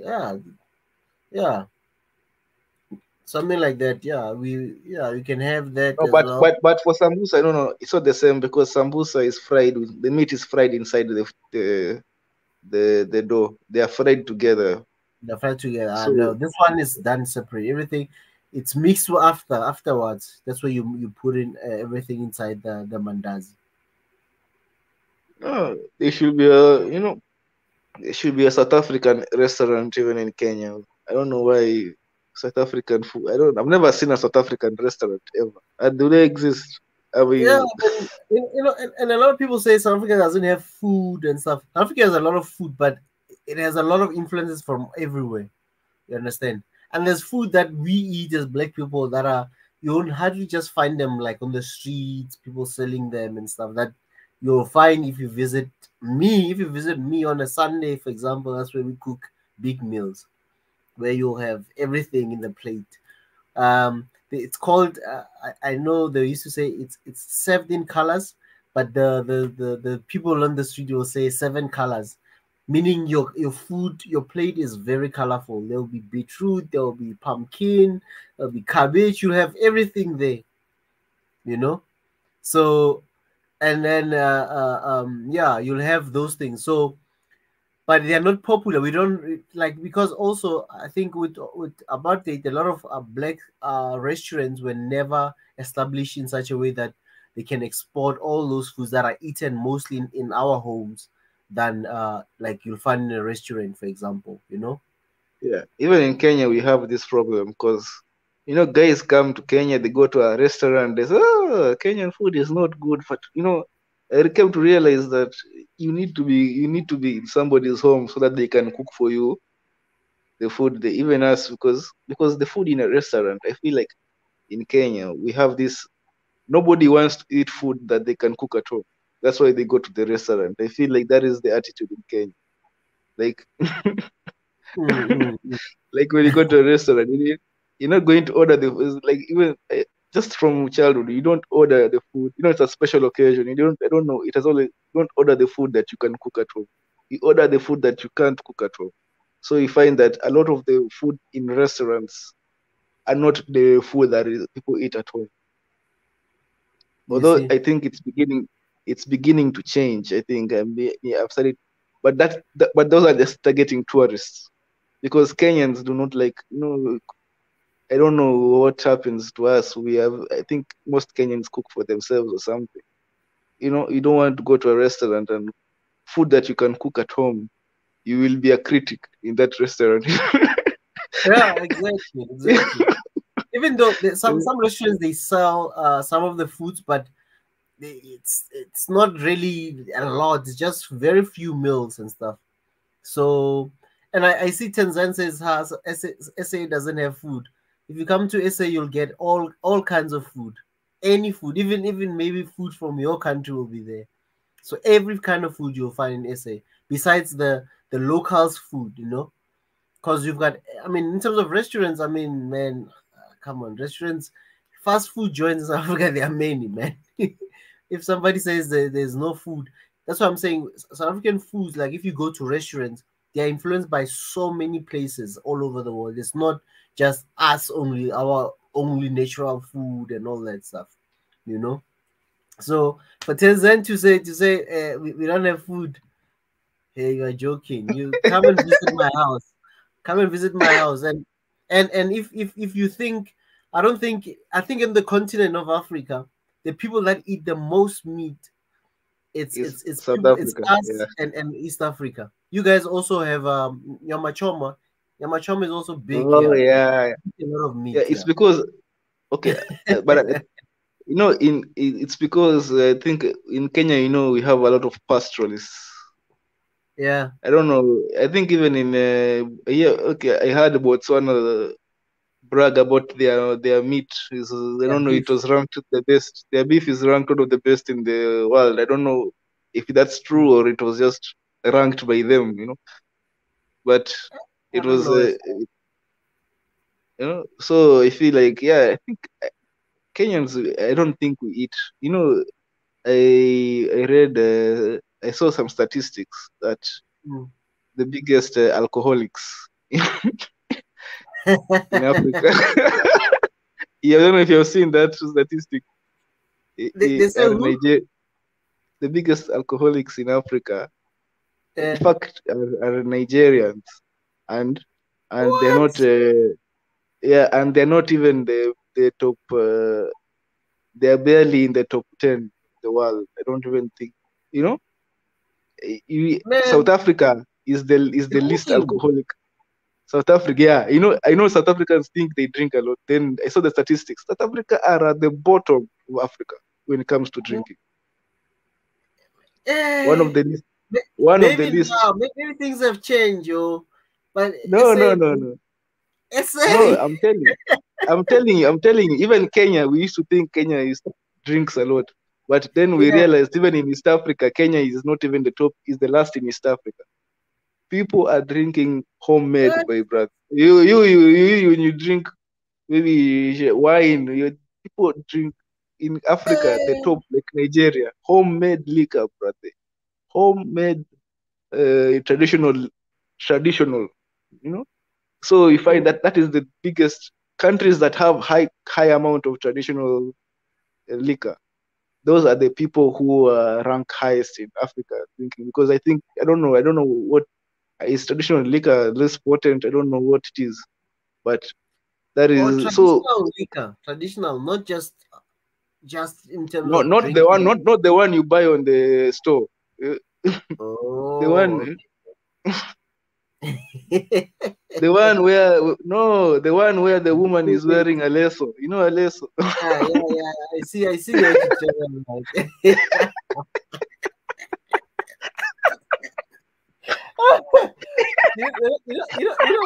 That beer, right? The homemade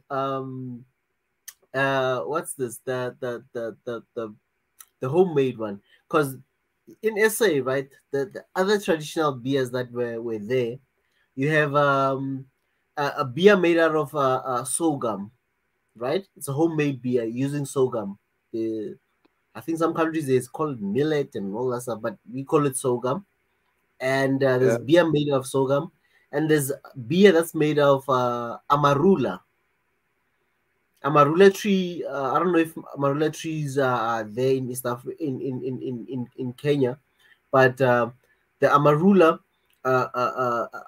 juice or whatever comes out of the fruit. It's a fruit. Amarula is a fruit There is even a cream liqueur of amarula.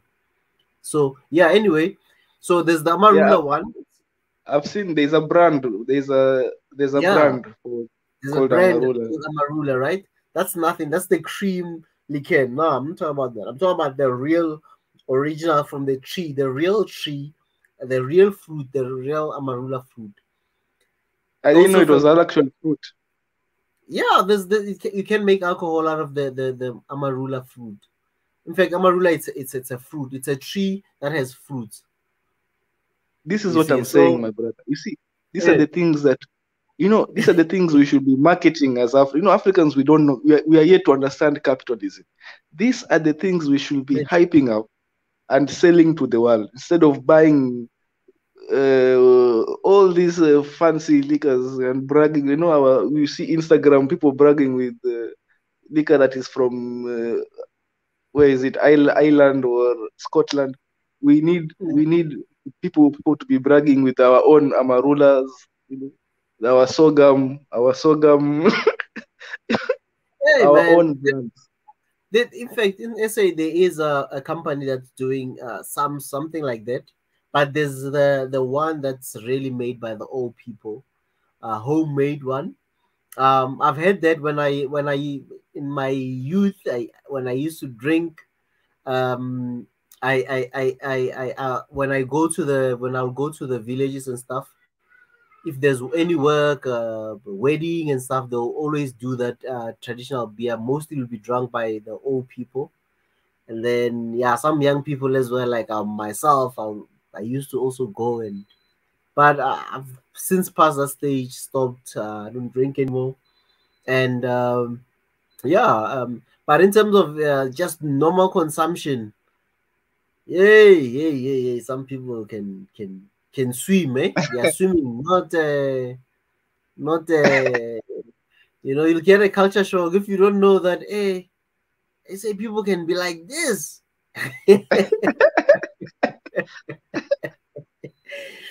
Yeah, they traditional. It's no longer that popular because the thing is, the old people, some of them are dying. It's a dying breed of people who still do those type of alcohol.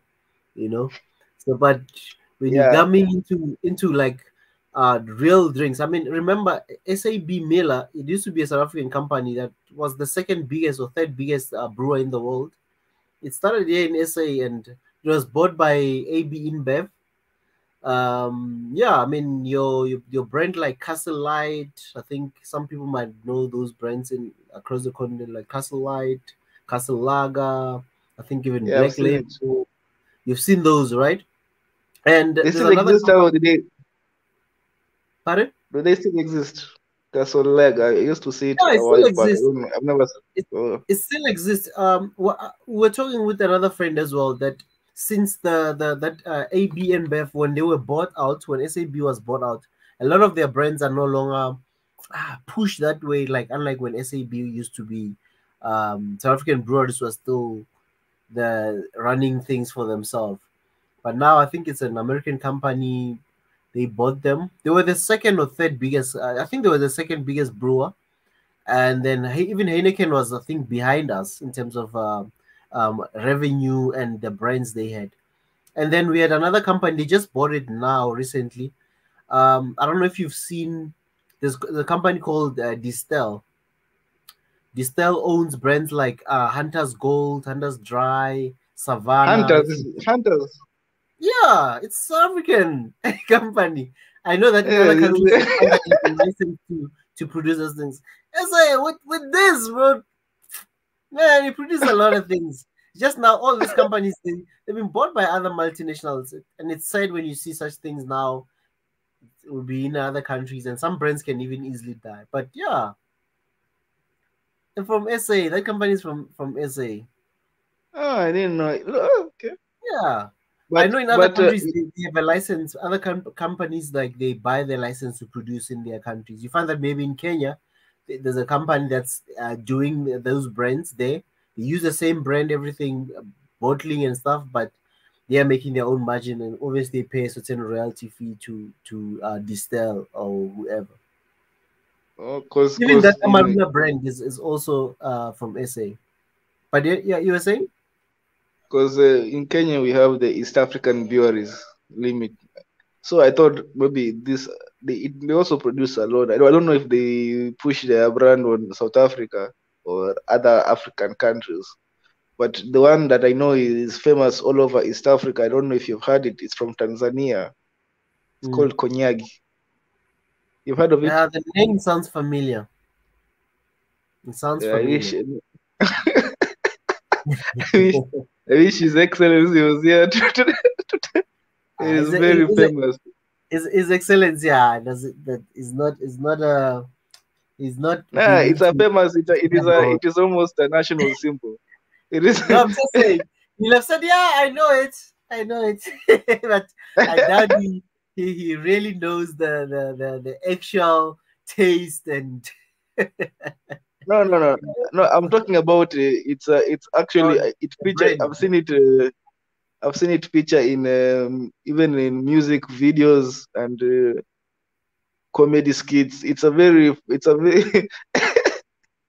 it's a very popular.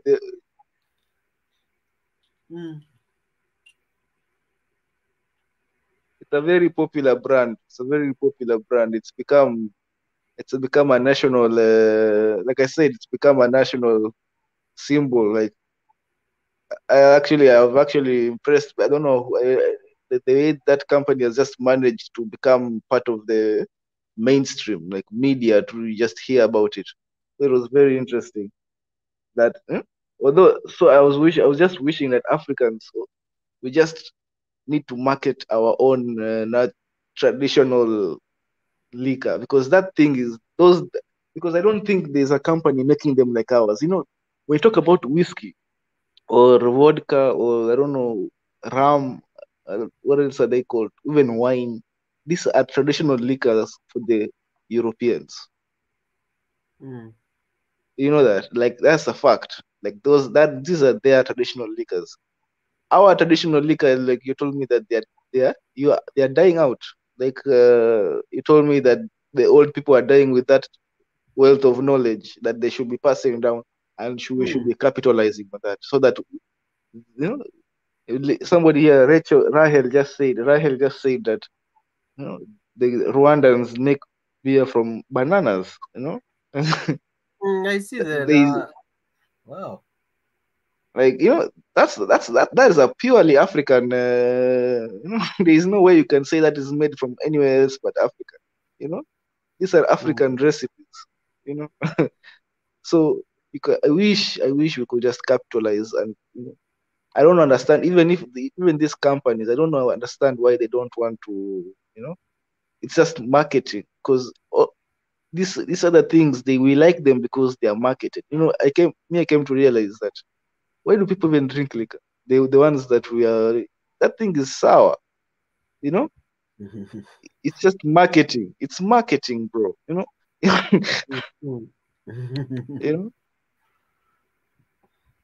Yeah, man.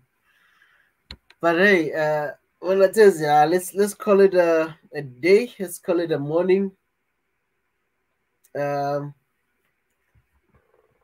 I think we will have another session just this weekend. Hopefully, God willing, we should have a session like this.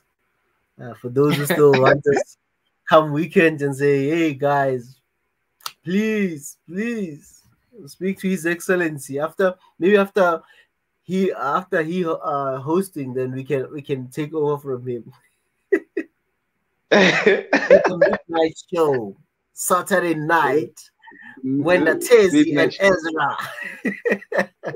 all night long. Yeah. The rave. The weekend. The rave, the party. Night to dawn party. The only thing now, we can't play music because of the copyright stuff. If we were playing music, my brother, we have played music tonight. We just sing happy birthday. Just Hey, man, I'm not singing anymore. I'll leave the singing to His Excellency Nika to do the stuff, play his guitar, and as for me, I will not sing. Hey, man. Well, Tezi, let's call it a night. Let's call it a morning. a morning. Let's go make some bread. For those who are thinking, those guys are going to be sleeping, they're still going to wake Coffee up. now, man. Yeah, it's coffee time now. Robusta time. Yeah, Robusta. Yeah, we're gonna have Robusta.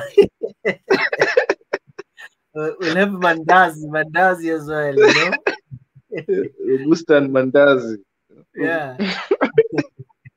Or Mandazi and chai. Na chai. Yeah.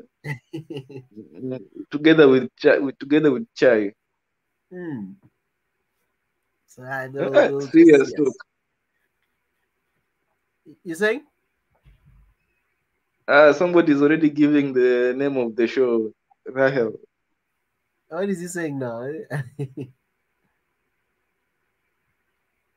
Okay. Let's talk time and late night show with Ezra and Wenda Tezi. Yeah, man, I'll host it anytime with Wenda Tezi. Tezi, we must get a show. We must write a proposal to Swahili Nation Network. We need to come up with a proposal. Talk shows, podcast. Yeah, talk show, a podcast. And yeah, man, we hit the streets every weekend, Friday, Saturday. It's us. Start talking about traditional beer. We start talking about traditional beer and we cannot talk about traditional food and not talk about traditional beer. These are all part of our cultures. Exactly, exactly. We combine all together, like make them one. We start marketing it here, then we start our own companies after convincing people. We need to. But yeah, sleep on the idea or think about the idea during the day. You understand what I'm saying? This is what that lady was drunk. What are you saying, girl? What did you see? What did you see that we didn't see? I wanted to ask her, but maybe I felt maybe it shouldn't. Maybe it's not polite to ask somebody. Yeah. You don't know. Sometimes I was confused. Actually, is it that the German accent is like that, or is there somebody slurring? Because. Man, look at I don't want to touch too much on the lady. I don't want to touch on Robusta, on Judy. Yeah. Judy was happy, but I thought, man, how long? I wonder how long has she been in Germany, bro? Because I would expect her at least. I mean, not to be missing on English, not. It sounds like she's been in Germany for the longest time. Because everything she wanted to go into German, like, Politics. I would have thought maybe she would think of Kiswahili or her own African language whenever she's struggling with an English word, Yeah. But I was very intrigued by the German accent. It showed me like it was just a very interesting accent. Maybe somebody from Germany will join us again, and give us that accent. That accent is I really enjoyed it. What? Be careful what you say about the drunk German lady. She might listen later when she's sober up. Our time is too late. Yeah, when she sobers up. Yeah. There's nothing we can do. She'll see her faults then if she was drunk, or maybe I've been also guilty of this. Sometimes I'll get engrossed. Maybe I'm rewatching the stream. Maybe she's rewatching the stream, and the comments, the chat reply. Then you get so engrossed, you start click the stream yard of the chat reply. Oh, you forget that. Hey, no, it's not live. It's already You passed. forget it's not live. You forget. Yeah. Yeah. Now, but a day is coming when we'll have that 24 hours. You guys can just, that link will just be active for that 3 hours of that show. The next show comes in, they have their own link, like that, Then we sorted. You never miss anything. But man, let's talk to tonight. Again, I know His Excellency will be here. Let's see what happens. But if His Excellency is not gonna be here, obviously I will be here with the rest of the family. So yeah. Munatezi, let's go make some bread. Go have your robusta, coffee. I'll have my Arabica. Arabica is everywhere. It is the Robusta that is gone. Why did you leave the Robusta? Why? I didn't know it was missing. Somebody has now raised the alarm that the Robusta is missing. But I honestly hope I hope she comes back, and I think she was very passionate about this thing of Robusta and I hope so, because I asked for an email to send us an email, and suddenly I just saw her boom disappeared. Oh. She disappeared when I started singing. I just saw that this one is beyond hell now, and she also give me 2 minutes, 2 minutes, 2 seconds. Yeah, I can feel for the DJs that are hosting midnight shows and stuff when people are doing this, eh? So Rahel says I enjoy the late show more. Yeah, no, the late show. Sometimes. Yeah. Sometimes we think that it is only us that have been awake. We have people in the comment sections that have been here with us since since the beginning. If you can remember the Robusta lady, you have been with us the whole night. That is the yes, so Rahel has been with us the whole night. Yeah. Eh?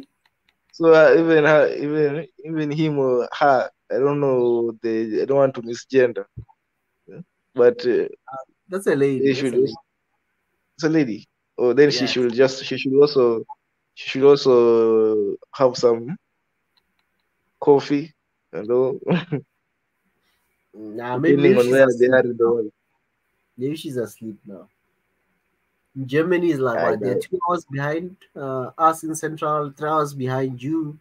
So 4:30, 3:30, it's 2:30 where she is now in the morning. So and it's after 6:30 by you, right? 6:30, 6:31, somewhere there. 6:30. Yeah, man. So look, Rahel was like, I was listening while cooking. It's 9 p.m. now. Wow, Rahel is a lady. Rahel, why don't you join us quickly? Why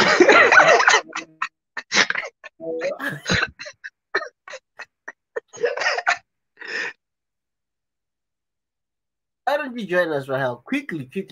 Just 5 minutes. We are out of here. Please, 5 minutes when we're out of here.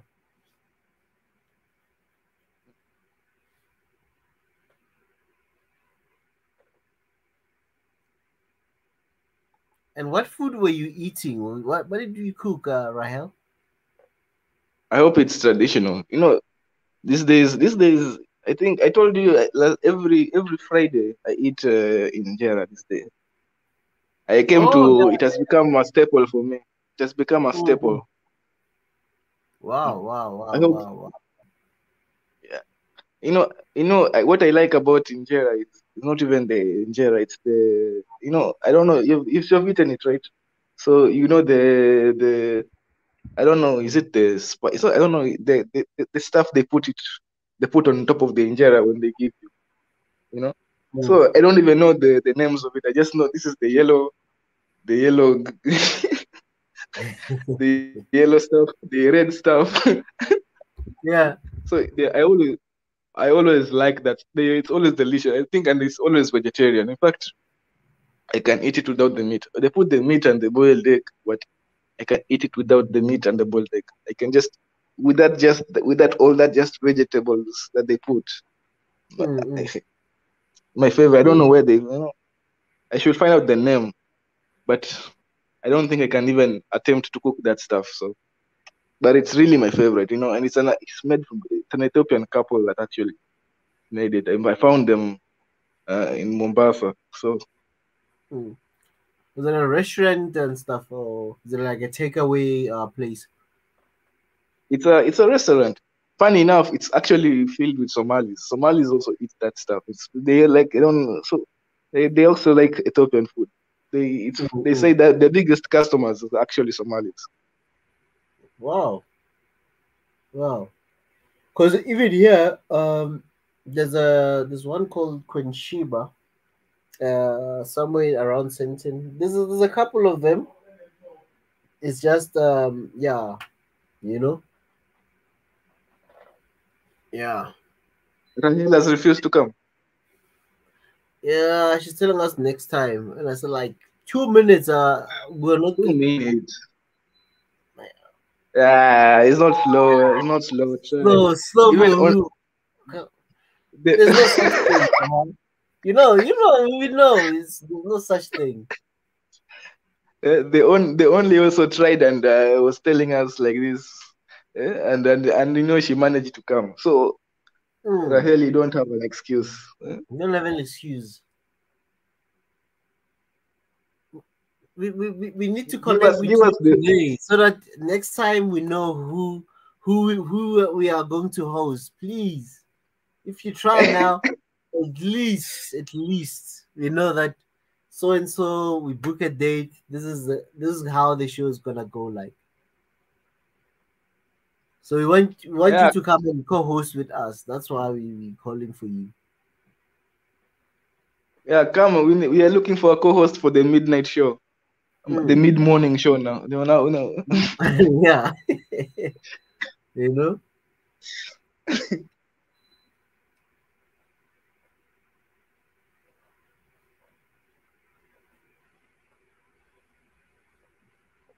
But now I've been having a taste for West African food. I've never tasted any West African food.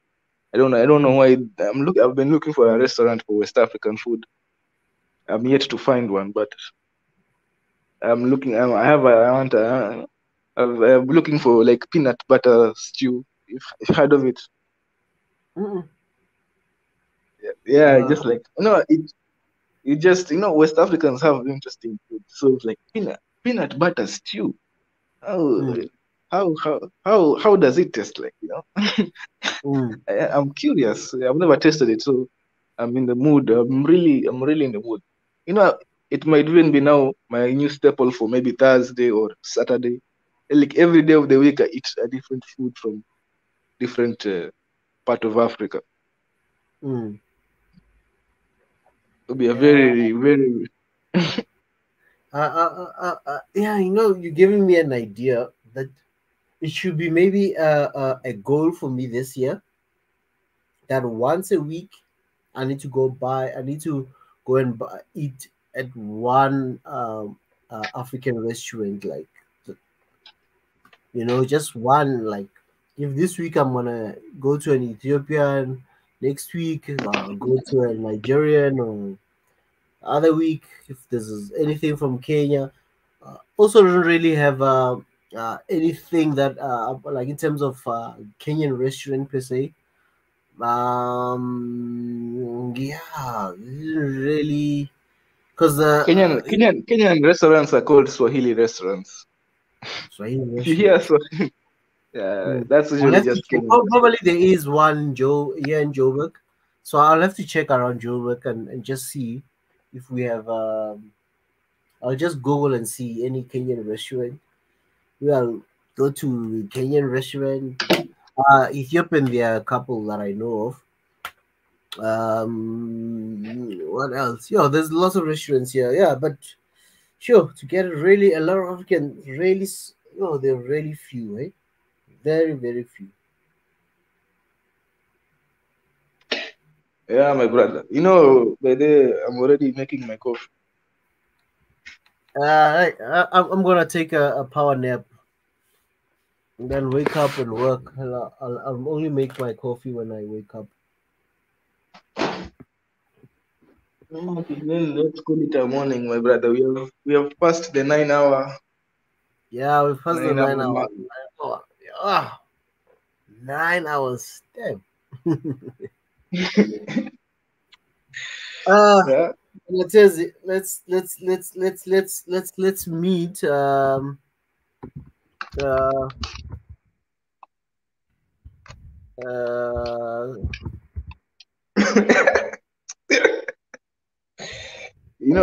Let me say something. Yeah. You at some level of sleep deprivation, you can behave like you're drunk. You can, that. Exactly. Hey. But it's dangerous when you're driving, eh? Like especially if you haven't slept and you're driving. That's the most dangerous one. You can sleep on the wheel. Yeah, yeah. Yeah. Happens actually. Literally just. And when you wake up, that's where most people is because they sleep, and when they wake up, they're so scared because of maybe impact, or they realize that I was sleeping, you know. So those are the biggest problems. When you didn't sleep and you are driving or working and stuff, you can make a lot of mistakes. Yeah, actually, right now is when I've entered I didn't know the private chat. Okay, I've sent. Yeah. Okay.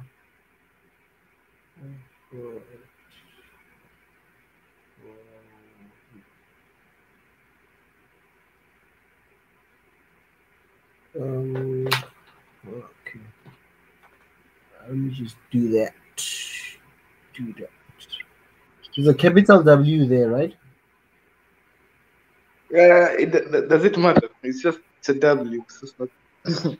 Oh, okay. It can be carried. It doesn't matter. It's just the W. It's a small or big, depending on. It matters. Yeah, some I think it it's matters. small. It's more. Oh, okay. No problem. No problem. Yeah, man, we definitely must have a special, We must have another special Justice like for this. Robusta. Yeah, That should be we'll the have name of the show. That should be the name of the show. Robusta. Justice for Robusta. Justice for Robusta. Robusta. The Robusta show. The Robusta show. Yeah. Yo, look at what Rich is saying. Boy, go sleep. We are going now. Now we are really going, guys. 9 hours later, we'll still be here. Rich is back. Rich is back, eh? So, we are still here. We are still here. But now, family, nice being here. Nice being with you. And let's meet again later tonight or tomorrow to those who are in the States. But yeah, thank you for a great show, Mandatezi. Thank you for being a great co-host, you and Biggie. And wow, let's meet again later tonight. Good morning. Have a good morning. Good morning. Good morning. Good morning. Good morning, guys. Have a good day. May you have a lot of bread Yeah. Exactly. Good morning, guys. Rahel, we shall talk. We Rahel, shall see. you may now switch to your local FM. Yeah, now she can do anything now. Cheers, guys. Cheers. Cheers.